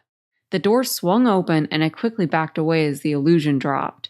I realized too late that my bed still had several rolls and buns sitting on it, but the Spexa who entered stopped just inside the door. Come, she said in the human language, gesturing toward me. With each step, my head pounded with the remains of the headache I had acquired after working to see past the illusion. It was only as I entered the hallway with the Spexa that I wondered where exactly she was taking me. Was this something Gillean had arranged? Or Quinn? Wordlessly, the Spexa led me through the maze of hallways. I wondered if Gillean was behind one of the many doors we passed. I thought maybe I could feel him and Mahara slipping away, growing more distant. After leading me up several floors, we passed through a set of double doors into a room that reminded me of a hospital with extra bright lights throwing everything into high contrast. Machines and instruments lined the walls, creating a gentle humming sound. My stomach flipped again, this time from nervousness. This had to be Quinn and her experiments. Somehow, I hadn't expected them to be quite so clinical. In my mind, I had imagined sitting across a table from some faceless spirit, answering questions, or maybe running an obstacle course. That idea now seemed ridiculous. They didn't even know I knew their language. They weren't going to be quizzing me or letting me run free. We stopped in front of a pair of matching metal beds with thin mattresses, cloaked in white sheets. Curtains were pulled partially around both beds, but I caught a glimpse of someone very small and still in one of the beds, their ankles strapped down. The curtains obscured the top half of the figure, but their size matched Mahara's. Was my intuition wrong then? Had I been growing closer to Mahara as we walked? I darted forward, but the Spexa caught me by the collar of my coat and yanked me back, half choking me. She said something, but it was so heavily accented that I wasn't sure what she meant. Something about cooperating? She tugged my coat again and let out a stream of curses. Was she trying to take it off? I struggled, twisting, and got tangled in the sleeves, which caused the Spexa to temporarily let go, unsure what was happening. Even as I ripped my coat off, freeing my arms, I took the opportunity to kick out at the Spexa, sidestepping her and dashing toward the bed. This was the chance I was waiting for. I could grab Mahara, and together we could run and escape this place. As I flung myself at the bed, ripping the sheets away, I discovered my mistake. This wasn't Mahara. As the Spexa grabbed me from behind, pulling me backward, I tried to place the young spirit who appeared to be sleeping, eyes closed.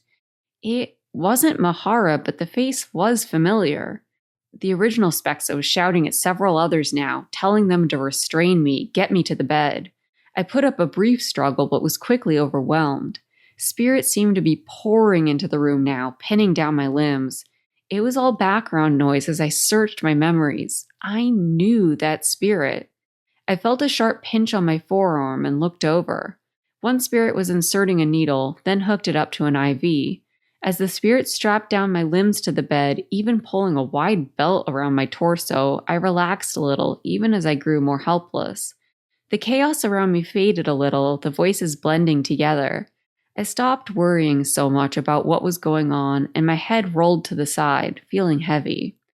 I got another glimpse of the spirit in the bed as someone swung open the curtains. This time, I remembered. The little mushroom spirit. How did they get here of all places? I remembered from our conversation when I asked them to come with me, they refused to leave their family. I hissed at the kid, trying to catch their attention, but their eyes remained closed. With the tumult I created on my arrival, I was pretty sure they would have awakened if they could. I noticed a second IV hooked up to their spindly arm. Were they keeping the spirit asleep for some reason? Quinn came into view then, blocking my view of the kid. I looked up at her, trying not to laugh at the unflattering angle as I looked straight up her nostrils. "What's going on?" I asked, careful to only speak the human language. She didn't answer, only smiled a little and drew some blood from my arm, handing it off to one of the other spirits. Wordlessly, she pushed through the curtain and moved out of my field of view. I started to lose track of time a little as spirits continued working on the machines I could still hear humming, occasionally approaching to draw a blood sample or take a measurement. Their voices all blended together, but I heard one rise above the others, talking about compatibility and samples and patterns. The lights in the room dimmed slightly, and I wondered if they were putting me completely under like the mushroom spirit, but the volume of the voices around me heightened a little. I could feel the nervous tension in the room even as the lights brightened. Quinn was still there, somewhere out of the range of my vision, barking out orders, although the words she used were too jargony for me to understand. What was happening? The lights dimmed again, and I lifted my head slightly, trying to look around. An odd flickering glow caught my eye, and I strained my neck to look closer at the floor beside me. 2 small tendrils grew from the tiled floor, coming from the direction of the mushroom spirit. "Come closer," I whispered, twisting and pulling my arm, trying to free my wrist from the strap around it. It was made of some kind of cloth and had a little give to it. I didn't think it was meant to restrain someone as awake and lively as I was currently feeling. With each twist, my wrist slipped a little further, slowly pulling free. The tendrils continued to grow, new ones popping up closer and closer to my bed.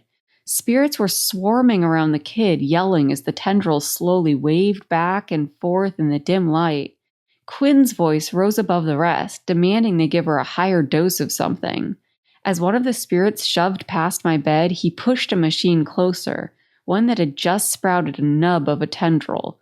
With a last painful twist, I wrenched my hand free and grasped the tendril. It moved weakly under my hold. Instead of a conversation like we had last time, this felt more sporadic. I could feel their thoughts, but it was like they weren't fully formed. Maybe due to whatever meds they were under? I peppered them with a million questions at once, asking how the spirit got there, who they were, if they knew anything about Quinn's former assistant, a fellow fungus spirit, if they could teach me anything about how to restore or change memories, on and on. In response, the mushroom spirit ignored it all and simply gave me a mess of emotions and thoughts with a few words sprinkled in. I couldn't make much sense of it and ask them what they meant, what these spirits were doing to us. Then, much too suddenly, it was over. The tendril shrunk away and the lights came back on, somehow seeming even brighter than before. I squinted against the brightness, raising my arm to block out the light above my head. My thoughts were cascading over each other as I tried to catch up with all the information the spirit had dumped into my brain. The spirits were still shouting, some pulling over more machines, even as others tried to wheel the bed elsewhere. I sat up as much as I could, propping myself up on my elbows and straining against the belt around my waist. Was the mushroom spirit okay? The chaos seemed to be slowly subsiding as the spirit stopped moving so quickly and left the bed halfway across the room, several spirits walking away from it, pushing machines back against the walls. They had partially unstrapped the kid, and their arm hung from the bed, unmoving. "They're just sleeping," I told myself. Even so, I grew more nervous. There was something about the way the other spirits moved that made me doubt it. The emotions and observations the mushroom spirit had given me were slowly starting to make more sense the longer I thought about them and subconsciously sorted them into separate pieces. Emotion. Disgust over breeding spirits like animals. Emotion. Satisfaction at overcoming these captors. Emotion. Anger at so much left unresolved. Emotion. Sadness for so many lost. Emotion. Hope. Tiny, a wisp, at reaching someone again. Emotion. Determination that something remains sturdy, firm? I couldn't quite place the word. Even as I puzzled over it, I realized with a start that the someone was me. The unfamiliar feeling was how the mushroom spirit categorized me.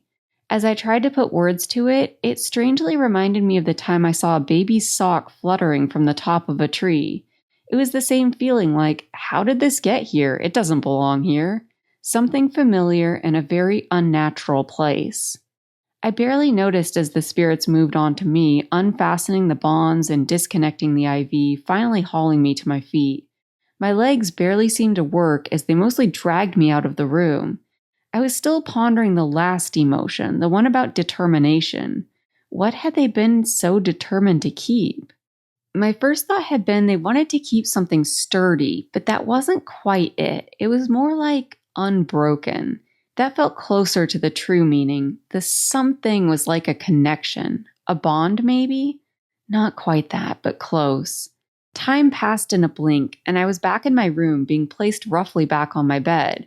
How did I get here again? I tried to brush my hair off my face, but my hand smeared against my cheek, not quite working. It was okay, though. I didn't mind much. I felt like I didn't really need my body right now anyway. In fact, it actually seemed to help as my gaze softened in the dim light and the golden threads I had seen several times before came back into focus. It wasn't actually that different from seeing through an illusion. It was almost like refocusing my eyes in just the right way. I clumsily held my hand up as the threads drifted past, wondering about how they seemed to be made of light, yet didn't produce any light on my hand. The thread continued to float by, and my hand inadvertently brushed it. Right then, as it wrapped around my fingers, I understood what the mushroom spirit meant. Determination that this thread between us would remain unbroken, connecting us forever. I could almost see the spirit on the other end, gone now. Some great sadness welled inside of me, but didn't quite seem to fully register. Still, the thread remained, even with no spirit on the other end. My fingers tightened on the thread, tangible now, and I didn't just think of the spirit. I could smell the pine needles baking in the sun of their makeshift camp, hear the spirits sorting through their bags of scavenged goods, see the elk grazing nearby, their heads lowered. The mushroom spirit swung in the trees, watching the others, watching me. My grip loosened, the thread drifted out of reach, and the vision faded. Chapter 18. I spent a while drifting in semi-consciousness, eyes half-lidded and unsure what was a dream and what was real. My body felt weightless, without form. As soon as I tried to focus on anything, the images and voices slipped away, and I couldn't remember what I had been thinking about just moments earlier. An uneasiness gripped me, tainting all my fleeting thoughts with dread. Finally, unsure how much time had passed, I gradually became aware of my arms and legs again, flopped at odd, unnatural angles. It took all my effort to slowly straighten back out, stretching painfully. Now that I could feel them again, they were heavy and responded clumsily, tingling slightly. With a deep inhale, I refocused, and to my relief, I could still see the golden threads floating listlessly around the room, some hopelessly tangled together. Now that I understood better what I was looking at, I could sense other presences on the end of each thread when I brushed my fingers past them. Shoving myself to a sitting position, I scooched back until I could relax against the metal headboard. It took far more effort than I expected, and I noticed with a pang of disappointment that the food Gillean had left me was gone. The Spexa must have taken it. There was a dull ache in my belly that I was pretty sure was going to eventually reveal itself as a gnawing hunger.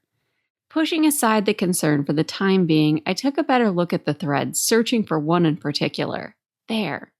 I grabbed it and pushed forward, leaving the bed behind. Surprised, I glanced back and saw my body, which was still sitting on the bed behind me, sag forward as if I was unconscious.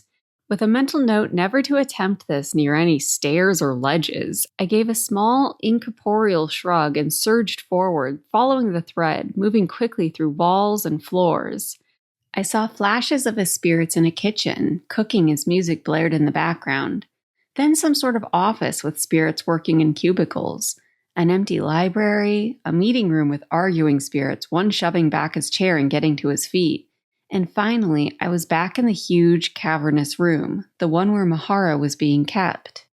I touched down lightly on the floor, plodding over to the giant glistening spiderweb. It had only been, a day since I saw her last? Maybe a day and a half, depending on how long I had drifted in semi-consciousness. Even still, she looked frailer than before, her golden glow paler. What was wrong with her? She wasn't expecting me this time and didn't appear to be awake. "Mahara," I whispered harshly, trying to rouse her. Nothing. I launched myself at the web anyway, concern growing in my gut. Something about this room, this web, made me more tangible, and I wasn't able to just float up to her. Instead, I climbed. Without Mahara to distract the drones, I had to do it myself. I saw how now. A thread connected me to each one, thin and spindly. With a harsh movement, I could break it, and the drone would turn away, only to create a new thread the next time it noticed me. The climb seemed even longer this time as my attention and efforts were split between making progress and not being detected. When I finally came up beside her, my heart dropped further. She looked sick, reminded me of how she looked when she had the flu, her skin pale and clammy, but her cheeks flushed crimson below the golden glow that still surrounded her. "Hey," I whispered, reaching out to caress the side of her face, half checking if she was running a fever.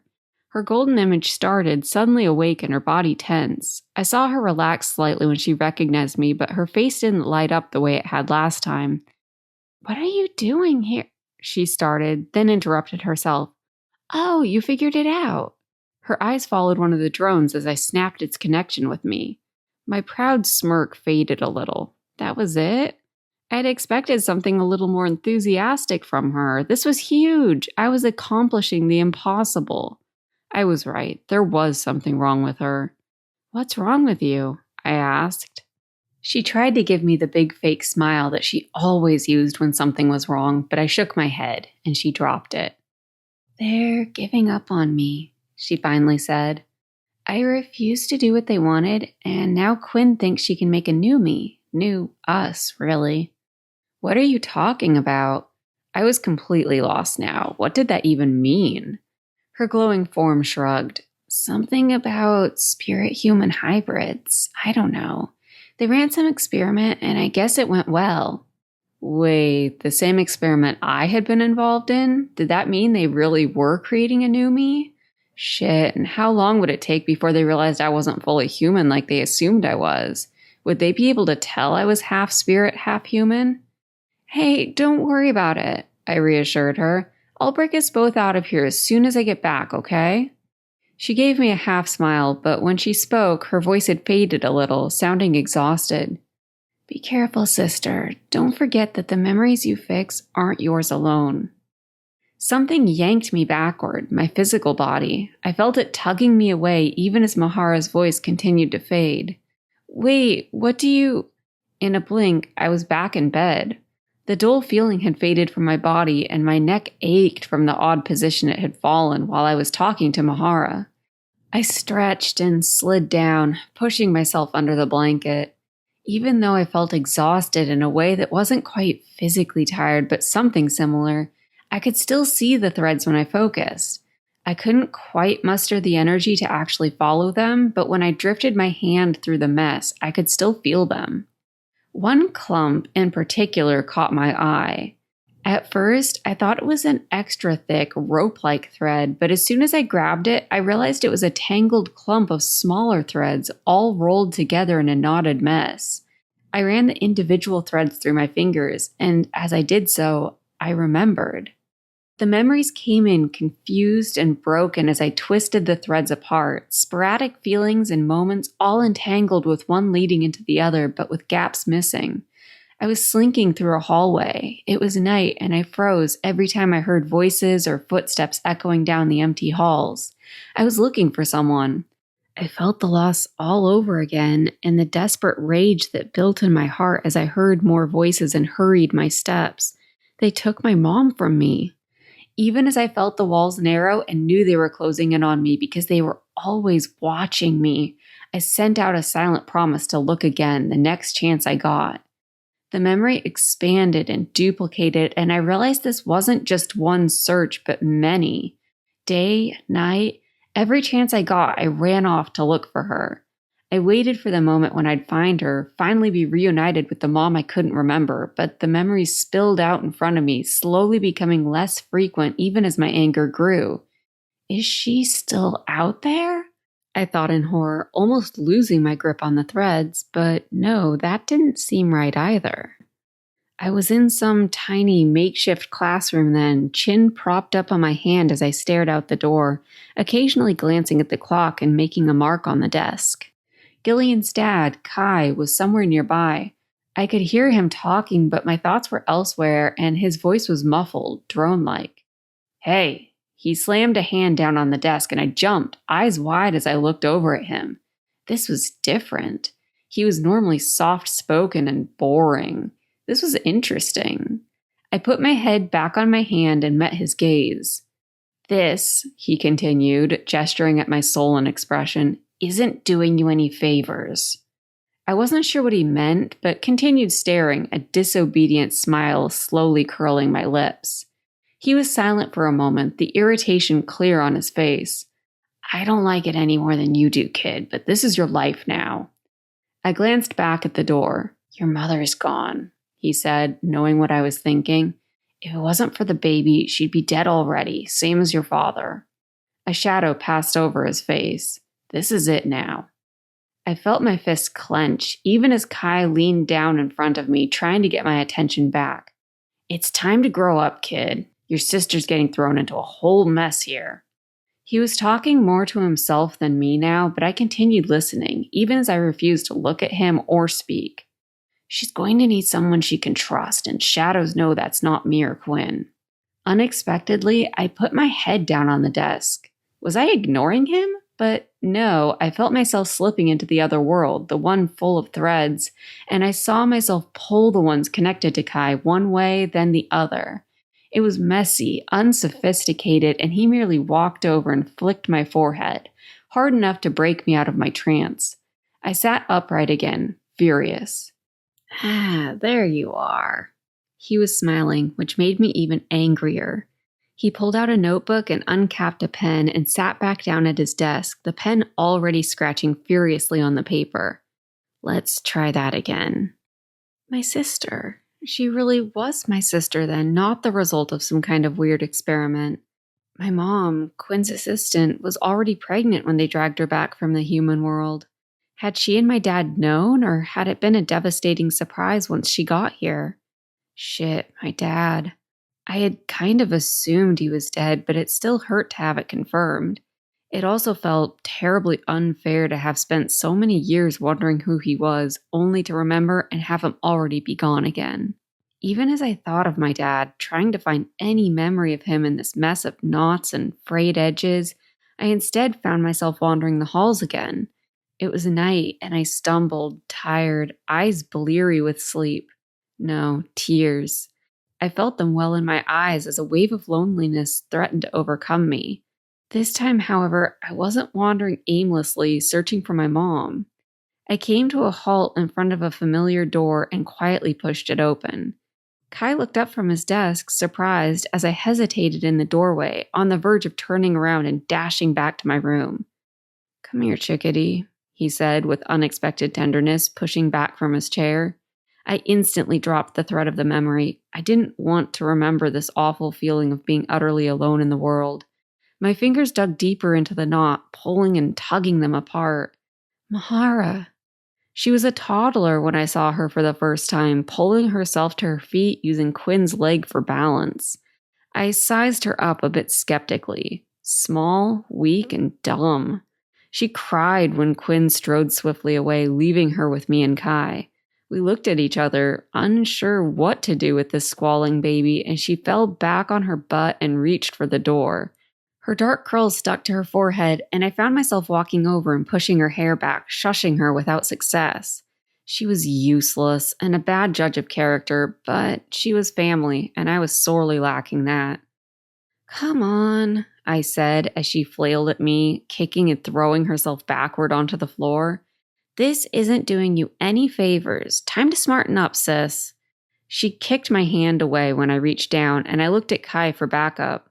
He shrugged. You stole my only tactic, kid. Another memory, same place, different time. Kai was packing up his belongings in a box as Quinn raged nearby. The room was flooded with the morning sun, and long shadows made the tense moment feel even more dramatic as I tucked myself under his desk, chewing a thumbnail, watching and listening. He wanted to leave, I remembered, listening to Quinn continue to yell, pushing some of his books on the floor, reminding me uncomfortably of how I had done the same to Gillean. I squirmed further under the desk, looking up at Kai. He was ignoring Quinn, not even glancing backward at the crash as his books spilled across the floor, notes flying from the pages. Kai glanced down at me. He gave me a small smile, which I could feel my much younger self interpret as reassuring, even as my current self recognized it as the same unsure, worried look I'd seen on Gillian's face. He had planned to abandon us, go home, but he didn't. He ended up bringing his wife and young son here instead, I remembered. A chubby hand clasped my arm, and I looked over. Mahara had joined me under the desk, bigger now, but still unsteady on her feet. She moved closer, nuzzling her big, dumb baby head against my cheek. I pulled her close, running my hand through her thick curls. Why had Kai brought them here to this horrible place? Was it because of us? The memory faded into the next, and we were back in the little makeshift classroom, which was quickly becoming more crowded. Beside me, Mahara colored big, looping lines on a piece of paper. Across from me, a small, serious boy with dark green hair read a book. Gillean. Kai spoke to me, explaining something, but when his back was turned, I pushed a worksheet across the table.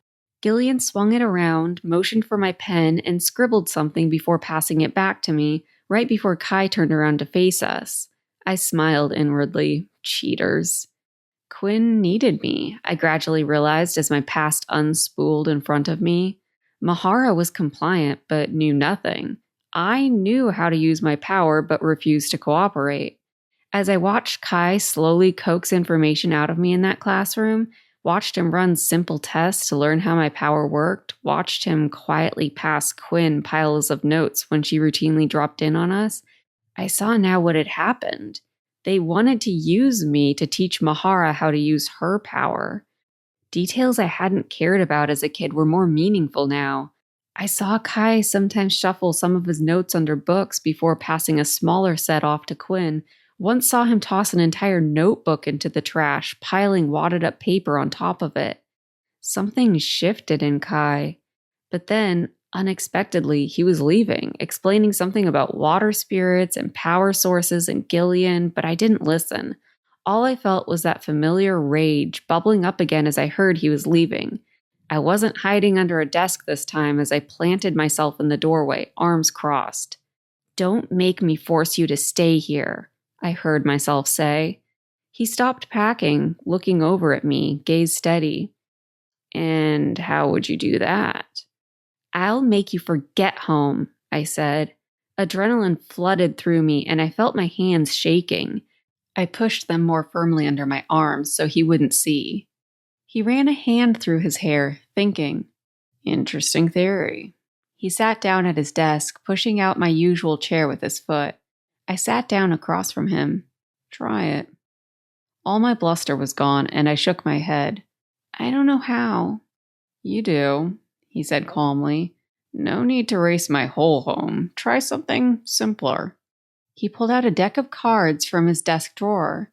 I watched as he expertly shuffled them, finally drawing one and studying it for a moment before he turned it for me to see. King of Spades. Erase this, he said, placing it face down on the desk. I leaned forward, resting my head on my hands. The golden threads appeared instantly, and I quickly identified his memory of the card. I plucked it, nimbly snipping off the card's face and replacing it with a memory I found of the Queen of Hearts. The threads disappeared, and I lifted my head. Done. He raised an eyebrow, not quite believing me.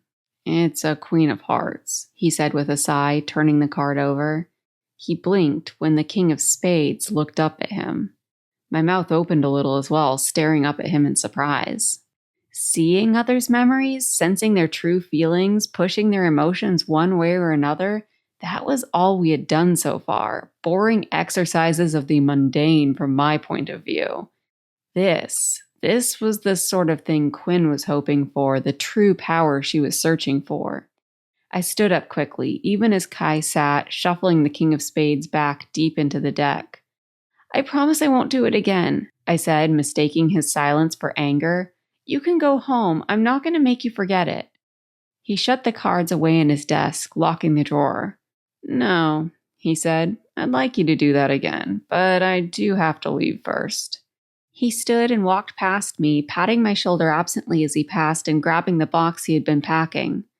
I'll be back in a few weeks, chickadee, and I think I'll return with my wife. What about Gillean? I called after him.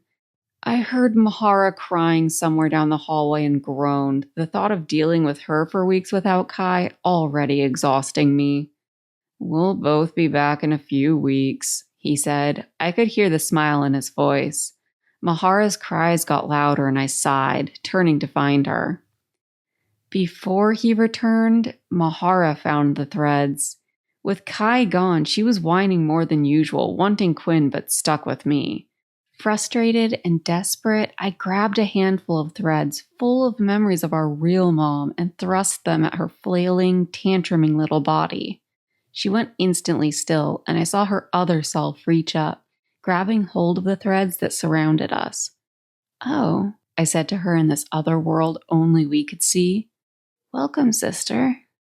When Kai returned, he brought a woman with him, his wife and Gillian's mom, Sorsha. The memories started to get a little muddled then, and sometimes I couldn't make out everything that was going on, or it seemed incomplete. As I unwound the strands, some seemed to fall apart in my hands.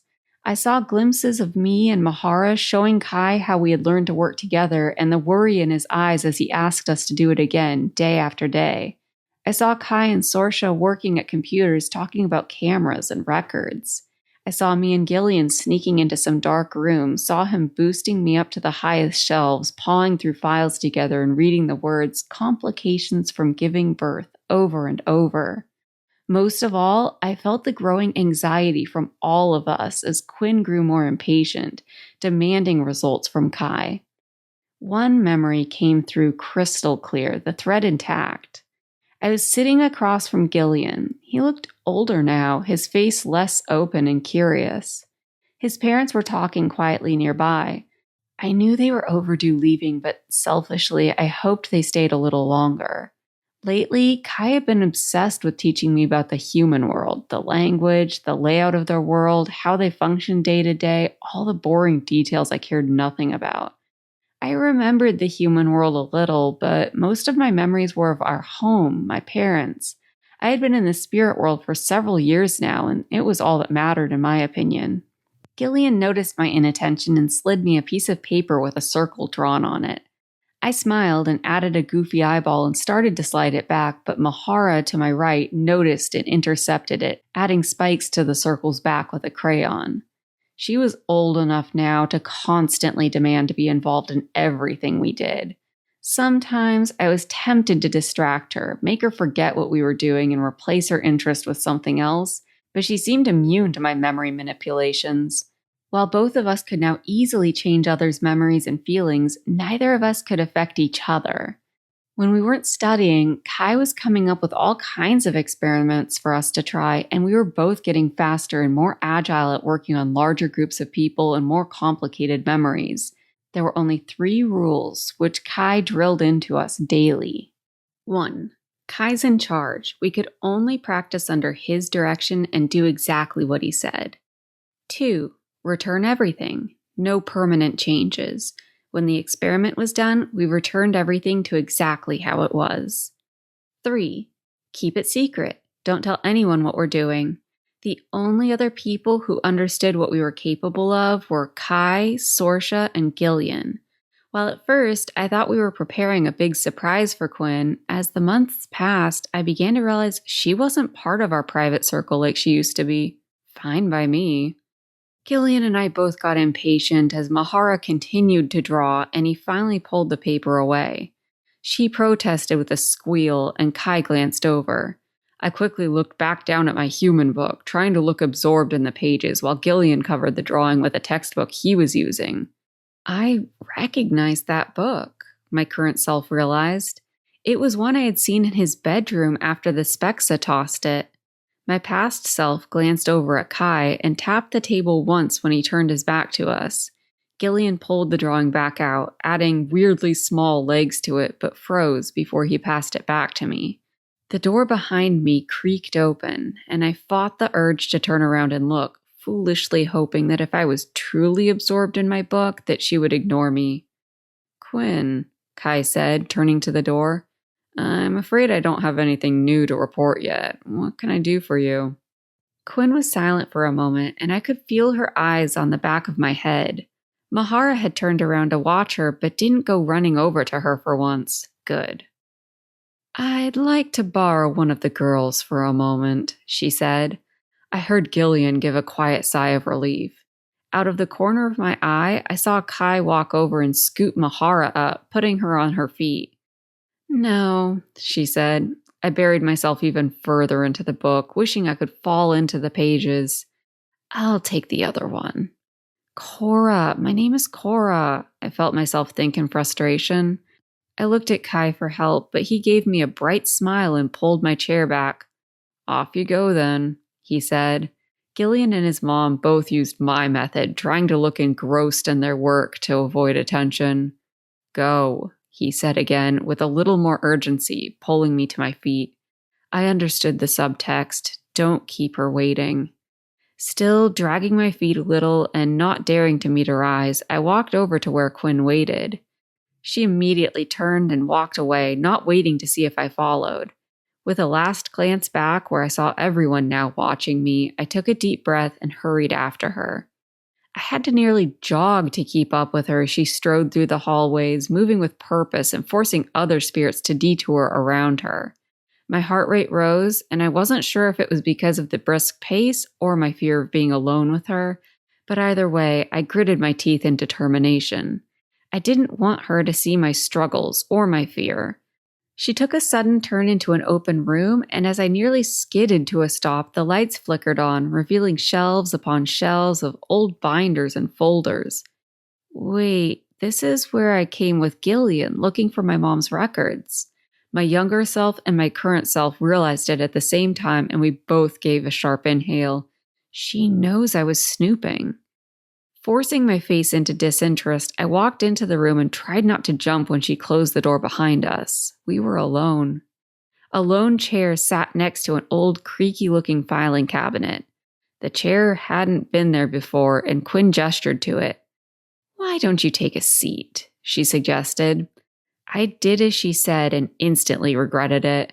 While she towered over me before, now she positively loomed over me, and she spent a minute studying me silently. I felt my mask of indifference start to slip, and I bit my lip, trying to turn my fear into anger. This is the woman who killed my parents, I thought. "It seems you've been busy," she said finally. I didn't know what she meant, so I gave a small half shrug. "I guess," I mumbled. "Kai reports you're getting better at shifting people's emotions," she said, pulling open a drawer and rifling through some papers. "How old were you when you first learned to affect others like that?" I gave another small shrug. "I don't know. Before I came here, I guess. I don't remember." She nodded, reading something on one of the papers before filing it all back away and slamming the drawer shut. "Then shouldn't your sister have learned to do it by now? What exactly is the delay?" This was Kai's job, holding off Quinn's questions. I wasn't sure what I was supposed to tell her. As my thoughts raced, she finally looked down at me, crossing her arms. "I'm waiting." I don't know," I stuttered. "This is the woman who stole me away." I could feel my heart thumping in my chest, and my palms felt sweatier than usual. I rubbed them on my pants, clutching at the material a little. "Interesting," she said after a moment, still watching me. "You know, I was worried in the beginning that you wouldn't pan out. You were so stubborn as a child. It didn't hurt to have a spare, I thought, but Kai reports you're cooperating well now and I shouldn't worry about you." She watched my reaction carefully as I tried to process what she was saying. Did that mean I wasn't in trouble then, that she was happy with me? I forced a small smile that felt more like a grimace, hoping she would let me go, but she continued. "Do you know what superfluous means, girl? It's a human word." I didn't, but I thought it sounded nice. "Something good?" I asked in a small voice. She finally smiled at me, and I felt a wave of relief. This was going better than I expected. "You could say that. It means if your sister has no power, there's no reason to keep her here." I froze. Where would she go? Quinn turned and pulled down a large box from one of the top shelves. No, I thought with a rising panic. I was almost certain that was the same box I pulled down when I came here with Gillean, the one about my mom. "I'm not sure," she murmured, opening the box and pulling out a familiar folder. "I don't abide excess, girl. If something has no value, you throw it away." She studied one of the papers, then looked at me over the top of it. "Don't you agree?" "This is the woman who will kill my sister." "She has value," I said, rubbing my palms on my pants again. She can change memories just like me. We just haven't told Kai yet, that's all. I didn't want him to get into trouble for not telling her everything. She nodded slowly, sliding the papers back into the box and closing the lid. I see. Then perhaps she's not superfluous, just redundant. She was silent for a bit, and I anxiously studied my hands, picking at my nails. I could feel her eyes on me, and the quiet only made it worse. I knew there must be spirits out in the hallway, but the door blocked all noise. I was so alone in here with Quinn, and I had the feeling that I had said or done something wrong. Tell me more, she finally said. I paused. Wait, I said we could change emotions, right? We're both really good at making people feel things, I said. Like, if you're having a bad day, we could cheer you right up. I had no intention of ever doing such a thing, but I smiled hopefully and looked up at her. Her face had an odd, pinched expression. In fact, even if lots of people were having bad days, we could help all of them. The silence was making me crazy, so I kept talking. I guess we could show you if you really wanted. Kai has all kinds of good experiments we do. As soon as the words left my mouth, I tried to take them back, closing my mouth tight and swallowing a gulp of air. I was pretty sure I had just told her that Kai didn't know about my sister's power. Maybe she hadn't noticed. I watched her face carefully, but she showed no reaction, and I relaxed a little. I should probably go back now. I started to slide off the seat, edging toward the door. She nodded, still watching me, but curiously silent. Yes, she said as I left, heading quickly for the door before she changed her mind. Kai and his family will be leaving next week. You two will have plenty of time to show me then, won't you? I slid my thumb on the reader, unlocking the door and hauling it open. Sure. I stopped partway out the door, unsure if I should shut it behind me or leave it open. I decided to leave it ajar. See you later then. I hurried back to Kai and the others, trying to think quickly. What was I supposed to say when he asked me about what we talked about? Maybe he wouldn't ask? I ran into Kai halfway back, literally ran into him as I dashed around a corner. He immediately knelt down, hands on my shoulders, practically inspecting me as I scowled at him, embarrassed. What are you doing? I grumped. Coming to check on you, he said, standing back up and sweeping me away in his grasp. Let's go. How'd you know where I was? I asked. He grasped my hand and pinched my thumb. I snatched it away, glaring. Your thumb, he said. You swiped out. I clenched my thumb in my fist. You can track me? I asked, feeling betrayed. Is that how Quinn knew I had been in that room before? And if Quinn knew I had been snooping, did that mean Kai did too? Where else had I gone that they both knew about? Never mind that. He waved a hand at me, trying to get my attention. What did she want with you? I shrugged. I don't know. Nothing. She just asked about my sister. What? What about her? Kai asked sharply. My privacy felt invaded from all sides, and I stayed silent as he rushed me through the hallways, still bustling with other spirits. When we reached his office, he stopped outside the door and knelt down again. I glared back at him, determined not to break. What does she want with your sister? Nothing now. I convinced her that she's useful. I felt a little pleased with myself, pointedly ignoring how the conversation ended. Cora, no. I had never heard his voice sound like this before, and it scared me a little. He opened the door and pulled me into the room. Gillean and Mahara were gone, probably off eating dinner. It was just me, Kai, and Sorsha. She turned to look at us, her face tightening when she saw Kai's expression. The door closed. What is it? She asked in a low voice. I didn't do anything wrong. I tried not to wail, but I could hear the slight hysteria in my voice. She called her superfluous or something. She thought she was useless. Sorsha came over quickly and scooped me up in her arms, but I tensed up, squirming away. She always scared me for some reason, reminded me of Quinn, although the two couldn't be more different. Feeling my resistance, she let me go. Kai stood in front of the door, blocking the only exit. And how did you convince her otherwise? I sniffed, not crying, but feeling close. I had to tell her she's just as good at changing memories as I am. They both stared at me now. Changing emotions, Kai said slowly. You're both good at changing emotions. I nodded quickly. That's what I told her. We're both good at changing emotions. I told her that if everyone's having a bad day, we can cheer them all up real fast. Sorsha looked at Kai.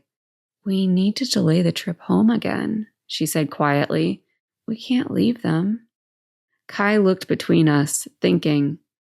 No, he said finally. We can't keep delaying. We'll go, but first. He gave me a hard look. We break rule number 2. Return everything? I snuffled again, sidling closer to Kai. Yes, chickadee. He drew me close. It's time to stop returning everyone's memories exactly the same. Sorsha shuffled nearby. It's late, she said. They're going to be wondering why we're not coming to dinner. You're right, he said, his voice still sounding so super serious. I didn't like it. But we need to do this tonight before it gets out any further. He turned to me. Cora, I want you to come back here after they send you to bed. He gestured Sorsha closer. But I don't want them to track you this time. What do you mean? I was excited by the idea of sneaking out of my bedroom, and my mood instantly brightened. I can sneak here, don't worry. No. He reached out and pinched my thumb again, more gently this time. I don't want you to swipe out like you usually do. As he moved aside, Sorsha took his place by the door and called my attention over to the thumb pad. Do you see this indent? I had to stand on my tiptoes and crane my neck, but I saw what she meant and nodded. I want you to get your thumbnail in there and pull it open. She demonstrated, and the small pad swung open, revealing a miniature keypad inside. Now, you'll type in a secret code, okay? You'll have to remember this, so pay attention. I crossed my arms, unimpressed. I can remember a number. Good. She typed the code as I watched. 6 digits, but I repeated them to myself quietly, finding patterns between them to commit them to memory. Finally, I nodded. I'd remember. She replaced the pad and swiped it, opening the door. Now go to dinner, she said. I scampered out, anxious to get to dinner and find Gillean and my sister. Hey, Kai called after me, peeking out the door. The other 2 rules are still in effect. I waved him off, already thinking more about the food than our conversation. You're in charge and everything stays secret, I said. I felt myself being pulled away from the memory, back into the present. Whether it was the end of the memory or just pure exhaustion that made me lose my grip, I couldn't say. As I ran down the hallway, trying to guess what dinner was from the scents that filled the air, everything began fading away, even as I tried desperately to stay. With a feeling that reminded me of a time I was so tired I couldn't possibly keep my eyes open, I slipped into the darkness. Chapter 19. The room was bright when I opened my eyes, the overhead lights on full blast, and I looked around in confusion, blinking blearily. I didn't remember even closing my eyes, and it took me a moment to remember where I was, or when I was. There was so much, an entire life, years of memories that I had forgotten. How could I have possibly lived so long without realizing how much I was missing? I had forgotten my real mom, and even now I barely remembered her, had almost nothing. The guilt intensified as I thought of the poor, confused woman I had tricked into masquerading as my mom for years. I still thought of her fondly, appreciated her now more than ever, but it was nothing like the longing I felt for my spirit mom. I didn't even know how I felt about my dad. Still forgotten, still a mystery. Nothing had changed, yet I felt cheated. I thought of the mushroom spirit, wishing I could have just one more conversation with them. Were we related too, even distantly? Could they feel who I was from the very beginning? Just another spirit I lost before even realizing how deep our connection could have been. I pushed myself up, my body still feeling heavy, but at least it was fully under my control now. The illusion in my room had disappeared. Well, I could still see it if I focused on it, but it existed as a side note in my vision. The dizziness and headache were gone as I looked around, and I spotted the door easily now. It seemed simple, like I only had trouble seeing through it before because I was putting so much energy into seeing the real world beyond the illusion instead of the other way around. I stood, springing up a little on my toes, testing my strength. I felt good, rested, a little more whole. I still had no idea how to rescue Mahara or escape this building, but getting out of this room had to be the first step, preferably before the Spexa showed up for any other experiments. Before I could make a move, the handle turned and I took a step back, bumping into the bed. I relaxed a little when I saw Gillean push his way in, but felt my chest tighten as I saw his expression. The rueful guilt he had shown over the past few days was gone, replaced with a fury that surprised me. "What have you done?" he hissed. Not fury, I realized. Terror. I started to feel a lot less sure of myself. What did he mean? The lab experiment? The mushroom spirit? The threads of memory I'd started unraveling? How would he have found out about any of that? Something Mahara said came back to me about how the memories I fixed didn't just belong to me. Did that mean that as I found them and remembered what was lost, so would the others? Gillean was one thing, but there were a lot of other spirits in those memories too. I stepped forward. "I'm getting out of here," I said, "with my sister." I sounded confident to my ears, even as I wondered if I could still find the threads again without the help of whatever drugs they injected into my body in the lab. And even if I could, what would I do with them? "It's not going to work," he insisted, stepping between me and the door. "Haresha, you're not just walking out of here. The last time you escaped, you had the element of surprise. It was the middle of the night and you had countless others helping you." I couldn't remember the details of our escape, not really, but I had the feeling he was right, and I hesitated. "Just stay here," he pleaded. "Please, I don't know what's going to happen, but if you cooperate, it'll be okay. You're not going to escape this time, even if you can get your sister." "Can you hide me?" I forced myself to sound brusque, even as I wanted to shake him and ask what he remembered of us, what he felt now. He shook his head slowly, and I brushed past him. The illusion was still off since he was in the room, so I couldn't even show off how easily I saw through it now. "Do what you want, Gillean. If you're starting to remember like I am, then so is everyone else. This is my only chance." I didn't want to say her name and bring that fear to life, but with every second that passed, I was afraid Quinn would come storming in. If that happened, I was pretty sure escape really would be impossible. Gillean had left the door open a crack, and I opened it a little more, peering outside. A pair of plant spirits walked down the hallway in my direction, but they were engrossed in conversation and didn't glance over. "Now or never," I whispered to myself, slipping out and walking swiftly down the hallway. I heard the door click shut behind me, and when I glanced back, I saw Gillean following, his expression still fearful as he shook his head again at me. Turning away, I walked past the spirits and around the corner, retracing the steps I had taken in my other form to find Mahara.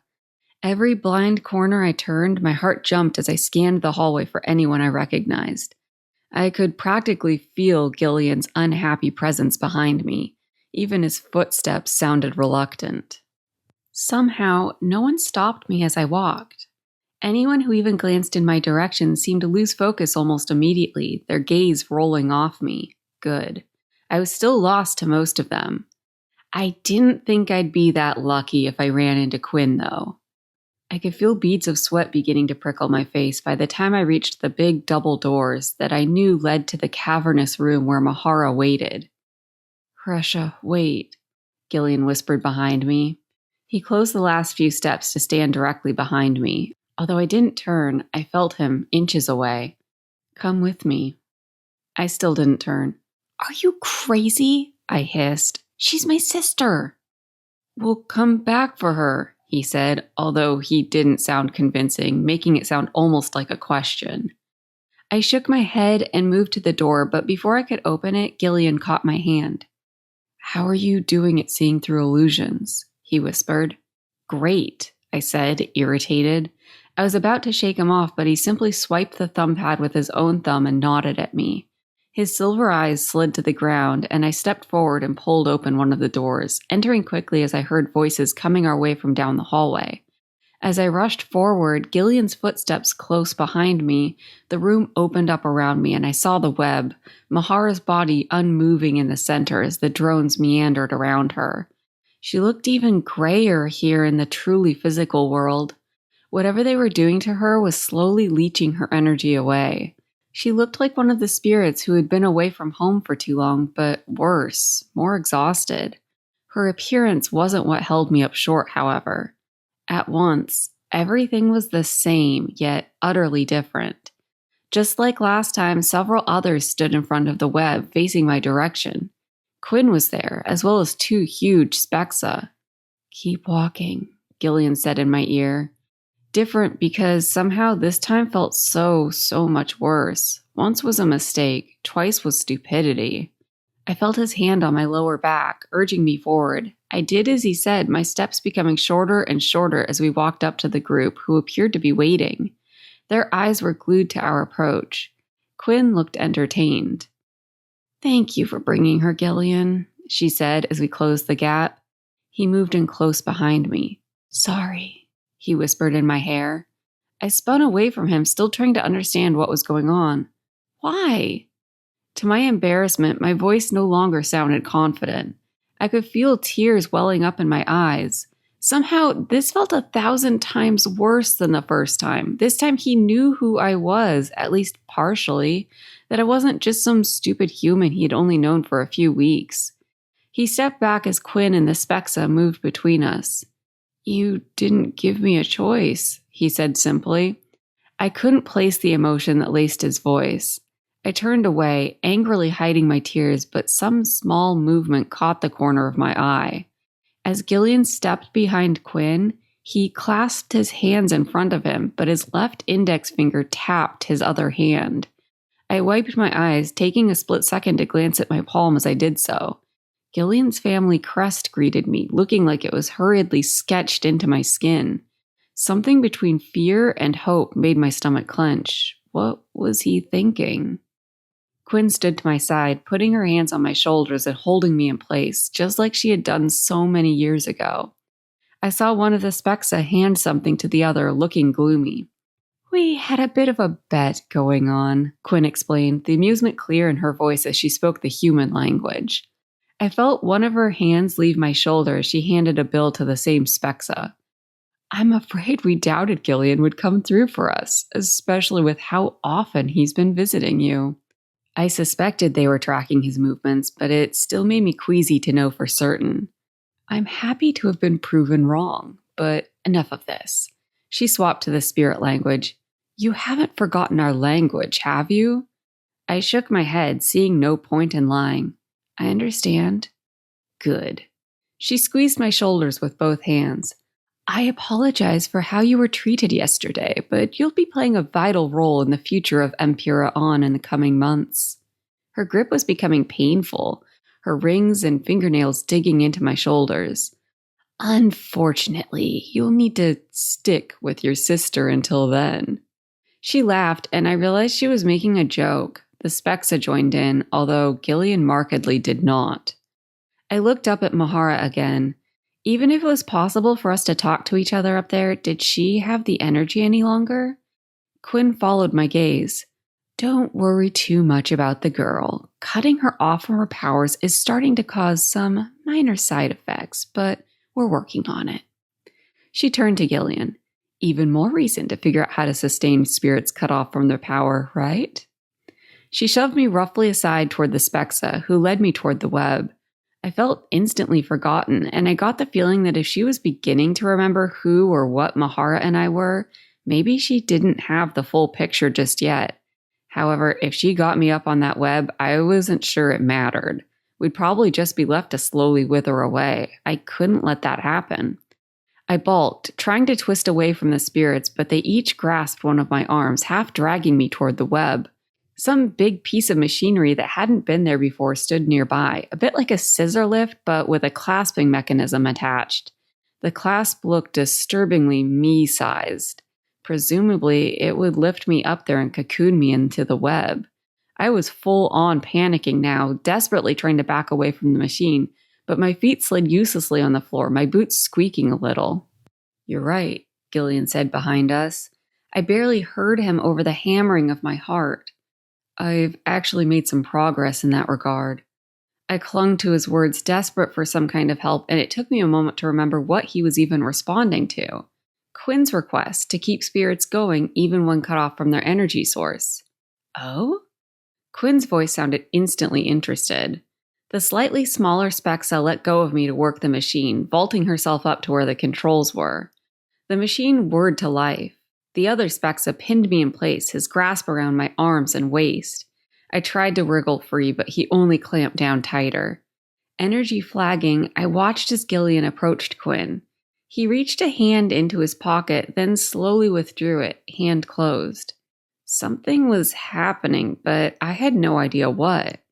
Even the Spexa paused, watching carefully, trying to determine if Gillean was a threat or not. Something about his blank expression filled me with dread.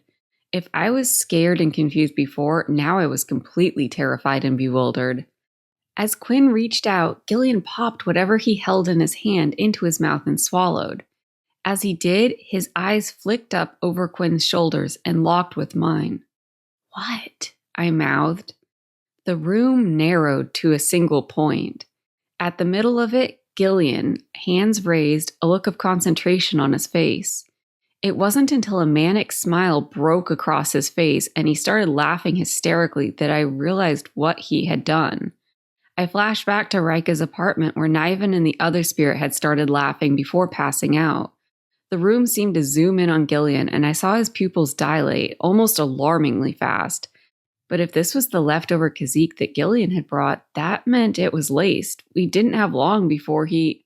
As if he could hear my thoughts, I saw him stumble slightly, already feeling the effects of whatever sleeping agent he laced the drug with. Concentrating, I blinked the illusion away and saw the room as it truly was. Quinn and the two Spexa were bumbling around the middle of the room, all three headed in separate directions, away from me and Gillean.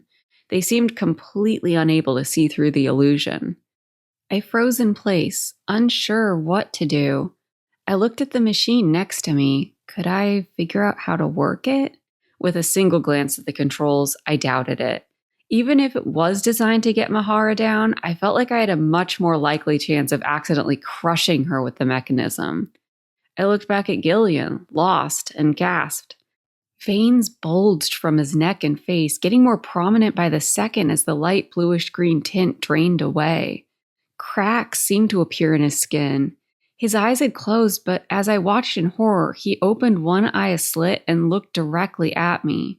He had stopped laughing, and now he just looked scared and tired, very tired. Whatever desperate distraction he was creating, this was it. It was up to me, and I needed to act now. Frantic, I reached out for the threads, pushing away the panic and trying to relax. I saw a glimmer of something gold and grabbed for it, not even caring what it was. As my fingers closed around it, I saw my body, my physical form, crumple below me, hitting the hard floor. I winced at the thud. Now that I had hold of it, I could feel Quinn on the other side of the thread.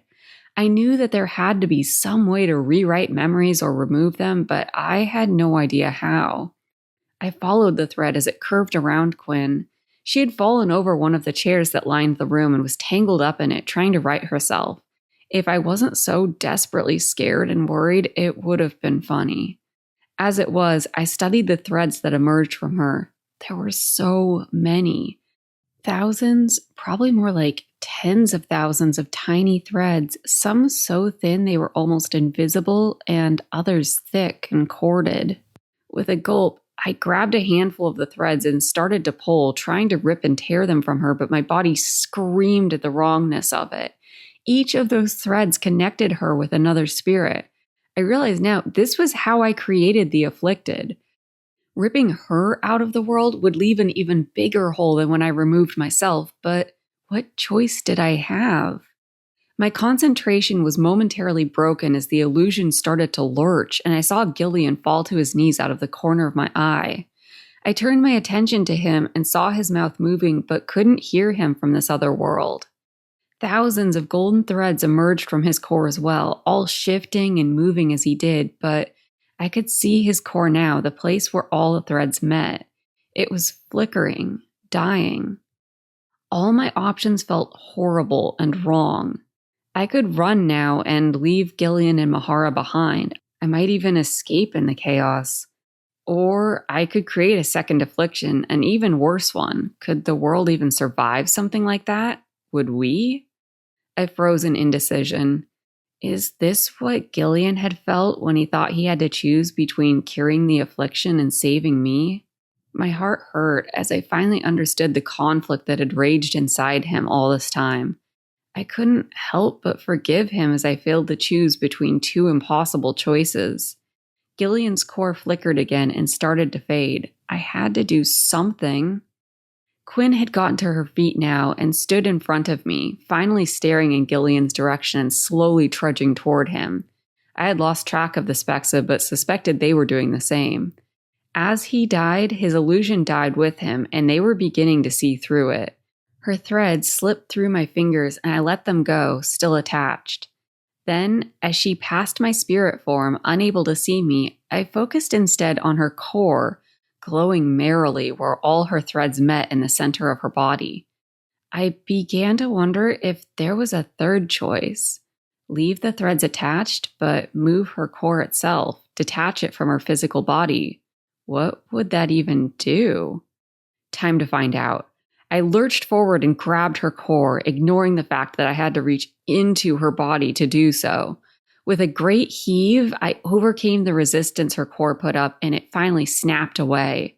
Her body collapsed, now an empty shell. Unsure what to do with the core I held and worried it might migrate back into her body the instant I let it go, I hurried back over to my body, which still stared blankly up at the ceiling, and shoved the second core into it. Without another glance, I rushed over to Gillean, who was on all fours as his core continued to fade. I leaned my forehead against his. "Stop, Gil," I whispered. "Rest now." He collapsed as the illusion completely faded, but I couldn't tell if his core still glowed as I rejoined my own body. The two cores, mine and Quinn's, still burned brightly inside it. As I opened my eyes, the threads fading with a slight afterglow, everything felt horribly, instantly wrong. I lurched upwards, sitting up and jerkily shaking my head. What was wrong with me? I tried to focus. Rescue Mahara. I rose to my feet, stumbling slightly. My head was pounding and it felt like I was starting to see double. This was the mother of all migraines. I tried not to groan. The two Spexa were looking between me and Quinn's body, still sprawled out by the chairs. I was slightly uncomfortable with how undignified she looked.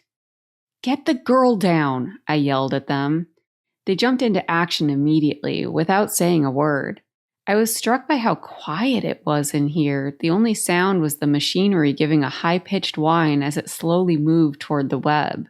I pinched the bridge of my nose and squinted as I looked around. There was someone else on the floor a few feet away.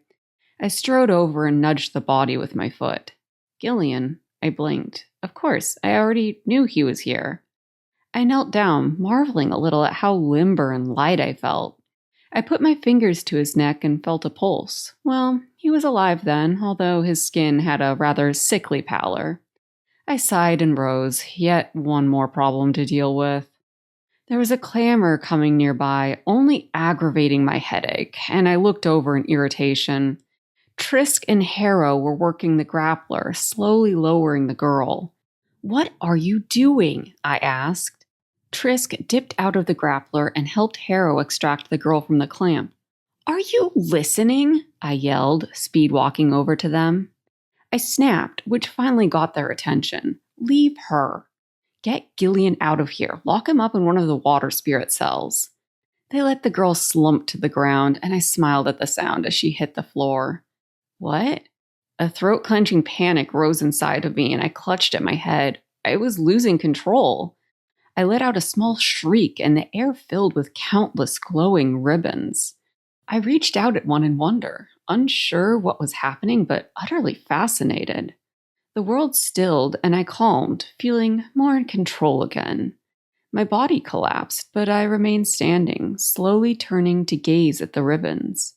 I could see the world still moving around me, saw Trisk and Harrow leaning down to lift Gillean. As the ribbons fluttered through my fingers, I began to understand. This was a spirit's essence, the collection of all that makes us individuals. I turned my attention toward the girl at the foot of the web, still partially encased in her cocoon. There, I saw a bright, pulsating glow at her center. I think I'll take that, I decided. I reached for the glowing ball, eager to see what it contained. I was already sorting through one girl's collection of knowledge and finding absolute gems of information. Imagine what I could do with two. The last of my internal panic faded, and I felt my mind relax as I realized this really was the best-case scenario.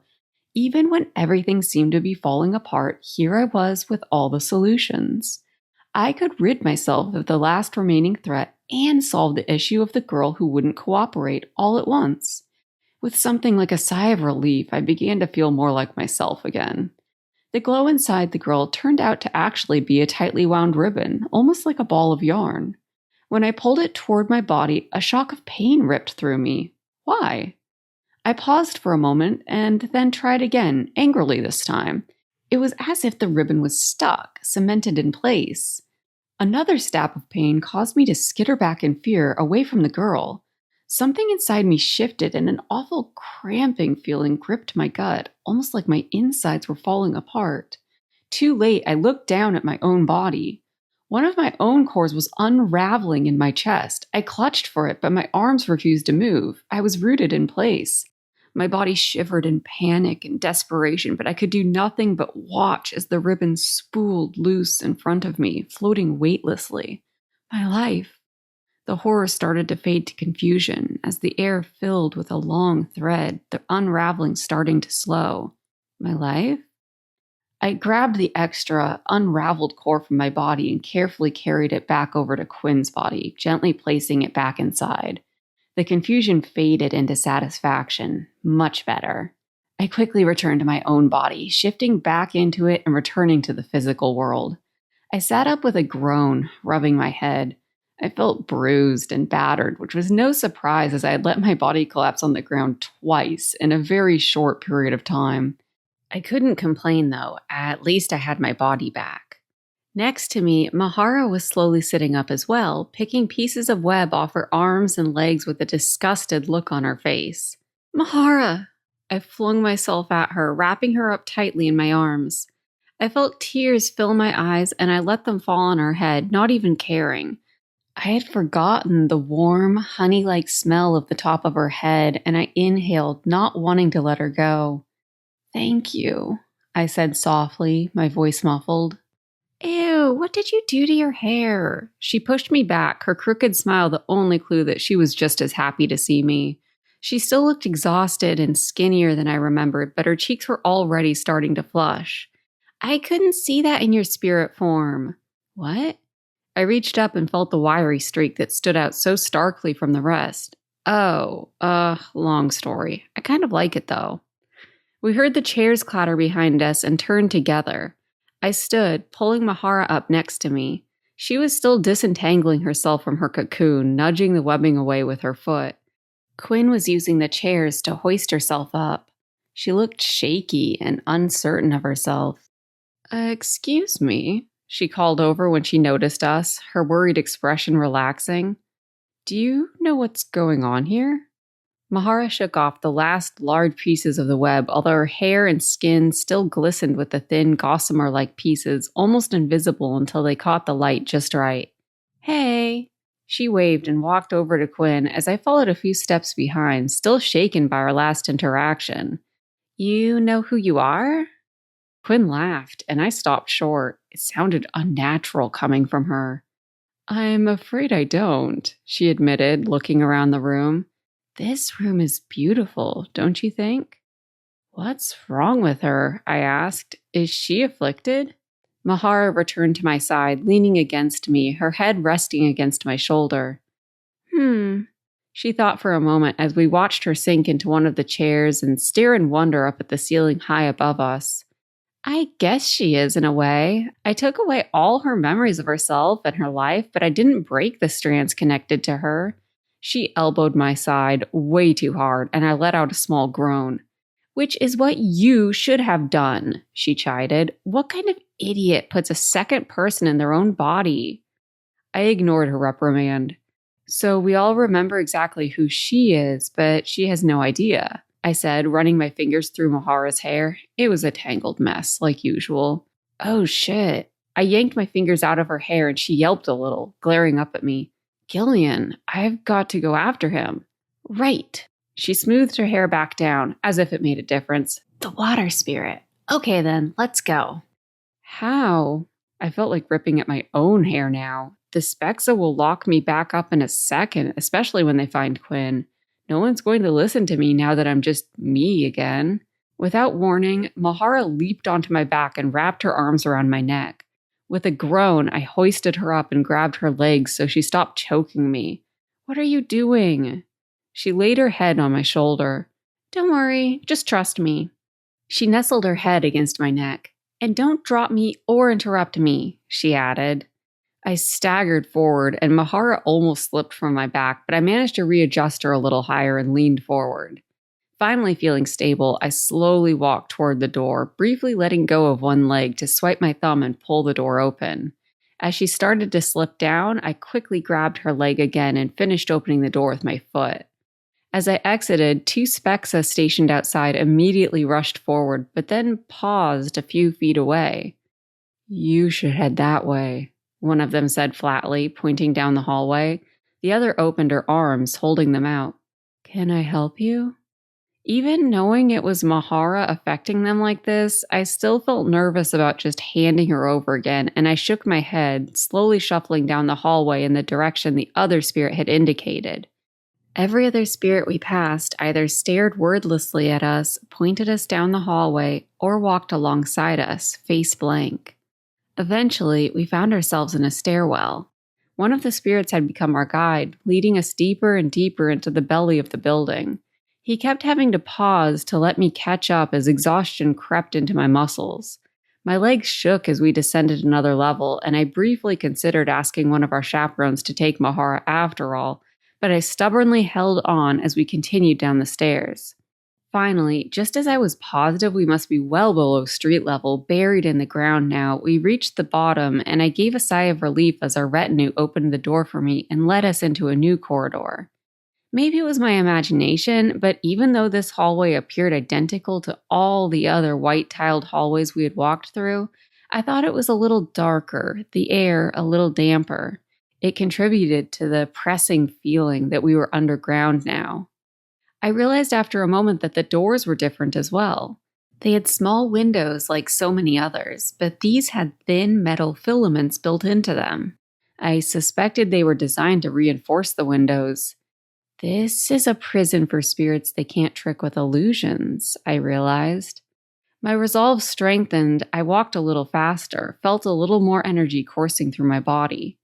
Finally, our guide stopped at one of the doors and I hurried up to it. I felt Mahara shift on my back, then pat my cheek. I'm awake, she said quietly.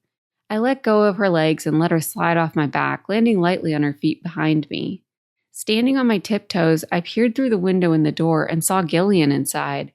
Unfortunately, he was a heap on the floor, still unconscious. Cursing under my breath, I swiped my thumb on the pad and shoved the door. It didn't open.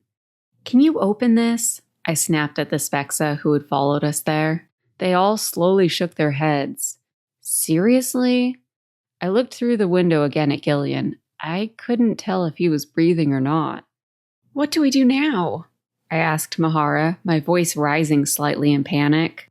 She shrugged, looking a little sheepish and sad. I don't know, sis. This is as far as my plan takes us. She snapped at one of the spirits. Hey, who can open this door? I don't know. Quinn and a few others, he replied in a monotone. Mahara and I looked at each other. Somewhere nearby, we heard yelling and someone running. Thankfully, it faded into the distance. I don't think we can get all the way back up there, she said nervously, glancing around at our small group. If they haven't found Quinn, they will soon. I can only hold so many spirits in place at once, and I'm already getting tired. She was right, and I knew it, but I still hated it. I raced through scenarios, trying to find a way for one or both of us to go retrieve Quinn and get back down here. It didn't seem possible. I heard one of the spirits rustle. He was rubbing his forehead, looking thoughtful. Mahara cleared her throat. "We've got to move," she said, voice filled with regret. "They're not going to stay like this forever. I only adjusted their emotions, nothing permanent." I took a step away from the door. What was I going to tell Kai? How could I tell him I got his wife killed the first time I escaped and his son captured, possibly killed the second time? Wait, his wife? I stepped back toward the door. Sorsha, I told her I'd remember. With a gasp, I clutched at the thumb pad, quickly finding the indent Sorsha had shown me and ripped it open. The keypad was there, just like in my memory. I closed my eyes and saw Sorsha punching in the code. As I watched her, I felt for the keys and pressed them in the same order. When I opened my eyes, the door clicked and I pushed it open, rushing inside. I skidded down next to Gillean and felt his cheek. It was warm, and at first I was relieved before I realized that he normally felt much cooler than I did. This felt more like me, more human. "We need to get him home," I said to Mahara. "Back to his river." "Hey," she snapped at the nearest spirit, "carry him to the garage for us." The spirit obliged, hefting Gillean up over his shoulder. "The rest of you can go." The other spirits slowly wandered off in seemingly random directions. "The garage?" I asked. She nodded, hurrying after the spirit carrying Gillean. "Yeah, you haven't been there?" I shook my head. "The roads were mostly blocked when I got here. I took the shuttle thing up to the roof." "Oh."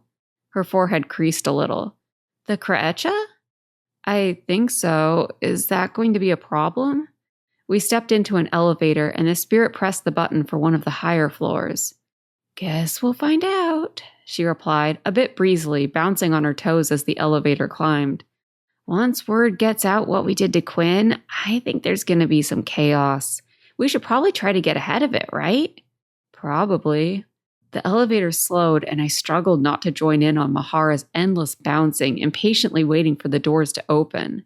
She was right. The longer we stayed, the worse our chances got. I didn't know if we'd be able to escape via car, but it sounded better than being at the whim of an uncontrollable shuttle. Finally, the doors slid open and revealed a concrete parking garage. It reminded me of the one Rika had parked in, but much cleaner and less smelly. "This way." Mahara scampered ahead, pausing at several cars before settling on a small white one. To my relief, it at least had 4 wheels, not 3 like Rika's. The spirit carrying Gillean had slowed, and a slight frown marred his blank expression. Mahara grabbed my hand, pulling me toward the car. Come on, come on." She pointed at a small rubber pad on the side panel. "Thumb there." Without question, I pressed my thumb against the panel, but nothing happened. I tried again, but the car didn't respond. What now? Mahara was bouncing on the balls of her feet again. She tried her own thumb. Still nothing. She waved the other spirit forward, but he hesitated. "Ugh, come on," she insisted. He took a step forward, but then hesitated again. With a groan, Mahara grabbed his free hand and pressed his thumb against the pad. I heard the doors unlock and the lights turned on with a soft beep. "In!" Mahara pushed me toward the driver's side door and opened the back door, urging the spirit to deposit Gillean in the back seat, then ran over to the passenger door, flinging open the door and diving in. "Get in!" She looked astonished to see me still standing awkwardly by the door. "Seriously?" I asked, sliding in and closing the door. "Can't we get that guy to drive?" I tilted my head toward the spirit, who was still standing outside the car, watching us carefully. "That guy's about to wake up," she said, buckling her seatbelt. "Now let's go." I glanced back at Gillean, but he was still unconscious, slumped over in the back seat. I clicked the seatbelt into place and took a deep breath, staring at the controls. I have no idea how to do this. I tried to remember what Rika had done, but I had been too distracted by his illusion to pay attention. Mahara threw her head back in exasperation. "Yes, you do." She leaned over and pushed one of the buttons. I felt the car vibrate slightly. "This thing makes you go forward and back." She gestured at a lever. And I think there's something else you have to press, but I don't remember what. She flung her arms up. Now go! There was a little writing in the spirit language on some of the controls, but I was too panicked to read it. The spirit outside stepped forward and put his face to my window, looking puzzled. I tried to move the lever, but it wouldn't budge. My foot automatically reached for the pedal. I had to stretch my toes, but managed to press one of the foot pedals, then tried the lever again. It moved. I felt it click as I slid the lever down and stopped when it felt right. I pressed a button near my thumb. She was right. There was some kind of routine to it that felt not quite familiar, but almost like I was guessing correctly over and over. Either I was really lucky or she was right. I had done this before, a long time ago. The car lurched backward and the spirit stepped back in alarm, then looked up at something I couldn't see. He waved an arm and shouted, and I realized someone else must have entered the garage. I pushed myself off the wheel, looking behind me, and noticed the back half of the car had gone translucent. As I watched the car back up, I swung the wheel around and heard Mahara squeak a split second before I heard an awful scraping sound from the front of the car. Sorry, I cried, going faster. I could see the other spirits now, several of them pointing toward our car and starting to follow. I moved the lever again and we shot forward. Can you read these signs? I yelled, looking wildly around at the signs in the garage. There were cars and walls everywhere, and I wasn't sure where to go. My grip was tight on the wheel, and the previously silent car was now making a weird scraping sound. Mahara didn't answer, and I spared a glance to the side. She was staring at me, her mouth agape. Well, can you?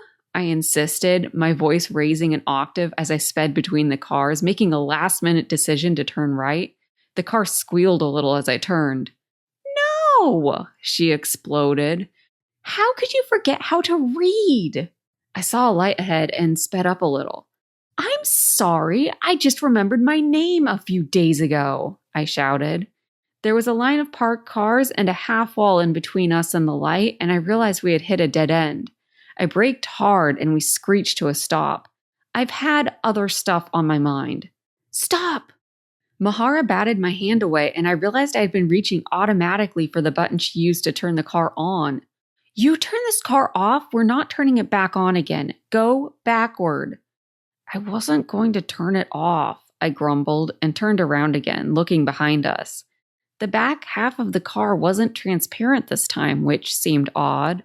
Had I broken it already? I hit the foot pedal, and instead of shooting backward, I went forward instead. Mahara screamed as we crunched into one of the cars in front of us.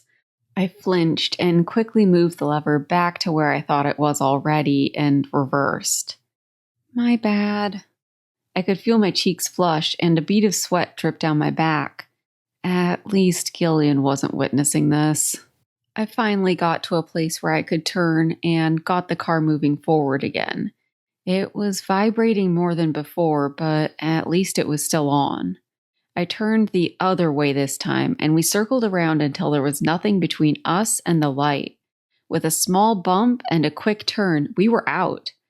Mahara hit her fist on the dashboard and howled in celebration as sunlight filled the car, and I struggled to match the speed of the other cars. It was stressful, but I started to relax a little as we continued on. Am I going the right way? Mahara tucked her legs under her and fiddled with the controls on her side until the window darkened slightly. Dunno, but I figured just keep going the same direction for now. The more distance between us and Empuron, the better. We'll figure out the rest later. Something rustled behind us, and Mahara swung around to look. Is he alive back there? I asked. I heard him groan in response, and she nodded, turning back around. Looks like it. Please don't tell me you're driving, Haresha, he croaked from behind us. The car in front of me moved to the side, maybe because I was as close as I could get without physically bumping them out of the way. Seeing the way ahead open and unimpeded, I pressed firmly down on the pedal, stretching my toes forward. Mahara squealed in excitement as we shot forward, and she was pressed back in her seat. When I glanced over, she was grinning at me, and I couldn't help but smile back. We were unstoppable now. Chapter 20. With Gillian's help navigating, we made it to the outskirts of the city before we hit the roadblocks. And with Mahara's help appearing like she was sleeping in the passenger seat next to me, the spirits guarding the road let us through. I grew more uncomfortable as we passed the clean, orderly roadblock and entered the area they were trying to hide. I drove slowly through the now quiet street, weaving around piles of broken glass and metal debris that were being cleared out. "Seems like the Kretsch are lost," Gillian muttered, looking out the window. "Maybe they just retreated for now," I said, glancing over at Mahara. She had returned to her body and was intently watching our surroundings. "Hey," I snapped at her. "Put your head down. You don't need to see this." I had seen something coming up that looked like a pile of stained fabric that was roughly spirit-shaped, and I feared the worst. She batted my hand away. "Yes, I do. This is exactly why I came back," she said. I looked sharply over at her, but didn't argue. Tendrils of smoke curled out of the windows of one of the buildings nearby, and I gave it a wide berth. I couldn't tell what the pile of fabric was, but Mahara craned her neck, inspecting it closely. I continued on, hoping the buildings didn't contain any spirits waiting to ambush us like they had Rika. Glancing back, I started to ask Gillean if he could hide the car, but his head was resting on the back seat. He looked as if he could barely hold himself up, and he had completely lost the bluish tint from his skin. His eyes were slate gray, no longer flashing metallic in the light. "Watch where you're driving," he grumbled. I turned back around, speeding up a little just in case. Nothing moved in the shadows here. As it grew darker, Mahara reached over and helped me turn the levers and press switches until the headlights turned on. Well, until one of them turned on. The other seemed to be broken, probably from when I crunched the front of the car a little. When I finally heard another car squeal somewhere nearby, I started to relax a little, feeling like we were reaching the end of the desolation. The squealing sound grew louder, and as we crossed one of the larger streets, we finally caught sight of it. One block down, it spun in circles, around and around, leaving dark tracks on the ground. Other spirits stood watching it and turned when they heard our car. I quickly continued onward, passing them by. With a glance in the mirror, I saw Gillian appear to sleep again, his eyes closed. I looked at Mahara, who was resting her head against the window but looked watchful, tracking every spirit we passed. "Why'd you leave without me?" I asked her quietly, finally asking the question that had been bothering me ever since she left. She didn't answer right away, but I could feel her watch me. She knew what I meant. "I didn't know," she said finally. "How old do you think I was when we escaped to the human world?" 5 or 6, I replied. "Little." She nodded. "Yeah, as I got older, I guess I forgot everything. I mean, something obviously wasn't right. Even I could see that, but I didn't know what." "Why didn't you tell me?" I asked, turning onto a larger road that looked like it wound around toward the mountain range. I hoped we were headed the right way. It was harder to figure out which way Gillian had told us to go in the dark. Mahara let out a huff of annoyance. "I did, constantly. For as long as I can remember, I asked you what was wrong with you, our mom, everyone. You never answered. Or if you did, you just make a stupid joke or say something that didn't make sense. Sometimes you just get this weird look in your eyes and zone out, same as everyone else. You couldn't even tell me your name, sis." I grimaced. I knew the look she meant. I had seen it on the others' faces countless times. "Sorry," I said, feeling useless. "Anyway, I started having dreams. I tried to tell you about those too." I nodded, remembering. About a life in another world. "You were listening." She sounded excited, nearly bouncing out of her seat, then glanced back at Gillian, looking a little embarrassed. "Yeah, every night," she continued more quietly, "and I always woke up feeling so awful. When I started thinking that maybe it wasn't just a dream, that maybe I really did abandon an entire world, I had to go check. It wasn't until I got here and started remembering more that I realized I hadn't been alone here. I came after you as soon as I figured it out," I said, feeling a bit defensive, "but you got a good head start on me." Yeah, I know. After I was on the web, when I finally started remembering what I was, I could feel you out there. I just couldn't find you. We drove in silence for a bit, broken only by the rubbing sound the car was still making, which had grown slightly louder. It was slowly driving me crazy. There's something else I haven't told you, she said finally. Her voice sounded worried.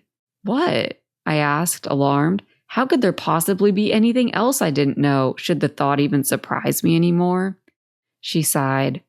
When I first saw you back at the web, when I saw how every memory and connection ended before it got to you, it looked like there were thousands of strands surrounding you, just following you around, unattached. Yeah, so? I already knew this, had seen the same thing. I was at the center of the entire affliction. If we could untangle my mess, we could fix it. They're gone, she said awkwardly, gulping a little. The car lurched, and I heard Gillian's head bump against the window. What do you mean? I whispered.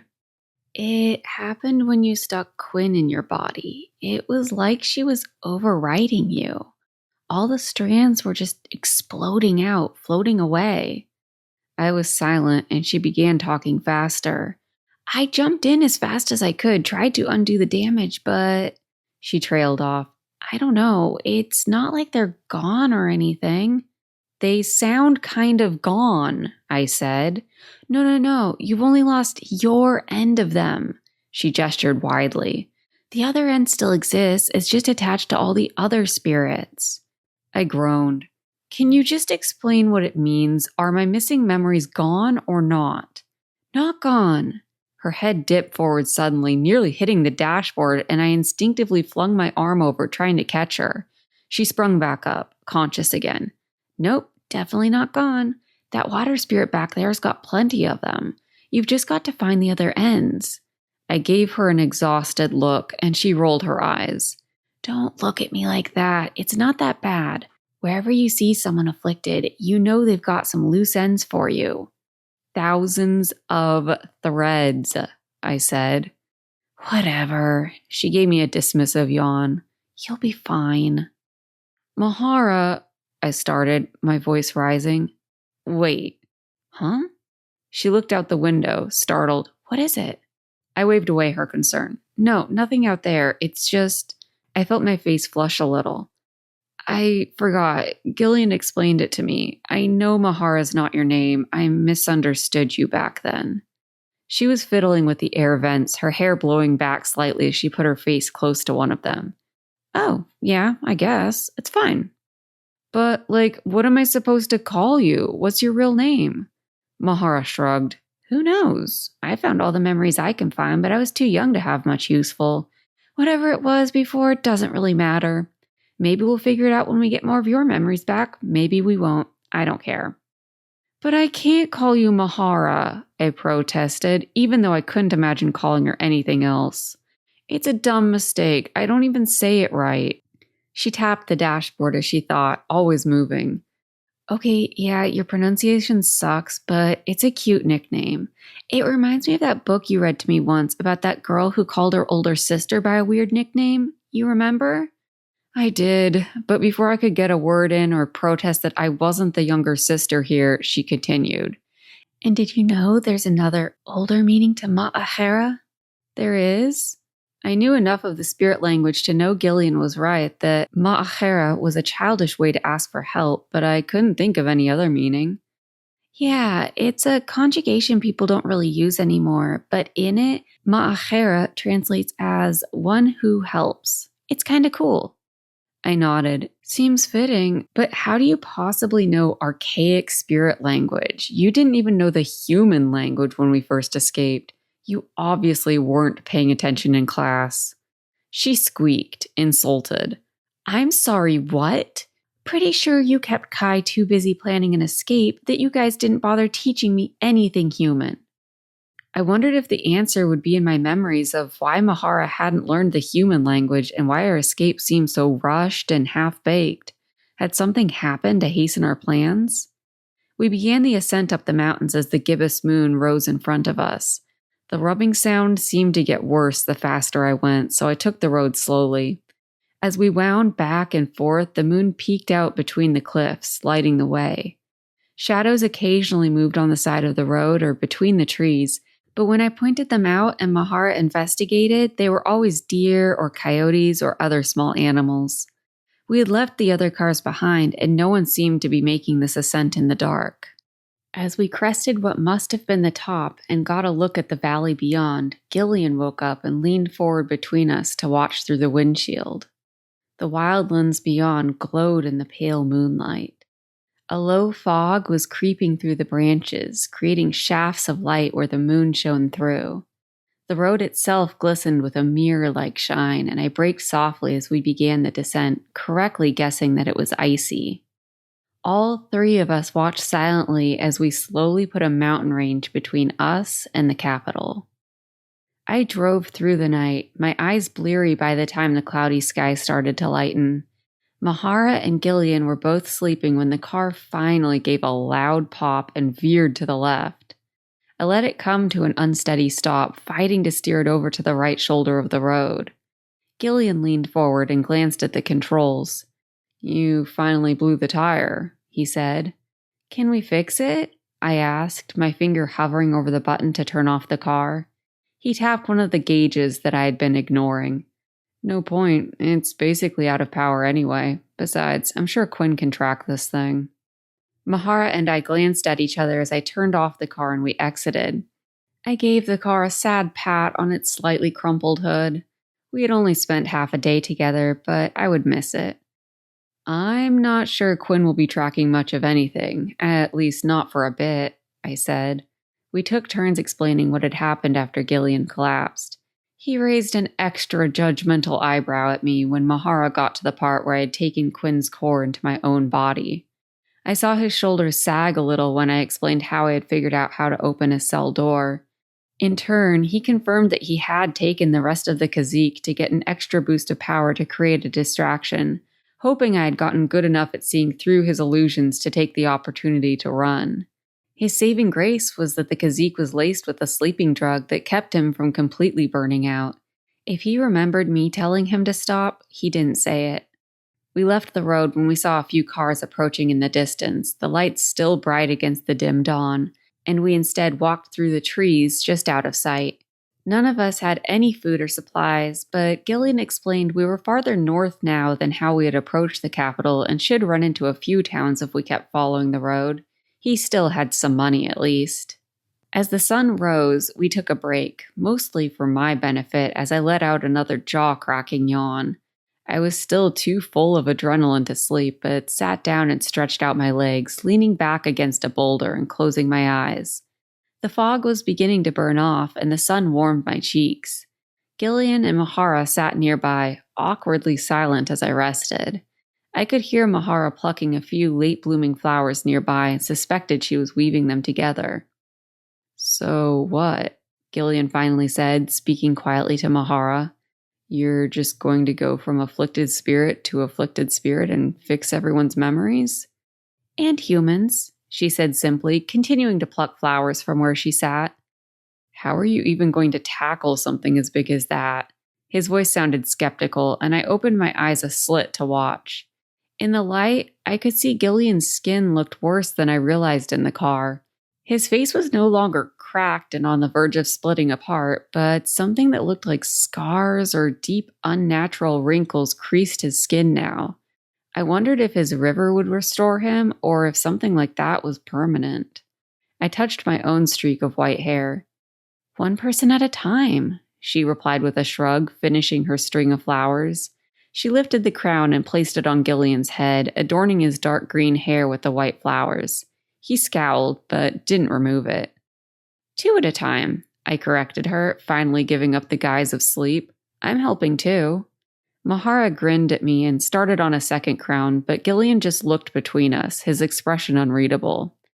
"Can I talk to you privately?" he asked me. "Ooh," Mahara squeaked and waved us off, grinning at me when Gillean turned his back.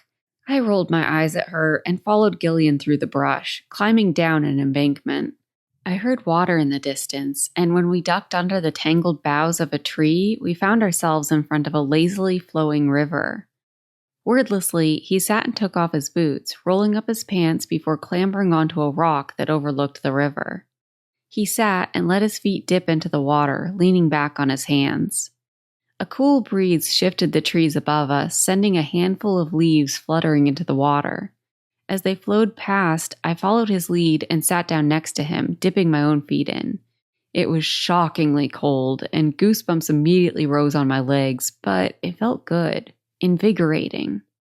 I wasn't sure what to say or where to start. "I'm glad you're not dead," I said finally.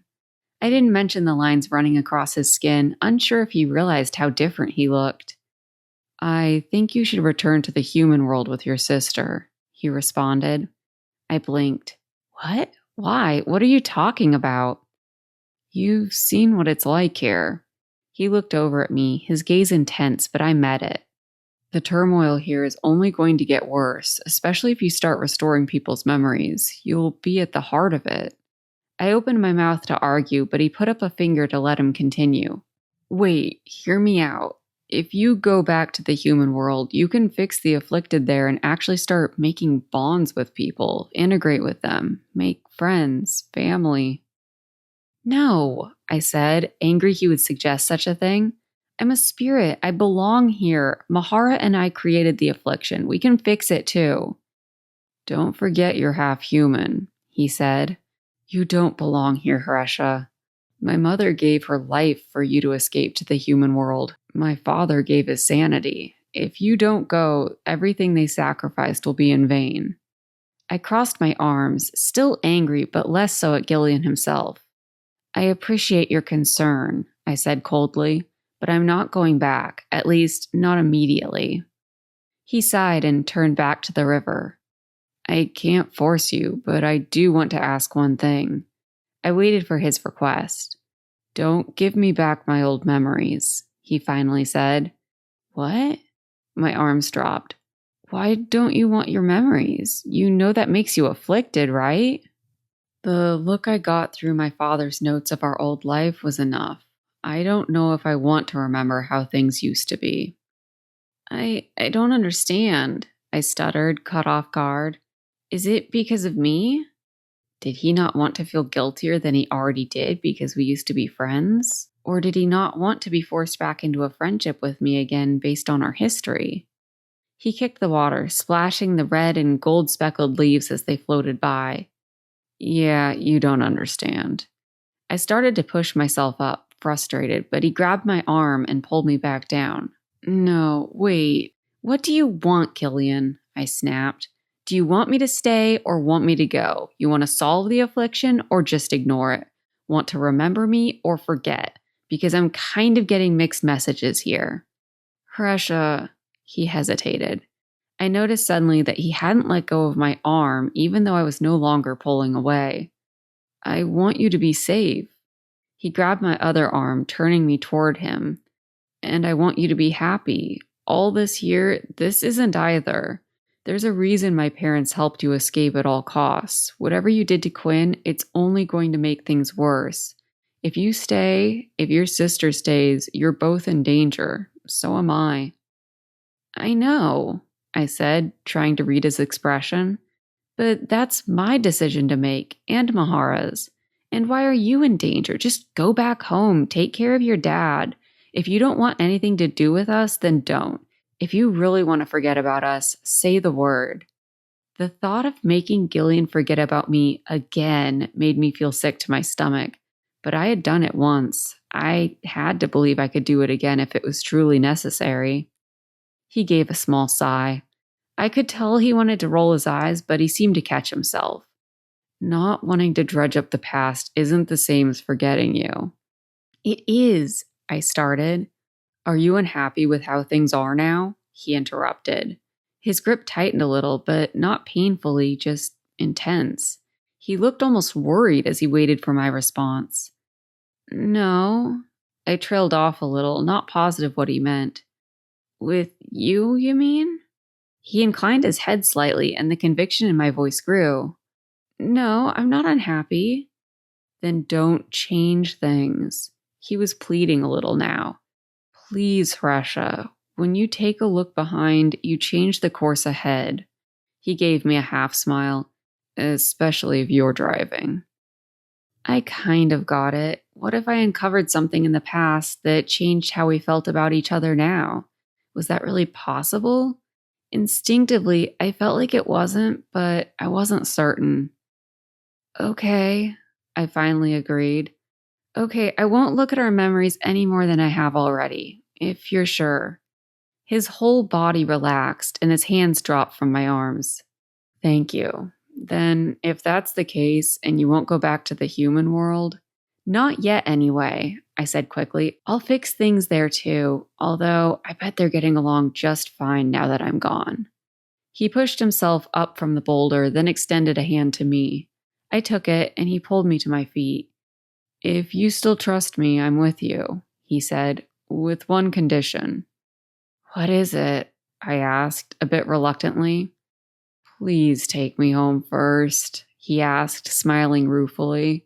He still held my hand with his right hand, but he touched his left to his face, running his fingers across the gray lines. If I'm going to be useful, I need to recharge, see if this is fixable. That is, if you want me to come. I smiled a little back. Gil, I want you to come, but it's not your power, your usefulness that I need you for. I felt his hand start to pull away, but I tightened my grip.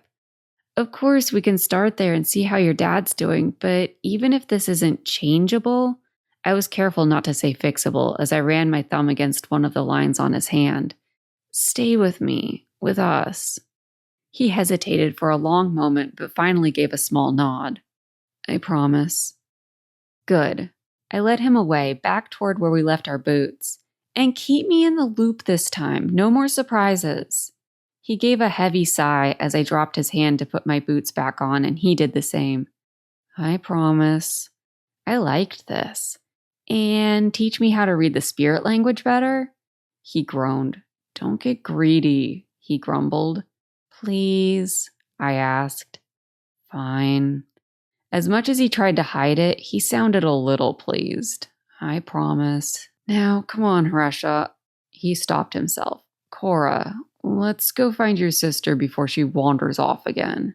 He still wore the crown of white flowers in his hair, seemingly forgotten, and as he climbed up the bank, he reached his hand back again without looking. I reached forward to take it, interlocking my fingers with his, but pulled him back. Gillean, wait. He stumbled, nearly falling back down the slope toward me. I had yanked his arm more roughly than I intended. What is it? His face was concerned again as he looked at me. What's wrong? I shook my head. Nothing. The lack of sleep wasn't helping as I tried to clear my mind. What was I doing? The tree branches above rustled as another breeze sent leaves flurrying down around us. He took a step closer. Cora? Fuck it. I closed the distance and stood up on my tiptoes, shutting my eyes right before I kissed him. I felt his surprise as he froze, and in that split second, my heart dropped, certain I had made a mistake. I started to pull away, an apology on my lips, but his hand slipped through my hair, holding me where I was. I felt his other hand tighten around mine. What were we even doing? Could he tell I had never done this before? Somehow, it didn't matter.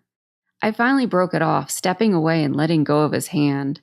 I ducked my head, trying to avoid his gaze, but didn't miss the satisfied smirk on his face. Cheeks burning, I started quickly up the bank.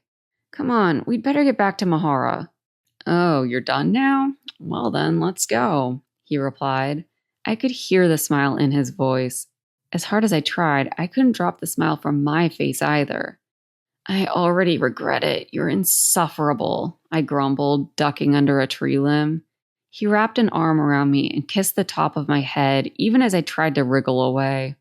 And you're stuck with me now. I heard Mahara humming to herself on the other side of the trees, the three of us stuck together. I let myself nestle close against Gillean, just for a moment, and then he let me go as we pushed through the last layer of brush. Mahara looked up at us, smiling. As her eyes flicked between us, her smile seemed to grow even brighter. A crown of flowers rested on her curls, and I spotted a third crown sitting next to her, waiting for me. Yeah, I was ready. No more running or hiding. It was time to fix things.